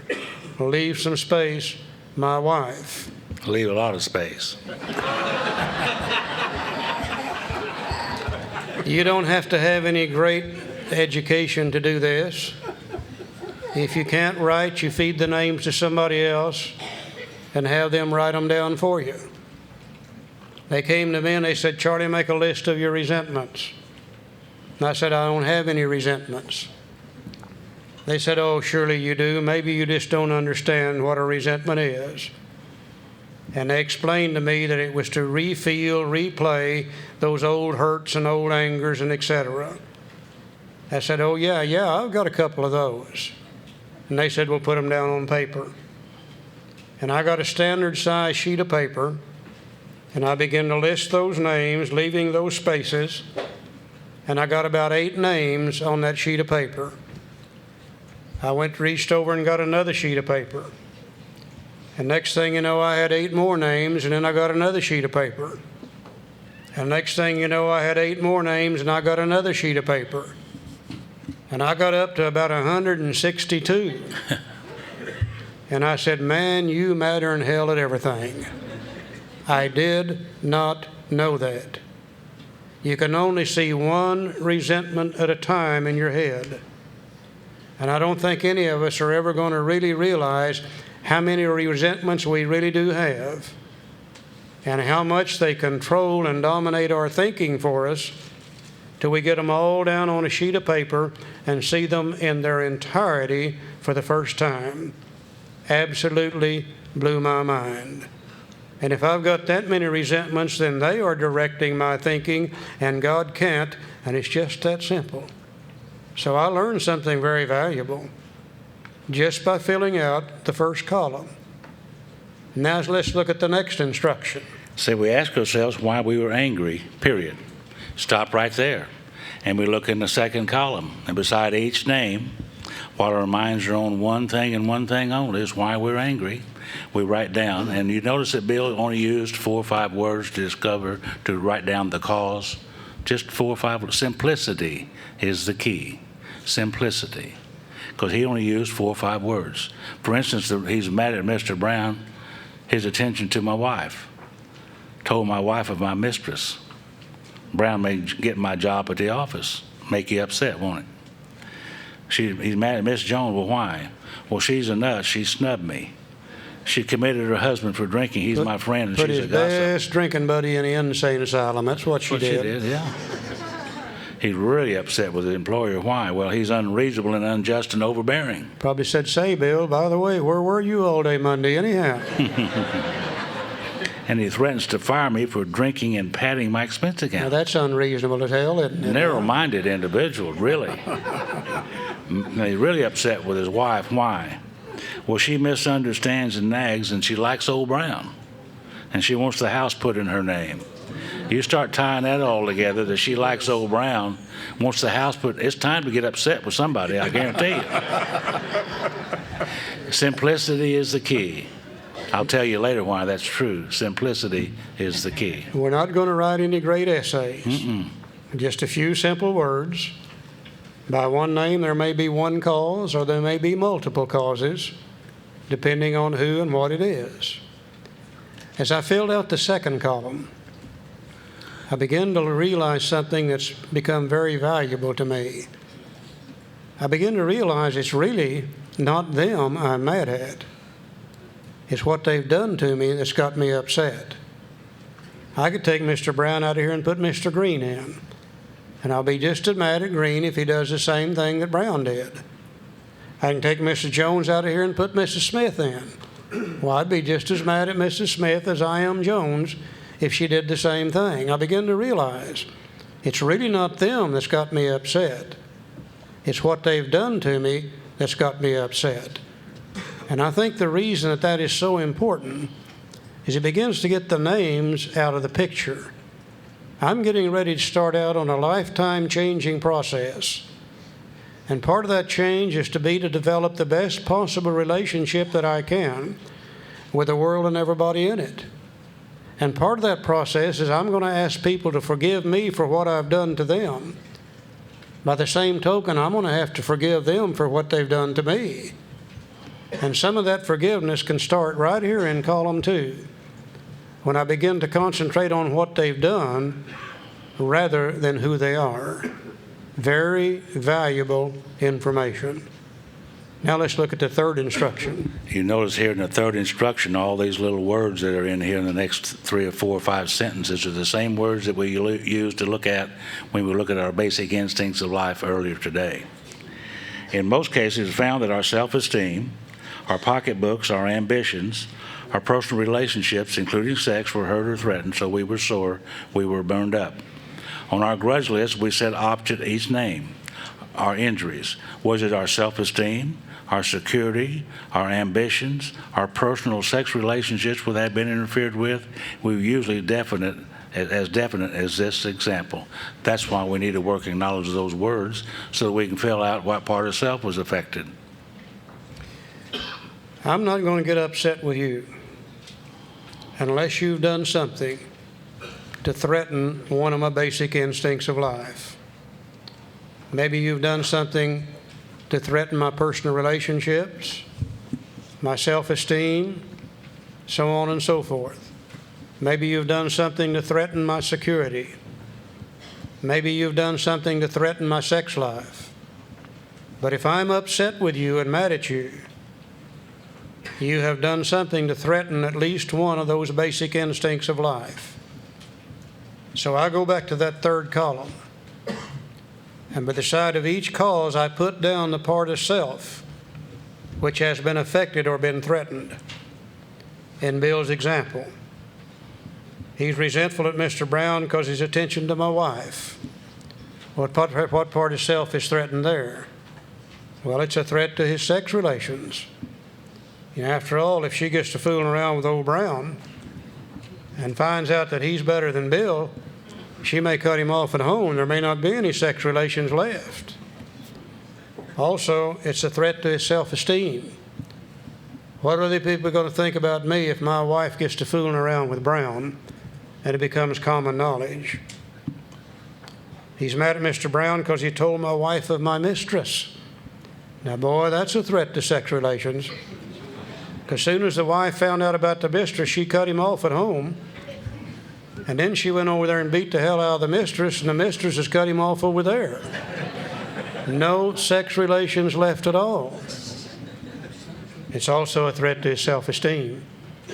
Now, here we are living in the neighborhood, going to work every day, supporting my wife and children financially, paying my taxes like a citizen should, taking the Boy Scouts out on Saturday afternoon, teaching Sunday school on Sunday morning. And all of a sudden now, this stuff about me and my wife and my mistress has now become common neighborhood gossip. Now, if you don't think that's a threat to self-esteem, you ask this fellow named Jimmy Baker. There was a fellow named Jimmy Swaggart will tell you the same thing. Used to be a guy in Washington named Bill C. You might ask him about it. I don't think he really gives a damn one way or the other. Very carefully, by the side of each cause, we put down the part of self that is affected. And as I filled out the third column, I begin to notice something. I begin to notice one part of self really standing out. Maybe I keep writing down self-esteem, self-esteem, self-esteem, self-esteem. I begin to see the part of self that I'm really having the most trouble with. Another person, it may be dealing with security, security, security, security. Another person, it may be primarily under sex, sex, sex, sex. It's going to be a combination of all three. but we'll begin to see one part of self standing out and show us the part of self that we're really beginning to have trouble with. Then also in column 3, I think I have learned a piece of information that has probably been the greatest thing I've ever learned. As I filled out column 3 for the first time in my life, I began to see where anger comes from. I've always had a problem with anger. And I've always acted and reacted in anger, and I'd do something to hurt another human being, and I'd be ashamed of myself, and I'd say, I'll never do that again, and I'd turn right around and get angry and do it over and over and over and over again. You can't do anything about a problem till you understand the problem. And I never understood where anger came from. I thought it was just one of those feelings that fled into your mind. You could do nothing about it. Today I realize that anger comes from a threat to one of the basic instincts of life. That's what causes me to get upset, and that's what caused me to get mad. Now, if my basic instincts of life are okay, and if my relationship with God's okay, then you can say or do about anything you want to me, and you're not going to get me mad. But if my basic instincts are not under control, if my relationship with God is not right, then about anything you say or do to me is going to make me madder than hell. Thank God I've learned that. I'll give you a good example in my wife. I'm married to a lady in Al-Anon. She's been a member of Al-Anon for a long, long time. Really, really got a good program. I love her deeply. Just love her to pieces. But once in a while, she gets sick in self too. Now, Al-Anons don't like to admit that, but they do. They get a little sick once in a while too. And sometimes she'll do something based on self, which is a threat to one of my basic instincts of life, and when she does it to me, it hurts. But I'm able to find and see that if my relationship with God okay and my instincts are under control, I'm able to say, well, the poor old thing. They're sick just like we are, and they can't help it any more than anybody else can, and it'll just slide off of my back, won't bother me at all, and the rest of the day is great. Now, 30 days later, the same lady does exactly the same thing. Only this time, my relationship with God's not quite right, my instincts are not quite under control, and I react to what she did with anger. And I romp and I stomp and I raise hell with Barbara and everybody around me all day long. Same lady did exactly the same thing, but I choose to react to it in an entirely different manner based upon my relationship with God and whether my instincts are under control or not. Thank God I've learned that. Because you see, I can't do anything about what Barbara does. I can't do anything about what any other human being on earth does. But I can do something about my reaction to it based on my relationship with God and whether my instincts are under control or not. Very, very valuable information. Because if I don't have to get angry, then I'm in much less chance of getting drunk over one of these situations. But if I let myself go and let that anger begin to rule me and dominate me, look out, I'm in serious, serious trouble. Very simple procedure. Column 1. We see how many people we're really, really resentful at. We made a decision to let God direct our thinking. If we got that many resentments, He can't because the resentments are directing them. Column 2. We've learned it's not them we resent as much as what they've done to us. Column 3. We've learned that it's not even what they've done to us that determines whether we're going to be resentful or not. It's based on our relationship with God and whether our instincts are under control or not. Very, very valuable information. Now, we're going to put an example over here just to show you how simple this thing really is. We'll use one or two of my resentments and off of my inventory sheet, and we'll use one of Joe's and we'll use one of Bob's just to show you how simple this is. Column 1. The first name on my resentment sheet was this lady named Barbara. I love her today. But 34, 35, 36 years ago, I hated this woman with a purple passion. If I could have figured out some way to get rid of her and not getting caught and having to go to the penitentiary over it, I sure as hell would have done it, I'll guarantee you that. I used to lay awake at night fantasizing. And I'd think, now tomorrow morning, on her way to work, and I always believed in her working, I wanted her to be self-supporting through her own contributions. I'd think on her way to work now, she's going to get run over by a big semi-truck. And it's not going to be just any trucking company. It's going to be a very affluent trucking company. And they're going to kill her, and then I'm going to sue them, and I'm going to get rid of her, and I'm going to get $2 or $3 million out of this deal at the same time. You Al-Anons are not the only ones that fantasize. We alcoholics did it too. So. The second name on my inventory sheet was the Internal Revenue Service. My God, I hated these people. If you want to see a guy come in unglued, you just mention Internal Revenue Service in my presence, and I just became completely unglued, started frothing at the mouth and romping and stomping and raising hell, period.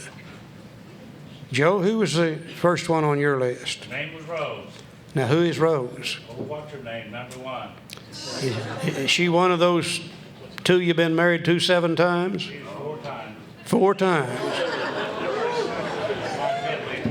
That's step 2.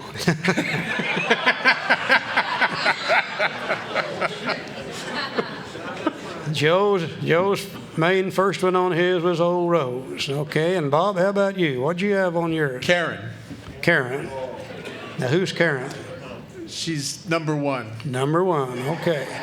So it seemed like all 3 of us had a little problem with our wives, didn't we? We're victims. Okay.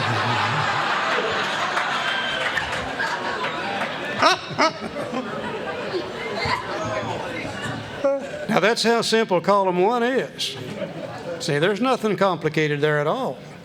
You just take those names out of your head and put them down on that sheet of paper. Now we go to column 2.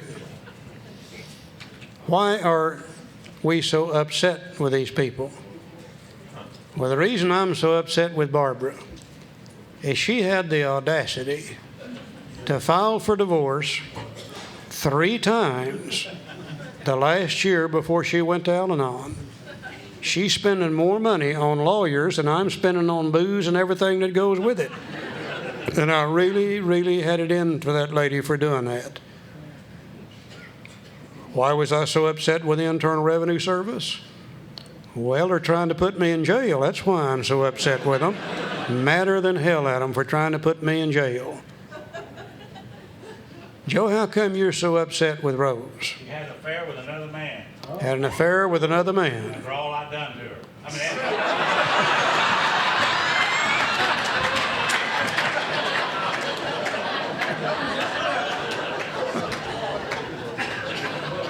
Bob, why are you so upset with Karen? She was sleeping with my favorite sponsee and best friend the last year of my marriage behind my back. Oh boy, I'd be upset too, I believe. I believe I'd be upset too. Now that's how simple column 2 is. There might be one cause or there might be multiple causes behind a particular name. We just use one particular cause in all of these instances. I had other reasons I was mad at Barbara too, but that was the main one. Now we go to column 3. Which part of self is affected here? Barbara filing for divorce 3 times within 1 year. Is that a threat to my self-esteem? Oh, yeah, my God, what are the neighbors going to think now? This woman's filed for divorce 3 times, and here I'm letting her come back in the house and live with me again, on and on and on. A threat to my self-esteem. Is it a threat to my personal relationships? Why, certainly, she's going to take the kids and she's going to leave, and I'll lose all of that personal relationship there. Is it a threat to my security? Oh, yeah, by the time she gets through, yeah, she and the damn lawyers are going to have every bit of it. There won't be nothing left, period. Is it a threat to my sex life? Well, yeah, she probably ain't going to let me have any but after we get a divorce. She didn't let me have any before we got married, and I don't think she would after we were married.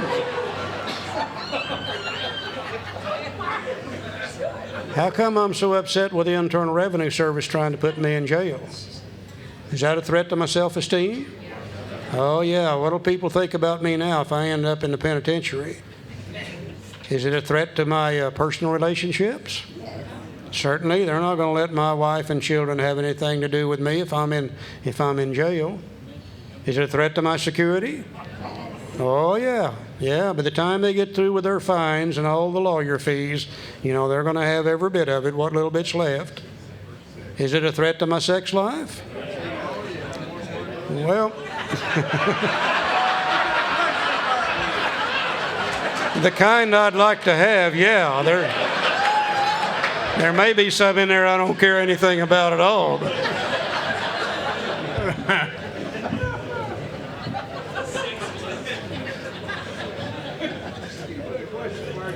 Oh, Joe.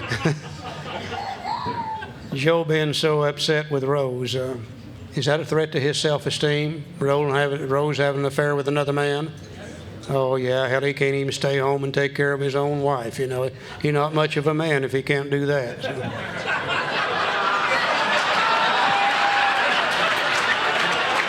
What do you put on? Joe, I think you better put Charlie's name down under you there.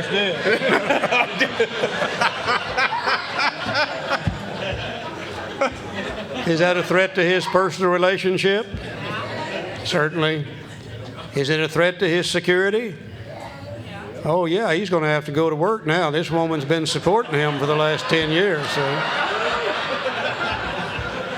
Is it a threat to his sex life? Why, sure it is. She's not going to let him have any sex after they get a divorce. Now let's look at Bob and Karen. Is that a threat to his self-esteem?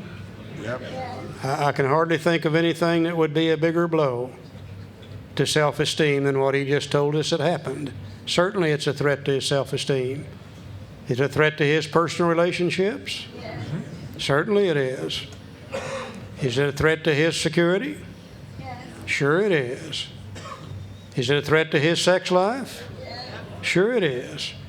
She just kind of wiped him out right across the board with this little deal. Now that's how we fill this thing out, and it's really just about that simple in filling that paper out just exactly like the book tells us to do it. Now that we filled it out, you want to say anything before we go any further? Also on the bottom of the last column, third column, pride. Pride's a big deal. Everyone in Alcoholics Anonymous knew about the affair except me. Pride, big deal. Yeah. Okay, now that we filled the sheet out, let's see what we're going to do with it. Said we went back through our lives. Nothing counted but thoroughness and honesty. We're at the bottom of page 65 now. The first thing, when we were finished, we considered it carefully.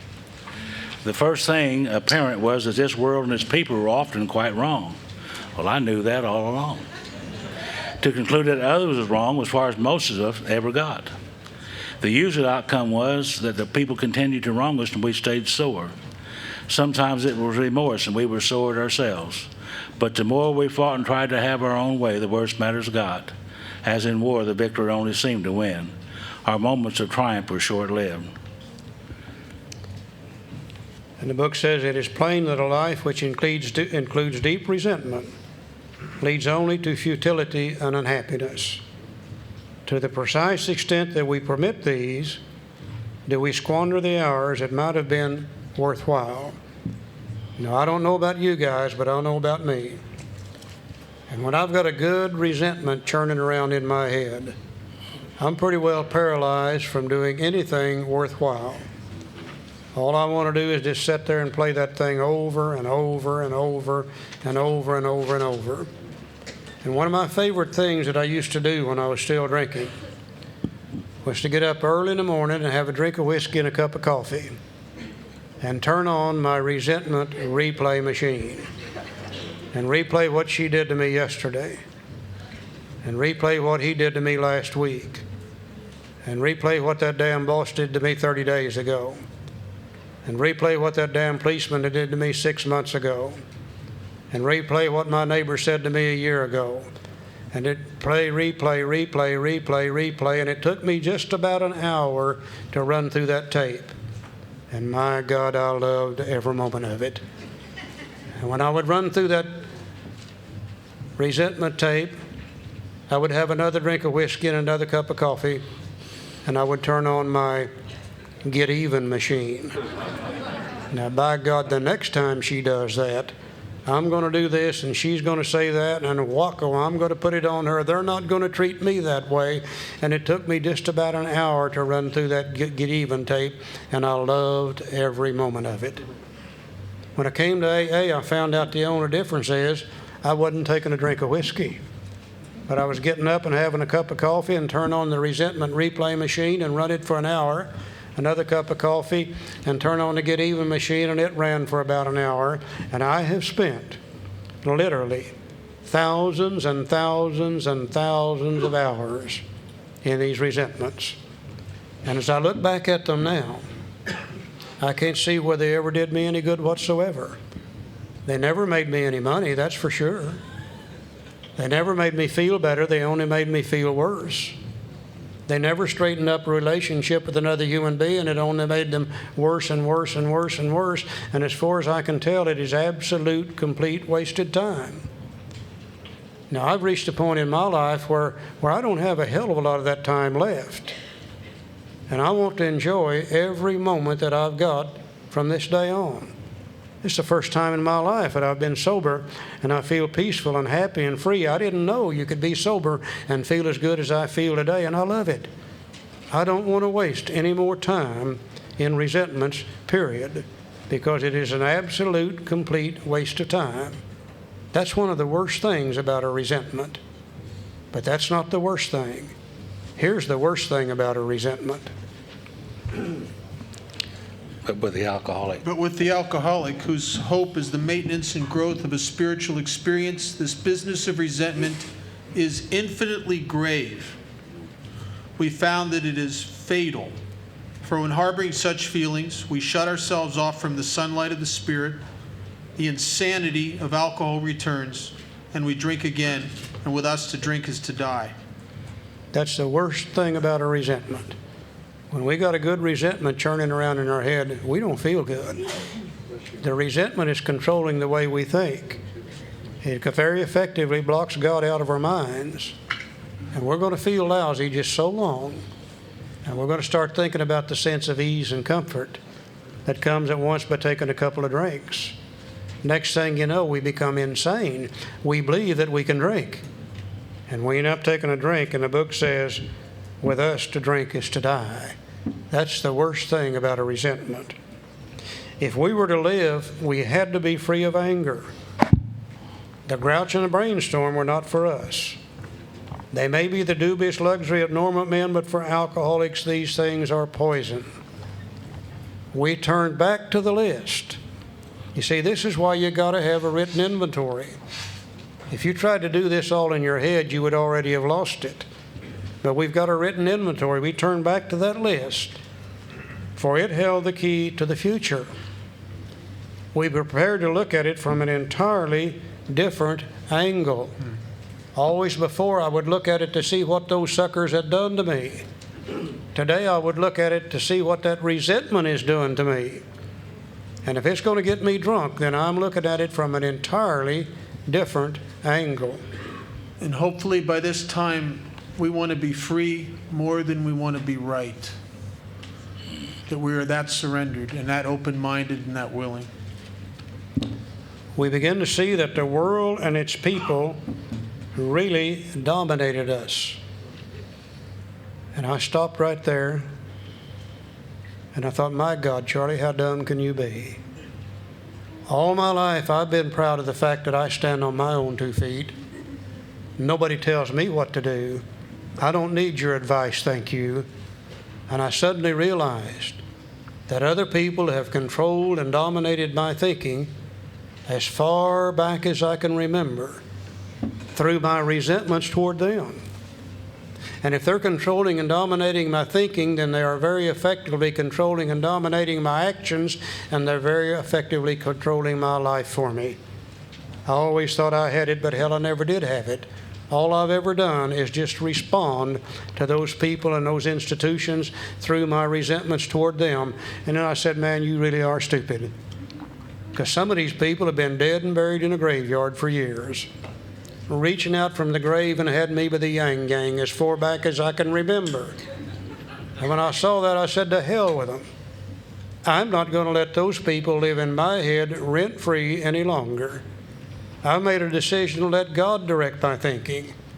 And if others direct it, alive or dead, then God can't, and it's just that simple. Absolutely blew my mind when I saw that. Now, we alcoholics fancy ourselves as reasonably intelligent people. And I think we are. I don't think we're smarter than others, but I think we're reasonably intelligent people. And we don't like to look dumb. And we see how dumb it is to let other people control us and dominate us through our resentments toward them. That looks so damn stupid that about 95% of those resentments are going to disappear automatically. They no longer have any validity when I see what they're doing to me and see that they're killing me and controlling me, and about 95% of them are going to leave me automatically. But there may be 1, 2, 3, 4, 5. It's been embedded in there so long that they don't leave automatically when I see the stupidity behind them. I may have to have a little bit of extra help. The book says we begin to see that the world and its people really dominate us. In that state, the wrongdoing of others, fancied or real, had power to actually kill. How could we escape?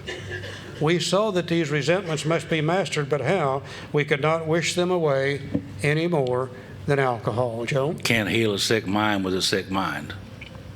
This was our course. We realized that the people who'd wronged us were perhaps spiritually sick. Though we did not like their symptoms and the way they disturbed us, they, like ourselves, were sick too. And we talk a lot about the 3rd-step prayer and the 7th-step prayer, but there's a lot of prayer here in step 4. And here's the first one. We ask God to help us to show them the same tolerance, pity, and patience that we would cheerfully grant a sick friend. When a person offended, we said to ourselves, this is a sick man. How can I be helpful to him? God save me from being angry. Thy will be done. And I'm like Charlie. I don't know. I have squandered so many hours and nights of my life that's unreal. And my mind used to race uncontrollably over and over and over and over. All those people that hurt me, or I perceived that they hurt me, brought on another little thing called self-pity. And boy, when you're in self-pity like I was, you're as sick as you're ever going to get. And you try to feel sorry for one of us alcoholics, they won't let you do it. They said, don't you feel sorry for me? I'll do that, by gosh. And when I arrived at Alcoholics Anonymous, I had that, you see them around AA today. You look at them in their eyes, and they have there's nobody home here look. That was me when I come to Alcoholics Anonymous. And I was so full of resentments, and I didn't know it. I went to Apache, Oklahoma in my 2nd month of sobriety, and there I met some real good AA members, and there was a lady there, her name was Alabama Carruthers. She was out from here in North Hollywood. Some of you all probably knew of her. She's dead now, bless her heart.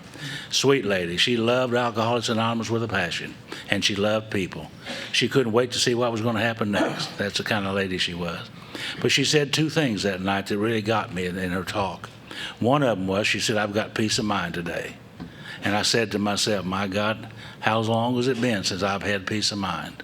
And I could not remember. She said she had a soul sickness. And I could identify with that, because that last night of my drinking, I had that sick feeling in my stomach, and I didn't know what it was. It was a soul sickness. And she said that, and I identified with that. And after her talk was over, and after that night was over, I said I wanted to talk to that lady. And I went in the lobby of that old hotel there, and we were sitting there talking 3 o'clock in the morning. Everybody was going off to bed except for my little black sponsor, George, and I. He was laying over asleep in her lap, and we would talk. And I said, Alabama, you said you got peace of mind tonight. Tell me how you got peace of mind. I'd like to know. And she said, well, Joe, tell me what's going on in your mind. Now, this is the first time I tell anybody what's going on in my mind. I didn't want anyone to know what was going on in my mind. They thought I was crazy. And I told her about this situation with Rose. And it wasn't Rose's fault. I mean, Rose did what she had to do because I was out running around drinking, doing all the stuff that you can do. But I used to come home after some time, 3 or 4 months, and take up just like I just left an hour ago. But I was sitting at this bar one night, and I got to drinking, and I was thinking. Now, you know either drink or think, but don't get the two of them mixed up. And I said, I think I'll go over and visit. Do you all know what I mean by visit? Anybody? Well, I just decided I would go over and visit. So I went over to the house, and I knocked on the door, and she kind of peeked. Well, I just broke right in there is what I did. And I know she'd be lonely and be glad to see me.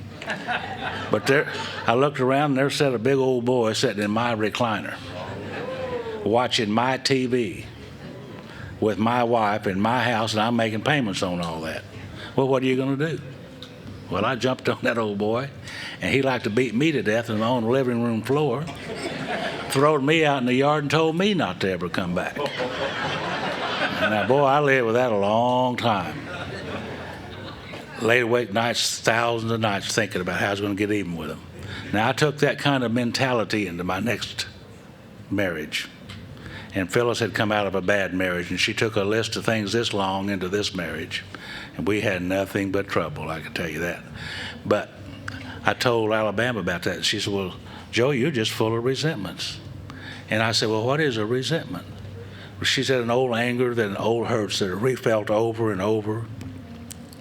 And all that anger that you intend to use on them, you're using it on yourself. You're making yourself sick and blaming it on them. And she had to explain that to me on a number of occasions. Excuse me. And I said, well, is there any solution for that? She said, yes, there is. And Alabama had a big purse. She reached down in there, fumbling around for a while, and finally come out with this big book. And she said, Joe, on page 551 of this book is a story about a lady who had lots of resentments, deep-seated resentments like you have. If you'll do what she did, it'll probably help you. So let's go to page 551. Third paragraph. Yeah. This lady said, I've had many spiritual experiences since I've been in the program, many that I didn't recognize right away, for I'm slow to learn and they take many guises. But one was so outstanding that I like to pass it on whenever I can in the hope that it helps someone else as it helped me. As I said earlier, self-pity and resentment were my constant companions. My inventory began to look like a 33-year diary, for I seemed to have a resentment against everybody I'd ever known. All but one responded to the treatment suggested in the steps immediately, but this one posed a problem. It was against my mother. It was 25 years old. I had fed it, fanned it, and nurtured it as one might a delicate child, and it had become as much a part of me as my breathing. It had provided me with my excuses for my lack of education, my marital failures, personal failures, inadequacies, and of course my alcoholism. And though I really thought I'd been willing to part with it, now I knew I was reluctant to let it go. One morning, however, I realized I had to get rid of it when my reprieve was running out. And if I didn't get rid of it, I was going to get drunk. And I didn't want to get drunk anymore. In my prayers that morning, I asked God to point out to me some way to be free of this resentment. During the day, a friend of mine brought some magazines to take to a hospital group I was interested in. And I looked through them, and across the front of one of them featured an article by a prominent clergyman in which I caught the word resentment. And he said, in effect, and here it is, if you have a resentment you want to be free of, if you will pray for the person or thing that you resent, you will be free. If you will ask for prayer for everything you want for yourself to be given to them, you will be free. Ask for their health, their prosperity, their happiness, and you will be free. Even when you don't really want it for them and your prayers are only words and you don't mean it, go ahead and do it anyway. Do it every day for 2 weeks, and you'll find you've come to mean it and want it for them. And you'll realize that where you used to feel bitterness, resentment, and hatred, you now feel compassion, understanding, and love. Well, I went home after that conference, and I got in bed that night, and sure enough, my own mind started racing, thinking about that stuff. And I said, I think I'll pray for those people. And I prayed for them, and my list got longer. The next morning I woke up and I said, I think I'll pray for those people. And I prayed for them again, asking God to give to them the things I wanted for myself. my list got longer. And every day I prayed, and all the time, every time I could think about it, I prayed. I'd be driving down the street praying out loud in the car, and my lists were longer and longer. And one day, I don't know if it was 2 weeks, 3 or 4, I don't remember, but I was at the corner of 31st and Lewis there in Tulsa, Oklahoma. It's a beautiful area, beautiful old homes, nice lawns, beautiful. And it was one of those spring mornings we love in Oklahoma when we've kind of come through a cold winter. And I got caught in a stoplight, just the length of a stoplight. And I looked over there at that beautiful house, and all those tulips were in full bloom, red and yellow, just absolutely gorgeous. The grass was green, trees were all budding out, squirrels jumping around, birds singing, beautiful sunlight. And I said to myself, my God, it's a beautiful morning this morning, isn't it? And I thought, well, how long has it been since I've seen those things? And do you know, I don't remember ever seeing those things until then. I think I've only seen in black and white. I didn't see in colors. And I was very much vividly aware of the colors that morning. And that's the morning that I knew that this program would work for me, really, because I took some action and I've gotten some results. And I prayed for those people, and they did not change, but I did. And my thoughts and feelings toward them changed, and now I sleep soundly. See, I've always wanted to get even with those people, and I finally found a way to get even with those people, is you pray for them. And when you pray for them, then you're even. You see? You're even. And I found another thing about love. See, love is forgiving, and it's also forgiving, you see. And since that day, I haven't had that to come back on me again. Thank God I'm free from that. I think the reason this works so well is prayer for the welfare of another human being is one of the greatest expressions of love that one human being can have for another. And love and hate cannot exist on the same plane. One's going to have to replace the other. And as you pray for these people repeatedly, day after day after day, sooner or later, the resentment is going to disappear. In this place, you're going to find compassion, understanding, and love. Just think, if 95% of these resentments disappeared from my mind because they look so stupid, if the other 5% can be removed through prayer, then that means that these display cases that were filled with resentments have now been emptied out. The damaged and unsaleable goods called resentments are gone. And when that happens to us, there's another natural law that applies here. And that law is that nature abhors a vacuum. There's no such thing as a vacuum or a void. There's always something rushing in to fill it up. As the resentments disappear, they're going to have to be replaced with something else. And the only thing that can replace them will be the opposite of the resentment. And where my mind used to be filled with resentments, I now have love, compassion, understanding, goodwill for my fellow man. Absolutely blew my mind. I didn't have to go to any other fellowships to get those things. I didn't have to read any other books to get those things. If God dwells within me and my book says He does, then that's always been a part of my makeup. But I just never could use it before. In my chase for money, power, prestige, and sex, and what I thought were the good things of life, those feelings had to be repressed to let me operate on the level I wanted to operate on. But now that the resentments are gone, they automatically come to the surface. 1/3 of my little store has been straightened up. I'm in much less chance of drinking now than I was before I started the inventory process. A very simple little process. And it always works. Bob, you want to say anything there? You know, this page 66, when it talks about this stuff will kill us. In my 11th year of sobriety, I was dying. I watched my daughter, who was a year and a half old, who I was madly enthralled with and in love with, and my wife move in with my best friend, my number one sponsee. And on that day, I found out they'd been sleeping with each other for a year. And he was my confidant for all my marriage problems. And I was dying. And I tried to do this inventory process, and I couldn't do it because when I got to the last part referring to our list, I can't put out of my mind what they'd done. And where was I selfish? I wasn't selfish. I bought her a house and a car. And where was I dishonest? I wasn't dishonest. I was always faithful. I never cheated, and I couldn't see any of it. And the part that saved my life, literally saved my life and changed my whole view of the situation to the point where I'm able to sponsor that guy today, and my ex-wife is one of my best friends, was the bottom of page 66 and the top of 67. And after it's telling me that this stuff's going to kill me, it says, it says, okay, this was our course. And it's asking me to do something, and I didn't get it at first. It says, you must realize something. That means I got to get it. That means I got to make it real. I got to realize how the person who had harmed me was perhaps like me, spiritually sick, and even though I didn't like their symptoms and how they affected me, that they, like me, were sick too. Now, I'm a very self-centered person. I don't see myself in other people very easily. And the book's asking me to look at it through their eyes. What would their inventory look like? And you know what? When I was started to do that and go from self-centered to other-centered, I'll tell you what I saw. I saw a gal who married a guy who thought he was Mr. AA. And she wrapped her whole life up in this marriage.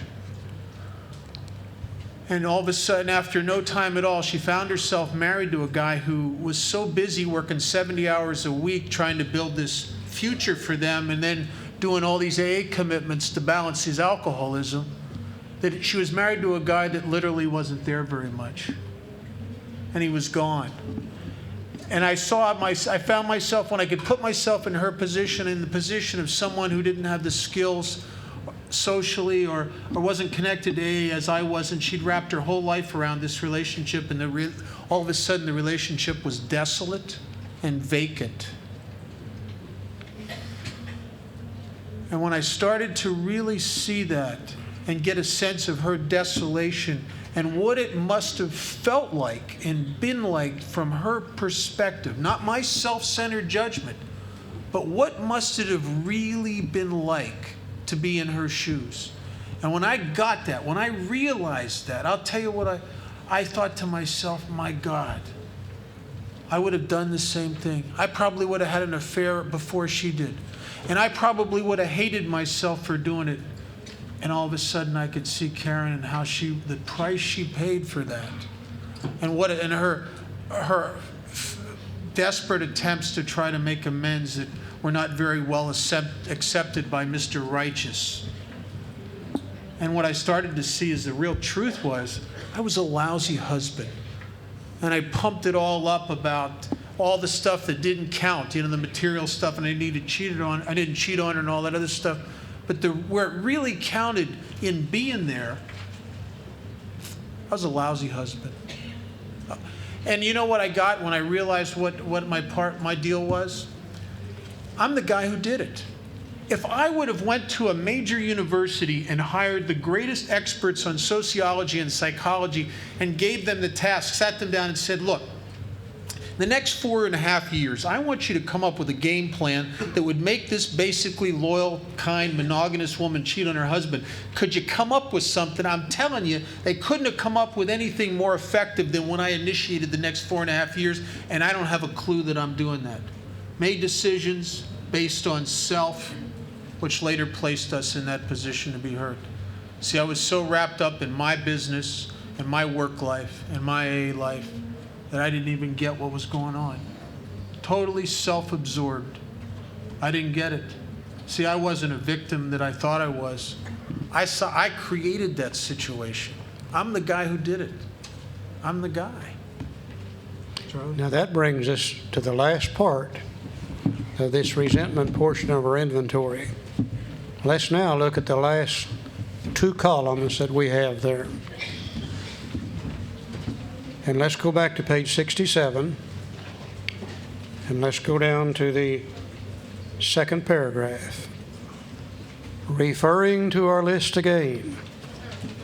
And that's why you got to have a written inventory. This is the second time we've had to go back to it. Referring to our list again.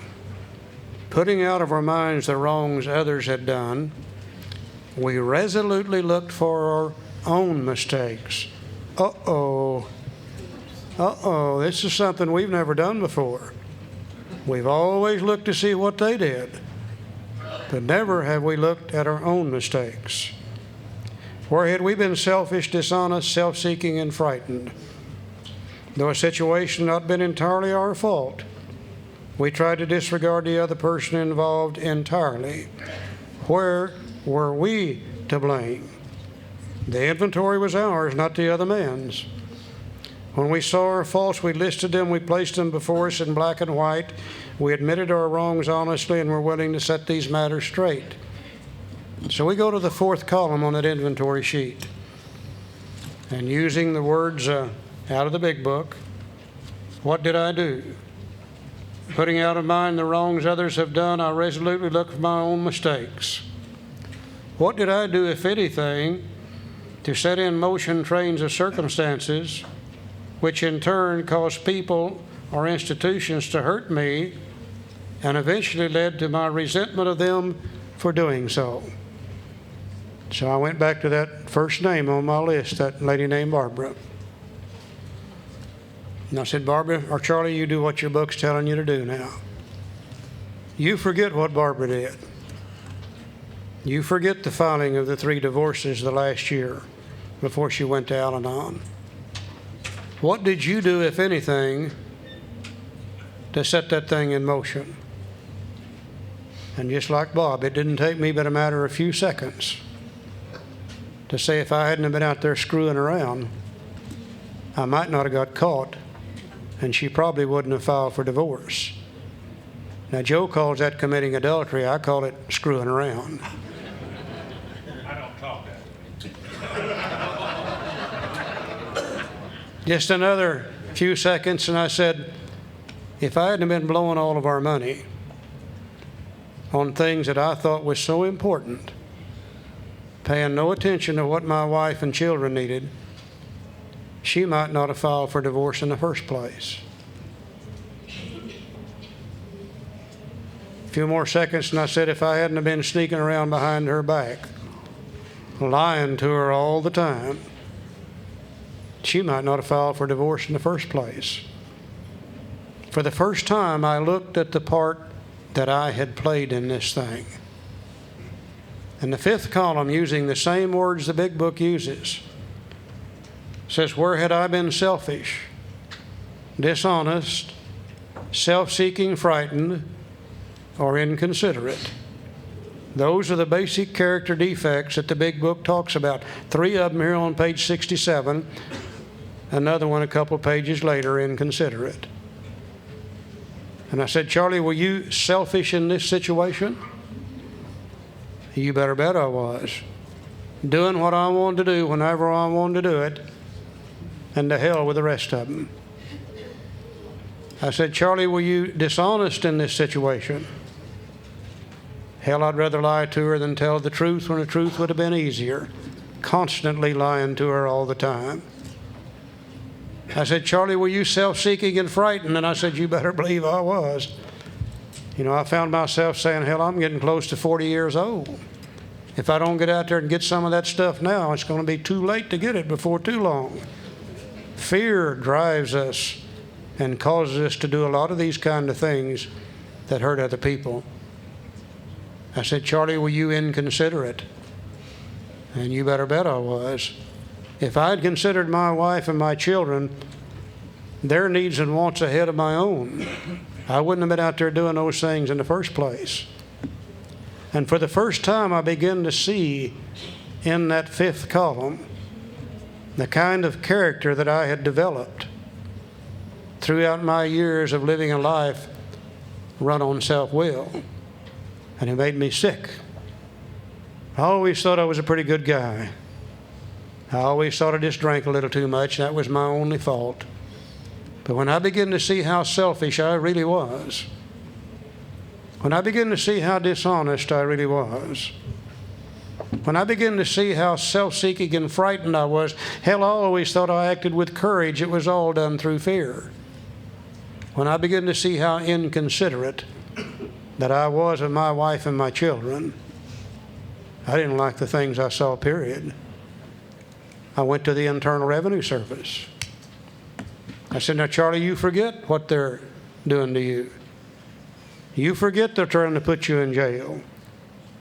What did you do, if anything, to set that thing in motion? It's very simple. I cheated on my income tax and they caught me. And rather than admit that I'm a thief and a liar, I transferred all blame to them by playing that resentment over and over and over and over, and made them the devil and made me as pure as the driven snow. Now, in cheating them, was I selfish? Sure I was. I wasn't concerned about them or anybody else. I was considering what I needed and what I wanted. Was I dishonest? You better bet I was dishonest. If I hadn't have been, I wouldn't cheat them in the first place. We go to Joe and Rose.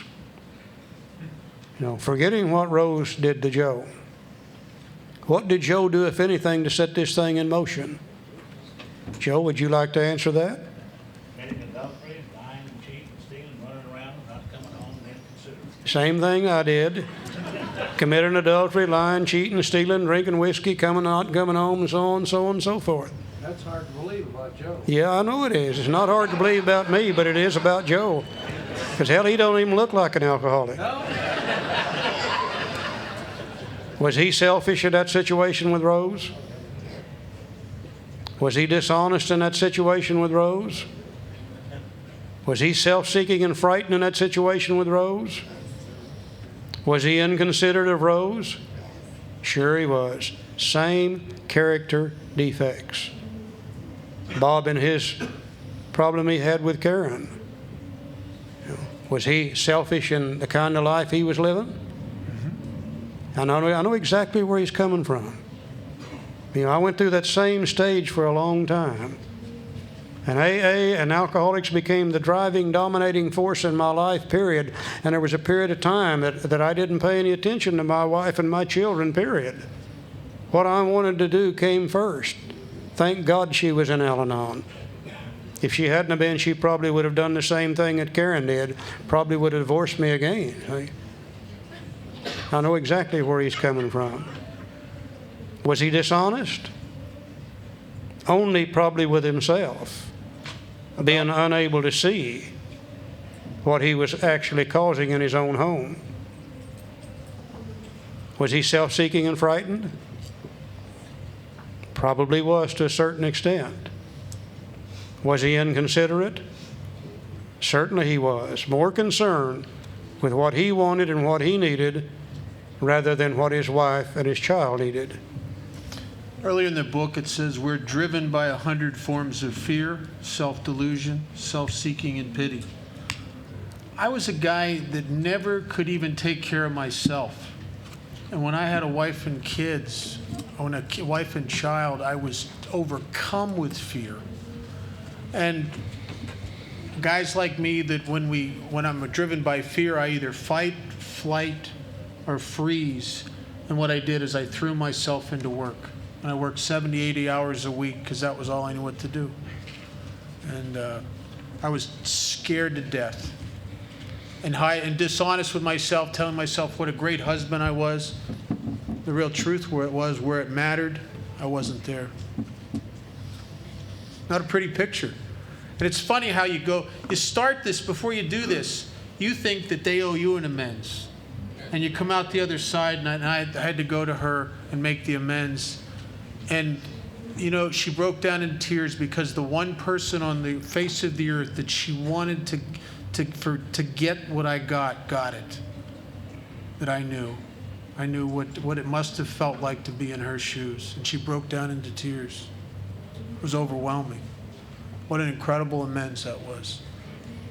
And you see, we look out into that fifth column, and we see that we made decisions based on self, based on our own character defects, that later placed us in a position to be hurt.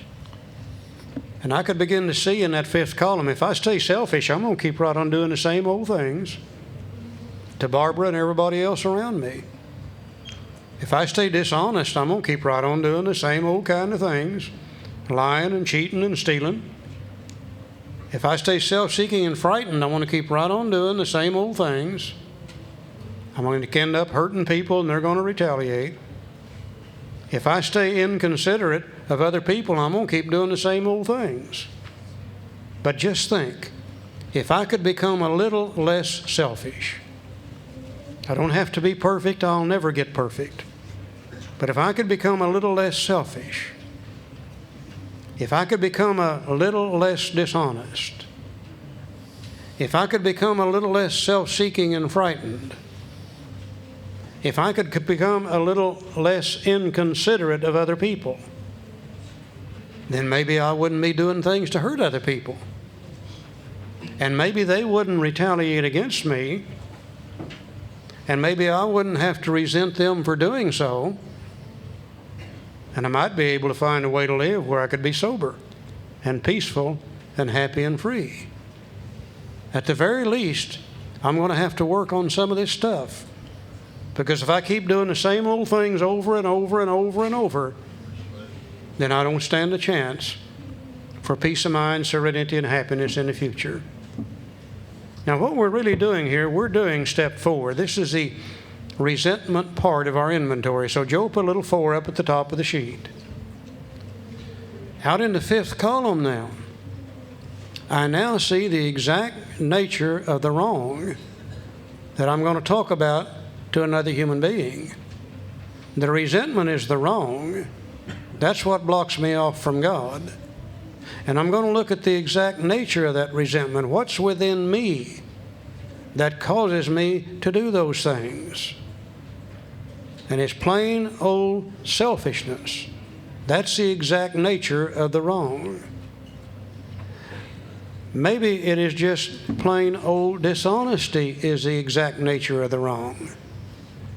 You know, when a guy comes to me with step 5, I don't care how many times he's committed adultery, whether he's done it 1 time or 15 times. What I'm concerned with is what's within him that causes him to do that. That's what we're going to need to work on. That's what he's going to have to get rid of in the future, or he's going to keep doing the same old things over and over. I don't care how many times he stole, nor how much did he steal. What I'm interested in is what's within him that causes him to steal in the first place. That's what we're going to have to work at, and otherwise he's going to keep right on doing the same old things. And that old selfish, dishonest, self-seeking, frightened, and inconsiderate, that's the exact nature of the wrong. That's what causes me to do those things. That's what I'm going to talk about in step 5. We're not going to make a blow-by-blow description of dirty, filthy, nasty things. We're going to talk about the truth behind each one of these resentments, what's within me that causes it in the first place. Out there in that 5th column, I now see the defects of character that I'm going to be willing to turn loose of in step 6. Knowing full well if I don't get rid of those things, I'm going to keep right on doing the same old things over and over and over. And I see the pain and the suffering they're causing me and other people, I become willing to start turning loose of those things. Out there in the 5th column, I now see the shortcomings I'm going to ask God to take away in step 7. Because you see, self cannot overcome self. There's no way I can wish those things away or force them away. The only way is I'm going to have God's help to get rid of those things. Now, on step in column 1, every name on my list turned out to be an institution or a principle that I had harmed. And they're going to come off of that column 1 and be added to the list to be used later on for steps 8 and 9. We get to step 8, it says we've got the list, we made it when we took step 4. In my case, every name in column 1. In your case, probably not all of them, but in my case, every damn one of them. Too. So what I've really done through this simple little inventory is not only have I got rid of resentments, they've been replaced with love, patience, tolerance, compassion, and goodwill, but I've also set myself up with all the information I need for steps 4, 5, 6, 7, 8, and 9, resentment-wise. I've never seen anything that simple in my life before. And every time I look at it and see the simplicity behind it, I wonder how in the hell did we manage to overlook it for so damn long. It's always been right here in the book, and we just never could see it before. Bob? There's a phrase that I used for years and years in Alcoholics Anonymous referring to the last column. And I heard friends of mine would use the same phrase over and over again. And a few years ago, it started to bother me, and I didn't at first understand why. And what the phrase was, referring to the last column, I would say, and that's where we look for our part. You probably heard people say that. And it seems like the right thing, except it started to bother me, and I didn't understand why is it bothering me to say that. And then here in the book, it says, Bill says in this paragraph on page 67 the same thing twice. He says, putting out of our minds the wrongs others have done. And then a few lines down, he said, we tried to disregard the other person involved entirely. When I say I'm going to look for my part, in the back of my mind, I couldn't help but get away from the implication that, and there's another part here, and look what they did, right? You know what I'm saying? Now, I don't know if you're all wired that way, but I'm wired that way. And so when I go to make amends, okay, I've done my part, and then I'm kind of hanging around waiting for them, to do the right thing and straighten up and clean up their part. Because I don't let go of it. But the book says disregarding the other person involved entirely. What if I looked at my behavior towards these people that I resented as if what I resented them for they never did? What if I had treated these people that way and they had done nothing but be nice to me? Then how does my behavior look in that light? And I'll tell you what I started to see. It was awful. Because I used their behavior to justify all of my stuff and defend myself. Well, of course, look what they did. So I wasn't as bad for how I retaliated. But when I looked at it in the light of what it talks about, putting out of our mind the wrongs others had done, disregarding the other person involved entirely, boy, my behavior was a lot more selfish and a lot more self-centered and a lot more dishonest. I hear some of you saying, and I hear real good. He hears good. I hear some of you saying, well, Charlie, what you guys have been saying to us is probably true. For those people that we have harmed them, and then we retaliated against, or they retaliated against us, and then we resent them for doing so. But how about those people that harmed us, and we didn't have anything to do with it? We didn't do anything to cause it. Aren't we justified in having that kind of resentment? Well, I guess we are if we want to get drunk over it. But you see, a justified resentment blocks you off from the sunlight of the Spirit, just like an unjustified resentment blocks you off from the sunlight of the Spirit. And I've heard over and over and over and over about those things they did to us when we were kids growing up. How about the mental abuse that we suffered? How about the physical abuse we suffered? How about the sexual abuse that we suffered as kids growing up? Aren't we justified in having that kind of resentment?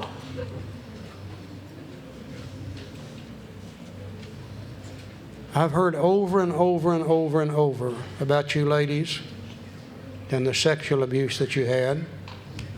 And I agree with you, it's terrible. It's not a good thing at all. But believe me, you aren't the only ones that have had it. Nearly every fifth step I've ever had with another man, there's some of the same kind of stuff in our backgrounds too. And if we've got one of those kind of resentments, knowing full well now that it's going to block us off from God and might cause us to get drunk, and we don't want to get rid of that resentment, then for God's sake, let's get it on this sheet of paper. And let's start looking at the truth behind it. Let's put down their name, what they did to us, the part of self that was affected, What did I do? Nothing. But then let's look in the fifth column and see what we're doing with it. If we don't want to get rid of it, and we know it might get us drunk, then we got to be using it for some kind of reason. Are we using it for some selfish purpose? Are we so dishonest with ourselves that we absolutely refuse to see the truth of it? If you've got a resentment like that in your head today, it's not true. Oh yeah, it started with truth. But if you've played it over and over and over, it's been distorted, and what you're seeing today is really not what actually happened. Are we so dishonest we're afraid to look at the truth? Are we so self-seeking and frightened that we're afraid of facing life without that resentment? You know, my God, the greatest excuse in the world for rationalization and justification is I wouldn't be the way I am today if they hadn't have done that to me. You know, this lady in the book, she used her resentment against her mother to justify her lack of education. Bull. She could have gotten an education if she had wanted to bad enough, whatever her mother did. She used it to justify her marital failure. Bull. Mama didn't cause her marriage to fail. Why, she even used it to justify her alcoholism. Bull. Mama didn't make her drink. I'll tell you why she became alcoholic. She kept on drinking that whiskey. But the greatest excuse in the world is if they hadn't have done that to me, then I wouldn't have to be doing what I'm doing today. Or if they hadn't have done that to me, then I could have been something entirely different. Nothing in the world but rationalization and justification. I think the political term for it today is victimization. Mm-hmm. And we don't have any place in AA for victimization. Because as long as we feel we're the victim, then they've got us. They're controlling the way we think. They're controlling the way we act. They're controlling the things we do. And it really doesn't make any sense to let somebody hurt me 10, 15, 20, and 30 years ago and then let them hurt me every day for the rest of my life. I have given them the power to actually kill me. And they're controlling my thinking. And if they are, then God can't. Whether it's justified or unjustified makes no difference whatsoever. And if we will put one of those down and honestly look at this thing, we're probably going to see that we've been using it for a lot of rationalization and justification. You know, maybe we're so unconsiderate of another human being that we refuse to recognize that people that do those things to us are not necessarily bad people, they're sick people, just like Bob's talking about. And they did it out of sickness rather than out of badness. And just maybe we could start to develop a different relationship with another human being before it's too late. At the very, very least, we're going to need to do something about these things. And if looking at the truth of it doesn't get rid of it, then we've always got the final thing. We can always pray for those people that did those things to us. And if we pray for them, that doesn't mean we approve of what they've done. That doesn't mean we're going to walk hand in hand with them the rest of our life. What it means is we're tired of letting sick people make us sick. And we want to get rid, and we can do that. We can get rid of those things if we really want to do that. And if we don't want to do it, then for God's sake, look at it carefully. We've got to be using it for some kind of reason if we don't want to get rid of it. Bob? Real quick, about a dozen years ago, I saw an example of this that blew my mind. I was listening to a fifth step, and about a third of the way into it, the resentment part, this guy starts talking about his father, and he had the worst resentment of all towards his father, and his father was an alcoholic. And his father had beaten this kid and abused this kid every way you can abuse a child. And it was horrendous. And he not did this a couple times, he did it over and over and over for years. And then there'd be times when he'd be he'd be remorseful and sick and hungover, and he'd swear he'd never do it again, and he'd make promises, I'm going to get you a bicycle, I'm going to take you to Disneyland, and he'd never follow through. And other times he would be hungover, and he would be even worse. He would just scream and yell. And this guy this owned him in all his life, and he'd spent years in therapy beating pillows and doing the Gestalt stuff, trying to get free from it. He could never get free from it. And we get through it in the first three columns, and everything that was hurt, threatened, affected, and interfered with, and it was everything. And we get to this was our course, and we start talking about it. And I said, you have to see how you're like your father, how you could be sick like that. And he started yelling at me. I thought he was going to hit me. He said, I'm not like my father. My father was a monster. And so I backed off. I said, let's go on to something else here. And we went on to another resentment. And what happened next is, as my friend Bob B. says, it's not of me. I'm never the well, but sometimes I get to be the pipe. And before I listen to a fifth step, I always ask God to make me useful. And I stopped him in the middle of this next resentment. I said, can we go back to something? He says, you want to go back to my father? I said, no, I want to go back to that relationship you talked about at the very beginning, where the gal dumped you. And he says, what of it? And I said, weren't there some kids in that? And he said, yeah, what of it? I said, I just wondered if any time in that deal, if you ever, when you were drunk or stoned on drugs or hungover, if you ever did anything to hurt those kids. And he put his head down. And when he came up, he had tears running down his face, and in the most pained, choked whisper I've ever heard, he said, I'm just like my goddamn father. And I said, how did you feel about yourself when you hurt those kids? And he got this faraway look, and he said, I couldn't stay drunk enough.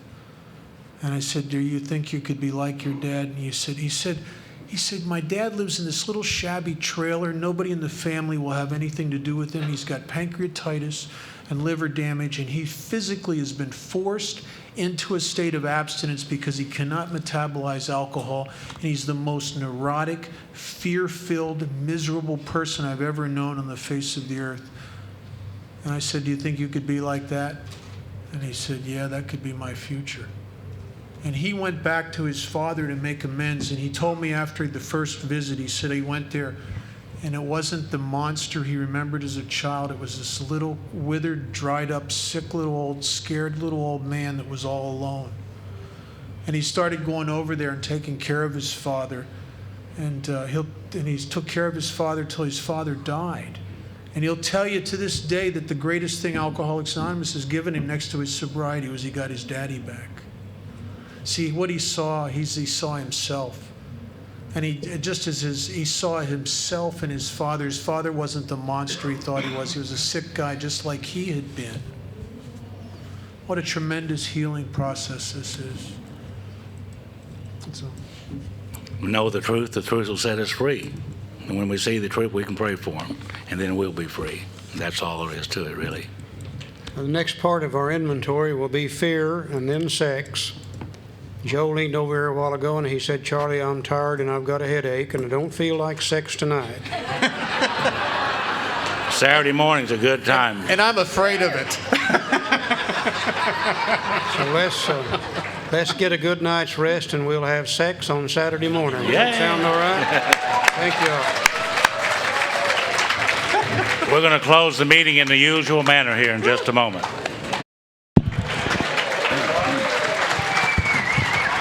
Oh, yes, and you remember where they left off last night and where they're going to begin today with sex. Good morning, everybody. My name's Charlie Parmley. I'm a very grateful recovering alcoholic. Because I'm a member of the Fellowship of Alcoholics Anonymous, and by the grace of the power that I found through the 12-step program of Alcoholics Anonymous, I haven't found it necessary to take a drink for 12,365 days today, one day at a time, and for this I'm very grateful. You guys really, really look good this morning.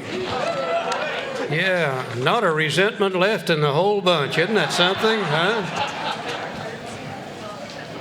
How many of you went back to where you were staying last night and worked on at least one resentment? Could I see your hands? Yeah, a bunch of you did. How many of you got rid of at least one resentment? Could I see your hands? That's great. How many of you did we give a new resentment to last night? Pray for us. We need the prayers and you need to practice. Okay, we're glad to have you guys here today and getting ready to get started back into the big book and do the things we love to do the most. Joe, you got anything you want to say? No, not at this moment. Bob? A polar bear walks into a bar in Alaska. He goes, "Bartender, give me a scotch and soda." The bartender says, "How come the big paws?" "I don't know, I've always had them."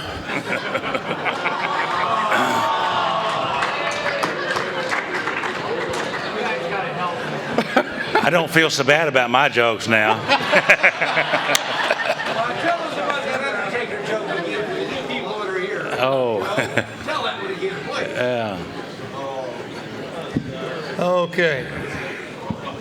We spent a lot of time last night talking about the resentment part of our inventory. We followed a little procedure, filling out the forms as we went through them. And we're going to follow that same procedure today as we go through the rest of the inventory. We first filled out column 1 on the resentment inventory. And we suggested we always go from top to bottom. While our mind is on one thing and one thing only, we make that list of people, institutions, and principles with whom we are angry. And we found out, most of us, that we had a lot more resentments than we thought we had. We could only see one at a time in our head, but when we saw them all down on a piece of paper, for the first time we began to see how many resentments we really do have and how much they control and dominate our thinking for us. And we made a decision to let God do that. And if the resentments do, then God can't. We went to column 2. And by the side of each name, we put down the cause of the resentment, using just a few short words talking about the cause of the resentment. And as we filled out the second column, we began to realize it's really not them we resent. It's what they've done to us that's got us upset and got us mad. Beginning to get the names kind of out of the picture and out of the way, concentrating on what they've done to us. Then we went to the third column, and we put down the part of self that was affected. And we couldn't really have a resentment against somebody or an institution unless they had done something to threaten one of our basic instincts of life. And we begin to see in the third column the part of self which is really giving us a hard time. For one person, it may be mainly self-esteem. Another person, the main problem may be in the security area. Another one may be in the sex area. It's going to be a combination of all three, but at least we can see the part that stands out. Also, we could see in the third column for the first time where anger really does come from. And we could begin to see where it comes from a threat to one of those basic instincts of life. And we talked about the fact that depending upon my relationship with God and whether my instincts are under control or not, is going to determine whether I get angry or not. And for the first time in our life, we began to get a little handle on this anger thing. And we begin to see, as we filled out that sheet, where the world and its people really dominated us. And we always thought that we had control, and we began to realize we never did have control. That other people have controlled and ruled and dominated our thinking as far back as we can go through our resentments toward them. And we begin to see how dumb that was and how stupid that was to let people do that to us. Then those resentments don't look near as good now as they used to. And we found that a lot of the resentments began to disappear when we could see what we were letting other people do to us through our resentments toward them. We also found that some of the resentments were being embedded so deeply we would have to have a little extra help. And we came to the first prayer in step 4, and the book suggested that we pray for those people that we have those deep resentments against that we can't get rid of. And as we pray for them, sooner or later, gradually, that resentment will disappear and be replaced with love and patience and tolerance and compassion and goodwill. In other words, we can get rid of our resentments, at least to the level that God intended for us to, simply by following this little procedure in the book. We also found as the resentments disappeared, they had to be replaced with something else. God's not going to leave another hole in our head. We got enough of them already. And as the resentments disappeared, they were replaced automatically with love, patience, tolerance, compassion, and goodwill toward our fellow man. And that part of our mind, which used to be controlled by resentments, is now controlled by God's thinking, which is love, patience, tolerance, compassion, and goodwill toward our fellow man. We're in much less chance of drinking now than we were before we started the inventory process. We also found that we had to go back and look at those resentments a couple of times, and we had to go back and look at the part that we had played in each one of those resentments. And for the majority of us, we found that we had done something based on self which created a problem for other people and institutions. They in turn had retaliated against us. We in turn had resented them for doing so. And as we played the resentment over and over and over in our head, we distorted the picture and gradually made them the devil and made ourselves as pure as the driven snow. For the first time in the 4th column, we began to see the truth about those resentments. And we found that in the majority of the cases, we set the thing in motion in the first place. We found in the 5th column certain character defects involved, that we would hurt those people and those institutions based on our own character defects, our selfishness, our dishonesty, our self-seeking frightened condition, and our inconsideration of other people.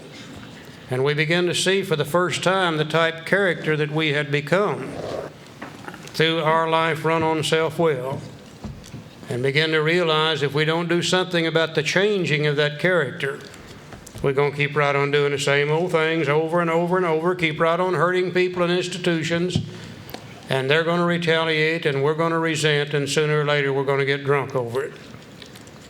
And we kind of finish it up by saying that we had all the information necessary now, resentment-wise, for steps 4, 5, 6, 7, and 8, and 9. The most simple thing I've ever seen as far as an inventory is concerned.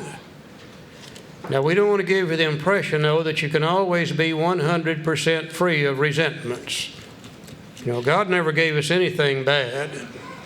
It depends on what we do with things, whether they're bad or good. A resentment, if used correctly, can be used for a worthwhile purpose. For instance, if somebody does something to me or says something to me that threatens my self-esteem or perhaps threatens a personal relationship with another human being, if it causes me to look at myself and see some changes that I need to make, and I go ahead and make those changes, then that resentment can be used for my betterment, for a worthwhile purpose. Let me give you an example. Let's say we're living in the neighborhood. All the old houses are run down. They all need painting, broken window panes, torn window screens. My house is no worse than anybody else's. I sit on my front porch in the evening and I rock and I'm very complacent about the situation. But one day I'll look up and some idiot has moved in across the street. He's out there painting his house. He's fixing his window panes and torn window screens, makes my house look bad. It infuriates the hell out of me.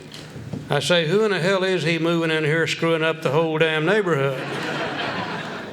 Now, if I use that resentment right, eventually it will cause me to look at my house. And I begin to paint my house and clean it up and fix the window screens and the broken window panes. My next door neighbor resents me for doing so, and the next thing you know, he's cleaning up his house too. And after a while, God's got the whole neighborhood cleaned up like it should have been in the first place. That's the proper use of a resentment. But you see, we alcoholics won't use it that way. We'll sit there on our front porch and we'll rock and we'll rock and we'll resent and we'll resent. 30 days later, we'll go over at midnight and burn his damn house down. We'll show him. So resentments are not entirely completely bad. It just depends on what we do with them as to whether they turn out to be something good or something bad. Okay, guys? Mm-hmm. Bob? For me, this was the beginning of my end of isolation and being restored to community. As I went through this, all the people I had judged so harshly and started to see how they were sick and put myself in their position and see myself in them. As it later says in the steps, it was the beginning of growing in understanding and effectiveness.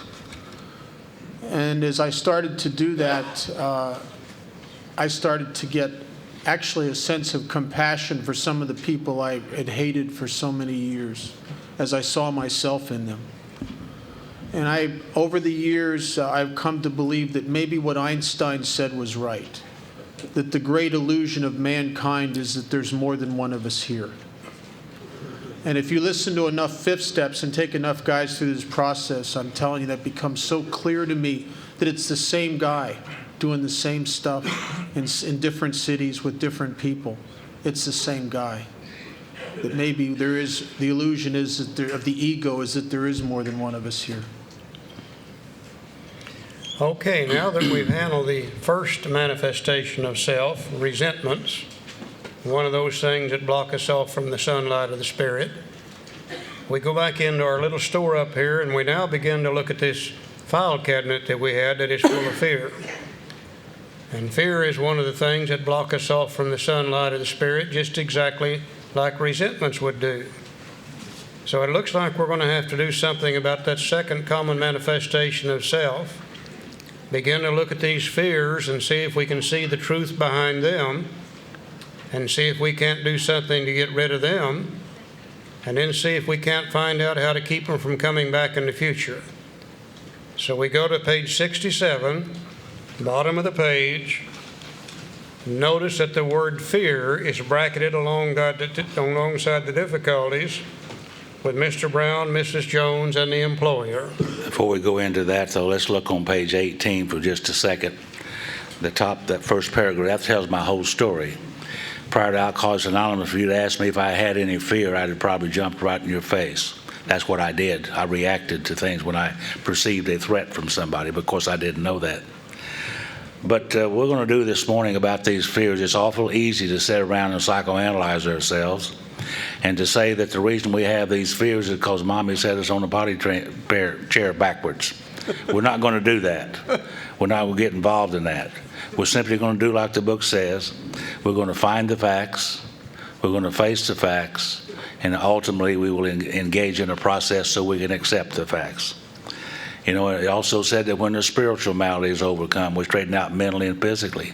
The spiritual malady not only has to do with my relationship with God, but my own moral fiber. The spirituality of my own moral fiber was damaged. And Dr. Jung said that ideas, emotions, and attitudes, which were the guiding force of the lives of these people, are suddenly cast to one side. So I'm looking at ideas, emotions, and attitudes that I have toward fears.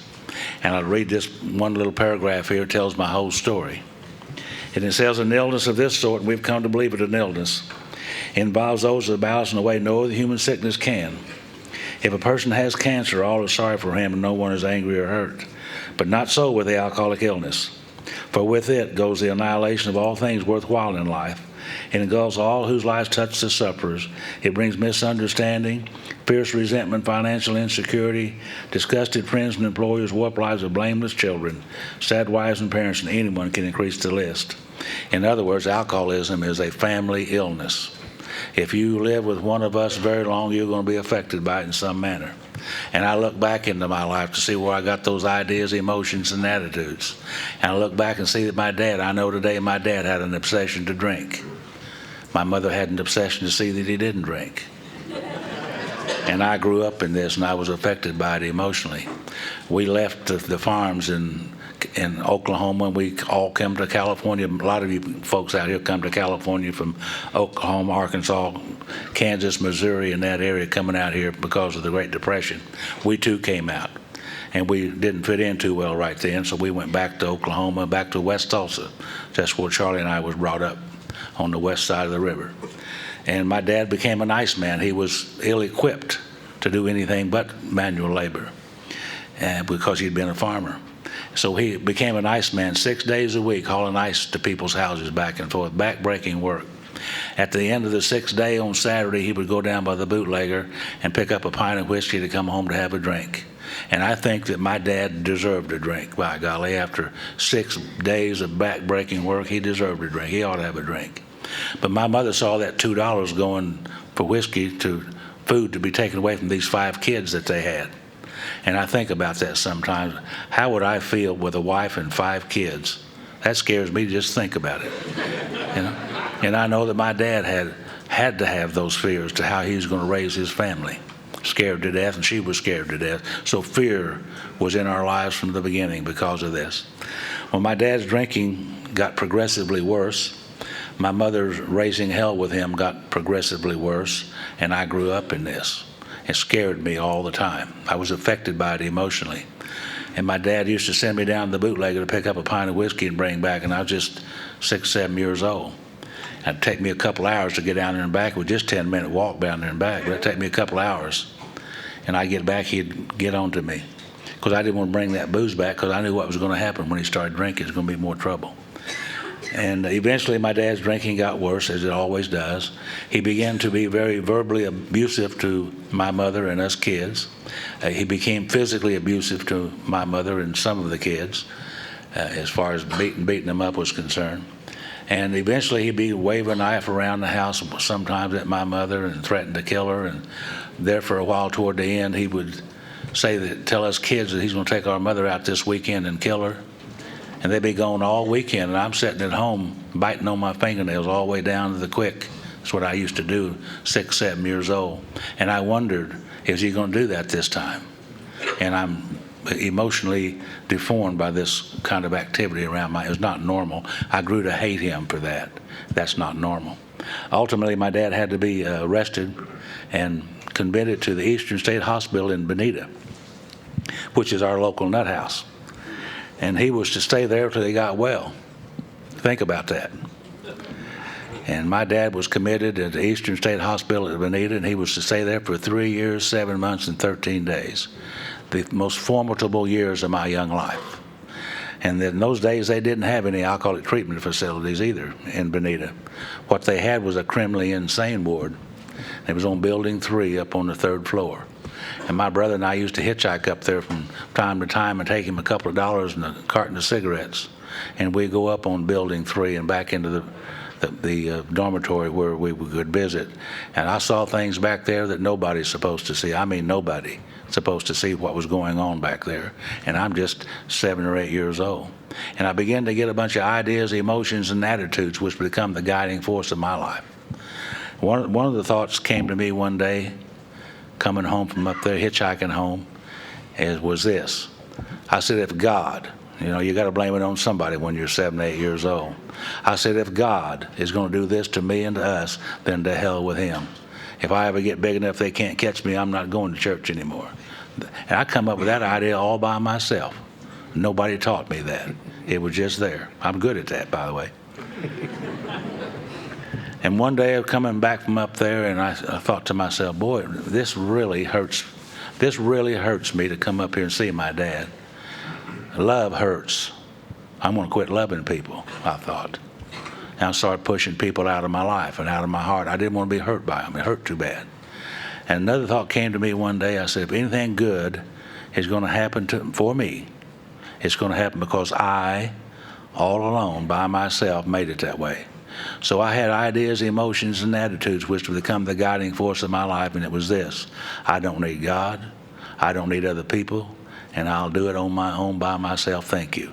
And I thought that those were very brave thoughts on my part for many years, even into Alcoholics Anonymous. Come to find out they're the most fearful thoughts anybody could ever possibly have, because I don't know that, because nobody is there to teach me anything. My mother was busy letting 5 kids get bigger. I wasn't growing up, raised, they're getting bigger. That's all I did was get bigger. You see, and these things within me got bigger. And what happens for you with those not very good coping skills is what I'm trying to tell you, and cause you to have trouble with other people. And when Charlie and I went over there in our part of the town, there was 2 kinds of people over there at school. There was those that ran home from school, and those that ran people home from school. And I knew that you don't ever want to get you running, because if you ever start running, man, they won't let up on you. So I became one of those guys, those bullies who ran other people home from school, because I was scared. I was afraid they were going to do that to me.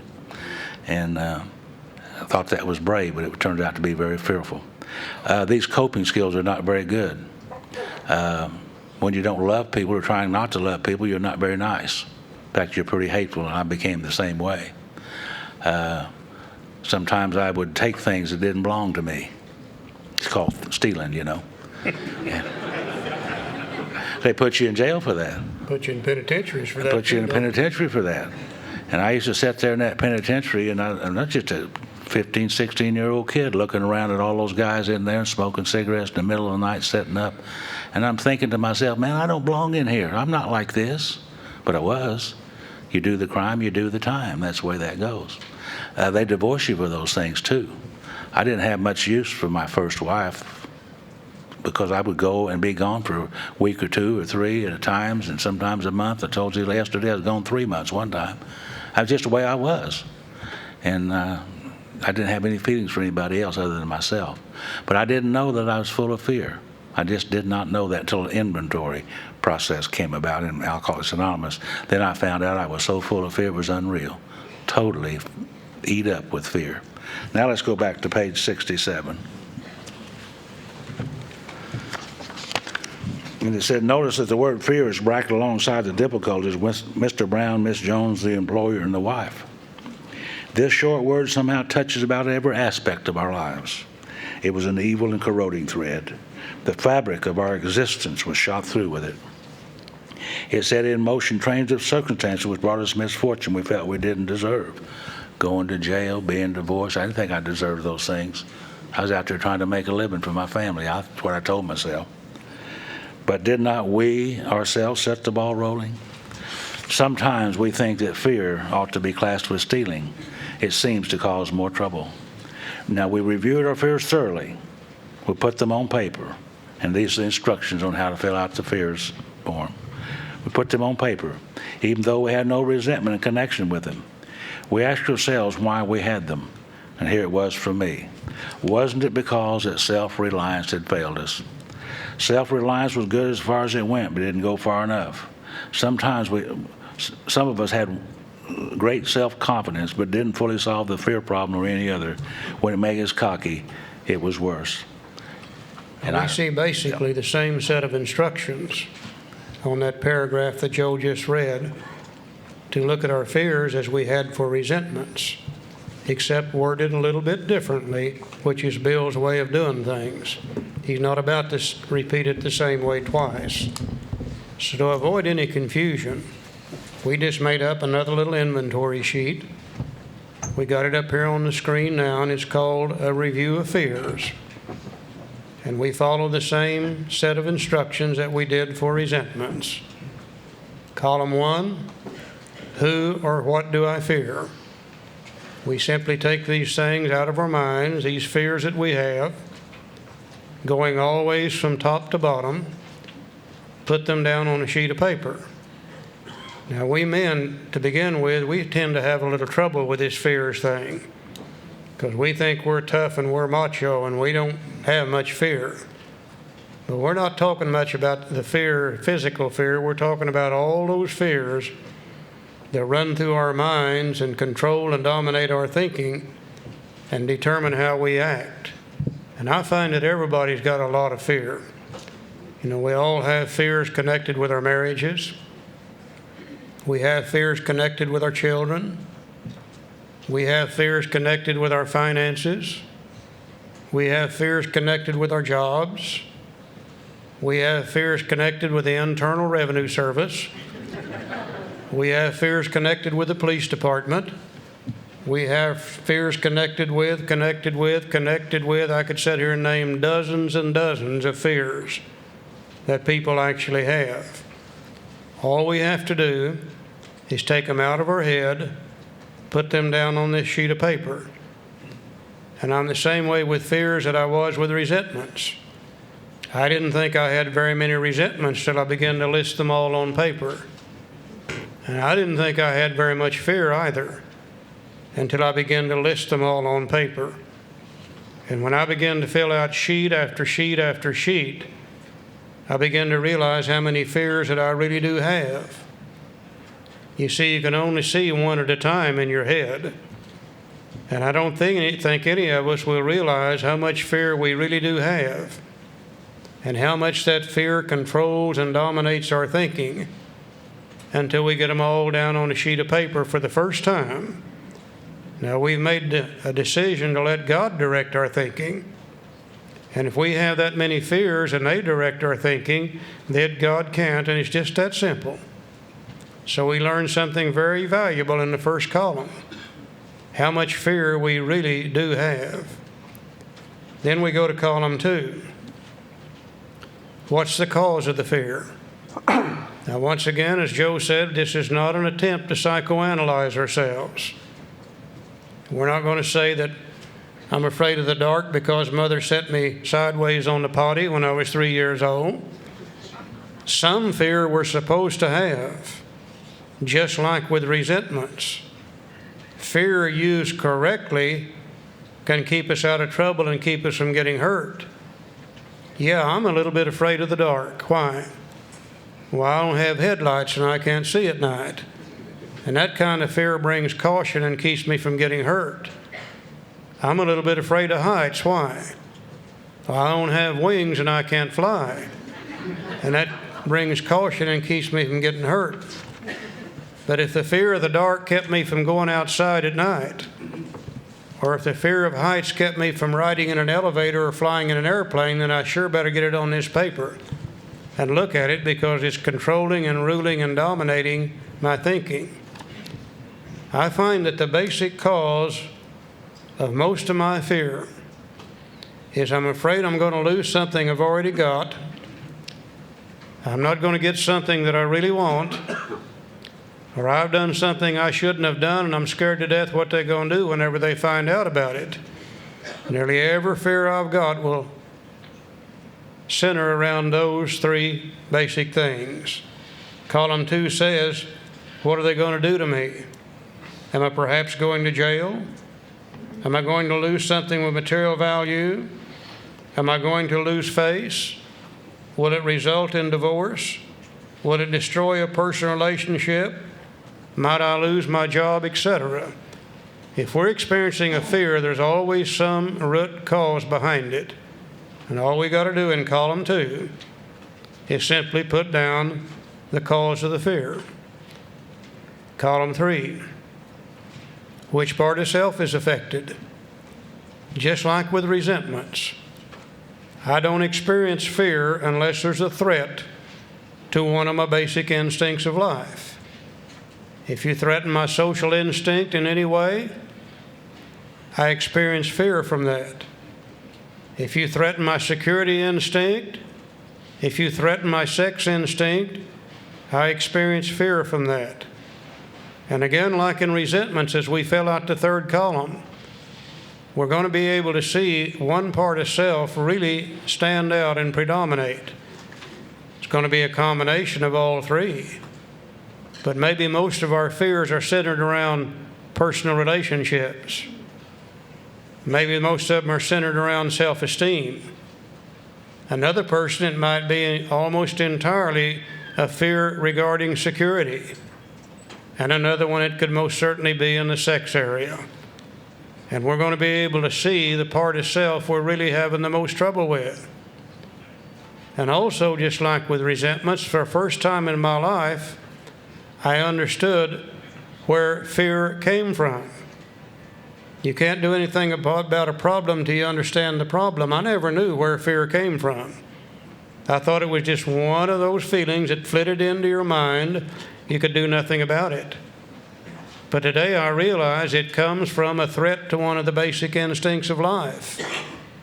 And once again, it depends upon my relationship with God, whether my instincts are under control or not, as to how much I'm going to experience fear. If my relationship with God's okay, my instincts are under control, you can say and do about anything you want to me, and I'm not going to experience fear. But I'll guarantee you, if my relationship with God's not right, my instincts are not under control about anything you say or do to me, it's going to cause me to experience fear. Very valuable information for us to begin to see for the first time in our lives where these kind of feelings and these kind of emotions and attitudes really do come from. Column 4. What did I do?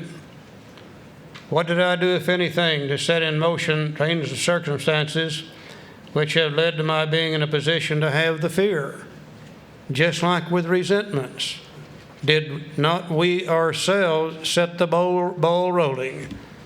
And in the majority of my fears, I have done something myself to set that ball rolling. If I haven't done anything and I can't figure out what I've done, I just put down nothing or unknown.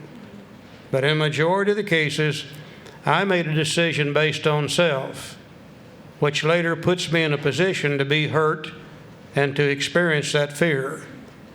So once again, we'll look at the part we play when it comes to the fear. Then in the 5th column,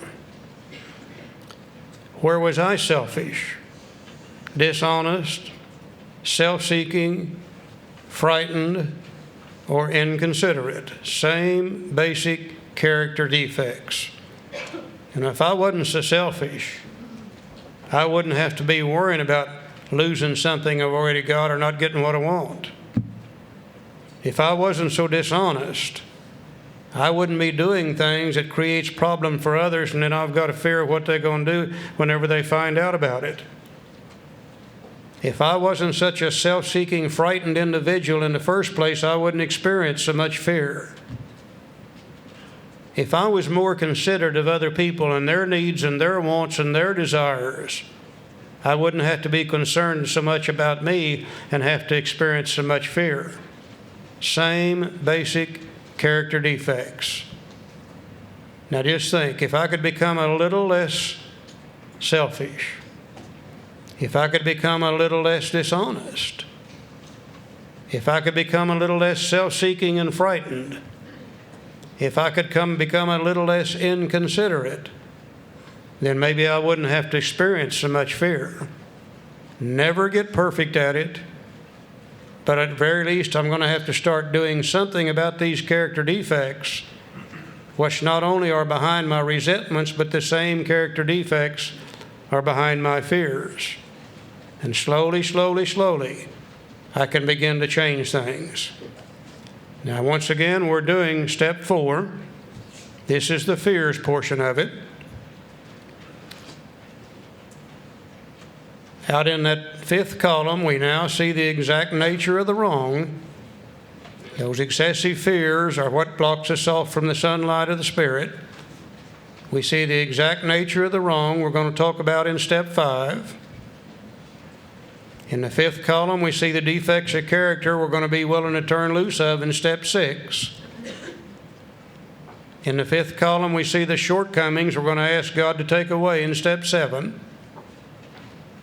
And quite naturally, some of the names on column 1 are going to be people and institutions I've harmed, and I'm scared to death what they're going to do whenever they find out about it.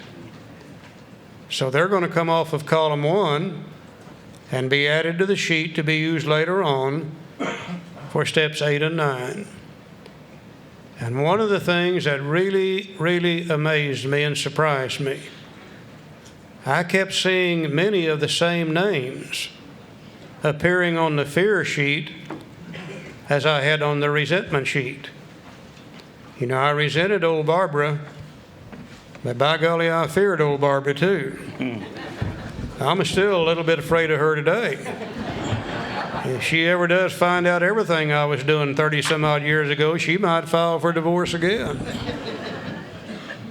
I resented the police department, and by golly, I feared the police department too.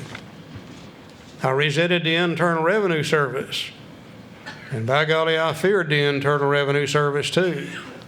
I had never tied those things together in my head as to how too closely the resentments and the fears kind of blend together, and we see a lot of the same names repeating over and over and over and over again. Now, if you think resentments look dumb when you see the truth behind them, wait till you get these fears on paper and really see the truth behind them. They look awful good in your head. But when you get them down on paper, they look double, double, double dumb. And they look so dumb when you see the truth behind them that once again, probably 90 to 95% of these fears are going to start disappearing automatically when we see the truth behind those things. But just like with resentments, there's probably going to be 3, 4, or 5 that have been embedded in our minds so deeply for so long that we're probably going to have a little extra help to get rid of those also. We now come to the second prayer in the big book in step 4. This one is concerning fears. Okay, now I've been operating without God in my life, but now I've done step 3. I've got God in my life. And it says here, perhaps there's a better way. We think so. For we're now on a different basis.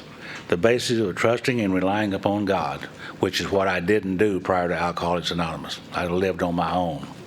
But now I'm relying upon God. We trust our infinite God rather than our finite selves. We're in the world to play the role He assigns, just to the extent that we do as we think He would have us and humbly rely on Him. Does He enable us to match calamity with serenity? We never apologize to anyone for depending upon our Creator. We can laugh at those who think that spirituality is the way of weakness. Paradoxically, it's the way of strength. The verdict of the ages is that faith means courage. All men of faith have courage. They trust their God. We never apologize for God. Instead, we let Him demonstrate through us what He can do. Now here's the prayer. We ask Him to remove our fear and direct our attention to what He would have us be. Promise. And at once we commence to outgrow fears. My old sponsor, Franklin, bless his heart, he said to me many, many times, Joe, he said, the two most important things about prayer, absolutely the most important things, is one is to start and the other must continue. And as I look back on my life, I can see that every time I prayed, I changed just a fuzz, hardly noticeable to anybody, including myself, just a little bit. The next time another little fuzz, and the next time another little bit, and the next time another little bit. And today I can see that I have a major change within me. I am not what I used to be, thank God. I am not so fearful as I used to be, thank God. I depend upon God, and I need and love other people today, thank God, because of the prayers of these many years of staying sober and praying just a little bit, changing just a little bit day by day. Fear is what drives me into my head, just like resentments, disconnects me from God, disconnects me from you. And the things that I'm afraid of have always driven me to have a death grip on my life, which makes it impossible for me to head in the direction of carrying out the decision I made in step 3. Many years before I got sober, I was shamed into a state of abstinence by a bad drunk, one of those ones that just reduces me down to the quick. And in one fell swoop, I was reduced to nothing by my actions on this run. And I was forced into a state of abstinence, and I went to the last time I was allowed my parents' house. And they said I could stay there as long as I didn't drink. And the problem is from 7 o'clock in the morning to 2 or 1 and 2 in the morning, I would sit in front of their TV set. And that was all I could do because I was so overcome with fear. And TV can be like Valium with a plug, you know what I mean? And I would sit there, and I was so depressed and so full of anxiety, and my father kept pushing me to go out in the world and do something with my life, and I had a nervous breakdown. And I ended up in a psychiatrist's office. And I had a nervous breakdown because when I am the center of the universe and everything is revolving around me, there is a lot of crap to worry about. I mean, there is a world full of people, and you don't know what they're thinking, and you better figure it out. And I mean, it's overwhelming. When I live my life on self-reliance, it's almost like going into your kitchen and taking the blender off the counter that's designed for 110 and taking it into the laundry room and plugging it into the 220. It just doesn't have the capacity to handle the load, and that's what happened to me. I just had this nervous breakdown because this was too big. I hear newcomers every once in a while when they get sober and they say, "How you doing?" "This is too big." Yeah, I know. Really is too big to handle. And ended up in the psychiatrist's office. He diagnosed me as having panic disorder with free-floating anxiety, which didn't really help me, but when I did return to drinking, it gave me some interesting conversation in the bars. You know I look like an alcoholic, but you don't understand. I got panic disorder and free-floating anxiety, and then you drink too. And what he was saying was not that far off. I was overwhelmed by the anxiety of playing God, and my self-reliance had failed me. And if I could have worried my way into a better state of okayness, I would have never had to come here and surrender. And it's the reason these things are defective is that they don't work. See, if it worked, then we wouldn't be up here talking about giving our fears to God. We'd be saying, cultivate them. Yes, really build them up, work on them, yes. But they don't work. That's why they're defective. And it says in here 2 times it uses the word trust. And early sobriety, a guy told me, he said, guys like me and you can have all the faith in the world and pray every day and still die of alcoholism. That we have to have something more substantial. And for us, it has to be trust.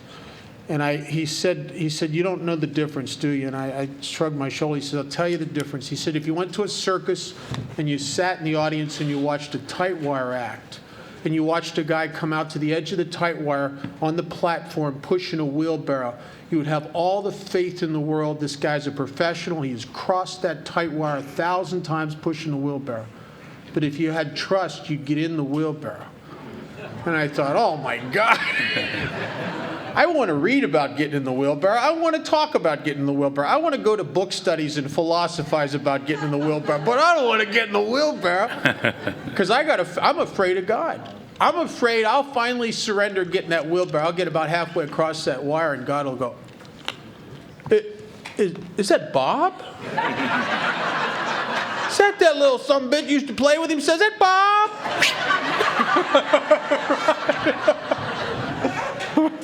And yet my very life depends upon me getting in the wheelbarrow.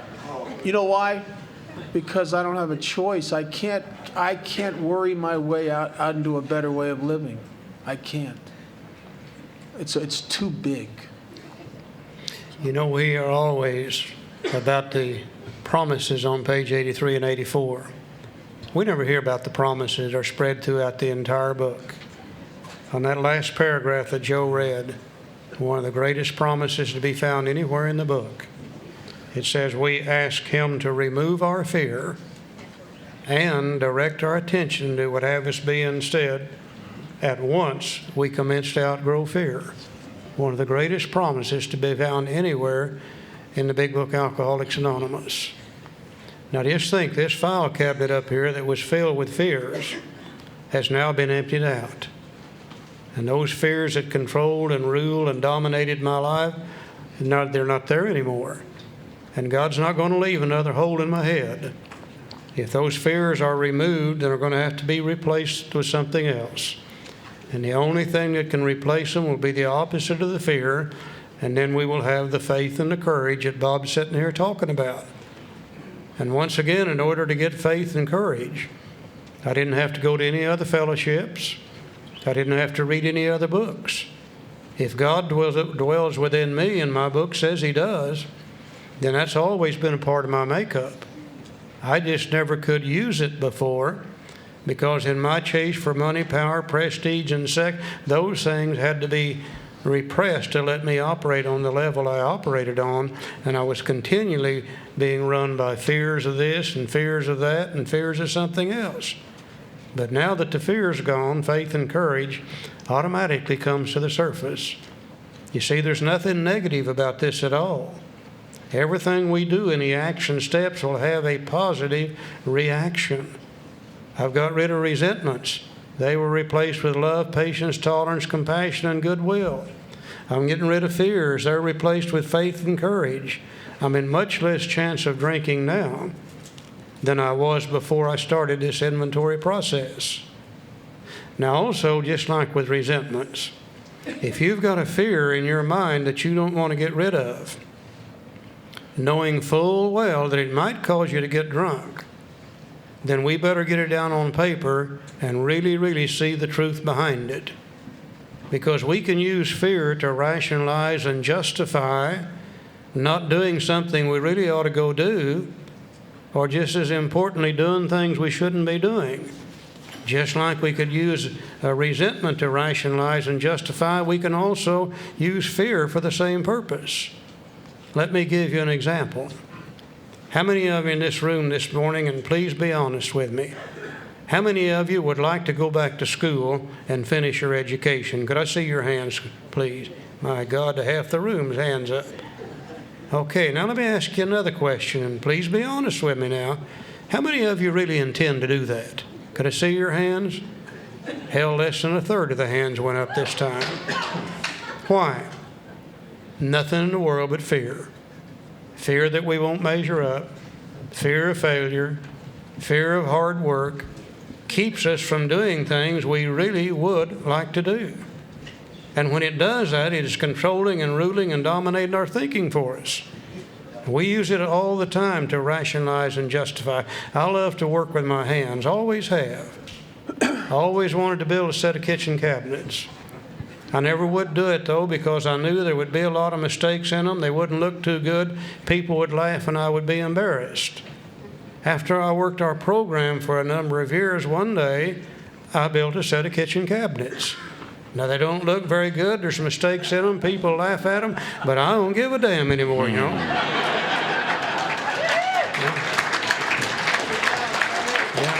I don't let fear control and rule and dominate me anymore. I've made a decision to let God do that. And I don't have to let fear do that anymore. This thing really does work. Had this young fellow named Todd in Tulsa sober a couple of years, and Todd had been unemployed and unemployable for a long time. And I said, Todd, what are you going to do with your life now that you've got sober? What have you always wanted to do? He said, well, I've always really wanted to be an engineer. And I said, why don't you go to school and become an engineer? He said, you know how long that would take me to become an engineer? You know how old I'll be by that time?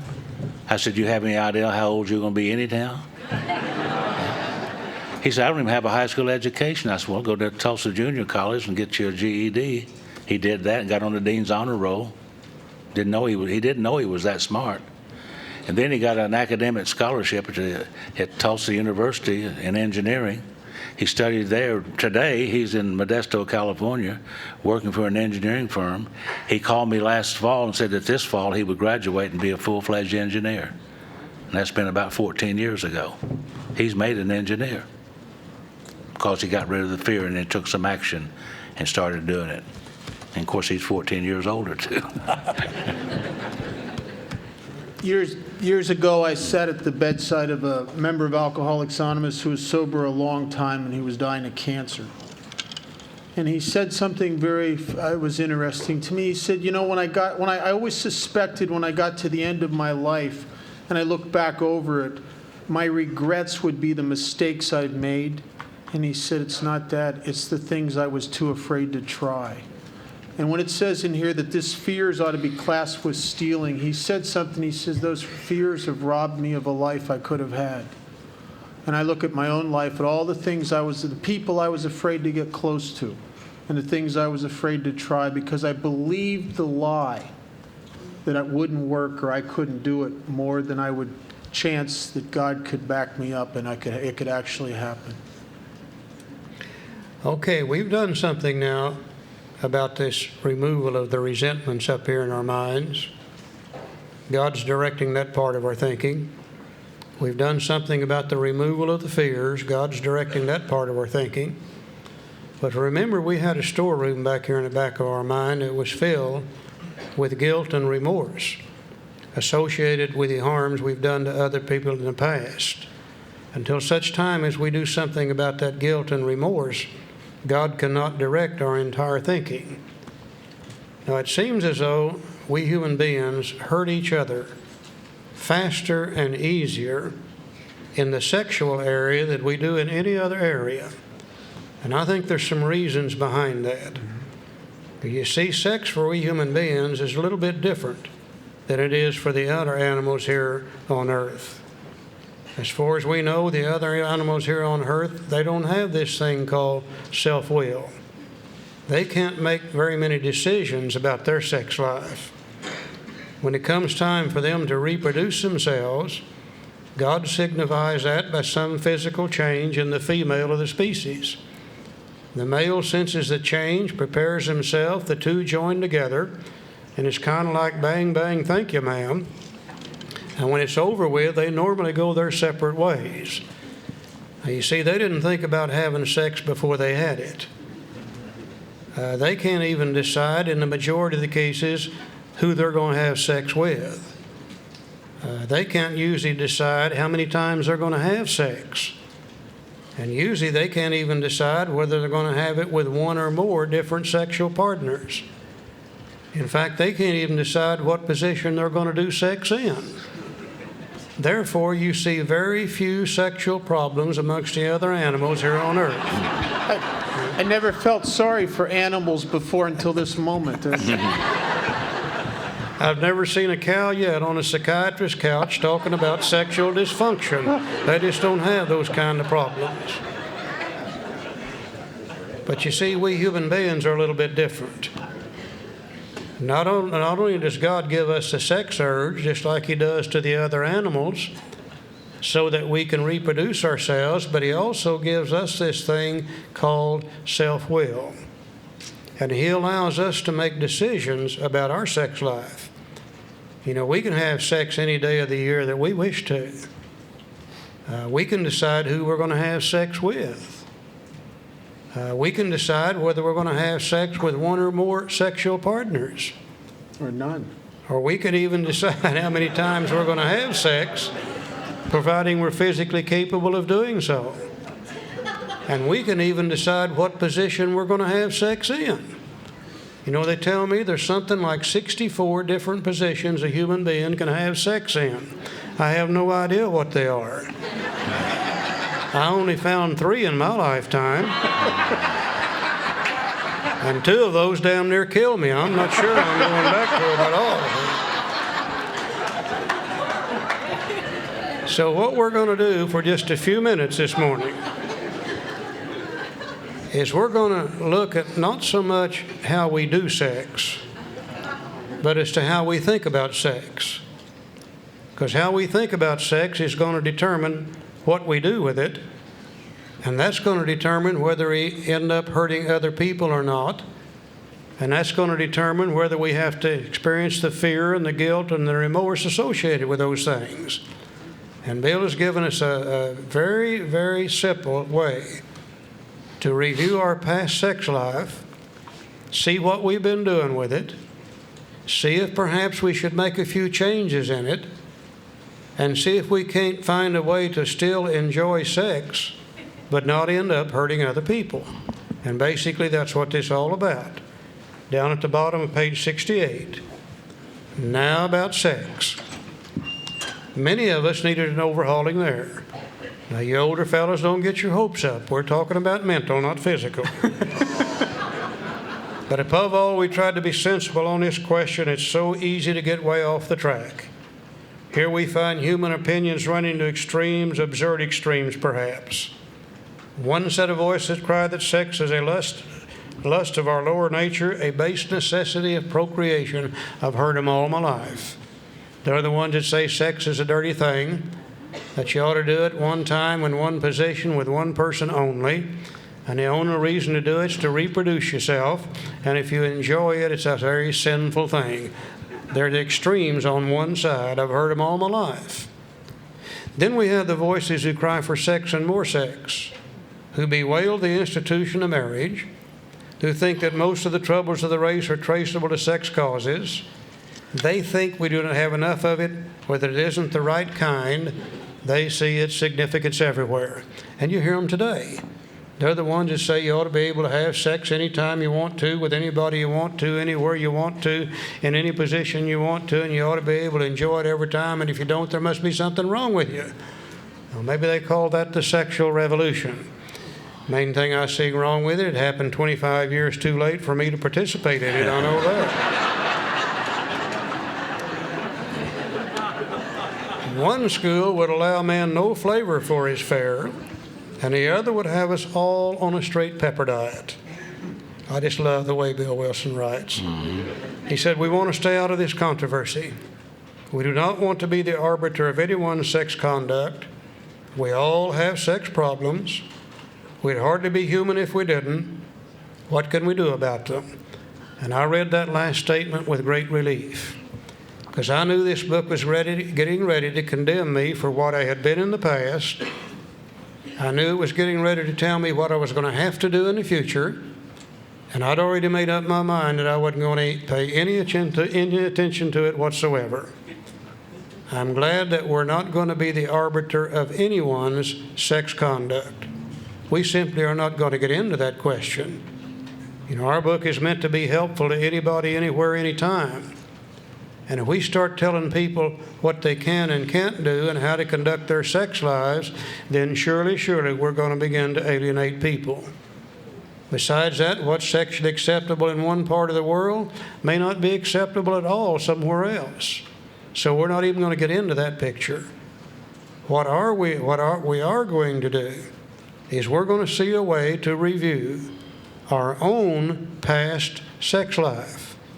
See the truth behind some of those things. See if we can't develop a new sex life in the future where we can still engage in it, enjoy in it, yet at the same time not hurt other people. And basically that's all we're after. Yeah. See, I'm not going to be the arbiter of anyone's sex conduct. I definitely needed overhauling in that area when I arrived at Alcoholics Anonymous. And when I tell you where I got my ideas, you'll not want to know anything from me about it, I guarantee you. But I'm going to do what the book says. I'm going to find the facts. I'm going to face the facts. I'm engaging in a process so I can ultimately accept the facts.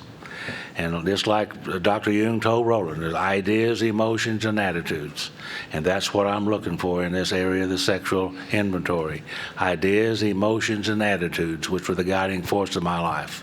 Now, where did I get this information that guided my life in the sexual area and many other areas? Well, when my dad got out of the nut house, he came out to California. They released him from Oklahoma if he'd get out of state. He came out to California. Fit in real good out here. I'm just kidding. But he was out here, and I couldn't talk to him and ask him about those things. So what'd I do? I went to my mother. And I said, Mom, I've been thinking about sex. It scared her to death. She jumped. She said, oh, my God, Benny Joe. That's my name. Oh, my God, Benny Joe, that's a dirty, filthy, rotten thing to be thinking about. And you ought to save it for the one you love. That's what she said. And she said, the only reason you're supposed to, that you have sex is to have children. And I thought, well, let's see, my mom had 5 children. Sex, 5. Well, no wonder my dad was in the nut house. Yeah. Somehow I didn't quite believe what she told me. And I went to school, and we had sex education. I went to school, too, but they called it recess. And in front of the Jenkins Cafe in West Tulsa, Oklahoma, at the corner of 21st and Quanah at that time, there was a bunch of wise, intelligent men and women, like Charlie, older than I was, about 15 or 16 years old, men and women, who were very experienced and knowledgeable about sex. And they were more than happy to share with me everything they knew. And those guys told me that they were having sex sometimes with 2 or 3 different girls a night. Sometimes 10 or 12 times a night. And my eyes got that big around. I mean, I couldn't hardly believe what I was hearing. And I wanted to do what they were saying. Thought a lot about it. Almost gave myself brain damage from thinking about it. But the fallacy of all this is this, that I've tried to base my sexual conduct upon what I heard on the streets of West Tulsa, way after I had come into Alcoholics Anonymous. I come into AA and I began to do this inventory about sexual things, and I figured out those people were lying to me. Or at least I hope they were lying to me. Because I never could live up to those ideals. I was frustrated all the time. So when I arrived at Alcoholics Anonymous, I had the spiritual knowledge of a 7 or 8 year old boy. I had the coping skills of an 8 or 9 year old boy. I had the sexual knowledge of an 11 or 12 year old boy. Do you think I didn't need inventory to find out what is right and what is wrong, what is true and what is false for me? How many of you got some of your sexual information somewhat like I did? Yeah. You know, I need to know what is right and what is wrong for just me. And not you, but just me. And I have found out some things that are right and for me. And I try to live up to those. I remember the first time when I was married, I did okay for a couple of years, and then I went out on my wife one night. Boy, the next day I felt bad. I mean, I really felt bad. I didn't know you were supposed to feel bad. No one ever told me. And boy, I felt bad. And the next time I went out, it wasn't quite as bad as it was the first time. And then the next time, it wasn't quite as bad as the last time. And as the time went by, it got to where it didn't hurt at all. And that's the thing about principles. If you don't have any principles to live by, ultimately you don't have any reasons to live. Such are principles. And I compromised every principle known to man and God. And I was drinking in the end of my drinking for total oblivion. I just couldn't stand the guilt, shame, and remorse that I had when I was sober. And I had to have a drink because I didn't have any principles to live by and to have no ways to live until after I got into Alcoholics Anonymous and did this inventory process we're talking about is the best possible thing that I can do for me, boy, is do the inventory. And I didn't do it perfectly. I don't know of anybody in Alcoholics Anonymous who's ever done this inventory process perfectly. But I just keep trying and do the best I can. And my abilities to get a little better each time. And so don't be so hard on yourself and try to do it perfectly. You're not going to. Just do it the best you can with the knowledge you have right now. And then tomorrow we'll do another one, and next week, kind of do some more. And one day at a time we grow into those areas. How about the first time you had sex? Yeah, Charlie likes me to tell this. The first time I had sex, I was selfish, dishonest, self-seeking, frightened, inconsiderate, and I was also alone. Would you guys like to have a little talk to me about? No, I don't think so. That's why he's wearing glasses today, too.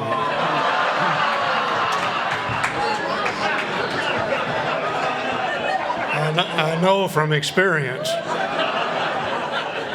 And every time we say that, I look out there and about a dozen of you guys jerk your glasses off and put them in your pocket. Thanks for sharing. I'll remember that next time I shake your hand. We do not want to be the arbiter of anyone's sex conduct is great news for us as a fellowship and very important. I've never met an alcoholic that didn't get sober with tremendous fear and shame in this area.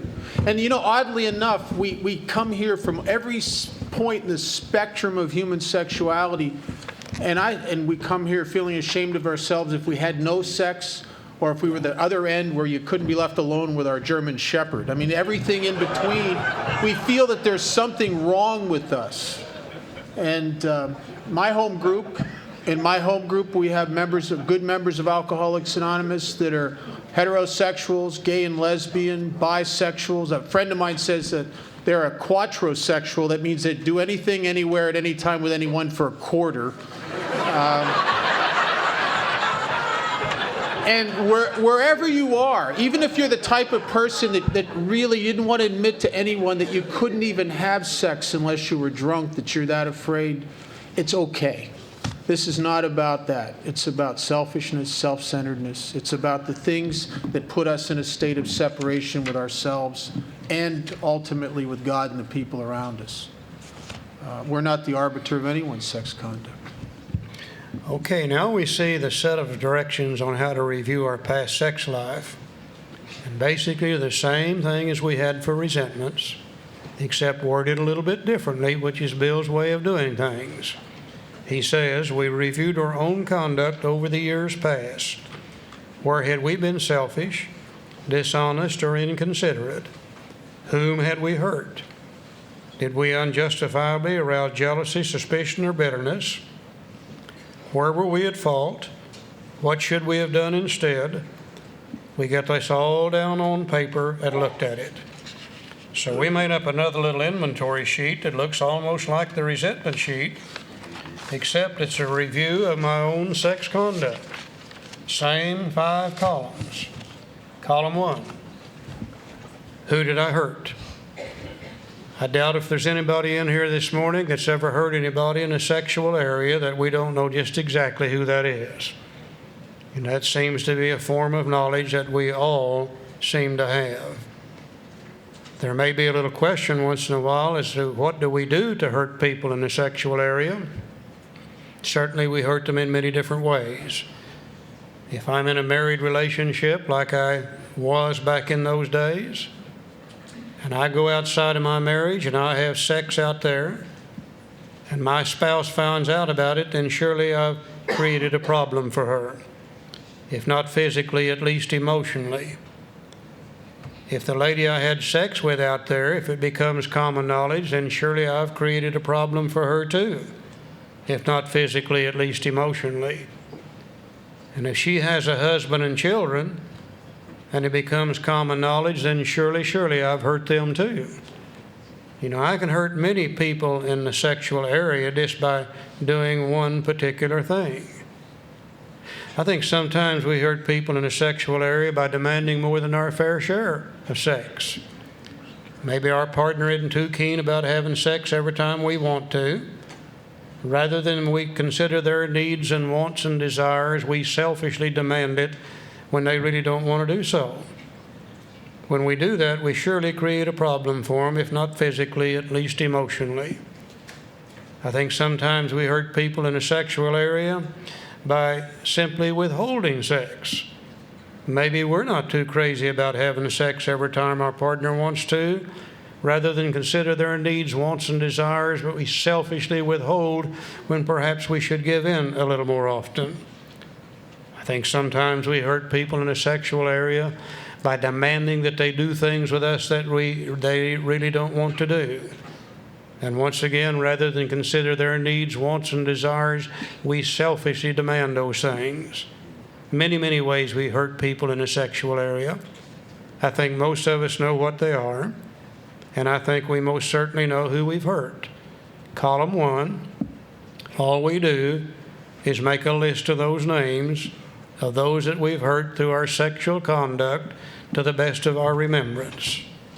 Column 2, what did I do? Did I demand they do things with me they didn't want to do sexually? Did I commit adultery?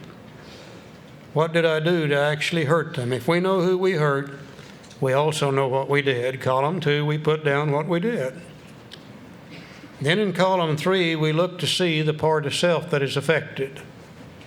And I think this might be one of the most revealing things we can do for ourselves.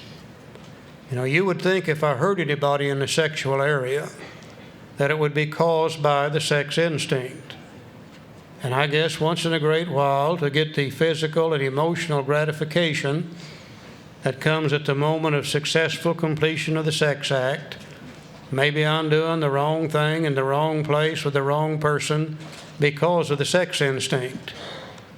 But I think if I look at each situation very, very carefully, that I'm going to find out in the majority of the cases The other two instincts are involved just as much as the sex instinct, and in many cases even more so, and sometimes sex really didn't have a hell of a lot to do with it.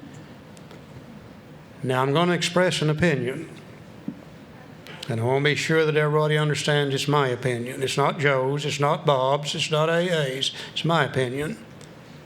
I'm convinced today that God gave us a sex urge so that we could reproduce ourselves. Without that, there would be no survival of the human race.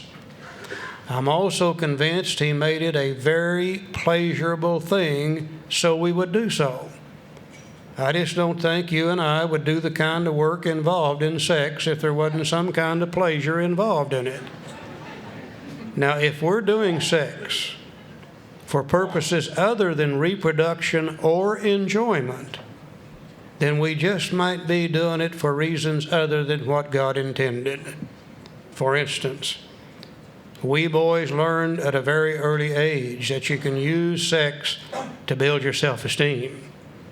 After all, the more members of the opposite sex you can attract to yourself, the greater man you really are, we thought. Now, we boys call that John Wayneism. I don't know what you girls call it. Jane Wayne. Jane Wayne, Joe said. But some of you tell me you use sex for the same purposes. Now, if that's what we're using it for, that's not to reproduce, that's not for enjoyment, but that's to fulfill a part of the social instinct. Sex really doesn't have a hell of a lot to do with that. Sometimes we use sex to buy a personal relationship.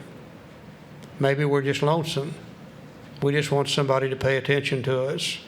And we found out a long time ago we can give sex and buy back a personal relationship. Now, that's not to reproduce nor to enjoy. That's also to fulfill a part of the social instinct. Sex really doesn't have a hell of a lot to do with that. Sometimes we use sex to buy material security. Maybe we're in a sexual situation we really would rather not even be in. But we find that we're so overly dependent upon another human being for our material security that we give sex to buy back material security. That's not to reproduce, that's not to enjoy, but that's to fulfill the security instinct. Or sometimes we use sex to get even with another human being. Maybe we're in a relationship and we find out our partner's gone out and done something they shouldn't have done, and we say, we'll show them, and we'll go out and do identically the same thing. The fallacy in it is after we've done it, we can't afford to tell them we did it. But there we certainly didn't use sex to reproduce or enjoy. We used it to get even with another human being. Sex really doesn't have a hell of a lot to do with that. Why, sometimes we use sex to force our will on another human being. Maybe our partner isn't doing what we think they ought to do. And we say, we'll show them. We'll just cut them off at the pass and we won't let them have it until they come around our way of thinking. Now, we boys aren't too good at that. We only last about 2 days. But you girls have honed it to perfection. You know exactly how to do it. That's not to reproduce, that's not to enjoy, but that's to force our will on another human being. You know, when I filled out that third column, it absolutely amazed me. You see, I always thought I was oversexed. No, I wasn't oversexed. I was undersecure. And I used sex to build my self-esteem. I used sex to build my security. I certainly was never an oversexed human being. I just thought I was. And when I began to see that, 2 things began to happen to me. The first thing, in the third column, a lot of my guilt began to disappear. I thought I was just a dirty, rotten, no-good SOB. But I found out that isn't true. That I use sex for purposes other than what God intended, not because I'm a bad human being, but because I'm a sick human being. And I had to have that sex in order to build my self-esteem and my security, and a lot of guilt began to disappear. Second thing happened to me in the third column. When I began to see what I was really using sex for, that began to look kind of dumb. And the idea of going out and doing it at the wrong time in the wrong place with the wrong person became less and less and less. And I began to get a little handle on the sex thing right here in this third column. I think it's one of the most revealing things we can do for ourselves, to really look at sex, compare it with these basic instincts, and see what we have really been doing with it. And I think most of us are going to be absolutely amazed when we look at that. Column 4. What feelings did I create in others?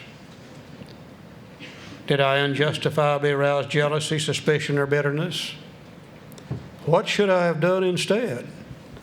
Not only are we looking at the things we've done in the past sexually that's wrong that hurt others, we're trying to shape a new sex life for the future where we can engage in it and not hurt other people.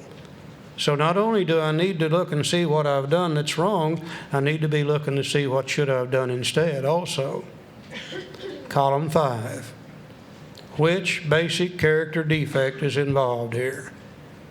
If I wasn't so selfish, I wouldn't be doing those things that's going to create a problem for my wife or for other people. If I wasn't so dishonest, I would be sneaking around behind people's back and lying to them all the time and hurting them in this area. If I wasn't so afraid of facing life without that extramarital sex, if I wasn't so self-seeking and frightened, I probably wouldn't be doing those things to start with. If I was more considerate of my wife and my children and other people, I wouldn't be doing those kind of things that end up creating problems for them. But I'll guarantee you, if I stay selfish, dishonest, self-seeking, frightened, and inconsiderate, I'm going to keep right on doing the same old things over and over and over. I'm going to keep right on hurting people. They're going to retaliate. I'm going to resent them for doing so. And if they don't catch me at it, I'm scared to death of what they're going to do when they do catch me. And I'm eaten up with shame and fear and guilt and remorse associated with those things. Absolutely blocks me off from the sunlight of the Spirit. But if I could become a little less selfish, a little less dishonest, a little less self-seeking, frightened, a little less inconsiderate, maybe I wouldn't be doing those things that end up hurting other people in the sexual area. A very simple process. Again, we're doing step 4. This is the sexual part of it. Out in the 5th column, we see the exact nature of the wrong. The wrong is the thing I've done to hurt another, but what's within me that caused that? The exact nature of the wrong for step 5. The character defects I'm going to become willing to turn loose of in 6. The shortcomings I'm going to ask God to take away in 7. And quite naturally, all the names in column 1 will come off of this list and be added to the list to be used later on for steps 8 and 9. And you know what really surprised me? I kept seeing the same old names appearing. I resented Barbara, I feared Barbara, and I hurt Barbara in this area. Never had I really tied that together in my head. I even had the Internal Revenue Service on all 3 sheets. I resented them and I feared them and gave them pretty good screwing before I got through with them too. Absolutely amazing what these things reveal to us. You got anything there, Bob? My experience over the years is there's no area where I've seen more problems in this area. If I get a phone call from a guy at 3 a.m., it's usually because of this. And if he's insane, and I think it's because it's the only area of my life where all 3 of the major instincts can be threatened. My emotional and material security can be threatened. My sex life can be threatened, and how I look in society can be threatened in all of these areas through the sex relations. And because of the fear that can be generated, I have a greater propensity or inclination to control and to dishonesty. I've been dishonest a lot in my life, and I've lied a lot, but it's never been because I'm a liar. It's because I'm afraid. Because I'm afraid that as is, I'm unlovable. That I have to embellish who I am and be something other than what I am because I believe the lie is that as is, I'm not enough. And one of the problems that occurs is that we create this persona. And this is what happens with guys all the time. That I sponsor. They create this persona and put it out. And what it is, it's like writing checks you can't cash. And then later the truth comes out that I'm not really this person you think that I've been representing myself to be. And then the other person is hurt and disillusioned. And there's an inclination to dishonesty in relationships that is almost pathological. I'll give you two really quick examples. One, I heard this years ago, this guy and this gal, they were both sober, single about a year, and they hadn't been with anybody, but they're over ready, you know what I mean? And they meet at their home group, and their hands touch at the coffee bar, and they go into heat. I just love watching that in our group. You can get a suntan just standing around somebody like that. And they go into that infatuation stage of the relationship, and it's like a drug. It's like a mind-altering drug. I mean, the sky's blue, the birds sing. I mean, it's just everybody's wonderful. She's bright and intelligent and wonderful. He's bright. Everything's perfect. Sunday afternoon comes along, and he says to her, "What are you doing this afternoon, sweetheart?" And she says, "Oh, I don't know. What are we doing?" "Well, there's the big football game is on. I want to know, I don't know if you like football, but if you do, would you like to come over and watch the game with me?" And she says, "Oh, I'd love to. I couldn't think of anything I'd rather do than that." Well, the truth is she hates football. But at that point in their relationship, she would have gone to a rock fight with this guy. You know what I mean? I mean, you could have put her on a lie detector and asked her the same question. She said, "Oh, yeah, I love football. I'd love to go." It would have said she's telling the truth.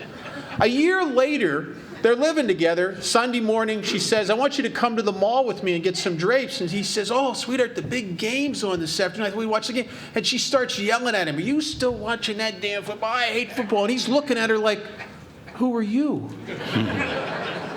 Did aliens sneak in the middle of the night and take the girl that liked football? Who are you?" Now, she never set out to set that guy up like that.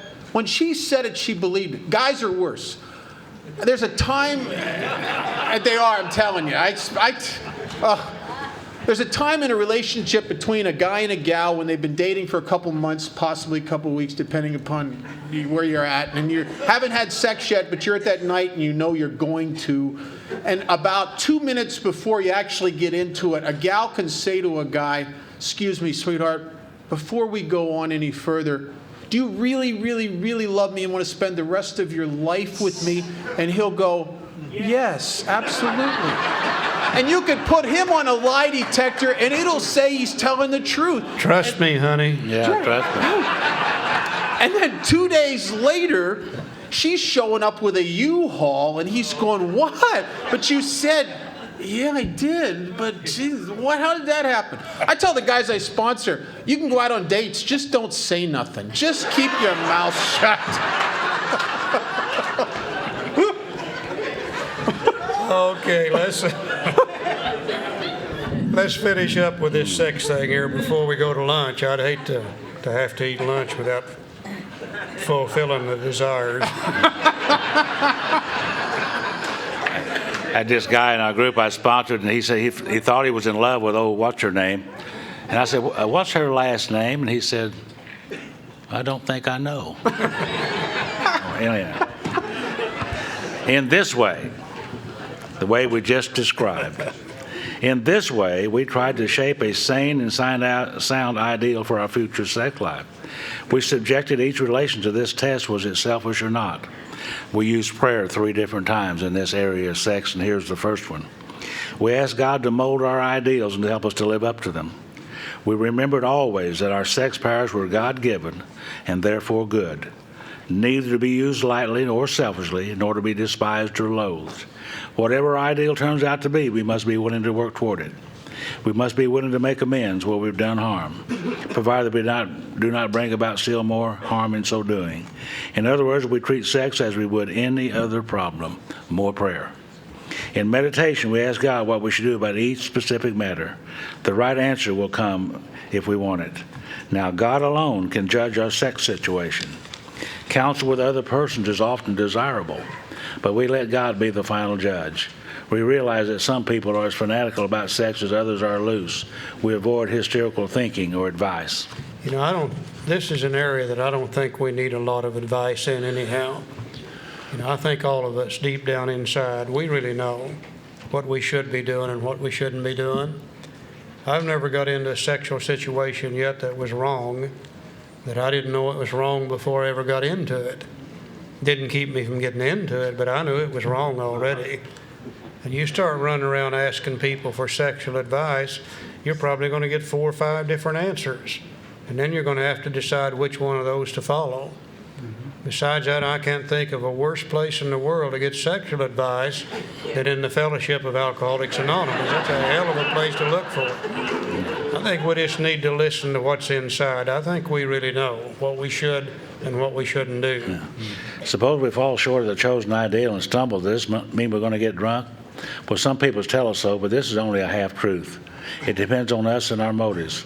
Now, if we're sorry for what we've done and have an honest desire to let God take us to better things, we believe we'll be forgiven and have learned our lessons. Now, if we're not sorry and our conduct continues to harm others, we're quite sure to drink. We're not theorizing. These are facts of our experience. To sum up about sex, more prayer.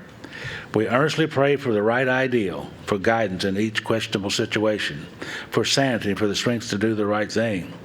If sex is very troublesome, we throw ourselves the harder into helping others. We think of their needs and work for them. This takes us out of ourselves. It quiets the horny condition. Oh, excuse me. It quiets the imperious urge when to yield would mean heartache. Okay, we've got one more little sheet we want to look at before we break for lunch. When we get to steps 8 and 9, the book says we've got the list, we made it when we took step 4. Some of the people we found on the resentment sheet, we harmed them. Some of them on the fear sheet, we harmed them. All of them on a sex sheet, we've harmed. But we've also harmed people in ways other than sexual. You know, maybe people we stole from. Maybe people we undercut them and took their jobs away from them. Maybe people we hurt them physically in various different ways. Probably many people we've hurt in areas other than sexual. And we're going to need that list by the time we get to 8, so we're going to suggest just one more little sheet, and we called it a review of harms other than sexual, and it's just like the other sheets. Column 1, who did I hurt? Make that list from top to bottom. Column 2, what did I do? If we remember we've hurt them, we remembered what we did to them. Column 3, which part of self was affected here? Did I do this because of the social instinct, the security instinct, the sex instinct, or what? Column 4, what feelings did I create in others? Did I unjustifiably arouse jealousy, suspicion, or bitterness? What should I have done instead? Column 5, which character defect is involved? You know, I'm not going to be hurting other people unless there's some character defect involved in that.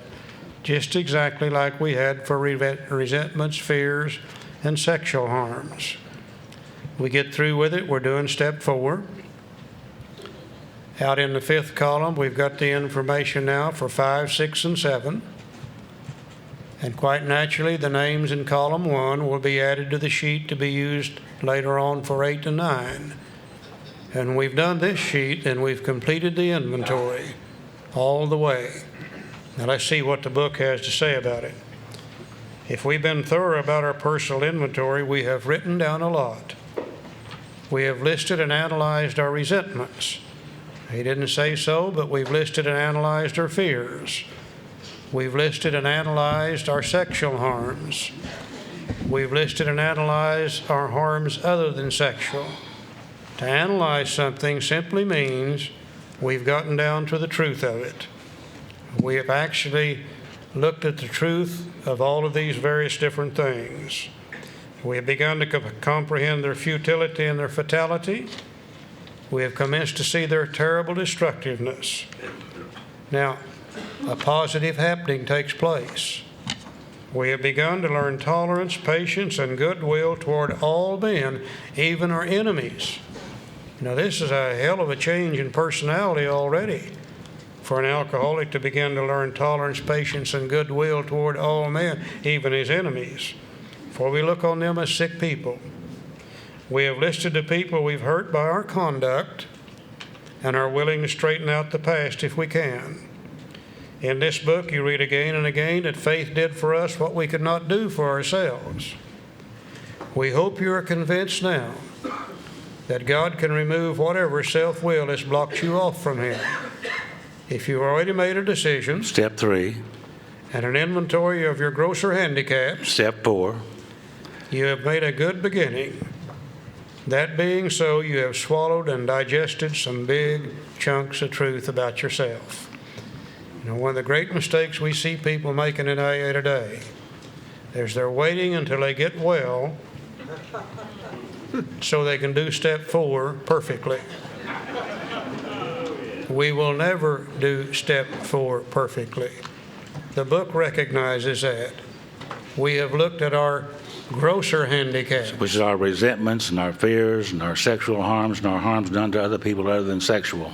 We have looked at our grosser handicaps. Column 5, we look at our selfish, dishonest, self-seeking, frightened, and inconsiderate attitudes. See, we've looked at these things and we've learned enough about them to be able to get rid of this stuff and give us enough peace of mind so that we're going to be able to get on with the rest of the program. At the very least, we've got to start somewhere. We have another step later on where we're going to be repeating this process over and over and over for the rest of our lives. The best we can do with step 4 is just the best we can do, period. So we really need to get on with it, start working with this stuff, get rid of some of these resentments and some of the fear and etc., and then we can get on with the rest of the program. Now, I don't know whether you all have noticed or not, but did you ever notice that nearly all the information in the big book on sex is on page 69? Yeah, it really is now. I don't know whether that has any meaning or not, but that happens to be where it all is. We heard a story about a young lady. Been in AA for a little while, and she went to her sponsor and she said, "Sponsor, I got a problem." Her sponsor said, "What is it?" She said, "Well, it's this sex thing." She said, "Anything I've ever done in the sexual area, tried to attract a member of the opposite sex or anything, it's always been while drinking. And sober, I just don't know how to function." And her sponsor said, "Well, go home and get out your big book, read page 69, and you'll get the answer to all the questions you may have." The young lady went home, got out her big book, proceeded to read, but she got confused on page numbers. Instead of page 69, she read page 96. Just for the hell of it, let's go to 96 and see what she read. Page 96. Do not be discouraged if your prospect does not respond at once. Search out another alcoholic and try again.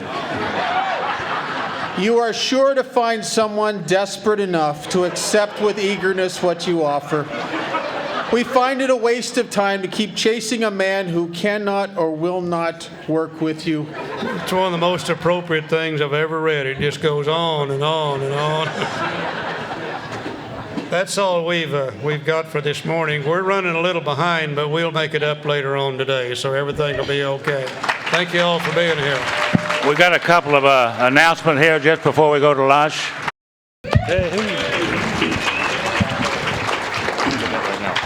Okay, everybody about ready to... Lack of power.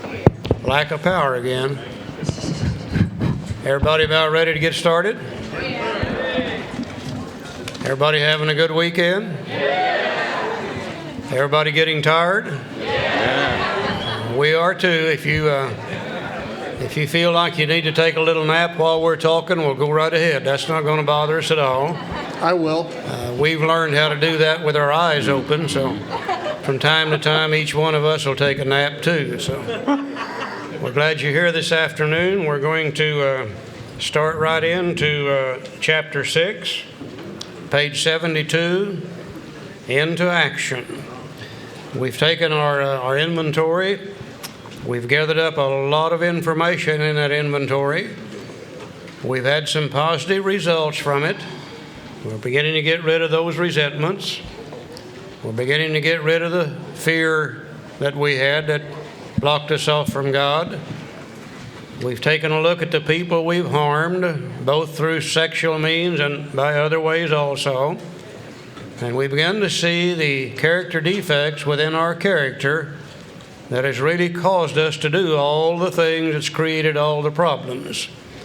And now that we have looked at the facts, and now that we're ready to face the facts, we're ready to start doing something about some of this stuff. So let's see what we're going to do now with the information that we gathered up in our fourth step, Joe. This chapter is called Into Action. Is not into thinking. Into action. Action is a magic word. Having made our personal inventory, well, what should we do about it? Well, we've been trying to get a new attitude. Remember, Dr. Jung told Roland, ideas, emotions, and attitude. We're trying to get a new attitude ourselves and a new relationship with our Creator. And back on page 45, it said the main object of this book was enable me to find a power greater than myself, which would solve my problem. So I'm trying to get a new relationship with my Creator and discover some of the obstacles in my path. And what are some of those obstacles? Resentment, fear, harms done to other people. We have admitted certain defects, and what are those defects? Selfish, dishonest, self-seeking, frightened, and inconsiderate attitudes. And we've ascertained in a rough way what the trouble is. We put our finger on the weak items in our personal inventory. Now these are about to be cast out. This requires action on our part, which when completed will mean that we've admitted to God, to ourselves, and to another human being the exact nature of our defects. This brings us to the fifth step in the program of recovery mentioned in the preceding chapter. Okay, once again, we need to stop down and just look at a couple of words. We know that step 5 says we admitted to God, to ourselves, and another human being the exact nature of our wrongs. But you'll notice here in the narrative, he said the exact nature of our defects. He used the word wrongs in the step, but in the narrative he used the word defects. And people used to ask Bill about this. They said, Bill, how come you used wrongs when you wrote the step, but in the narrative you used the words defect? And by the way, Bill, what's the difference anyhow between a wrong in 5, a defect in 6, and a shortcoming in 7?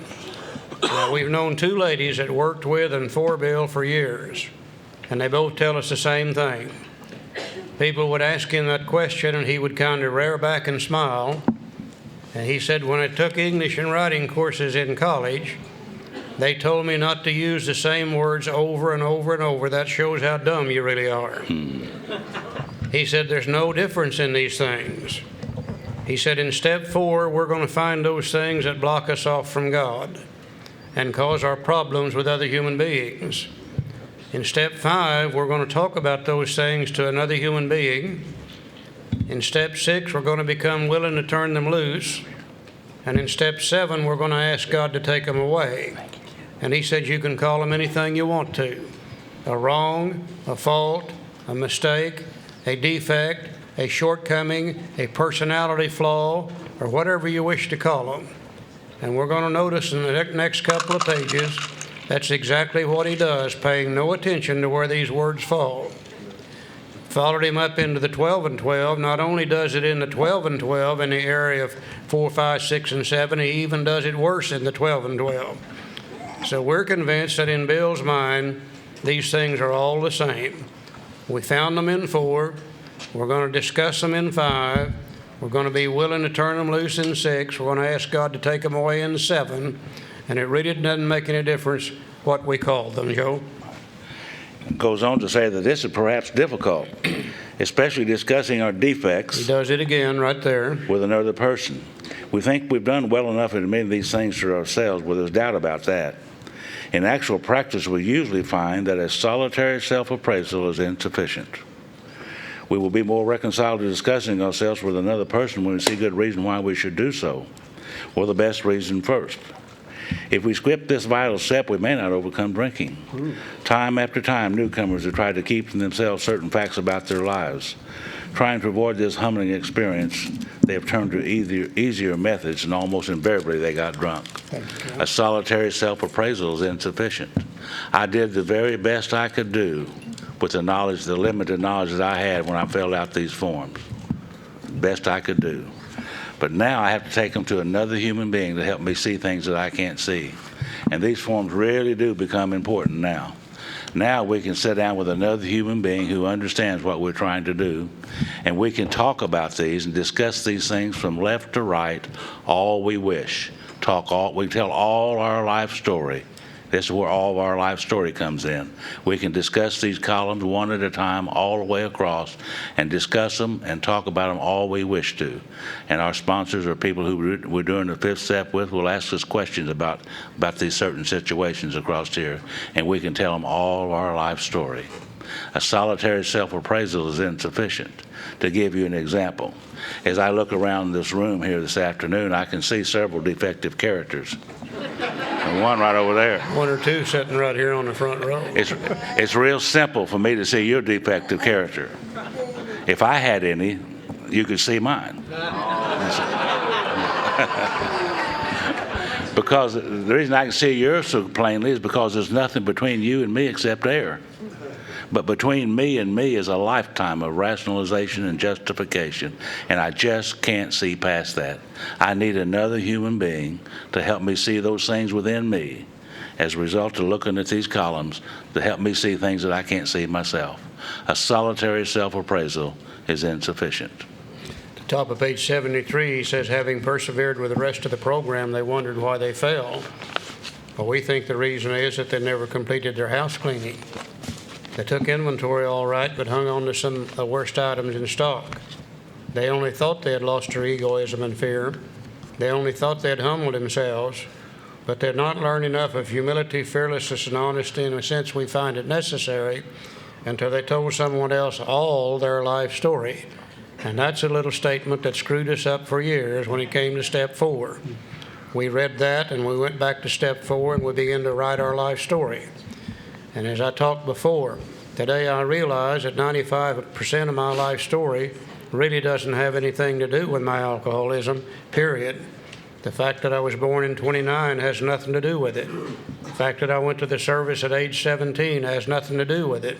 The fact that I was married at age 21 had nothing to do with it. But the 95% that had nothing to do with it very effectively covered up the 5% that did. So in the writing of my life story, I really didn't learn anything about my alcoholism, but I'll tell you what I've done.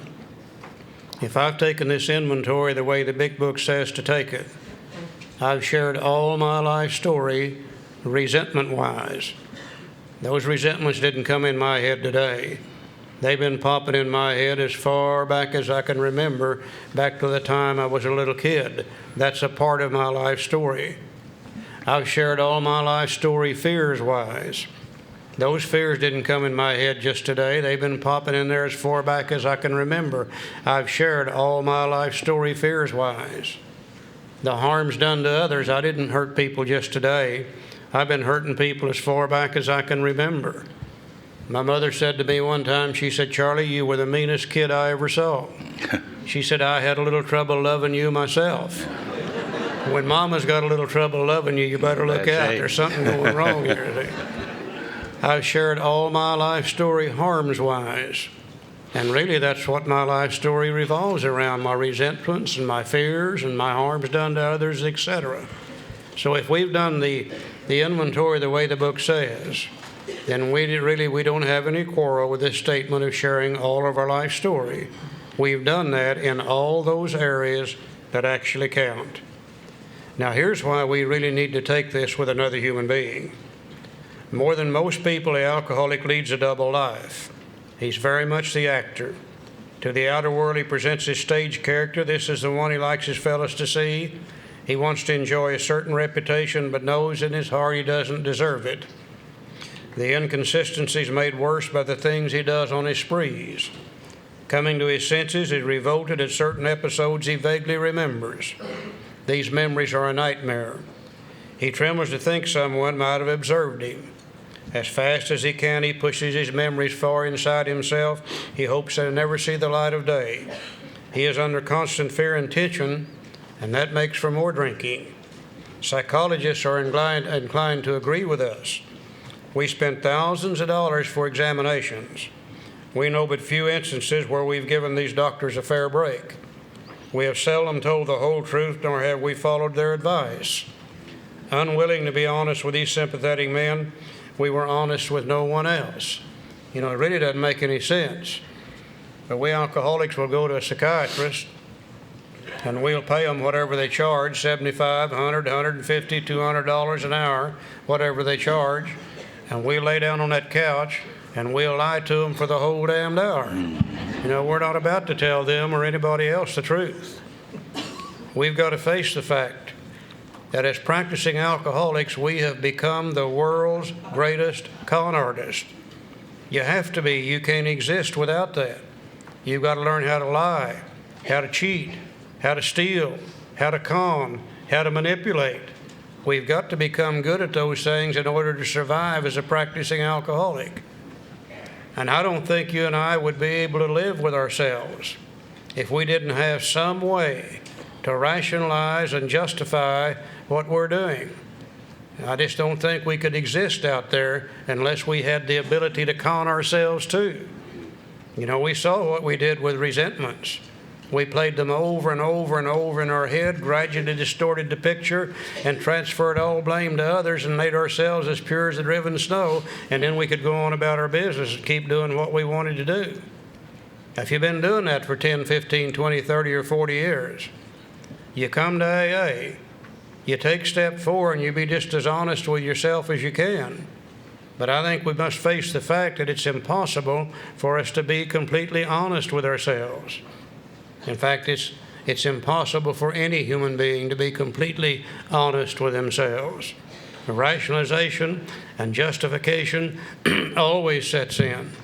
So we need to take this inventory that we have just completed to another human being, and we need to go to a human being who's walked this walk before us, who understands 4, 5, 6, 7, 8, and 9, according to the big book Alcoholics Anonymous, and have them help us see those things about ourselves we can't see. They're probably not going to change column 1 at all. Probably not going to change column 2 at all.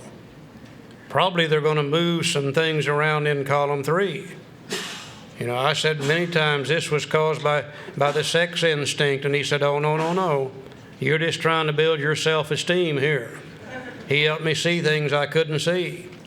Probably not going to change much in column 4, but they'll probably change something in column 5.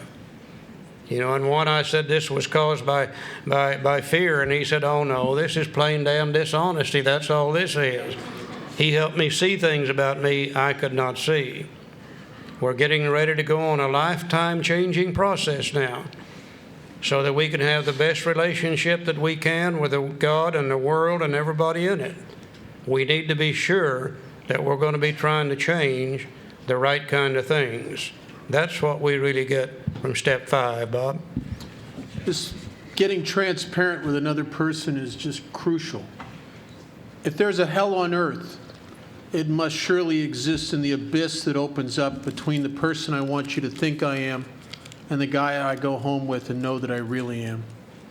And it's no wonder that a lot of my life I walked with this anxiety and this fear of being found out, which followed me into Alcoholics Anonymous, and I was trying to be something I wasn't here for a long time.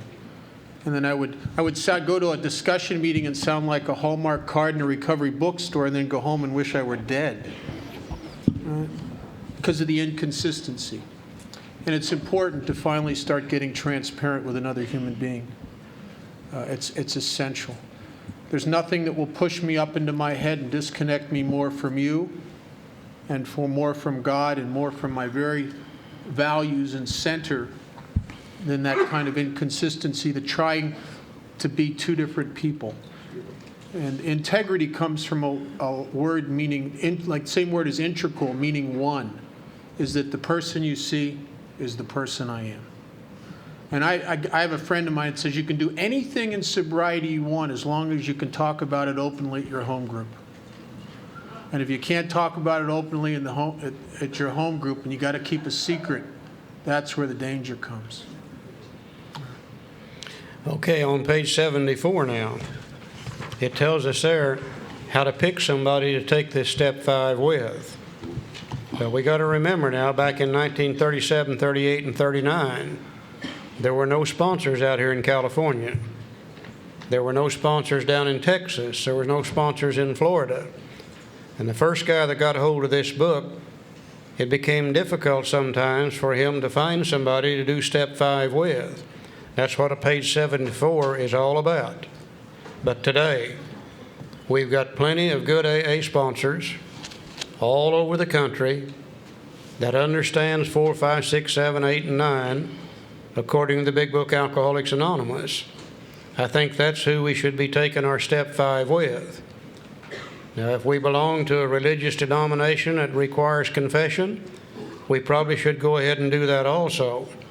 But I still think we need to take our step 5 to somebody who really understands our program so they can help us see and find those things that we actually can't see in ourselves. Now, after we find somebody to take it with, let's go to page 75, and it'll tell us how to go about taking step 5. Said when we decide who is to hear our story, we waste no time. There's that time factor again. We have a written inventory and are prepared for a long talk. We explain to our partner what we're about to do and why we have to do it. He should realize that we are engaged upon a life and death errand. Most people approached in this way will be glad to help. They will be honored by our competence. And of course, my sponsor, Franklin, was very much aware of this program, and I called him and asked him if I could come over and do my 5th step, and he said, sure, I've been waiting for you. And so I drove over there and sat down that Friday afternoon. I said, well, you know I'm here to do my 5th step. He said, yes, I know that. He said, but before we get started, let's you and I do the 3rd step prayer. He said, let's bring God into this process. And we did that. And we set about to do my 5th step. And I told him all my life story, told him everything I could think about these forms, and he asked me lots of questions, helped me see things that I couldn't see, and we spent most of the weekend doing that. Very illuminating process. Loved the fact that I did it. And after the thing was over with, I was going back home that afternoon and driving home, and I was thinking God from the bottom of my heart that I had this program, because I'd had lots of emotional and mental relief that I hadn't had before. I began to get that peace of mind that I wanted so desperately, and I could see forward from there to these other steps how I could go about getting all those things squared away just one time. That's what I always wanted to do. Just get it squared away one time and I'd be okay. And I could see forward to the steps coming up that was going to be able to do that. Our book says we pocket our pride and go to it, illuminating every twisted character, every dark cranny of the past. Once having taken this step, withholding nothing, we are delighted. Now here's some promises. We can be alone at perfect peace and ease. Our fears fall from us. We begin to feel the nearness of our Creator. We may have had certain spiritual beliefs, but now we begin to have a spiritual experience. We came to believe in step 2, but now we begin to have our spiritual experience. The personality change sufficient to recover is now beginning. The feeling that the drink problem had disappeared will often come strongly. We feel we're on a broad highway walking hand in hand with the spirit of the universe. The times I went to that psychologist and the times I went to that preacher, and they'd set me down and said, well, Joe, what seems to be your problem? I didn't know what my problem was. I hadn't done an inventory. So I told them what I thought it was, and it was her. And if you lived with her, you'd drink too, I told them. But see, I didn't know what the problem was. But now that I sat down with another human being who understands what we're trying to do, and he helps me see things that I can't see, and I begin to experience some of these promises here, then I know what the problem is. And the problem is not them, it's me. You see, once I finally got a chance to work on the real problem, which is me, and I did not know that, you see, until I went through the inventory process and the 5th step. I could see where all my problems were, and they were within me and my wrong reactions to life and to other people. Now, if you've done step 4 and 5, according to the Big Book, you've done a lot of work, you're probably tired, and the Big Book's now going to give you a little rest stop. It says, returning home, we find a place where we can be quiet for an hour. It didn't say 72 days, did it? For 3 months, it said 1 hour. Carefully reviewing what we've done. We thank God from the bottom of our heart that we know Him better. We don't know Him yet, but we know Him better. Taking this book down from our shelf, we turn to the page which contains the 12 steps. Carefully reading the first 5 proposals or steps, he didn't want to repeat himself twice, we ask if we've omitted anything. For we're building an arch through which we shall walk a free man at last. Is our work solid so far? Are the stones properly in place? Have we skimped on the cement put into the foundation? Have we tried to make mortar without sand? And here again, he's referring to that wonderfully effective spiritual structure through which we're going to pass to freedom. The personality change sufficient to recover from alcoholism, the spiritual experience or spiritual awakening. Willingness was the foundation, step 1. Believing was the cornerstone, step 2. Decision was the keystone, step 3, and he told us it was an arch. Now we put 2 more stones in place, steps 4 and 5. And we ask ourselves these questions, and if we can answer to our satisfaction, we then look at step 6. I've often sent a guy home for the hour and asked him to review what he just did. Thank God from the bottom of his heart that he knows him better. Look over the first 5 steps and say the prayer where we ask if we omitted anything. And about 45 minutes later, the phone will ring. Oh, Bob? Something I forgot. Forgot to tell you about something, Bob. Oh, what's that? Well, I took a little money from work. Oh, really? How much? $450,000. Okay. Yeah. If we can answer to our satisfaction, we then look at step 6. We have emphasized willingness as being indispensable. Are we now ready to let God remove from us all the things which we have admitted are objectionable? Can he now take them all, every one? If we still cling to something, we will not let go. It's perfectly all right. We ask God to help us be willing. There's nothing Alcoholics Anonymous asked me to do that I can't do. And I got to some of the... I think the story of step 6 is, and how a guy like me becomes entirely ready, is really the story of my sobriety, of the bottoms I've had to hit in sobriety and how I've become entirely ready. I found that I went to God with a lot of my stuff after my first and second, 5th step. And looking back, I realized that I was being phony. What I was doing is I was going to God, and I thought I was asking him to remove the defect, but what I was really asking him to do is remove the consequences. In Bill's story, he talks about 6 and 7, and he says it differently than he says it anywhere else. And he uses the term from the Oxford group, sins, but he says he asks his Creator to remove them, and then he says root and branch. And every defect of character has 2 parts. I want God to take away the branch because it's poking me in the eye, but I want to keep the root, the goodie, the payoff. And I've never had a defect of character that doesn't give me a false sense of validation or security or an illusion of some sort of value in my life. I don't hang on to stuff because I'm self-destructive. There's a payoff. Chuck C. used to talk about the process. This is a process of uncovering, discovering, and finally discarding. And I had to, as things started over the years, I found myself hitting bottoms with things and becoming entirely ready. I know that for years I wanted to be free of the anxiety of resentment and the sleeplessness. You know, when you're churning in your head and the scenarios you want to tell somebody and all that stuff, that awful feeling. But I wasn't quite ready to give up the pleasure of judgment. And you can't separate one without the other. And I had a lot of fear in step 6. I mean, what if I asked God to take away my greed and he really did? Would I still go to work? What if I asked him to take away my selfishness? Who would worry about me? Who would take care of me? What if I asked him to take away lust and he did? Oh my God. Would that be something like Viagra could overcome or what? I mean, you know. And I was afraid. And as the years went on, and my trust in God developed, got stronger, and I started to wear things out. It's very, in the 12 by 12, it equates it to the obsession to drink.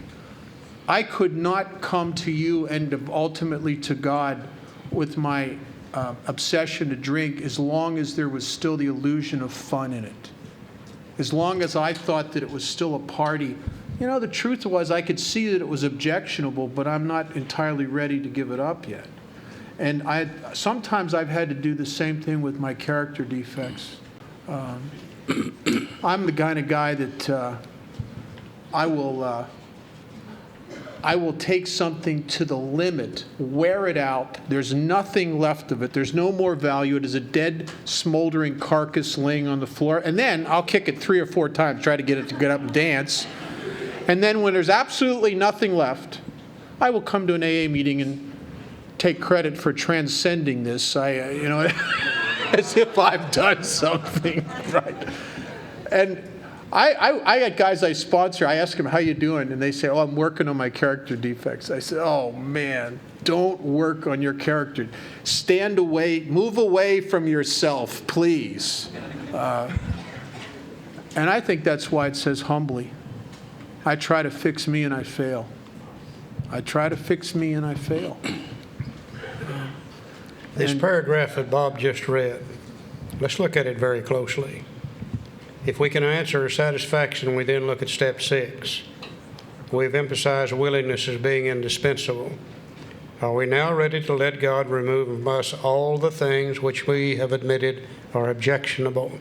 It doesn't say a word in here about defects of character. You see what he's done to us? Now surely when we looked out in that 5th column, and we saw that old selfish, dishonest, self-seeking, frightened, and inconsiderate character that we had become, when we saw that those defects of character were what created all of our problems for us, then surely, they have become objectionable to us. Can he now take them all? Every one. If we still cling to something and will not let go, we ask God to help us be willing. Every step from 3 on has got prayer in it. Every step recognizes self cannot overcome self. Every step recognizes we're going to have God's help. Now, you would think when we see what those character defects are doing to us that we would be more than happy to get rid of them. But we human beings are funny things. Sometimes we would rather sit in today's pain and suffering because we've learned how to kind of handle that. We'd rather sit in today's pain and suffering than take a chance on changing in the future because we don't know what change is going to bring. And fear keeps us sometimes sitting right in the midst of these defects of character. Just like Bob said a while ago, if I'm going to have to become unselfish, then how am I going to get what I want? If I'm going to have to become honest, how in the hell am I going to make a living? Christ, I don't know anything about honesty when I come to AA. If I'm going to have to get rid of my selfish, self-seeking, frightened character, where in the world am I ever going to get the courage to be able to operate?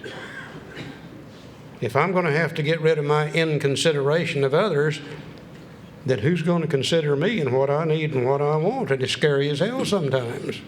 And the book recognizes that and said if we're not ready, not willing, we ask God to help us be willing. And eventually, over a period of time, we may get rid of one at a time or 3 or 4, but eventually, over a period of time, we become willing to get rid of those things. And when we're willing to get rid of them, then we're through with step 6. Now, the next paragraph says, when ready, we say something like this. My Creator, I'm now ready you should have all of me, good and bad. I pray that you now remove from me every single defect of character. Well, we're in step 7 now. And step 7 said shortcomings, but here he said defects of character. See what he's done to us? He really did screw us up for a while. I pray that you now remove from me every single defect of character which stands in the way of my useful to you and my fellows. Grant me strength as I go out from here to do your bidding. Amen. We've then completed step 7. Are you willing, ready to have God remove all your defects of character? If you are, you've already done step 6. Have you humbly asked Him to do so? If you have, you've already done step 7. But please don't make the mistake I did. I knew that God was all-powerful and God can do anything He wanted to do. And I knew that all I had to do to turn to God and say, okay, God, here I am, warts and all. Give me the $29.95 special. And I'd be as pure as the driven snow from that day on. Well, I found out it doesn't work that way at all.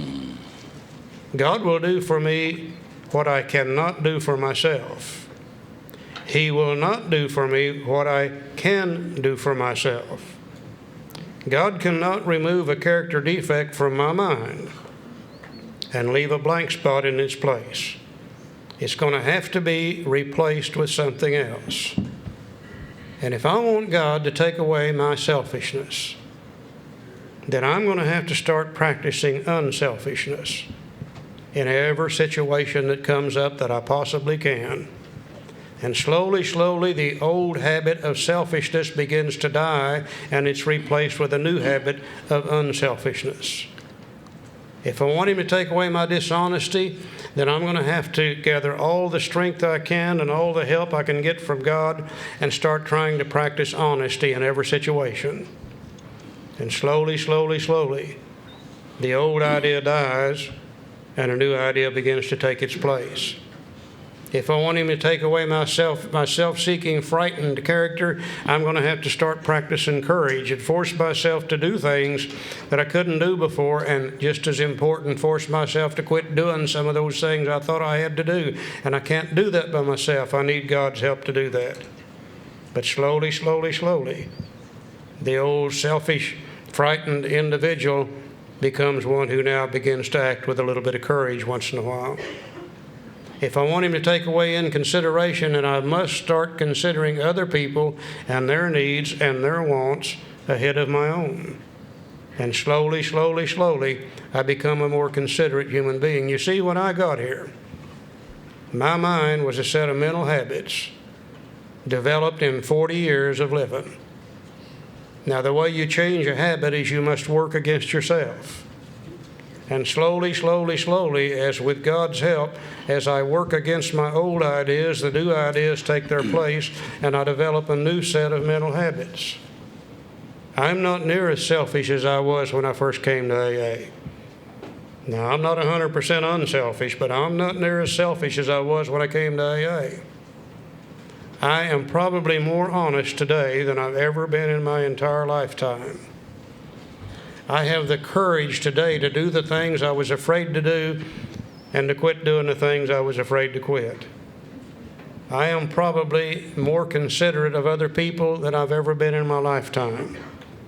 I have been reborn. I have been reborn in my mind. I'm not what I was when I came to AA. I think you and I are the luckiest people in the world. You know, most people out there are sick. Most of them are going to the grave not even knowing they're sick. We not only know we're sick, we know what's wrong with us. And we have the tools here to change that. And we become entirely different human beings. We have the opportunity to live 2 lifetimes in 1 lifetime. Most people never have that opportunity, Joe. There's always a paradox in AA, isn't there? Paradox means everything's exactly opposite of what I thought it would be. For instance, have you ever, give you an idea about a paradox, have you ever called your sponsor so you could listen? Want to talk, right? That's the paradox. The paradox here is that 2 of the biggest steps in all of Alcoholics Anonymous is on 2 little paragraphs. We've had many, many pages to do. For instance, we have 3.5 pages to do step 3 and 8 pages to do step 4 and 4 pages to do step 5 and whole chapter on working with others. But the paradox here is 2 of the biggest steps are on 2 little paragraphs, 6 and 7. If you're not careful, you look at them and just jump over them like I did the first time. But these are the tools of change.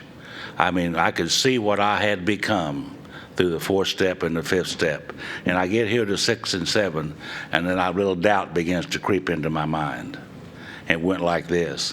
Can God really, really change me from what I have become to something? Really? a little doubt creeps in.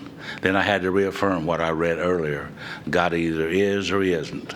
God is everything or else he's nothing. I had to reaffirm that to me and believe that he is and that he could. And then I could do 6 and 7 haltingly. These are the tools of change, the tools of acceptance.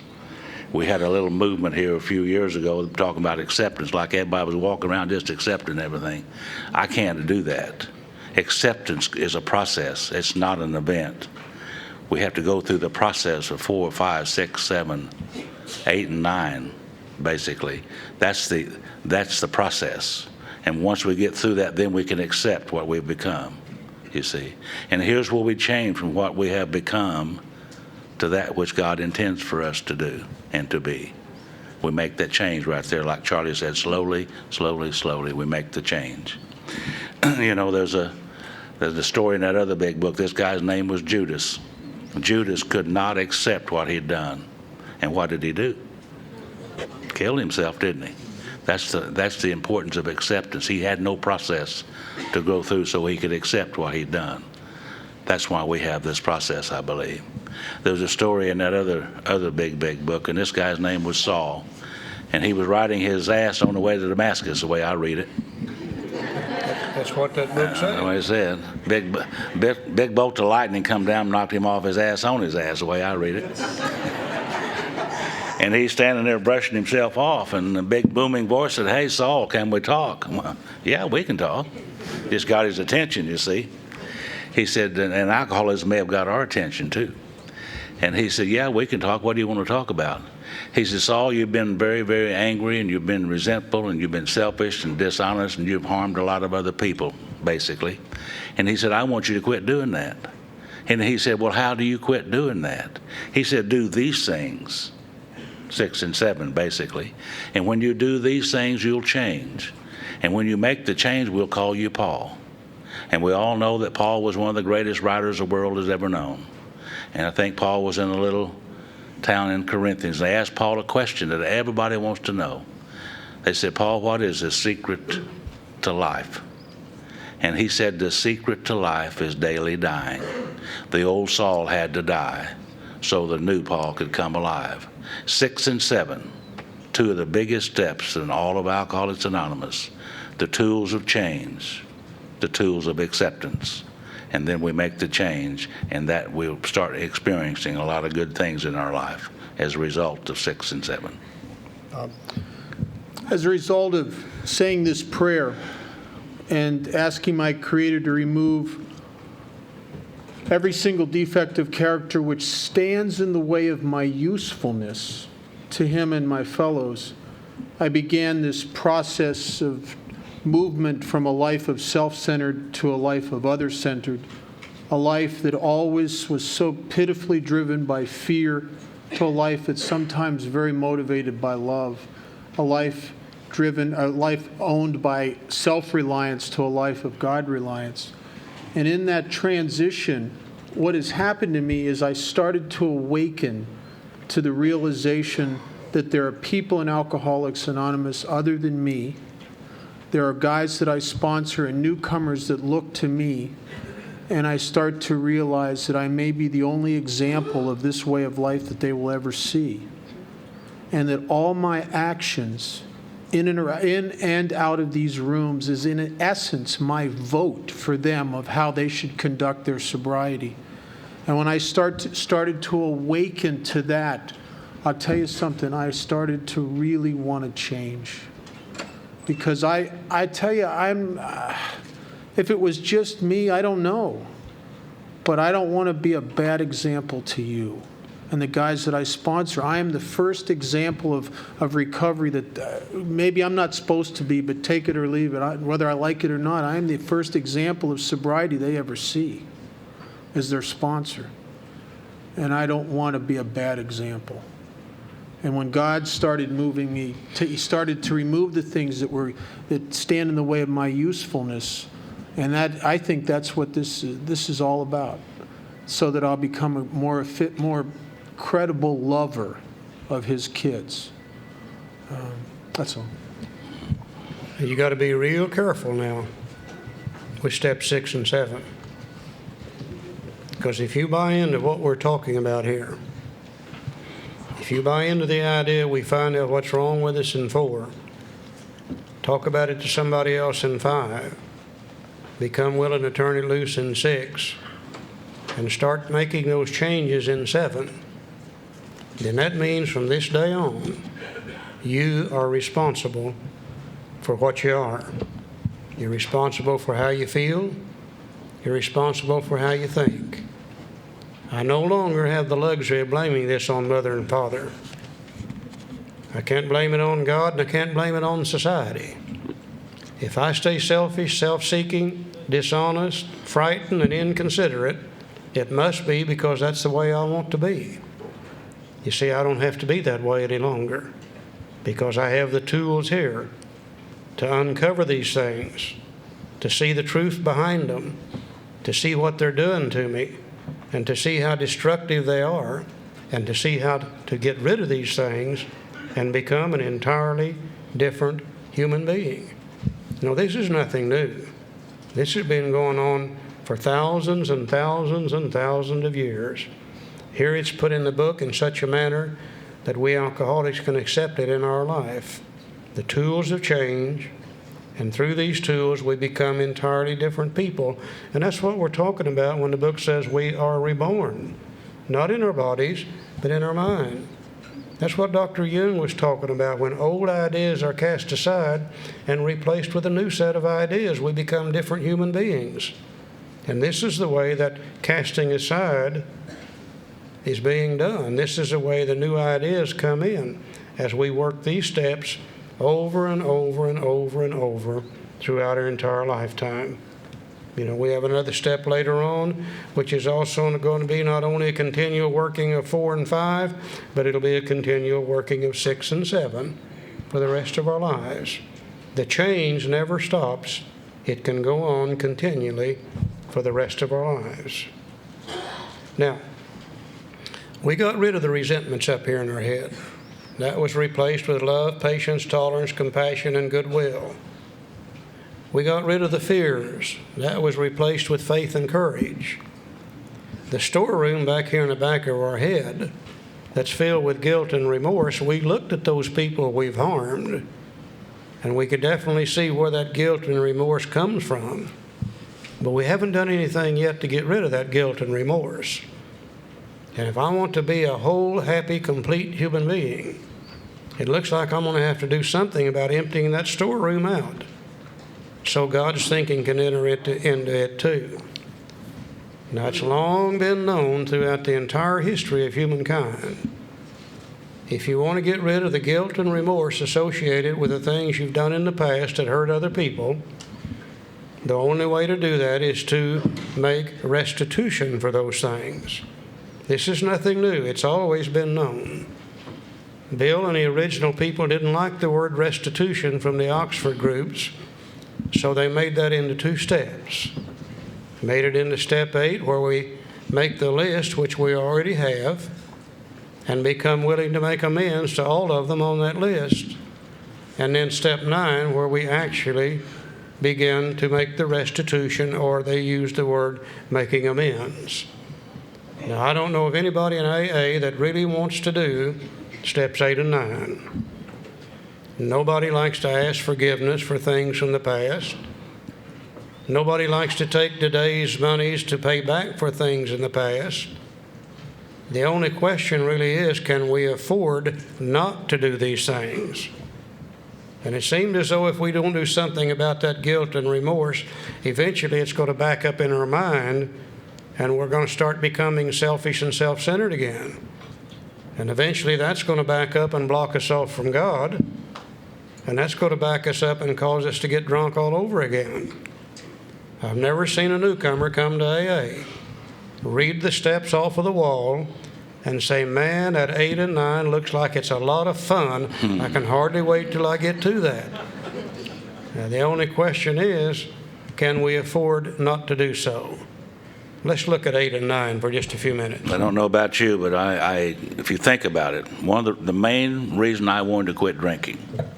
Now, I've had lots of horrendous hangovers, and that was a contributing factor to me wanting to quit drinking.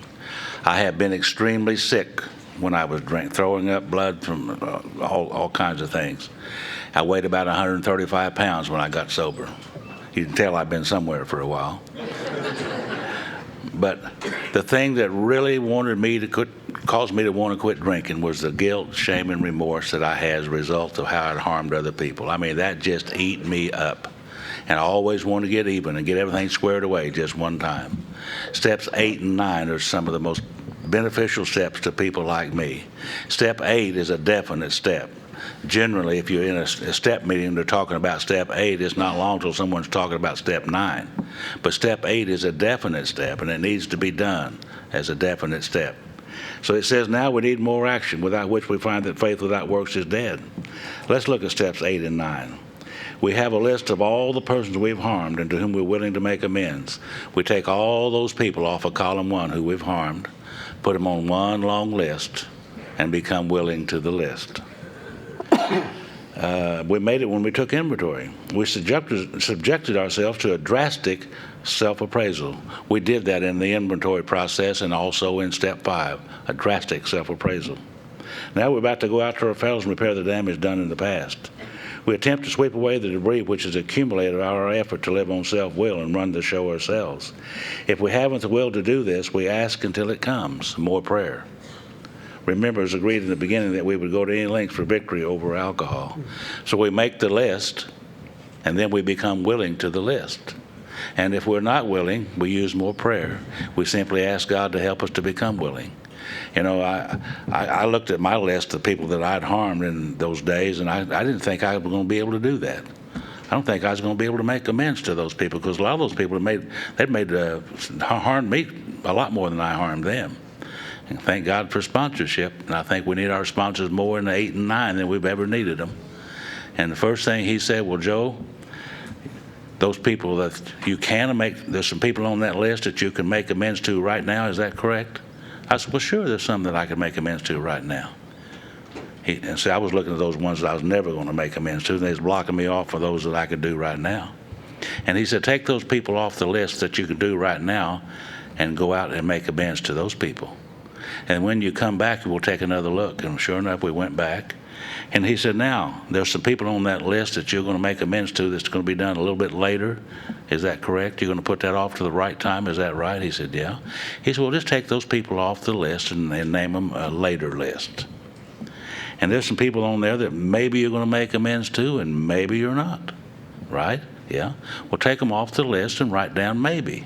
Maybe I will and maybe I won't. Then when you get through, you're going to have all those nevers. And take all those people who you're never ever going to make amends to and put down never. Then you have your list. And then become willing to the list. And as you go through those lists, and these people will pop up into your lives, and God makes the wherever possible. I'll tell you about that later. And we make those amends.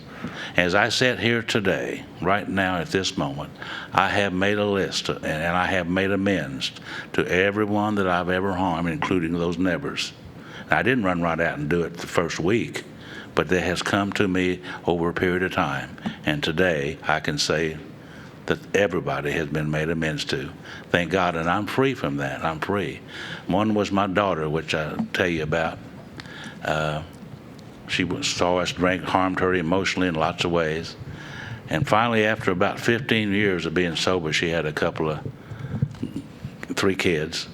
And something happened to her sister-in-law, who died unexpectedly as a young woman, left 2 kids. And she called me up one day and she said, Papa said, if something would happen to me and Jim, her husband, would you take the kids and raise them? And I said, sure I would, honey. But you see, that's when I knew it was okay. Mumbling off a few words as, honey, I'm sorry, that won't cut it. It's the living sober for a period of time and being there for her when all those kids were born and supporting her in every way that I possibly could, and being a father finally for a change. She finally trusted and accepted me and said, would you take my kids if something happened? That's when I knew it was okay. It took a long time. Step 8 is a very simple step. We made a list of all people we've harmed. We've already made it when we took step 4. And we become willing to make amends to them all. Nothing complicated, Nothing hard to understand. And again, the book recognizes self cannot overcome self. It says if we're not willing to make amends to them all, we ask until it comes. And through God's help, the willingness will come sooner or later, eventually. So step 8 is very simple. Step 9 is the one that gives us the trouble. Step 9 is a very distinct 3-part step. It tells us first the kind of amends we need to make. Direct amends. It also tells us when to make them. Wherever possible. It doesn't say whenever possible. A lot of people read step 9 as whenever possible. You tell an alcoholic to do something whenever, just forget it. It's not going to get done. It says wherever possible. And then it tells us when not to make them, except when to do so would injure them or others. So Bill, in his normal way, for the next few pages, paragraph by paragraph, addresses all 3 of these issues. He addresses the direct amends. He addresses the wherever possible. And he addresses except when to do so would injure them or others. Let's look at a few of these things for just a few minutes. Bob? Can I say one thing before we go on? Yeah, sure. In a sense, Alcoholics Anonymous was founded on step 8 and 9. In early May 1935, Bill Wilson 12-stepped, met Dr. Bob Smith, and Bob liked everything Bill said, was enthralled with the whole concept of alcoholism, helping others, God, the whole deal. But when it came to making the restitution, he just dug his feet in and he just wouldn't do it. And you all know the story. As a result of that, Bob Smith drank again in June. And on June 10th, Bob sobered up and he had a surgery to perform and he was shaken and he was like coming apart. And he was a proctologist, so we can just imagine what kind of surgery that was. And he was shaken, and Bill gave him his last drink, a couple beers, and sent him into the surgery. Literature, history, nobody knows what happened to the guy except that he lived. I'd like to know a little more details, like did he whistle when he walked or what? I mean, and Bob got out of that surgery and disappeared. And Ann and Bill were concerned that he might have went back to drinking, and they found out that he spent the whole rest of that morning and afternoon and evening searching out the people he owed amends to. And he never drank again till the day he died. That's right. I understand Bob's misgivings. When I was new and I looked at step 8 and 9, I was terrified. I remember sitting in meetings and looking at the people in AA and thinking, well, that's a good step for them. I mean, like you were nice-looking people, you maybe got drunk and said something unkind to your wife. You should go apologize. Good for you. Build character. Maybe you padded your expense account. Good. Go pay it back. It'll give you integrity. Good for you. But I lived like an animal on the streets. There's a guy to this day I've hired private investigators to find. I've never found him. Who I opened up his chest with a knife about this big and he would never be the same. There's people who went to prison as a result of my actions. There's people whose lives were really hurt. And then there was hundreds, when you live on the streets and you're just a thief and you just do whatever you can to survive, there were hundreds of people, nameless, faceless people, that I hurt that I couldn't imagine ever finding or facing. And my looking at step 8 and 9 as I came into Alcoholics Anonymous would be very similar to the experience of a kid in the 3rd grade if he sat down with the tests that he had to pass in order to graduate from high school. The kid's going to look at those tests and easily come to the conclusion that I might as well quit school. I will never be able to pass those tests. But a funny thing happens if he keeps showing up and he does the next right thing in the next assignment.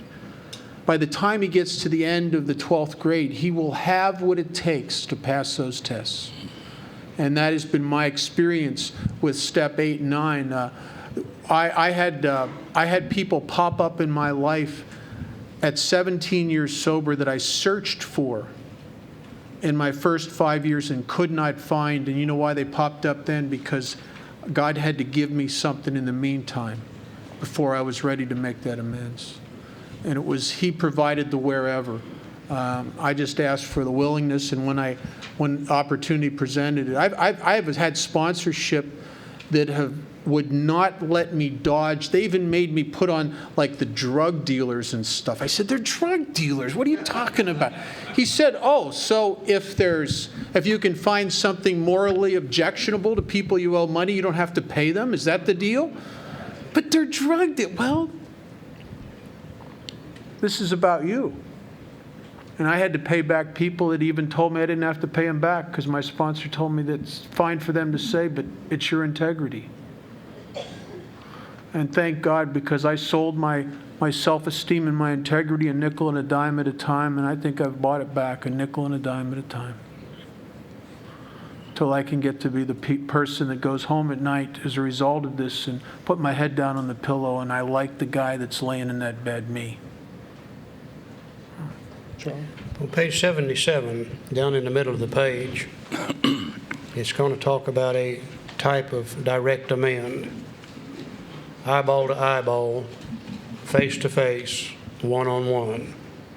And it really starts in that center paragraph. It said, we don't use this as an excuse for staying away from the subject of God. When it will serve any good purpose, we're willing to announce our convictions with fact and common sense. But now the amend starts. So the question of how to approach the man we hated will arise. It may be he has done us more harm than we've done him. And though we may have acquired a better attitude toward him, we will not be too keen about admitting our faults. Nevertheless, with a person we dislike, we take the bit in our teeth. It's harder to go to an enemy than to a friend, but we find it much more beneficial to us. We go to him in a helpful and forgiving spirit, confessing our former ill feelings and expressing our regret. Under no condition do we criticize such a person or argue. Simply we tell him that we will never get over drinking until we've done our utmost to straighten out the past. We're there to sweep off our side of the street, realizing that nothing worthwhile can be accomplished until we do so. Never trying to tell him what he should do. His faults are not discussed. We stick to our own. Now, if our manner is calm, frank, and open, we'll be gratified with the results. In 9 cases out of 10, the unexpected happens. Sometimes a man we're calling upon admits his own fault. So feuds of years standing melt away in an hour. Rarely do we fail to make satisfactory progress. Our former enemies sometimes praise what we're doing and wish us well. Occasionally they will offer assistance. It should not matter, however, if someone does throw us out of his office. We have made our demonstration, done our part. It's water over the dam. Every time I read that, I think about my cousin Gary. We were just exactly alike, grew up next door to each other. We couldn't stand each other. We fought with each other verbally, physically, and every other way you could possibly do all of our life. It became a point in our lives at best that we don't even see each other because we would fight, fuss, or something would happen. And when I was in the area of this making amends, I was in went in this restaurant one day, and I'd never been in that restaurant before, and I've never been in that restaurant since. And come to find out later, Gary had happened the same way. And I thought, well, is this odd or is this God?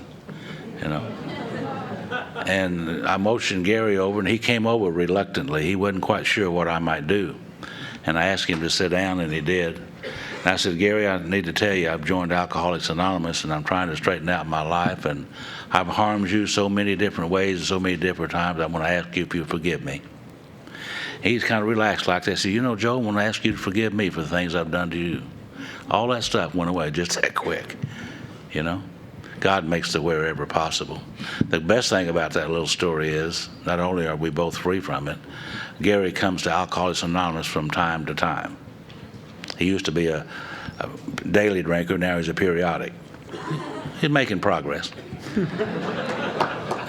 So he comes to the group that I attend, and we're able to talk a little bit about the program as much as he will allow. And he comes from time to time, and it's been going on now for 28 years. He still comes from time to time. Hopefully someday he'll get sober. I don't know. We'll see.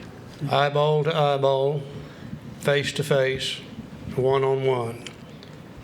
The purpose of me making my amends is not to get you to like me. Hopefully you will when I'm through. But the purpose is to get rid of my fear, my guilt, and my remorse associated with that, whatever it might be. And if I write you a letter, I'm never quite sure how you received it. If I call you on the telephone, I'm still not quite sure how you've received it. And I'm still worried about what you're going to do and say the next time I run into you.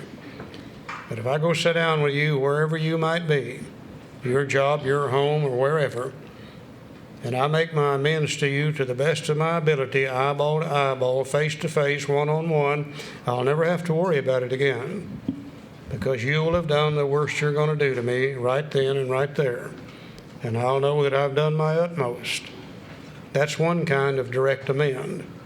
We're going to talk about one more direct amend, and then we're going to be through for the day. Another type of direct amend is in equal proportion. You know, some of us had a tendency to run up bills that we didn't pay. We had a tendency to borrow money that we never did give back. We had a tendency to write hot checks that we never did pick up. We had a tendency to tear up automobiles that we never did fix. We've hurt a lot of people in the material world also. And a direct amend to them would be in equal proportion. The next paragraph, he says, most alcoholics owe money. My God, that's the understatement of the year, isn't it? We do not dodge our creditors, telling them what we're trying to do. We make no bones about our drinking. They usually know it anyway, whether we think so or not. Nor are we afraid of disclosing our alcoholism on the theory that it may cause financial harm. Approaching this way, the most ruthless creditor will sometimes surprise us. Arranging the best deal we can, we let these people know we are sorry. Our drinking has made us slow to pay. We must lose our fear of creditors no matter how far we have to go. For we're liable to drink if we're afraid to face them.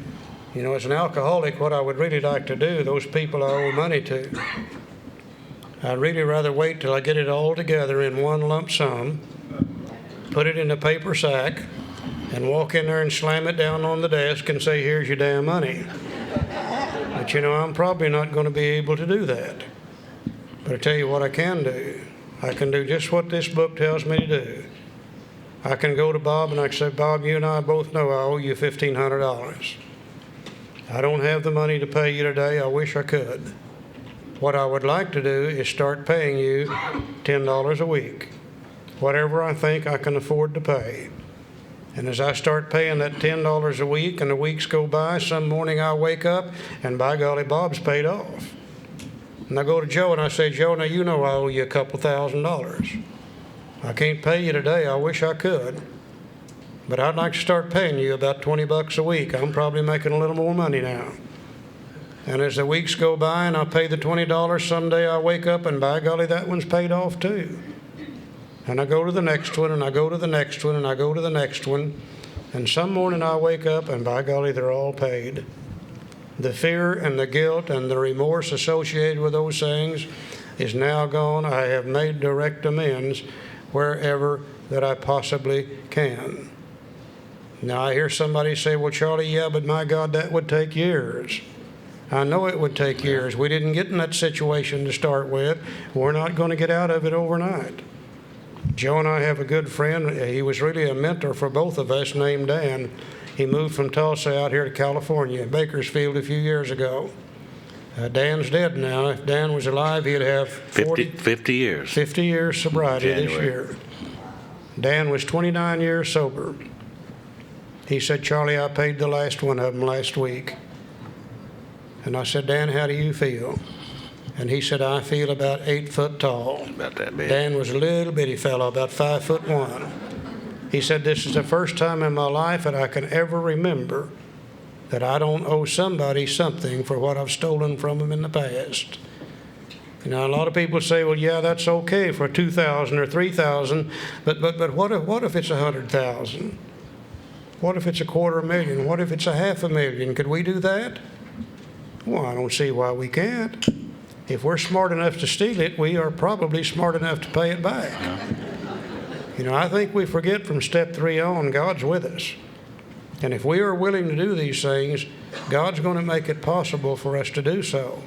And eventually we become clear and even with each one of these and get rid of that guilt and remorse and fear associated with those kind of things also. I tell you how great a con artist our friend Dan really was. Yeah. When he was in the oil business down in Texas when he was drinking, and he hooked them, and he hooked them big too. And one time while down there, his wife Sarah, who turned out to be a beautiful Al-Anon, Sarah took him to the state insane asylum in Big Spring, Texas, to have him committed for alcoholic insanity. It's what they used to do with people like us. And the head psychiatrist interviewed Sarah, and then he interviewed Dan. And after a while, Dan left, and Sarah was locked up. That's a fact. She stayed there for a year. They taught her to live better electrically and all that stuff that they do to people in those nut houses. Dan was a real con artist. But he paid them back. And Dan was free and happy and peaceful and free. One of the finest men I've ever met. You and I can do that too, if we have the willingness to do so. Now, when we come back in the morning, we'll talk about the wherever possible, and we'll talk a little bit about except when to do so would injure them or others, and then we'll talk about the promises, and then we'll finish up with the last 3 steps tomorrow morning. You guys want to say anything before we quit? Nope. Use your sponsor when you're making amends. Check it out with them. The book says we must be free of our fear of creditors, no matter how far we have to go. In early sobriety, I owed a lot of money, and I was making minimum wage, and I just started making the payments, and I used to whine to my sponsor about it. I'm living paycheck. I used to whine to him, and he said to me one day, he said, okay, look, they don't want your money. Really? Oh, thank God. He said, they just want theirs back. And I thought, If you're going to make some financial amends, take some money with you. yeah, and you know how if you have the willingness to make the amends? As you're pulling into their driveway. Thank you all for being here this afternoon. We'll see you later.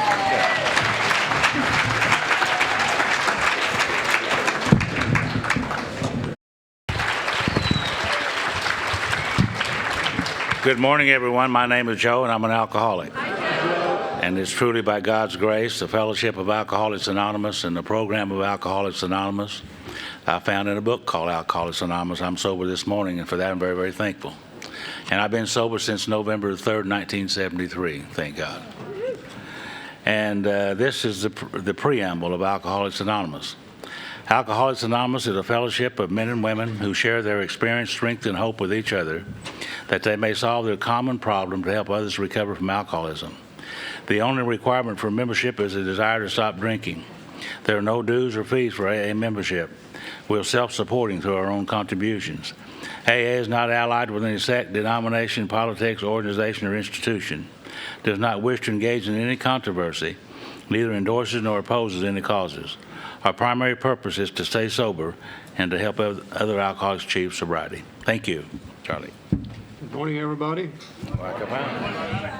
Lack of power, that's my dilemma. My name's Charlie Parmley. I'm a very grateful recovering alcoholic. Hi, Charlie.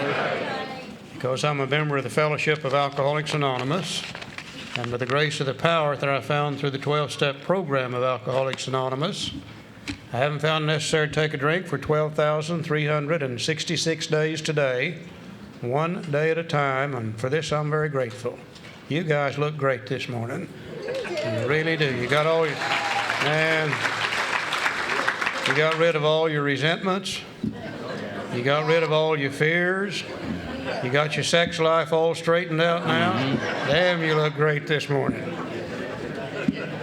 Sunday morning, most AA things is kind of the spiritual part of the program, and I always like to start with a little spiritual story here on Sunday morning. And this story is about a new young priest. And he was so nervous at his first Mass that he could barely speak.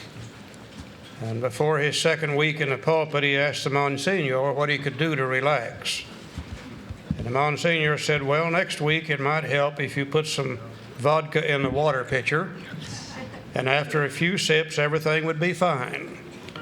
Well, the next Sunday, the new priest put the suggestion into practice, and he was able to talk up a storm, felt great, no embarrassment whatsoever. But upon returning to the rectory, he found a note from the Monsignor which said, number 1, next time sip from the water pitcher rather than gulp. Number 2, there are 10 commandments, not 12. Number 3, there are 12 disciples, not 10. Number 4, David slew Goliath. He didn't kick the shit out of him. Number 5, we do not refer to our Savior Jesus Christ and his apostles as JC and the boys. Number 6, next week there's a taffy pulling contest at St. Peter's, not a Peter pulling contest at St. Taffy's. Number 7, we do not refer to the cross as the big T. And number 8, the Father, Son, and Holy Ghost are not referred to as Big Daddy, Junior, and the Spook. That's probably about as spiritual as we're going to get this morning, Bob.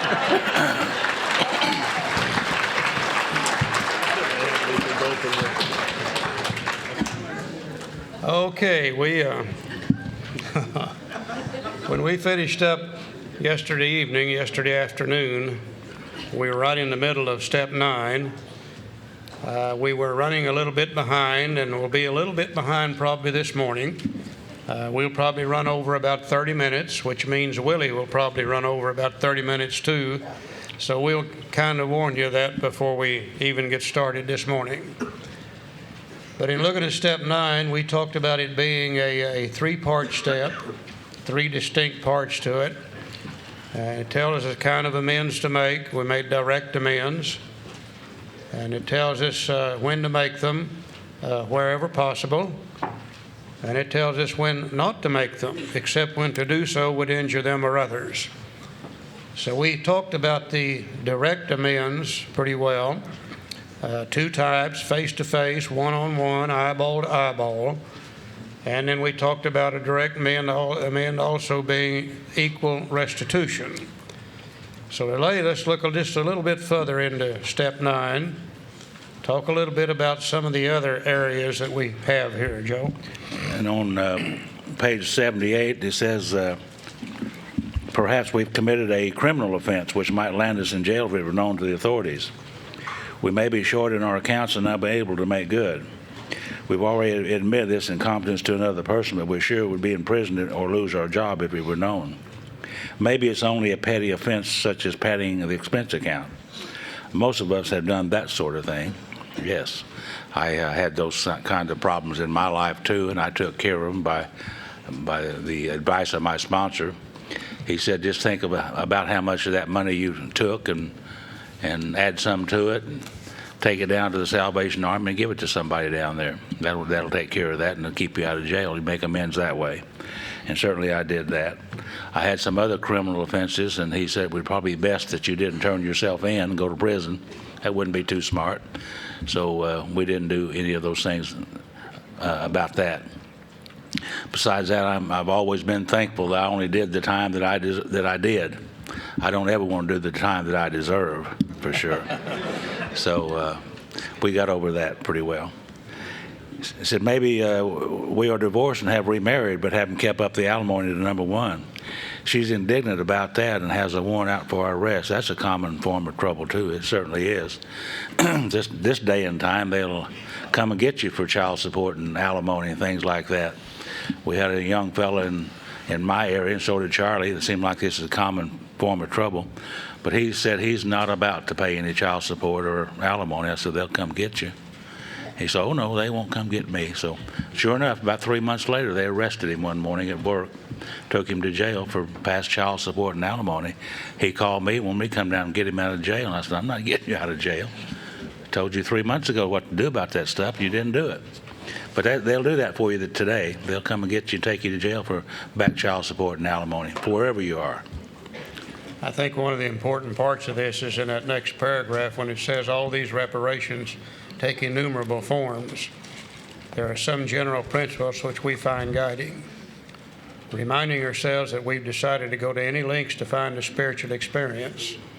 We ask that we be given strength and direction to do the right thing, no matter what the personal consequences may be. We may lose our position or reputation or face jail, but we are willing, we have to be, we must not shrink at anything. But then it says, usually, however, other people are involved. Therefore, we are not to be the hasty and foolish martyr who would needlessly sacrifice others to save himself from the alcoholic pit. A man we know had remarried. Because of resentment and drinking, he had not paid alimony to his first wife. She was furious. She went to court and got an order for his arrest. He had commenced our way of life, had secured a position, and was getting his head above water. It would have been impressive heroics if he had walked up to the judge and said, "Here I am." Well, we thought he ought to be willing to do that if necessary. But if he were in jail, he could provide nothing for either family. We suggested he write his first wife, admitting his faults and asking forgiveness. He did, and also sent a small amount of money. He told her what he would try to do in the future. He said he was perfectly willing to go to jail if she insisted.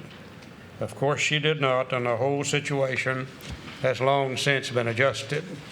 Now, usually there's ways that we can work those things out, and certainly we have to think about other people too. You know, in our making of amends, if we hurt the person that we already owe an amend to even deeper, or just as importantly, if we hurt somebody else through the making of that amends, then we're going to have to turn right around and go back and make some more amends in the future. So we have to be very, very careful in this area. On page 80, he talks about where he went to the other people and got their permission to make the amends before he did so. At the bottom of page 80, he talks about domestic problems. Up into page 81, sex outside of marriage. What are we going to do about that kind of situation? You know, what we've really found is just about everything that comes up in the area of making amends. Bill has covered it almost completely here in the Big Book Alcoholics Anonymous. Very seldom do we see anything come up that we really can't find the answer to here in the book. This is an area that we highly recommend that you don't do these amends until you speak with your sponsor about this kind of stuff.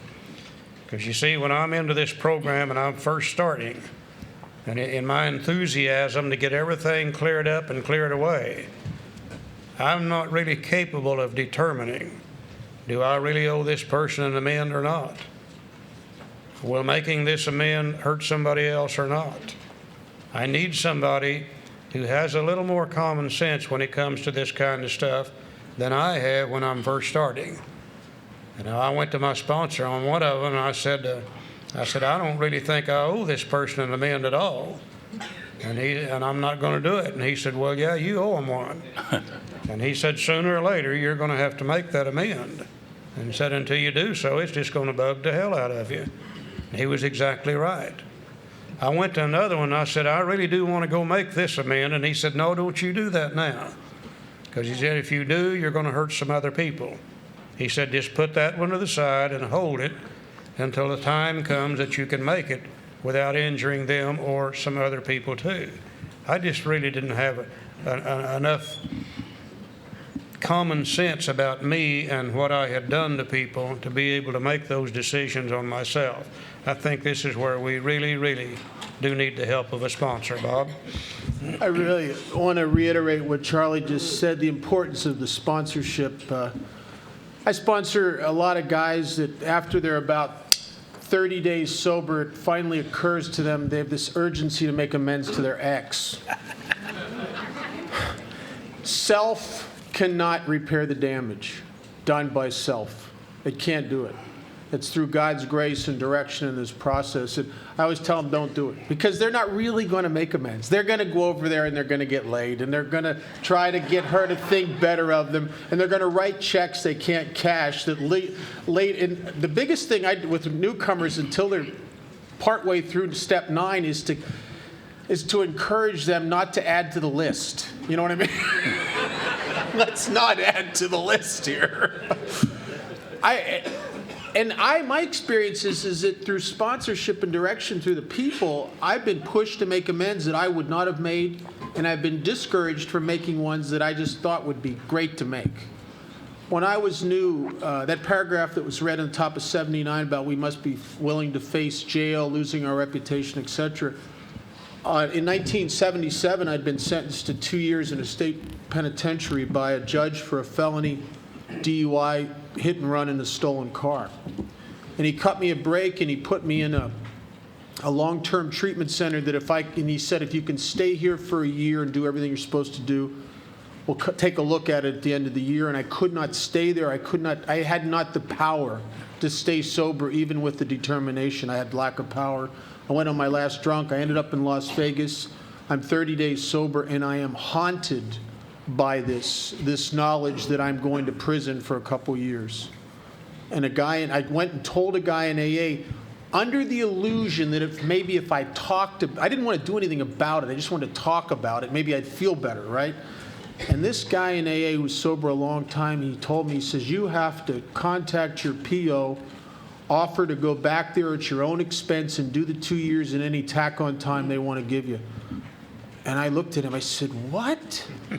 What are you talking? Wait a minute, I'm sober here. I'm going to meetings. That's good, isn't it? He said, no, you got to do that. I said, I can't do that. I don't jail well. He said, you got to do that.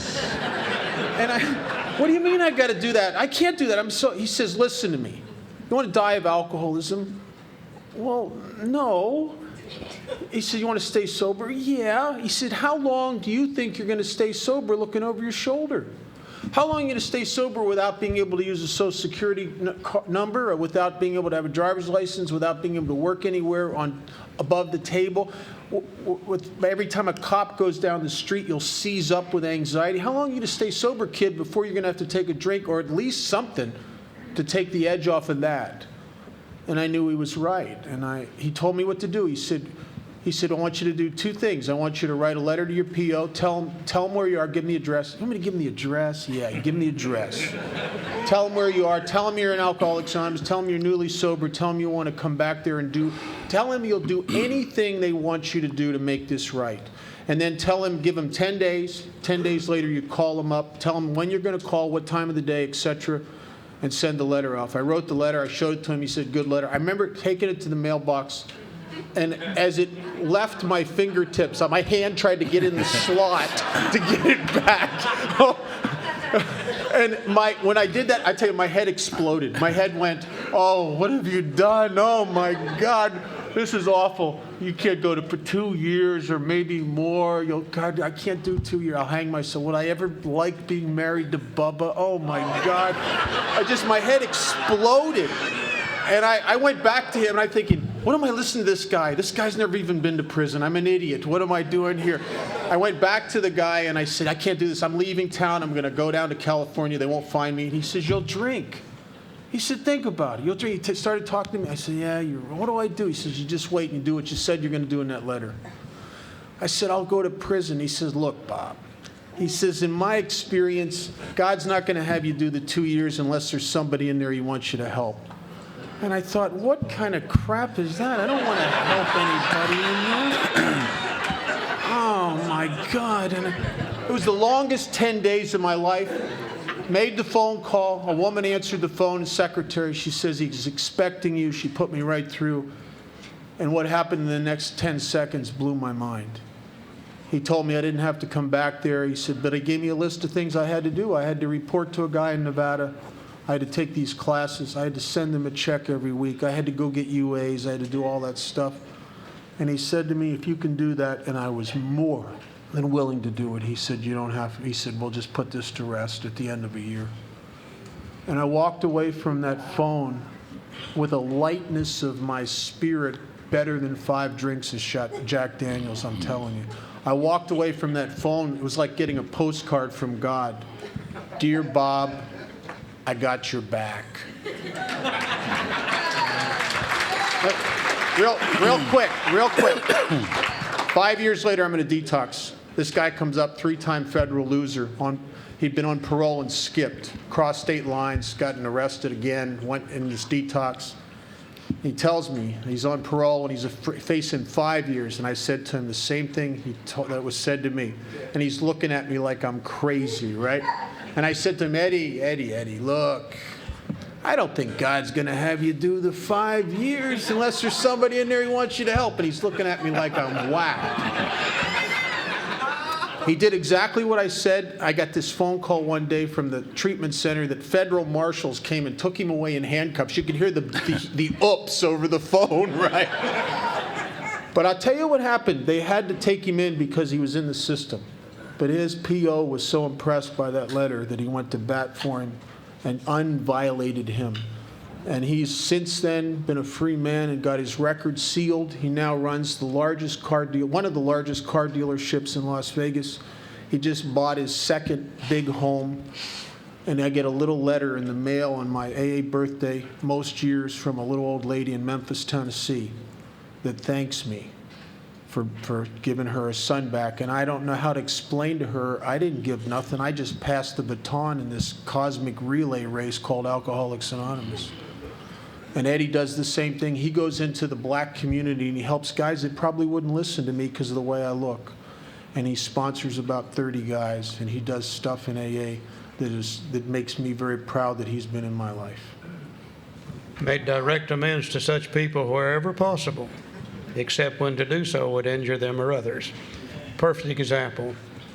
Contrary to popular belief, judges, parole officers, and etc., they don't like to put us in prison. They're not going to put us in prison unless we force them into it. And 99 times out of 100, they're going to work with us in all these situations. And we're able to clear this stuff up and get it out of our mind. If we don't get it out of our mind, it's going to bug us and bug us and bug us and bug us, and maybe someday cause us to drink over it too. Very good suggestion. Let's go to page 83. Let's go down to the third paragraph.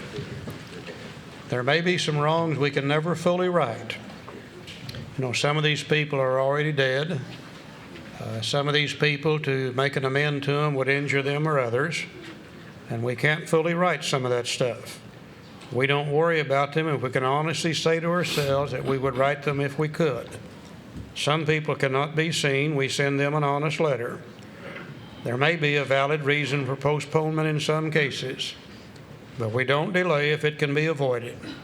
We should be sensible, tactful, considerate, and humble without being servile or scraping.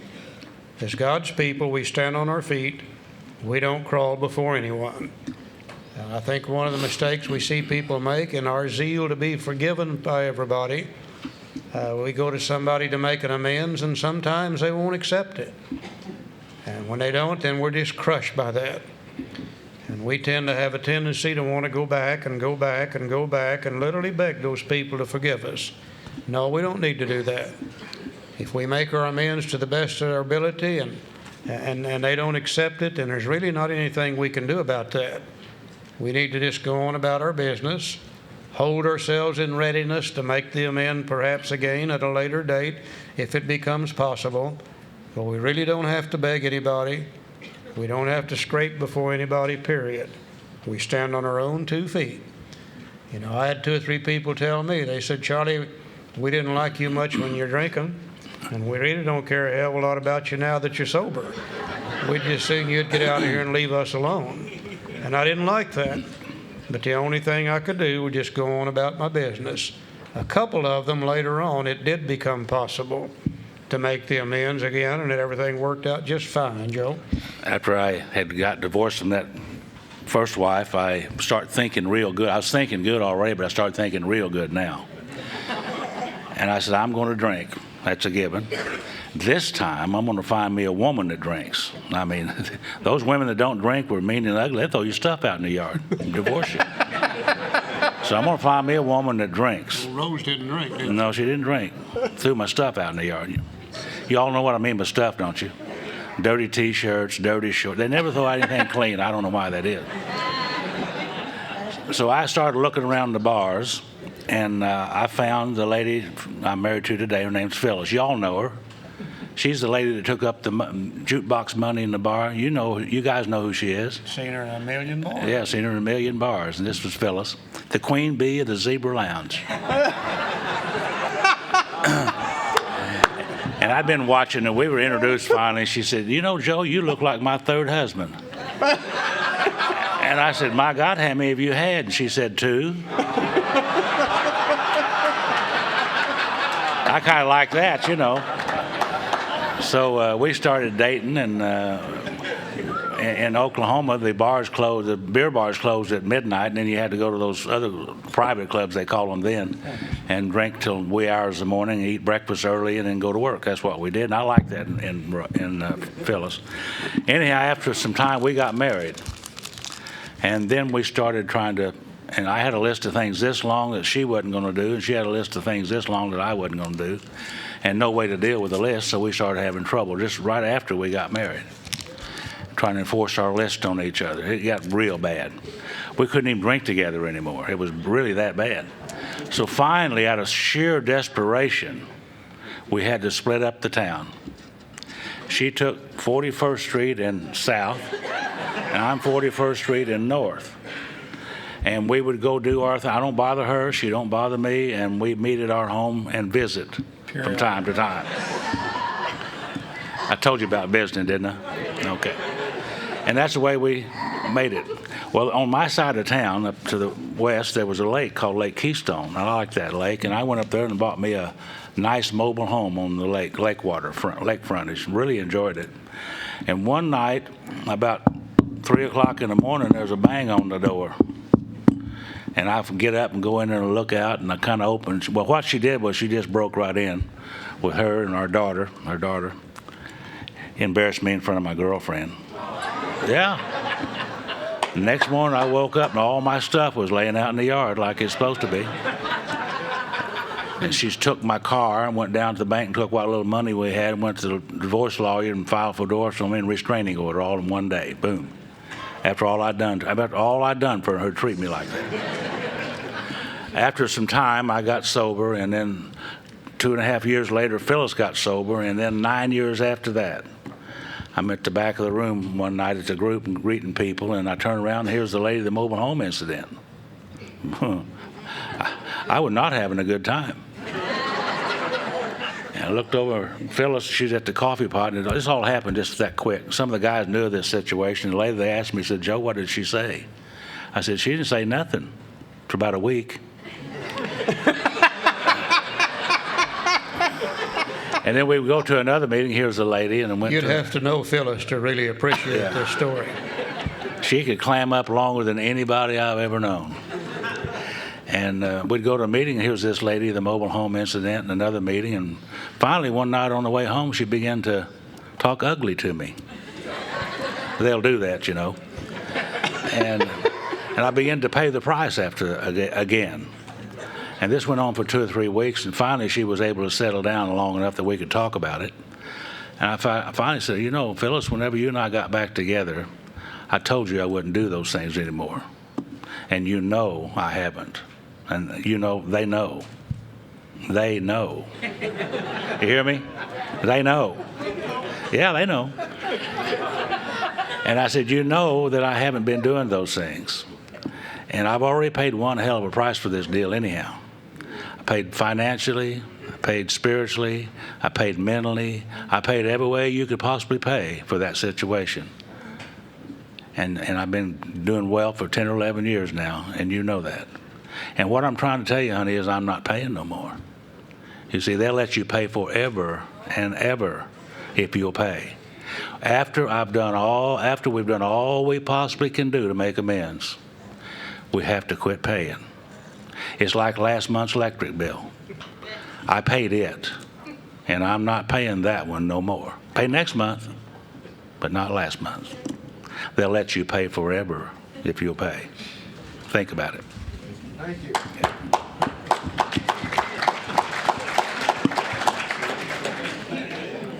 Yeah. I'm not going to go there, are you? They No, but know. I think I'll have a talk with Phyllis. They know.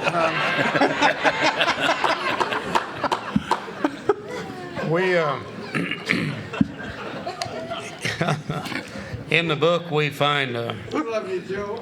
we find a statement that talks about our program is a design for living that really works. Also in the book, way back in step 4, we saw a reference to the fact that we were spiritually ill, and we were mentally ill, and we were physically ill, referring to the 3 dimensions of life: mental, spiritual, mental, and physical. And it said when the spiritual malady is overcome, we straighten out mentally and physically. And we got to looking at this one day to see how this thing really does work.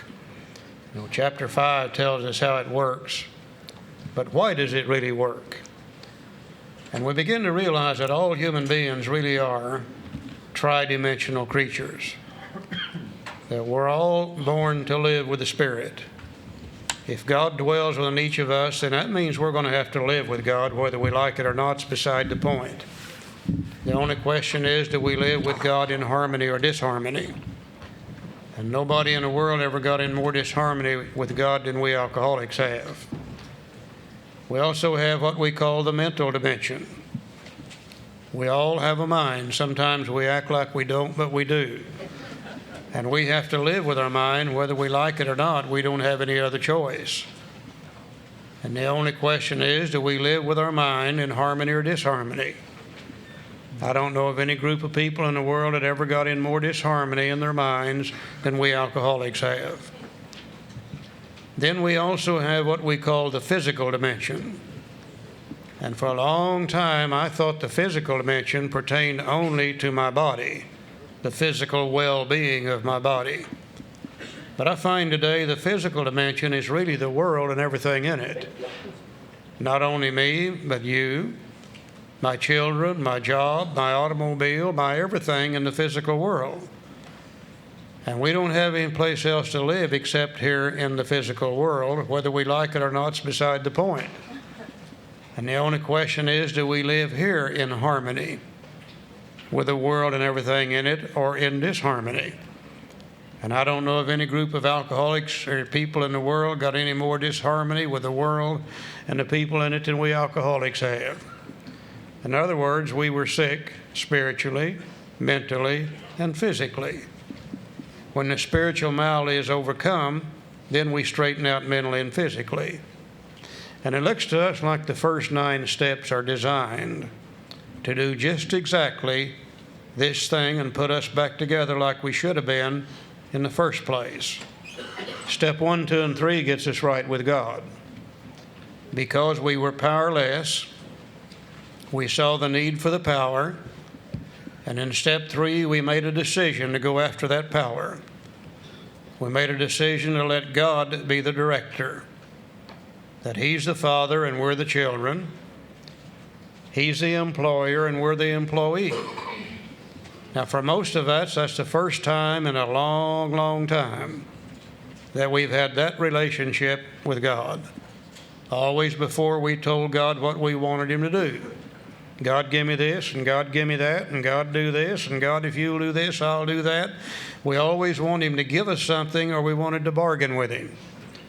Well, I found out a long time ago, God doesn't have to bargain with anybody. He's got the stick. He don't have to bargain, you know.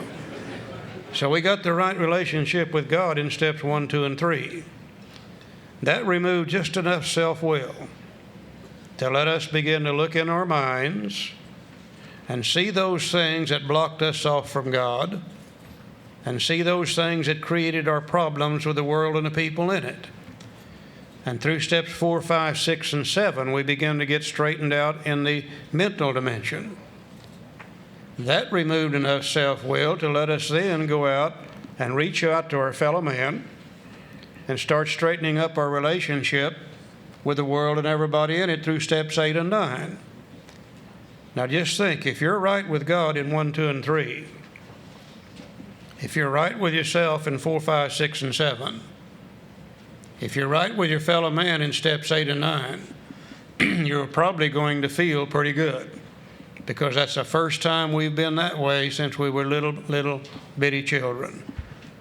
In fact, I don't think it's by accident that the very next thing that we look at in the big book is at the bottom of page 83, and we call it the promises. They come after these 9 steps. Bob, would you want to read those? If we are painstaking about this phase of our development, Which step 9, phase? The step 9 phase. we will be amazed before we are halfway through. We are going to know a new freedom and a new happiness. I knew that one with about 5 shots of tequila. We will not regret the past nor wish to shut the door on it. I knew that with about 5 shots of tequila. We will comprehend the word serenity, and we will know peace. I really knew that one with about 5 shots of tequila. No matter how far down the scale I had gone, I could see how my experience could benefit others. I really saw that with about 5 shots of whiskey. That feeling of uselessness and self-pity will disappear.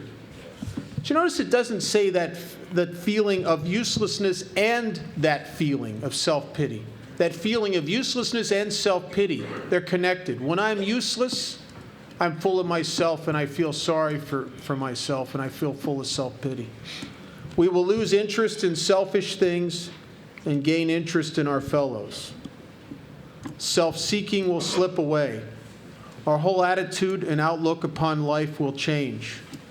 Fear of people and of economic insecurity will leave us.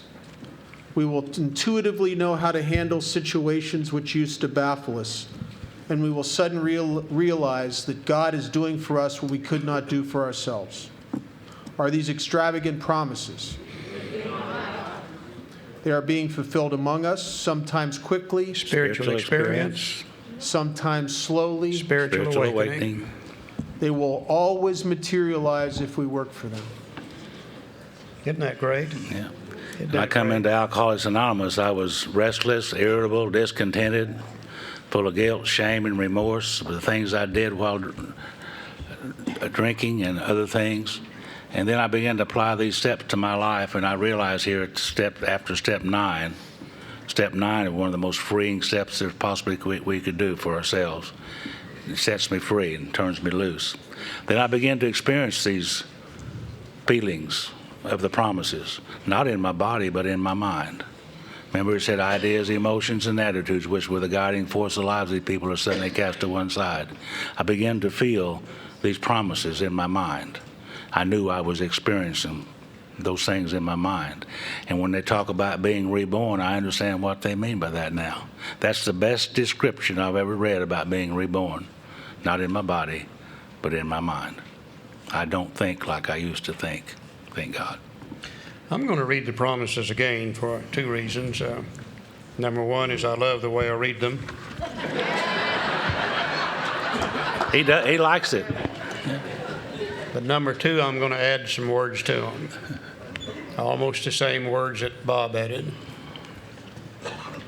And the words I'm going to add to them is going to be referring to a time when I was young, when I could drink alcohol and be Fred Astaire on the dance floor and the world's greatest lover in the back seat of a 36 Chevrolet. This is the way alcohol used to make me feel before it turned against me and literally destroyed me.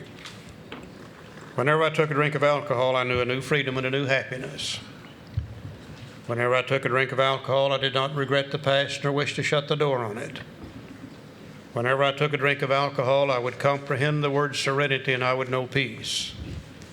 Whenever I took a drink of alcohol, no matter how far down the scale I had gone, I could see how my experience would benefit others. Whenever I took a drink of alcohol, that feeling of uselessness and self-pity would disappear.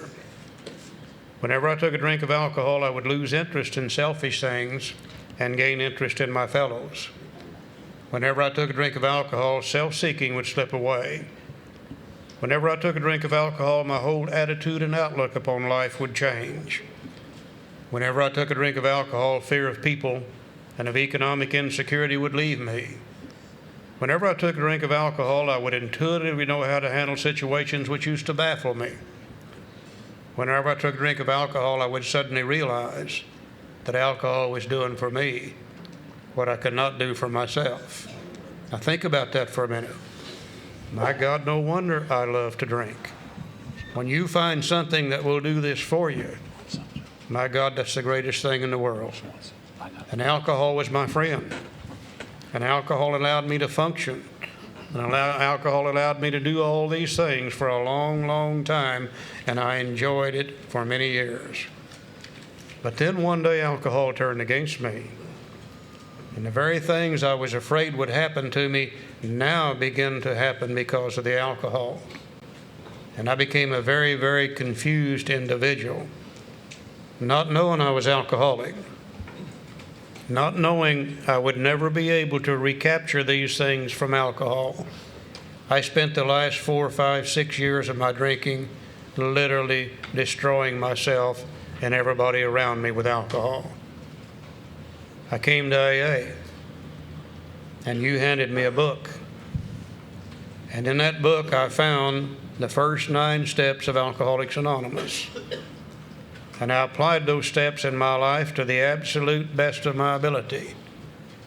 And one day I woke up to the fact that these first 9 steps are giving me all the good things that alcohol used to give me when alcohol was my friend. That's why I don't drink today. You see, if I hadn't have found these things here, I would have still been looking for them. I probably would have tried alcohol and various other things until I eventually died from alcoholism. But the reason I don't drink today is because I don't need to drink today. I found all the good things that alcohol ever gave me through these first 9 steps. And then one day it suddenly dawned on me that, hey, so far the first 9 steps have never turned against me like alcohol did. You see, I've never been placed in jail because of the first 9 steps. No woman has ever drugged me through a divorce court because of the first 9 steps. Nobody's ever beat the hell out of me because of the first 9 steps. 1 or 2 of them damn near did, but most of them. This is the real miracle of Alcoholics Anonymous. Now, surely, as Joe said, if we receive these things in our mind, then we have undergone a personality change sufficient to recover from alcoholism. We've had a spiritual experience or a spiritual awakening here at the end of the first 9 steps. Well, now, if that's true, then what's the purpose of the last 3 steps? 10, 11, and 12. And many people will tell you that 10, 11, and 12 are maintenance steps. And we will agree that they will help us stay sober. But the word maintenance itself is a misnomer. To maintain something means to keep it as is. And another natural law applies that says nothing in our universe ever stays as is. Everything in our universe is in a constant state of change. It's either growing, it's dying, it's progressing, or it's regressing. You go outside and you look at a beautiful tree, and it grows and grows and grows and grows and grows and becomes more beautiful until one day it quits growing. And the day it quits growing, it begins to die. And then sooner or later, it reverts back to where it came from. The human body is one of the most miraculous things that God has ever put on this earth. And it grows and grows and grows until it gets to be about 18 years old. And then it quits growing. And the day it quits growing, it begins to die. And eventually it reverts back to where it came from also. Everything in our universe is in a constant state of change.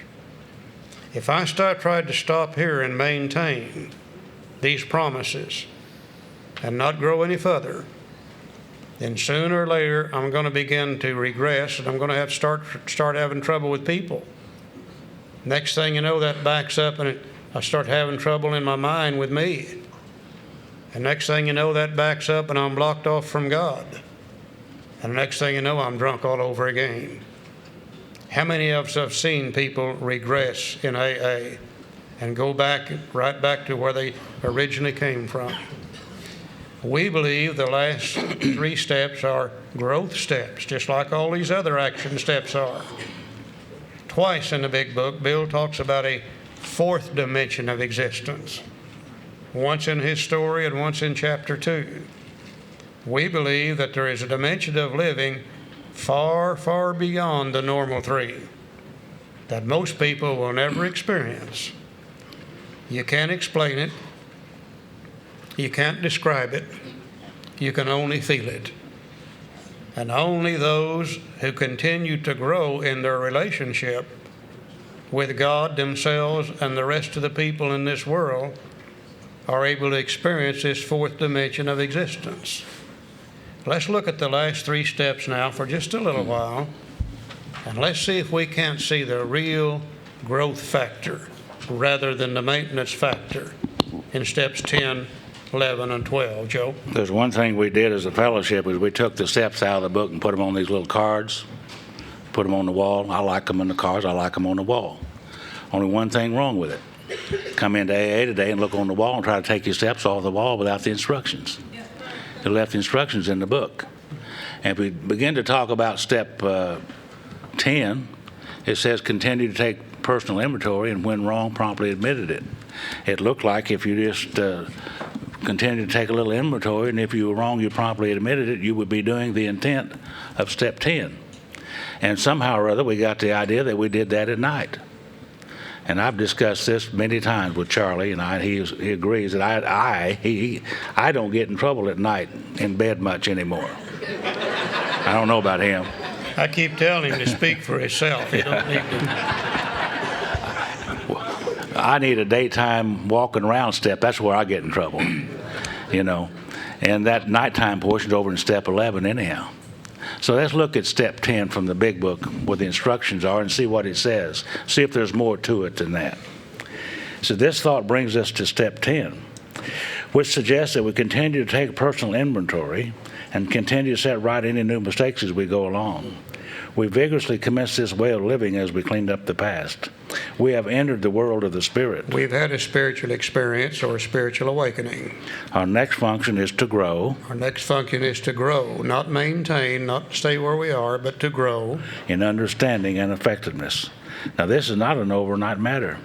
It should continue for our lifetime. Continue to watch for selfishness, dishonesty, resentment, and fear. What step did we use to look at that in the first place? Anybody know? 4. Step 4? Okay. When these crop up, we ask God at once to remove them. And what steps did we use there? 6 and 7. 6 and 7, okay. We discuss them with someone immediately. And what step was that? 5. 5. And make amends quickly if we've harmed anyone. What steps did we use there? 8 and 9, okay. Then we resolutely turn our thoughts to someone we can help. Love and tolerance of others is our code. Now, it looks to me like if we do step 10 the way the big book says to do it, then we're going to be working steps 4, 5, 6, 7, 8, and 9 every day for the rest of our life. I would defy anybody in this room to work steps 4, 5, 6, 7, 8, and 9 every day for the rest of your life and stay the way you are. You absolutely cannot do that.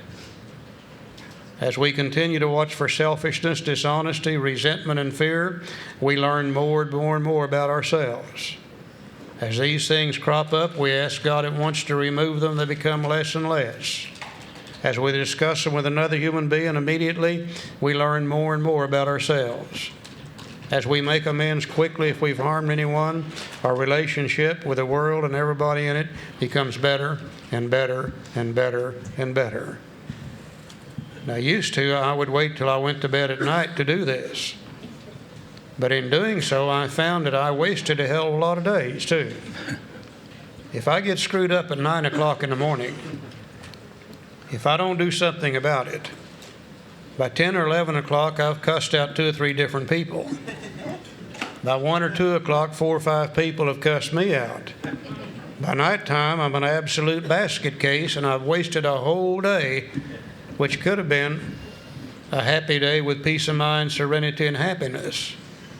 What I have finally learned to do with this step 10 is if I get screwed up at 10 o'clock in the morning, is to stop right there, get off in the corner by myself, and say, okay, Charlie, who are you mad at this time?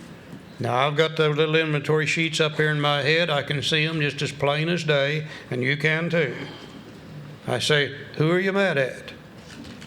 What did they do to you? Which part of self is affected? What did you do, if anything, to set it in motion? Which character defect has come back to the surface? I can't get upset with somebody unless one of those character defects have come back: selfish, dishonest, self-seeking, frightened, or inconsiderate, and I can spot it immediately. And I can say, okay, God, you know I don't want to be this way. Please take this dishonesty away from me, or this selfishness, or whatever it is. Discuss it with another human being as soon as I can, preferably my sponsor. Make amends quickly if I've harmed anyone, and in a matter of a few minutes, that thing's gone, and the rest of the day's okay. I've wasted all the time that I want to waste in dishonesty and selfishness and resentment and fear and anger and all that kind of jazz. I love to feel good. And through step 10, not only can I continue to feel good, but I continue to grow in my relationship with God, with myself, and with other human beings. A very, very definite growth step. Now be careful, because step 10 is just like step 6 and 7. Now that you know these things, then that means you are responsible for the way you feel. You're responsible for the way you think. You're responsible for the things that you do. Because you see, if we don't want to get into that crap, we don't have to. And if we do get into it, we don't have to stay in it. So I can no longer blame it on mother and father. Can't blame it on God. Can't blame it on society. If I'm screwed up today, it's simply because I want to be. And once in a great while I want to be.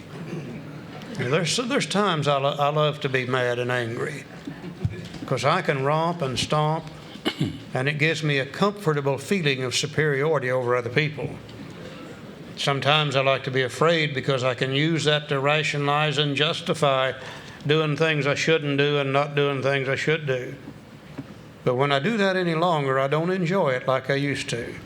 Somewhere I catch myself and I say, okay, idiot, you're doing it to yourself. I go back to step 10, I work it out, and the rest of the day is okay. Isn't it amazing? 3 of the great, most important steps in this book, 6 and 7 and 10, are really the changing steps of Alcoholics Anonymous, and it's in 3 paragraphs. They were not there in the Oxford group program. Bill added them the night he wrote the 12 steps of Alcoholics Anonymous, and he put it all in just 3 little paragraphs, 1 for 6, 1 for 7, and 1 for 10.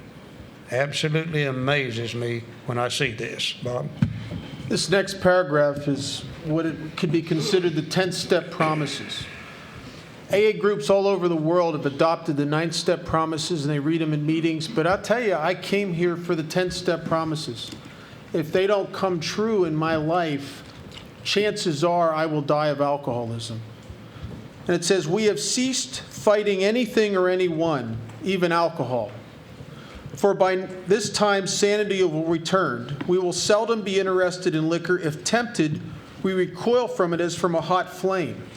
We react sanely and normally, and we will find that this has happened automatically. It is a result of these steps. We will see that our new attitude towards liquor has been given us without any thought or effort on our part. One of the definitions of God's grace is an unmerited gift. It's just something that is given to us. We've, by this time, have opened a channel to that part that it talked about on page 55, and we should have enough grace in our life that we're good shape. It just comes. That is the miracle of it. We are not fighting it, neither are we avoiding temptation. We feel as though we'd been placed in a position of neutrality, safe and protected. We have not even been removed. We are neither cocky nor are we worried. That is a tremendous promise. Down to a detox.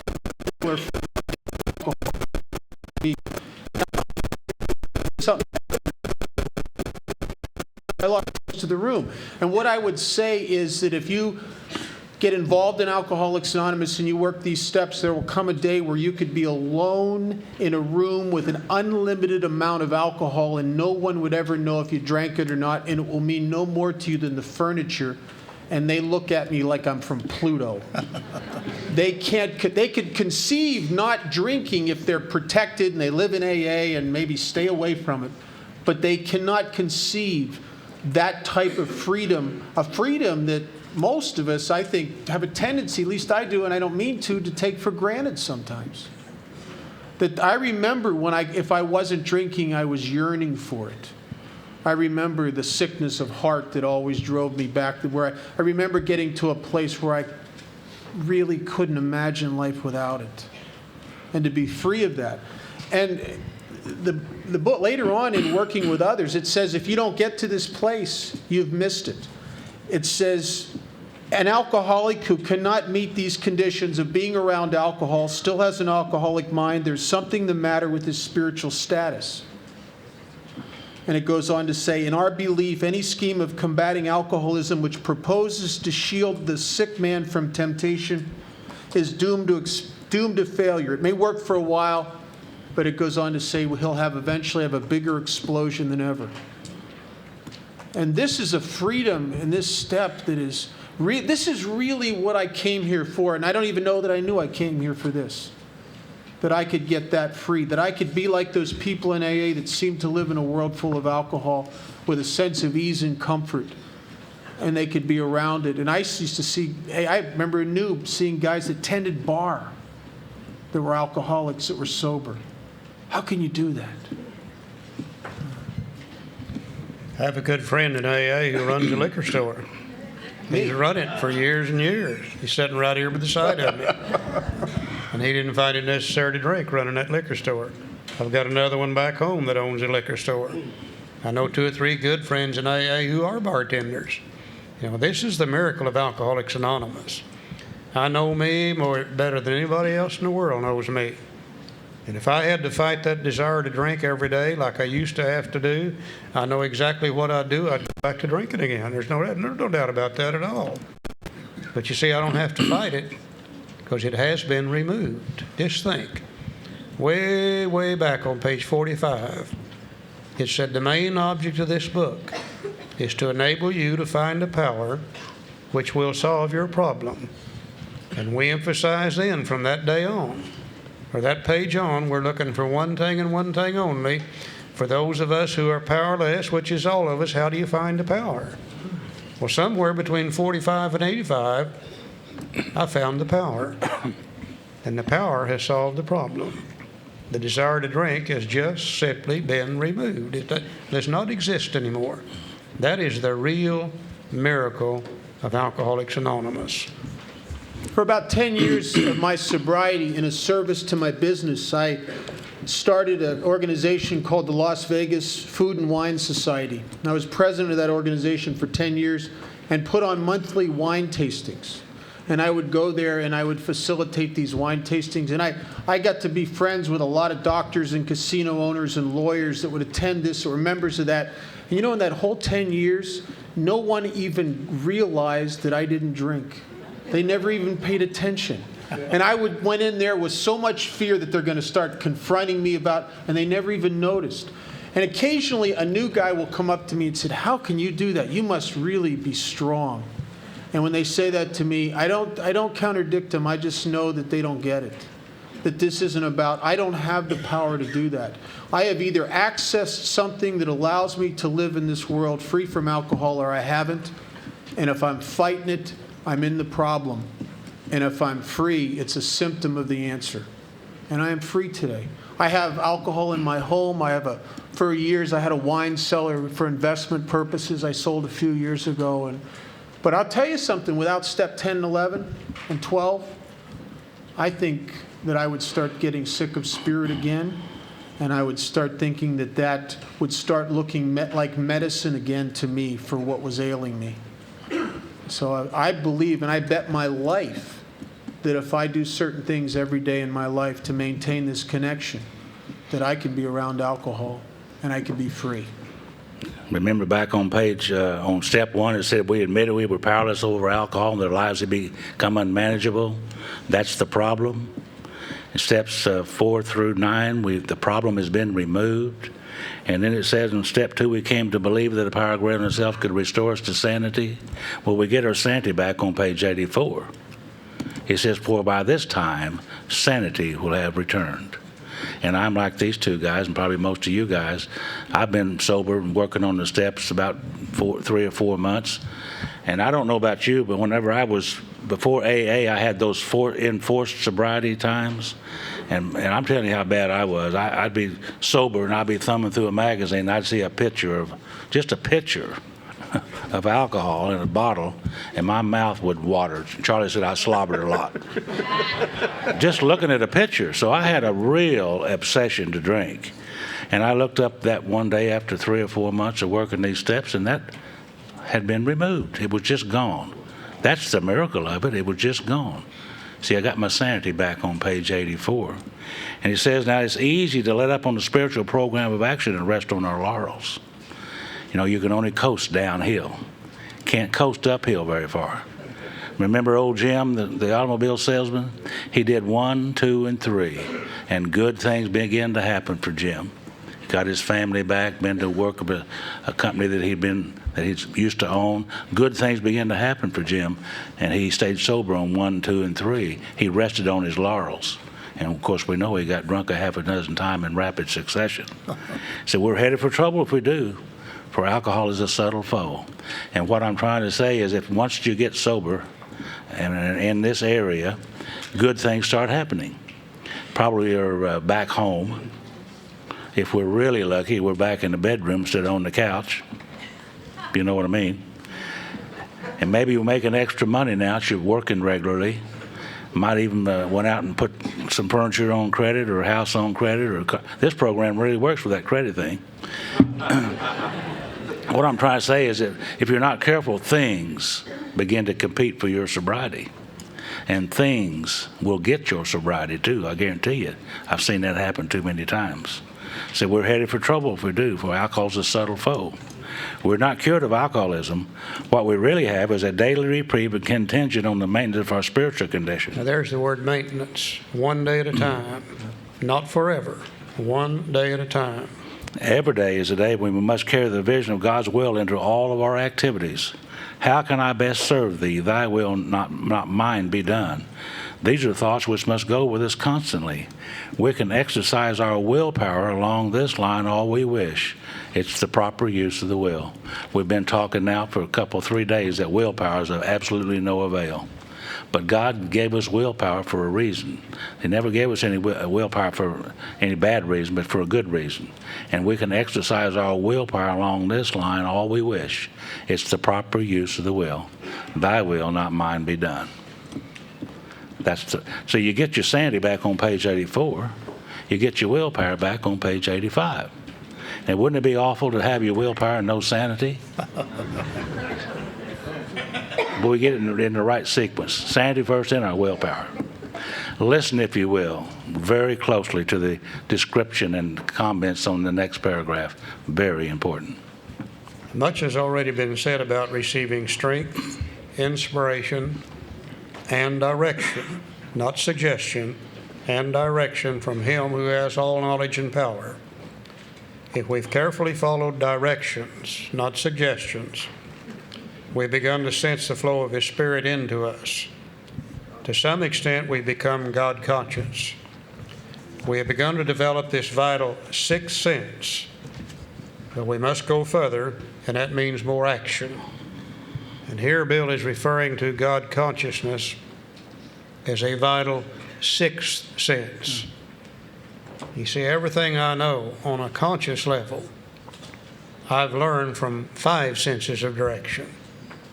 I can see, I can hear, I can smell, I can taste, and I can touch. Those are the normal 5 senses of direction. And everything I know on a conscious level, I've learned from one of those senses of direction. But you could take everything I know And you could take everything Joe knows and everything Bob knows and everything all you guys know and everything that every human being on earth knows and add it all together. And it's just a tiny, tiny, tiny speck of knowledge compared to the knowledge of the universe. Now, if God has all knowledge, and I'm sure that He does, my book says so right here. And if God dwells within each of us, and I'm sure He does, my book says so, then that means you and I have within ourselves all the knowledge and all the power that we can ever need to handle any conceivable situation which might come up in the future, providing we know how to tap into that knowledge and that power, the sixth sense of direction. Now, it's long been known how you do this. It's long been known that you do this through prayer and meditation. And most of us, when we come to AA, we're completely bankrupt in those areas. You know, even raised in church, I knew very little about meditation and prayer. Meditation, I thought, was maybe you lie down and be quiet and try to clear your mind of all thought. I don't know about you, but I can't clear my mind of all thought. When I get up in the morning, that sucker turns on and it runs all day long. I've never been able to stop it. I thought maybe it was chanting certain words or listening to soft music and et cetera and et cetera. I knew nothing about meditation. And even raised in church, I knew very little about prayer. When I got to AA, I had two prayers that I used constantly. One went like this: now lay me down to sleep, will pray the Lord my soul to keep, and if I die before, I'm not into that anymore. I'm dealing with death. I'm not into that at all. The other one I used, and I'll bet some of you used it too, went like this: God, if you'll get me out of this damn mess, I swear I'll never do this again. And now it looks like I'm going to have to develop a life of prayer and meditation. And it would seem to be an impossible thing for a person like me to do so. Thank God Bill Wilson was a real alcoholic. Bill Wilson was faced with a real task right here: to teach people who were spiritually bankrupt how to pray and meditate when he didn't know anything about prayer and meditation either. And thank God he didn't. Because you see, most people that are knowledgeable in those areas, when they write and speak on prayer and meditation, they write and speak so far above my head that I don't understand what they say. But Bill couldn't do that because he didn't know anything about it either. But what he did do is give us some definite and valuable suggestions that if we will follow them, each one of us individually will develop our own life of prayer and meditation that nothing anywhere could possibly improve upon. He tells us what to do when we go to bed at night. That's where the nighttime thing is in step 11. He tells us what to do when we get up in the morning. He tells us what to do when we face indecision. He tells us what to do throughout the day when we're agitated or doubtful. He gives us all of these suggestions that if we will follow them, it covers the entire day, and we develop our own life of prayer and meditation. Let's look at it for just a few moments. Bob? Top of page 86, first paragraph. Now let's see if we can't see those steps 4 through 9 again, right here. When we retire at night, we constructively review our day. Were we resentful, selfish, dishonest, or afraid? There's step 4 again. Do we owe an apology? There's 8 and 9 again. Have we kept something to ourselves which should have been discussed with another person at once? There's step 5 again. Were we kind and loving towards all? Sort of 12. What could we have done better? Were we thinking of ourselves most of the time? I think that's a rhetorical question. Or were we thinking of what we could do for others or what we could pack into the stream of life? But we must be careful not to drift into worry, remorse, or morbid reflection, for that would diminish our usefulness to others. After making our review, we ask God's forgiveness and inquire what corrective measures should be taken. There's 6 and 7 again. So actually, we're doing the same steps. Those that gave us all the spiritual growth that we had from 4 through 9, we repeated them through step 10 throughout the day when we're in trouble. Here we repeat them again at night. I defy anybody to do this and stay the way you are. You just can't do that. Now, we made up a little inventory thing. You could use it or anything else you want to. This particular thing, what we did, we took all the character defects we could find in the big book, and then we went to the 12 and 12 and picked up all we could find there, and they're really the offshoots of those top 4. Put them on the left-hand side of the sheet, and we called it the personality characteristics of a self-willed human being. We determined the opposite and put it on the right side of the sheet and called it the personality characteristics of a God-willed human being. Now, all we're trying to do is get from the left-hand side of the sheet to the right-hand side of the sheet. And it only takes a few minutes to take this little sheet at night and go down through it, making the check marks and see where I've been that day. Now, never, never, never have I yet found myself on either side of the sheet. Those check marks are always changing places and locations.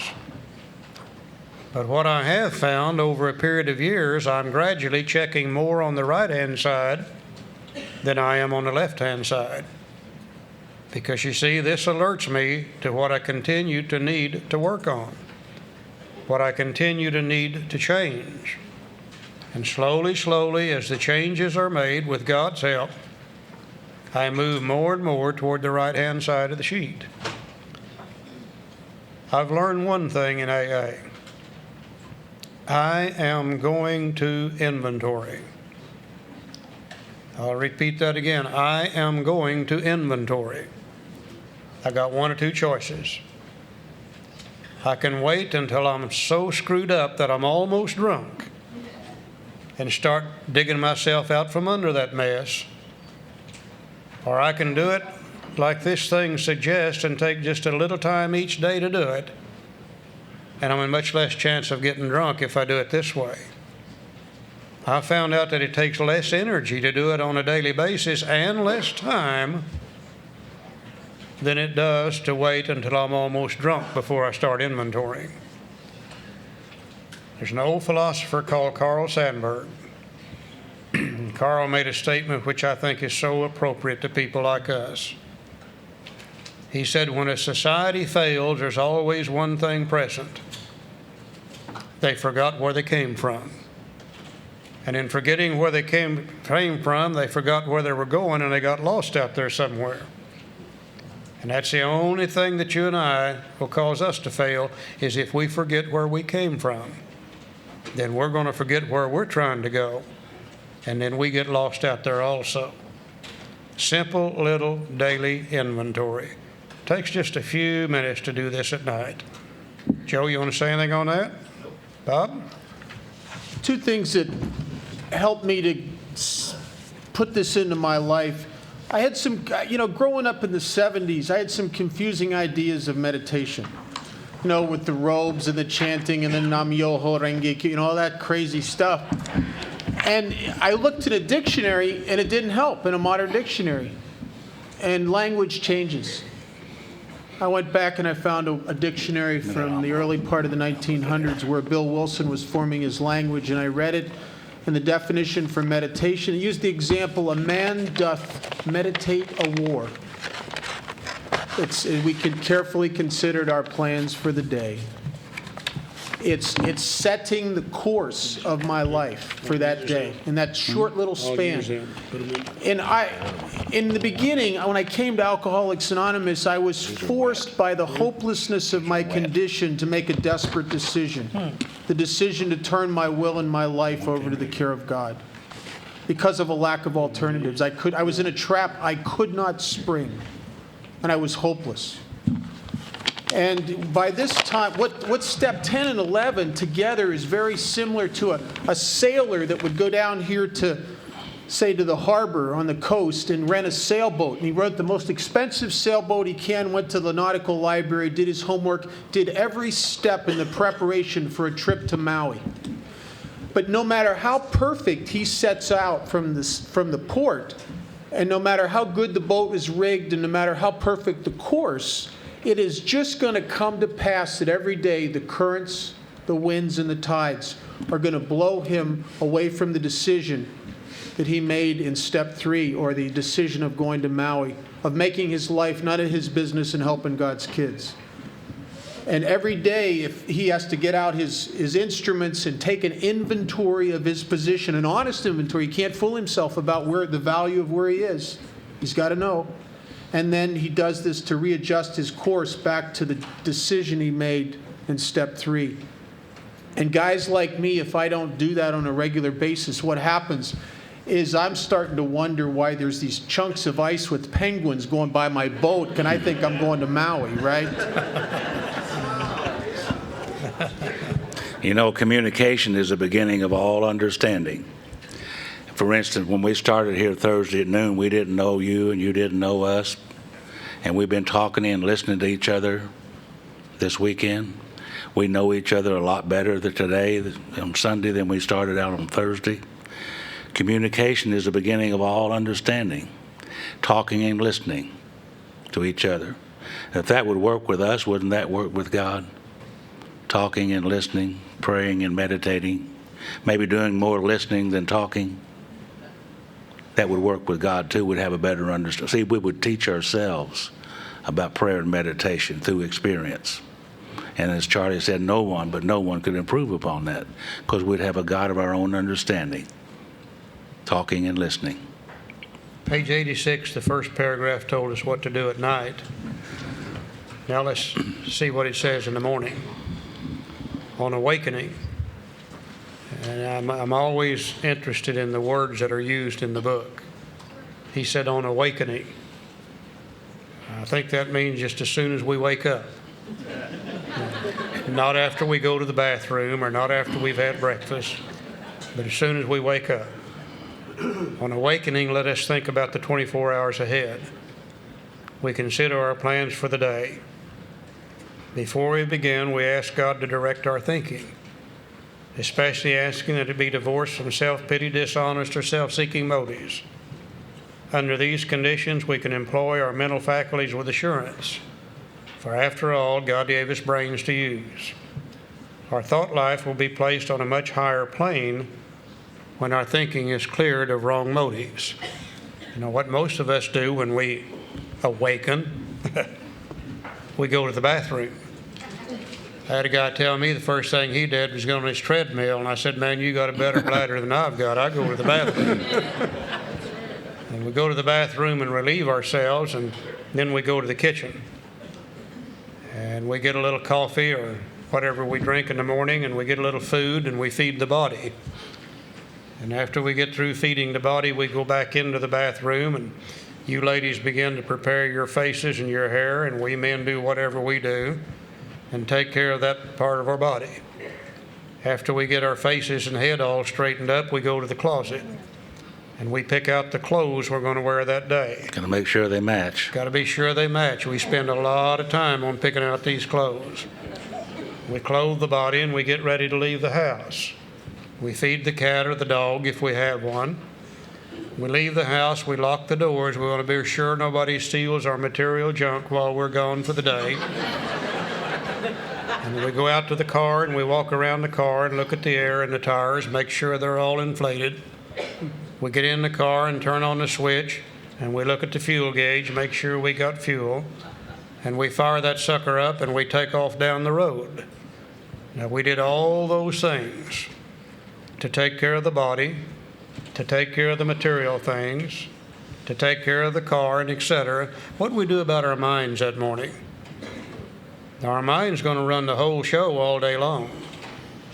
Did we take just a little bit of time to feed the mind? Did we take just a little bit of time to check the air level and the fuel level in the mind? You know, if you and I spent as much time on our minds as we did on our bodies, well, hell, there would be no limit to what we could actually be and what we could actually do. But we get in such a hurry to take care of all that other junk, we forget about God in the morning, and we take off for the day. And long about 10, 11, 12 o'clock in the morning, we think, my God, this is a screwed up damn day. Oh, yeah, I forgot to talk to God this morning. Almost invariably, a very definite, valuable suggestion. Let's start our day right. We've made a decision to let God direct our thinking. He can't direct it unless we're willing to stop and give Him an opportunity to do so. In thinking about our day, we may face indecision. We may not be able to determine which course to take. Here we ask God for inspiration, an intuitive thought, or a decision. We relax and take it easy. We don't struggle. We're often surprised how the right answer comes after we've tried this for a while. This is the only meditation in the big book Alcoholics Anonymous, is that one little paragraph I just read. This is a form of meditation. When we face indecision, rather than keep trying to run that thing through our head and make a decision, it says, don't do that. Let's stop. Let's ask God for the right thought or action, for the right decision. And then it says, relax and take it easy. And I don't think it means lay down on a couch and listen to soft music. I think it means get my mind off of that subject. Because as long as I'm struggling with it, then God can't give me an answer. Now, how do I get my mind off of that subject? Very simple. I go out and start mowing the grass. I go start working on the car. I go start doing the dishes. I go start doing something else that keeps my mind occupied with that rather than what I was struggling with. And it's absolutely amazing how often, after a while, my mind returns back to that subject. And there's information there I didn't have before. Maybe it says, why don't you call Joe and see what Joe thinks? Now, I didn't think about calling Joe before. And I called Joe, and by golly, he's got the answer just like that. And used to, I'd say, my, wasn't it lucky I thought about calling Joe? If you want to know, call Joe. It's amazing. It's amazing where these answers come from. Sometime I'm in a supermarket checkout line, two little ladies standing there in front of me talking, and by golly, they're talking about what I was struggling with yesterday. And they've got the answer for it right there. I have finally learned to listen to people. Used to, I never could listen to you because I'm so busy thinking about what I'm going to say just as soon as you shut up. I never could hear what you had to say. Today, I try my best to listen to people because that's where my answers come from.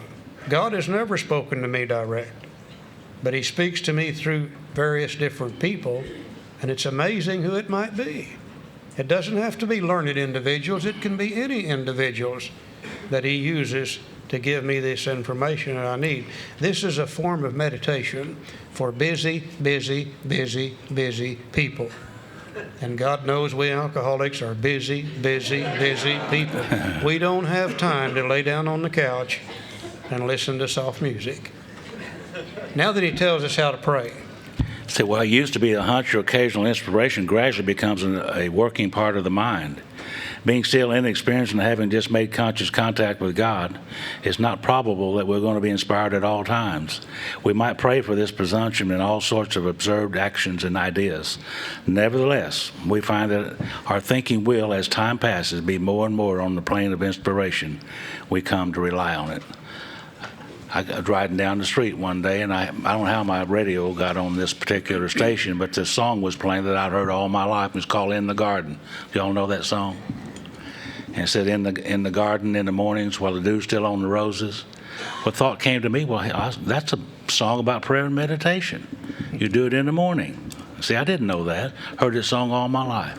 I began to be inspired about what these things, began to hear and listen differently, and I didn't even realize it happened automatically. See, he said we usually conclude this period of meditation with a prayer that we be shown all through the day what our next step is to be, that we be given whatever we need to take care of such problems. We ask especially for freedom from self-will, and we're careful to make no requests for ourselves only. We may ask for ourselves, however, if others will be helped. We are careful never to pray for our own selfish ends. Many of us have wasted a lot of time doing that. It doesn't work. You can easily see why. I think I told you yesterday that, well, yeah, I used to pray was God give me this and God give me that and God help me get more money and God help me get my wife back and God help me get a better job. And if I forgot to ask you for something, give me that also. Very selfish prayers. You can see why those don't work. I believe he was raised in a Southern Baptist church also. Raised up by the hair of the head. Anyhow, I've learned to pray differently, praying only for the knowledge of His will for me and the power to carry that out. I've been sober about 10 years, and it says here in the next paragraph, if circumstances warrant, we ask our wives to join us in morning meditation. One morning, about 10, 11 years sober, and Phyllis was 8 or 9 years sober, she was sitting over there in her little recliner, and I'm sitting on my recliner drinking coffee, and I was reading my meditation books, and she was reading hers, and she looked over at me and said, "Honey," you know how they are. I said, "I don't have time for that this morning, I'm busy." She said, "Oh, no, you old silly thing." She said, "What I want you to do is read this to me and tell me what it says." I said, "Well, I can do that." So I read that to her, and I told her what it said, a lot more than she wanted to know, I'll tell you that.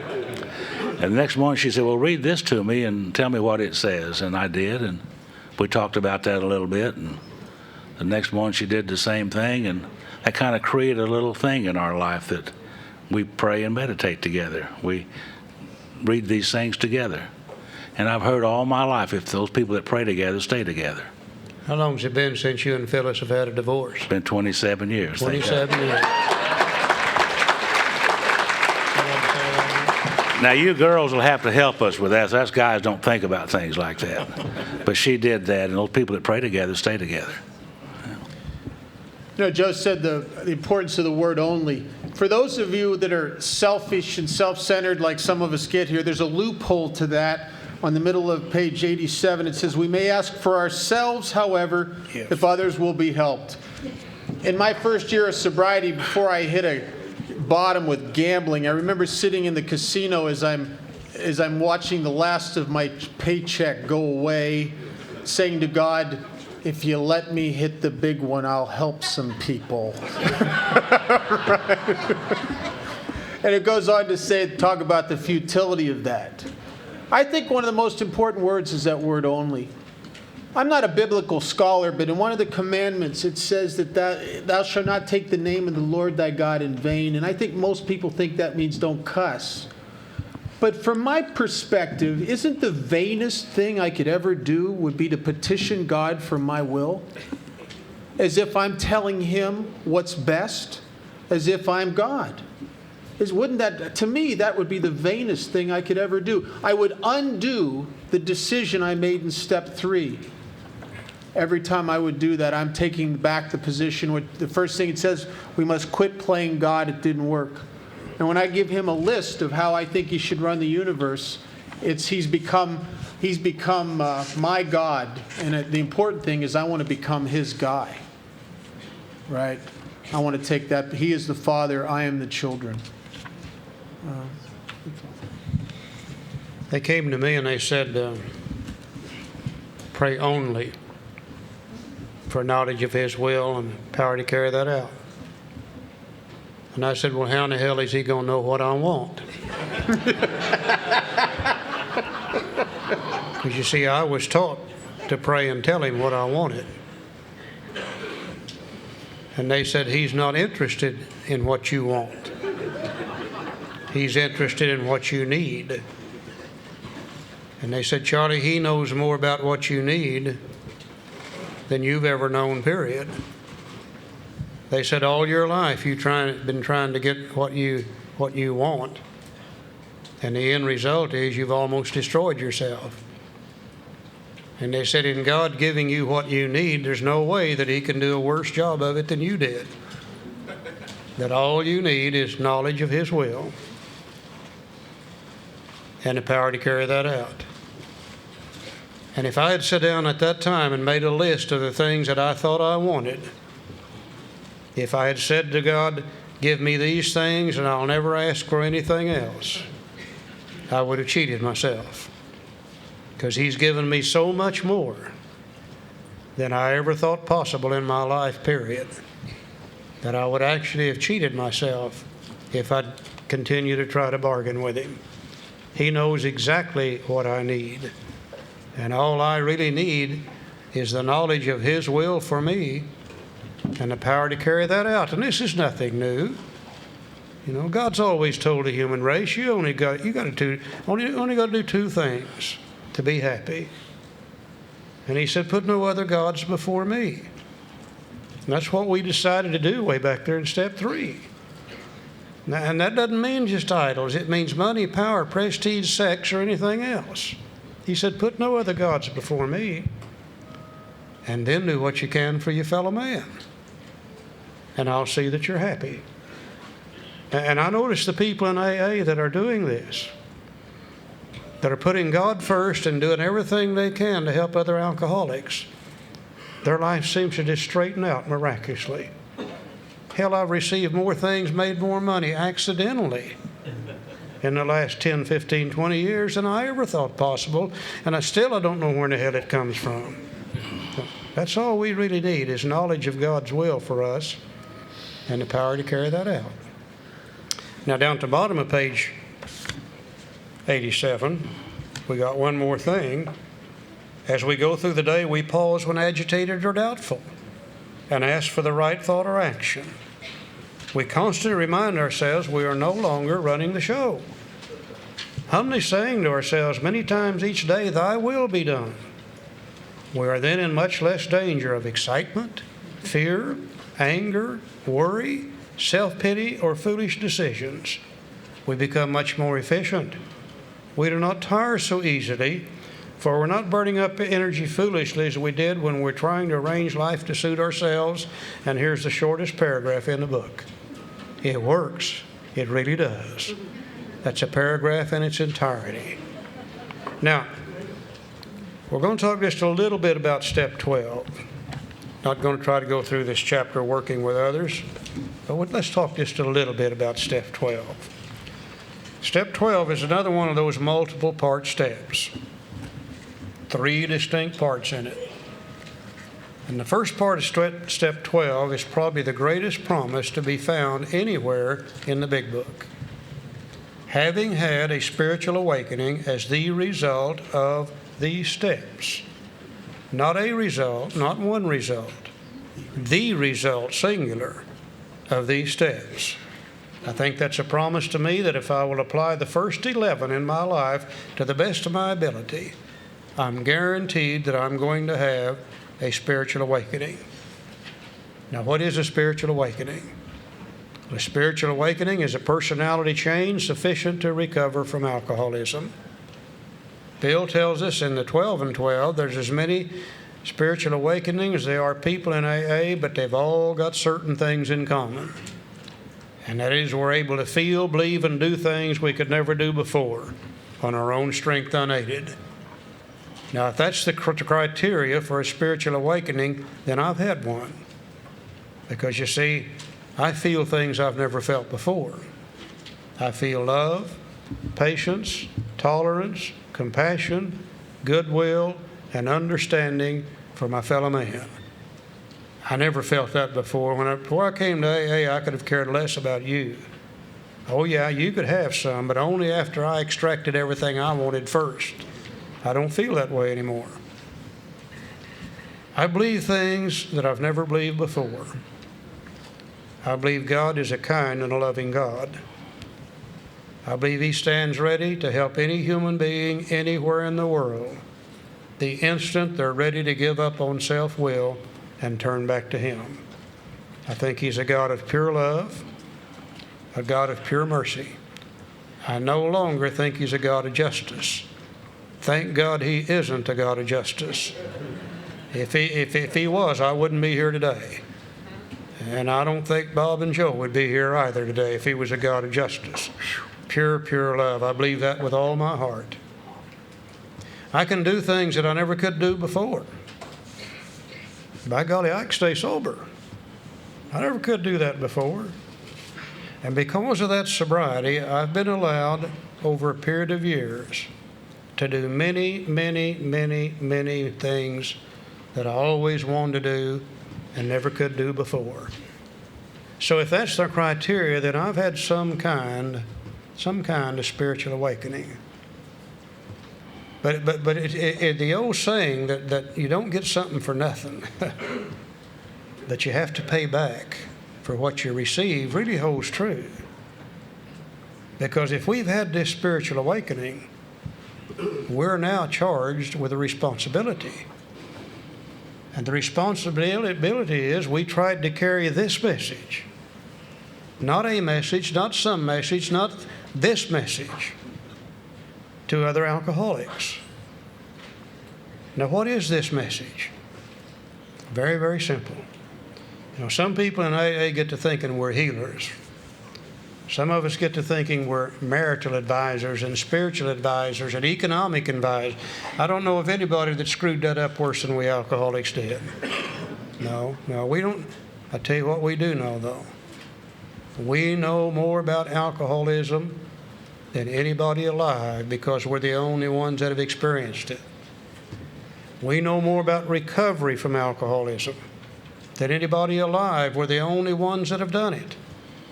And our message is so simple. It goes like this: that if you've been going out there doing a little drinking, or if you've been thinking about doing a little drinking, or if you're in AA today and you're still not happy, we know exactly where you're coming from, because that's where we came from.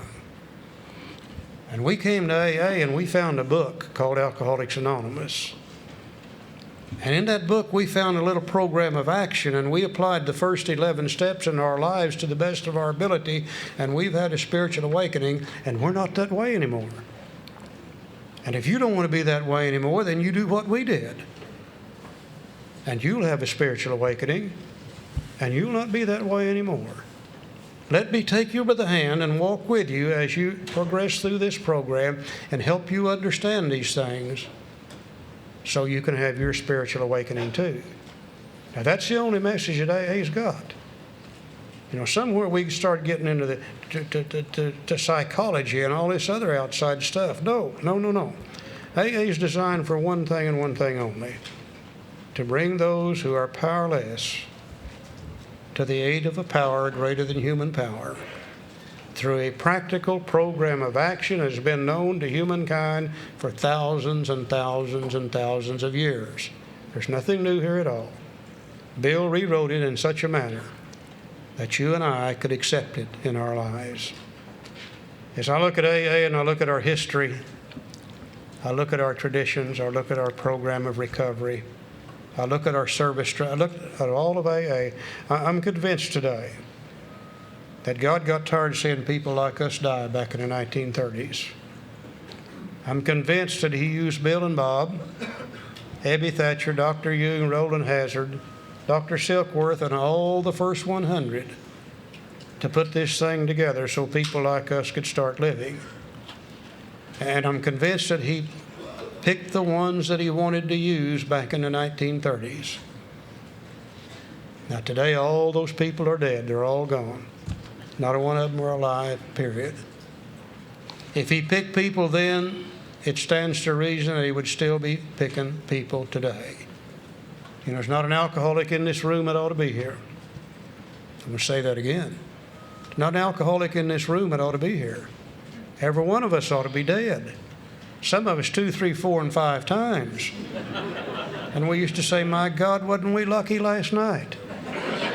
I don't think luck had anything to do with it. I think God let you suffer your alcoholism so you would know what He wants you to know. And when He got ready to use you, He removed the obsession to drink. And I think the only reason for our being today is to do those things that God's always said to do. Put no other gods before God, and do what you can for your fellow man.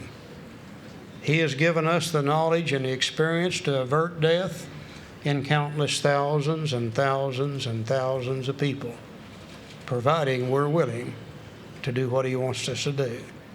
And I see too many people in AA today that take our program and have the spiritual awakening, yet they don't want to give it back to other people.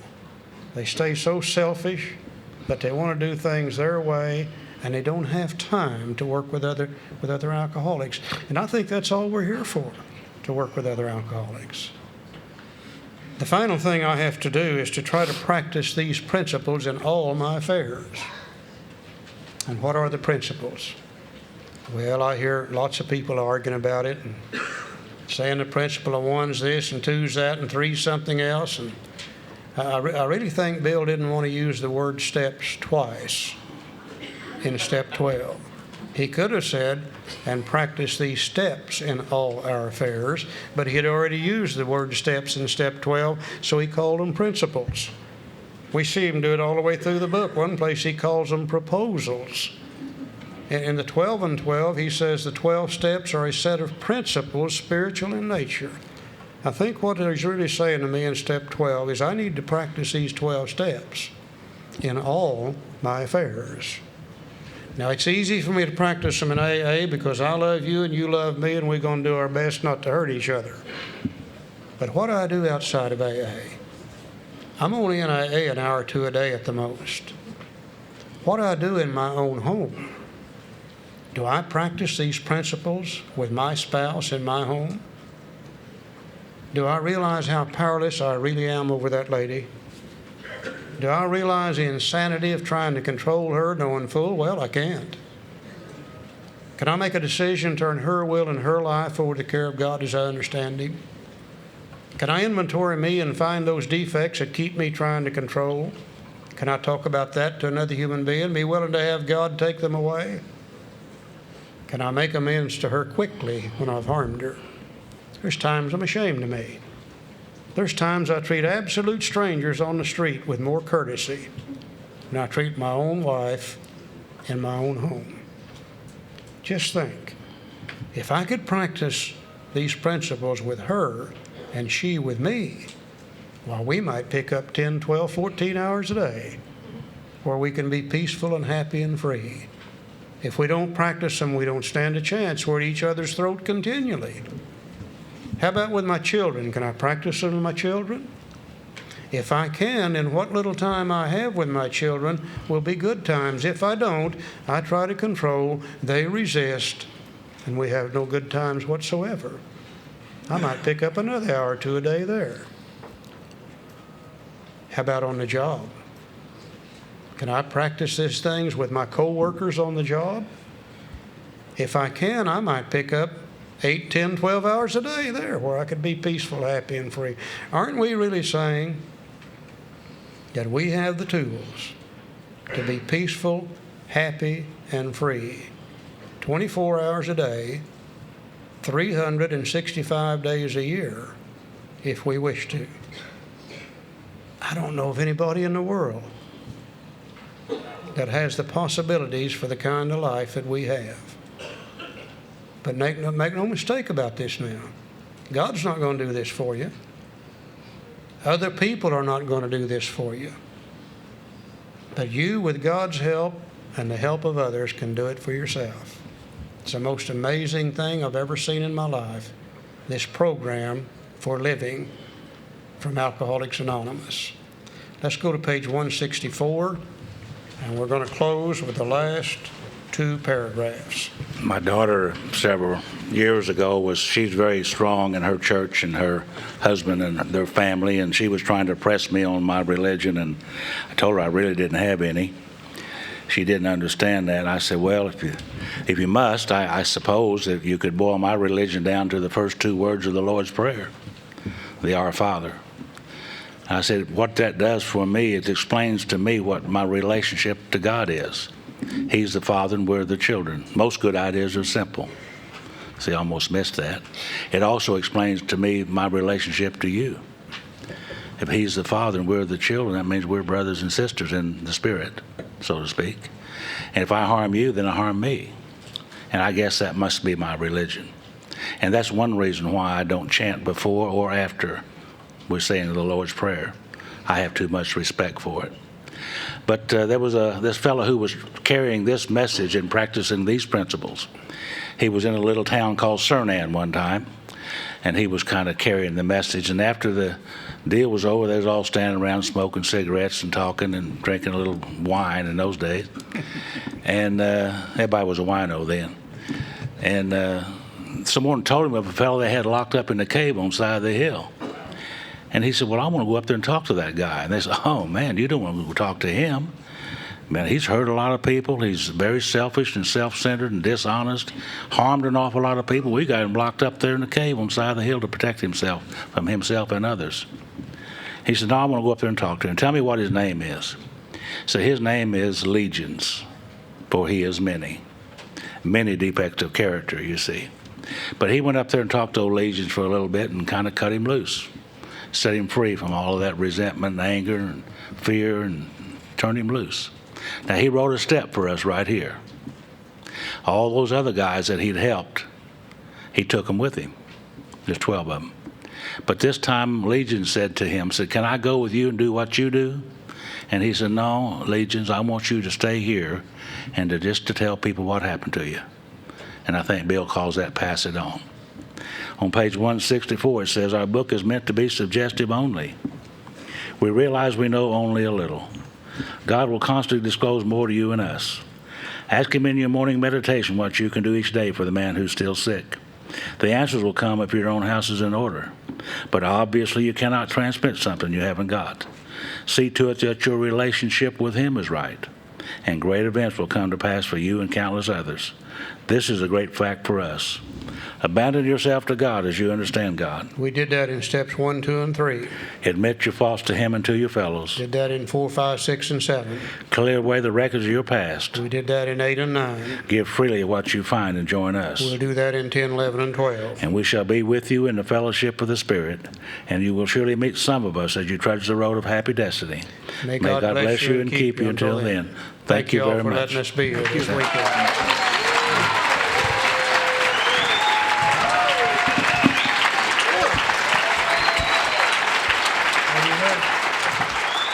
Just in time, my bladder was running out. Sorry to interrupt your viewing. Caper Dave here. Just wanted to take a second to ask you to like and subscribe to my channel. Let me know if you like what you're listening. I've got some very good talks here, and this one's a great one. Just curious, do you think this is better than Zoom? Tell me what you think. Okay, this is how I prepare my drone for launching. I like to do it inside the cab of my truck so I'm not standing outside in the weather. To install the joysticks for control, up and down, right and left, powered on. I have an Android phone that I use to connect it to the drone with. And it's actually controlled through the iPhone, through an app. Oops, wrong way. It's actually controlled through the iPhone, or through this Android phone, through the app. It's actually controlled through the Android phone, through an app, and you connect it through this short connection right here.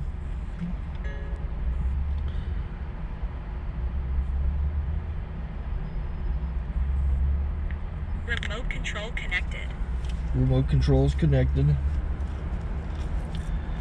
So I pull out the drone. I have to extend the legs long legs extended first, then the short legs. Remove the gimbal protector. Set that aside, then power it on one short burst and one long burst. I lay it down. So I have to go to calibrate. So the drone's not connected yet. It shows you here as this drone gets disconnected, even though the remote's powered on. So the drone has to establish it's connected. So I go into the app to calibration mode. First I'll calibrate the remote controller. Start calibration. Out, in, oop, out, in, up, down, and then this little wheel is to control the gimbal. So it's calibrated. Go to gimbal calibration, start calibration, and then it calibrates the gimbal. I don't know if that shows up. The gimbal's moving all over the place. Changes, you can see it on the video. And I'm calibrated to take off. It's acquired 7 satellites at the moment. There are 26 satellites up in the sky, which it has to acquire before you can take off. So it's connected. It's got enough satellites. This is white. I can go to press this little arrow button, swipe right to take off, and it would start the motors if I slid this to the right. But I'll wait till I get outside. Don't want to do it inside.